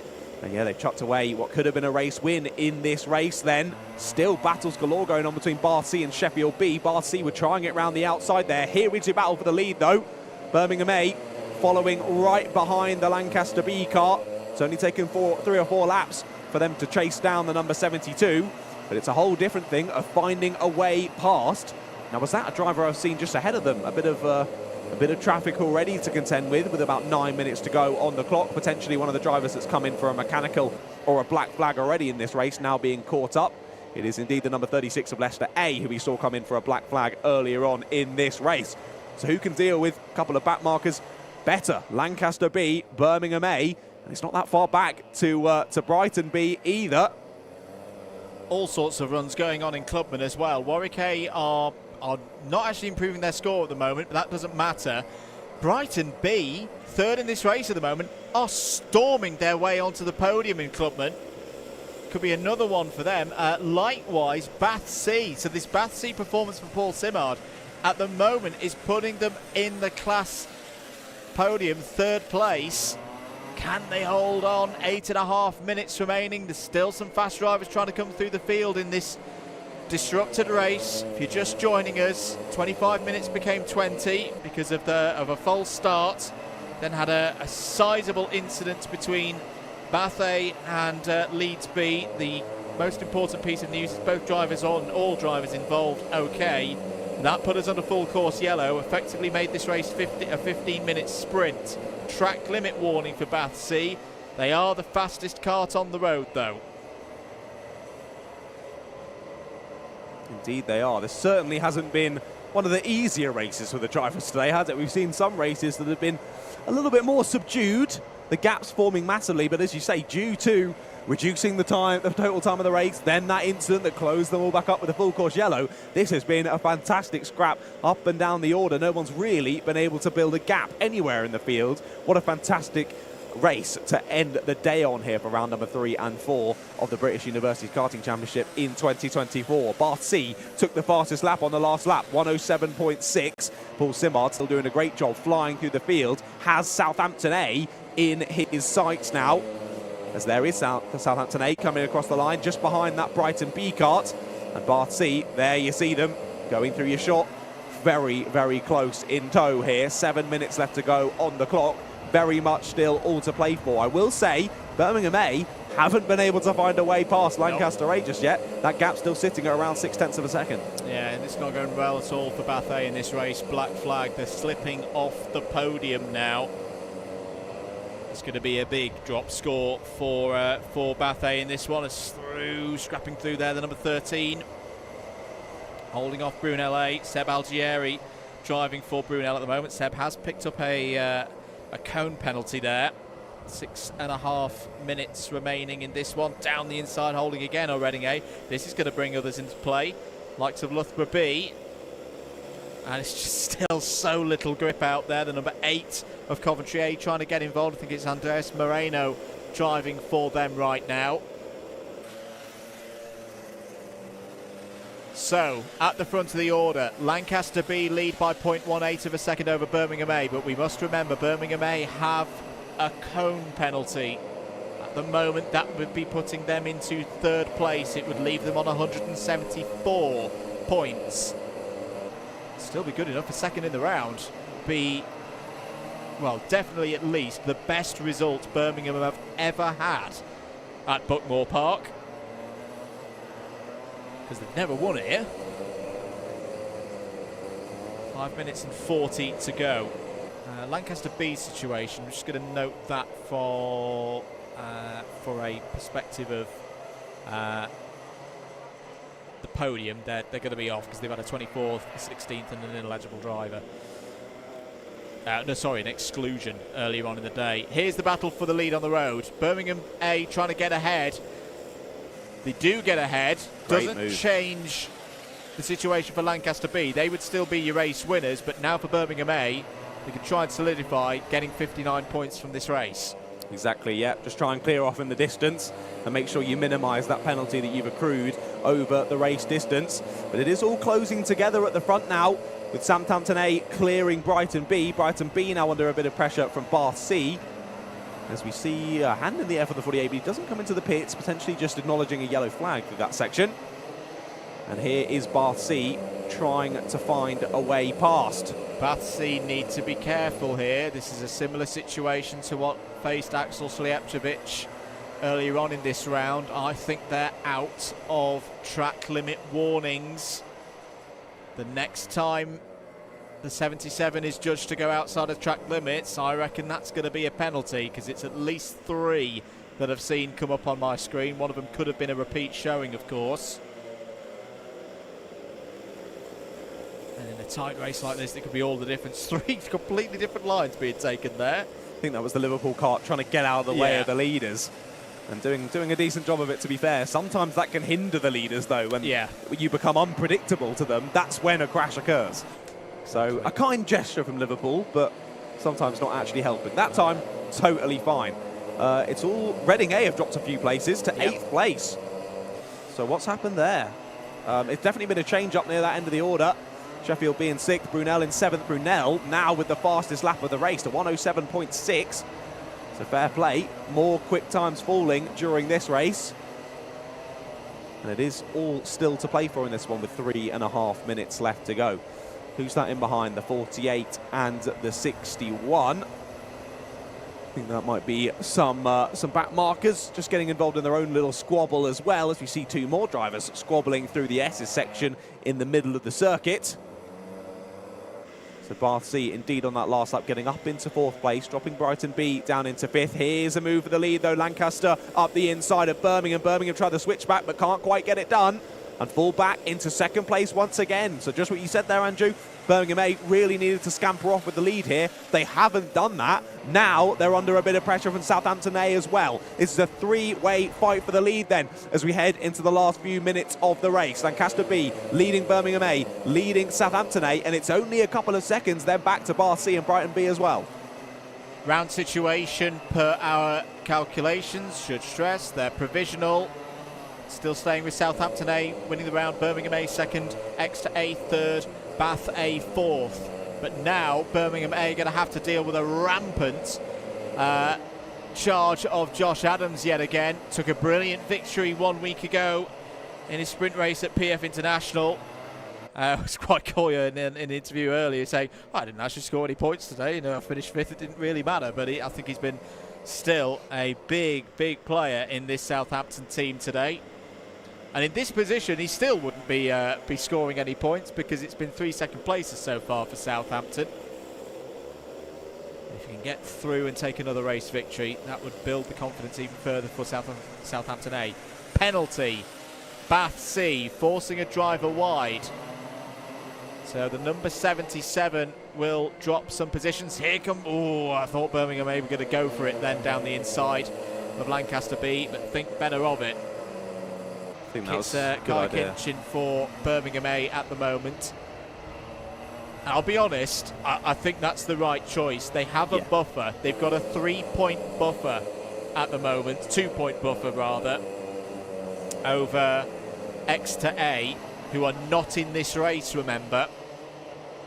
And they've got a further point back to Bath A, who are in this race, but down in 34th. It's not gone ideally for Bath, no, indeed. So they can be a little bit more relaxed, can Birmingham A. But, of course, you're effectively battling with the other kart that's on for the championship win. Yes. But they're actually not quite close enough to be able to do anything about it, sadly. So brilliant battle on track. Not going to decide the round win. That's already gone to Southampton A with a brilliant afternoon following a brilliant morning. They're going to take a lot of confidence into round 5 and 6 up at Warden Law in a couple of weeks' time. But with 30 seconds left to go on the clock, our leaders are going to come across the line and start the final lap of the race. And the final lap of racing today, it'll be Lancaster B who lead us onto it, closely followed still by Birmingham A and Southampton A. We saw a great scrap a couple of laps ago between the Birmingham and Lancaster karts. Since then, they've sat pretty much single file. But will that change over this last lap? We've not got long to wait and see. Not long at all. Lancaster continuing this magnificent season that they are having. And I say we shouldn't forget the B team, because they've put in some strong results, just as the A team have as well. It's obviously been the A team a bit more focused because they're in the fight for the Clubman honours. But Lewis Jones leading this race at the moment. Is it going to be another victory for a Clubman entry, or is it going to be wrestled away by Birmingham A or Southampton A? I don't think it is. I think both of them have called truce to say, yep, we'll take this. We'll take these results. Lancaster B are going to come round through the final corners. It's going to be a win for Lewis Jones in the number 72 to wrap things up here at Buckmore Park. What a victory under such pressure. Takes it. Birmingham A second on the road, but have a cone penalty. That will swap them with Southampton A for positions there. So Southampton A finish with a quad of seconds. Technically, none of them had a drop score, well, depending on how you look at it, but they finish on 177, win the round, take round 4. What a performance today from Southampton A. Second in the round should, by our calcs, go to Birmingham. Third will be Exeter. Bath miss out on the opportunity for another podium there. But at least they take the solace of their C card running well in that last race, and I think they're looking pretty good for being on the podium in the Clubman category. So across this afternoon, have Southampton got 4 second places? 4 second places. That's unbelievable. When we speak about consistency. 3 wins, 4 seconds and a 5th. Wow. Wow. That has got to be one of the best days of BUKC for a single team I can remember, and it gives them a round 4 win. Here's your provisional result then. Lancaster B take the race win, continue their extraordinary season. It's hard to forget this is only their second season in the mains. Really, really good stuff. Birmingham A second, but as I say, swap that position with Southampton A virtue of cone penalty. And Bath C and Brighton B complete the top 5. Brunel A, good result for Brunel A there in 6th, ahead of Sheffield B, Coventry A, Reading A, and Nottingham Trent A all inside the top 10. Loughborough B, I think Loughborough are going to be disappointed with the performance here today. They've got some work to do ahead of Warden Law. They were in the top 15 that was completed by Sheffield D, Warwick B, Brooks B, and Warwick A. Warwick A, that is a magnificent drive from Palmer. It doesn't extend their score, but 35th to 15th, and that should be the Clubman victory per our calculations in the box for Warwick A. Swansea B ahead of Sheffield C, Imperial A, Liverpool A, and Lancaster A inside the top 20. Lancaster A will hope today in the 4th round is a drop score at the end of the season. Coventry B, Surrey A, Southampton C, Cardiff B, and Cov E all inside the top 25. Southampton B, Brooks D, Imperial B, Portsmouth A, and Leeds B inside the top 30. 30 drivers finished on the lead lap. Those that did not, Liverpool C, Leicester A, UE Bristol B. A bit of a disaster out there for Bath A and Bristol A. Speaking of Portsmouth A, no one won the prize today, sadly. You were keeping track all day. We have been. It never happened. Never happened. Maybe it might happen tomorrow. Might do. Might do. We'll have to wait and see. Well, what a brilliant day of racing. Of course, we already had round 1 and 2 at PF. It was my first time back for Buckmore Park, and I've missed BUKC so much. I love being involved with this championship. It always provides fantastic racing, and it did today here at Buckmore Park. Thank you all very much for watching. We'll hand down to Piers, who's going to chat to some more drivers. But from us, John and Andrew, will say goodbye for this evening and enjoy a little chat from Piers. Final race of the day, and wow, that was a good one. But I think the day definitely belongs to Southampton. A win this morning with 3 first places, and then 3 very, very solid results, including yourself in that last race. Just talk to us about the day and also that race as well. It was pretty hard in the under the floodlights, right? Oh yeah, it was pretty difficult. A couple of places on the track that were really dark. It's hard to spot apexes and stuff, but yeah, the day, unbelievable. I like, considering how we did at PFI, we all think we underperformed a bit. But coming here, obviously excited, prove that we're still in the running for the championship, and fingers crossed that the same again for the next rounds. I think it's pretty much guaranteed that you're in a run for the championship now with 2 60 points here this morning and this afternoon. I mean, there's only been 4 rounds and you've won 2 of them, so, you know, that's pretty solid. Yeah, we're all so happy. obviously, as I say, couldn't have expected a better day, really. Like, my teammates, unbelievable. Obviously, I literally got both drop scores today, so... But you still finished, like, you still had 2 really good results. Yeah, you're right, yeah, a P4 and a P3. I'm almost disappointed in myself that I didn't win this one, but, you know. You can't be disappointed with a P4 and a P3, and also, as a team, to drop a P4 and a P3, that is mega. Yeah, it's a strong showing. I think it shows that we have like good depth in the team, and yeah, just excited for the next round. Yeah, I'm excited to see you guys sort of put a pressure on the rest of the championship fight. So I'll go and let you celebrate with your team. You haven't seen it. Can I give a shout out quickly to my mum and dad? I know you're watching at home. They asked for a shout out. So. Who are they? Martin and Nikki. My parents, they're at home at our house in Wales. I'll be watching all day. So they called me the other night and said, if you get an interview, can I have a shout out, please? And I was like, yeah, of course. So, there you go, right. Martin and Nikki. I'm going to grab a word with our Lancaster driver. Don't run away. You can't win the race and then get away with it. Come on through. Lancaster, come on, guys. You don't win very many races. At least get an interview. Lancaster, what a great race. You did win on the road. You were down to win. And then literally, as you came in the pits, you were informed that you got a slight little infringement. I think it was like the third to last corner as well. I got the cone. So, yeah, so a cone penalty has robbed you of a victory, but still a great drive. Yeah, I mean, it wasn't too bad. I think struggled a bit until someone overtook me, figured out a few lines. I enjoyed it. Good race. Good race, good day. It actually didn't rain for that one. Yeah, thankfully. I'm glad. Don't really enjoy the rain in these things. So, have you guys, as Lancashire, been to Warden Law before? I believe maybe one or two of us have been once, but as a whole, no. I know I haven't been. So I know it's going to be an interesting one. I don't think many people on the grid have been there anywhere near as much as PFI and Buckmore, at least. So that's going to be interesting. Can Lancashire squeak another couple of good results in? 100%. We look forward to it. All wins. And also, you better let your mate know that his moustache is in danger for the next round. Where is he? Oh, he's gone. Oh, no, it's all right. We're going to grab a word with Oscar, the man with the moustache, because we chatted to him earlier on. We had a brief mention of this on the grid. Oscar, come over. Oscar from Lancashire. We had the wager at PFI. We briefly touched on the grids. You did finish last of the running drivers. The moustache is safe for now. Yeah, well, there's an excluded driver. That's a penalty, so... I'm saying that they didn't finish the race, therefore you were the last finisher. So therefore, I did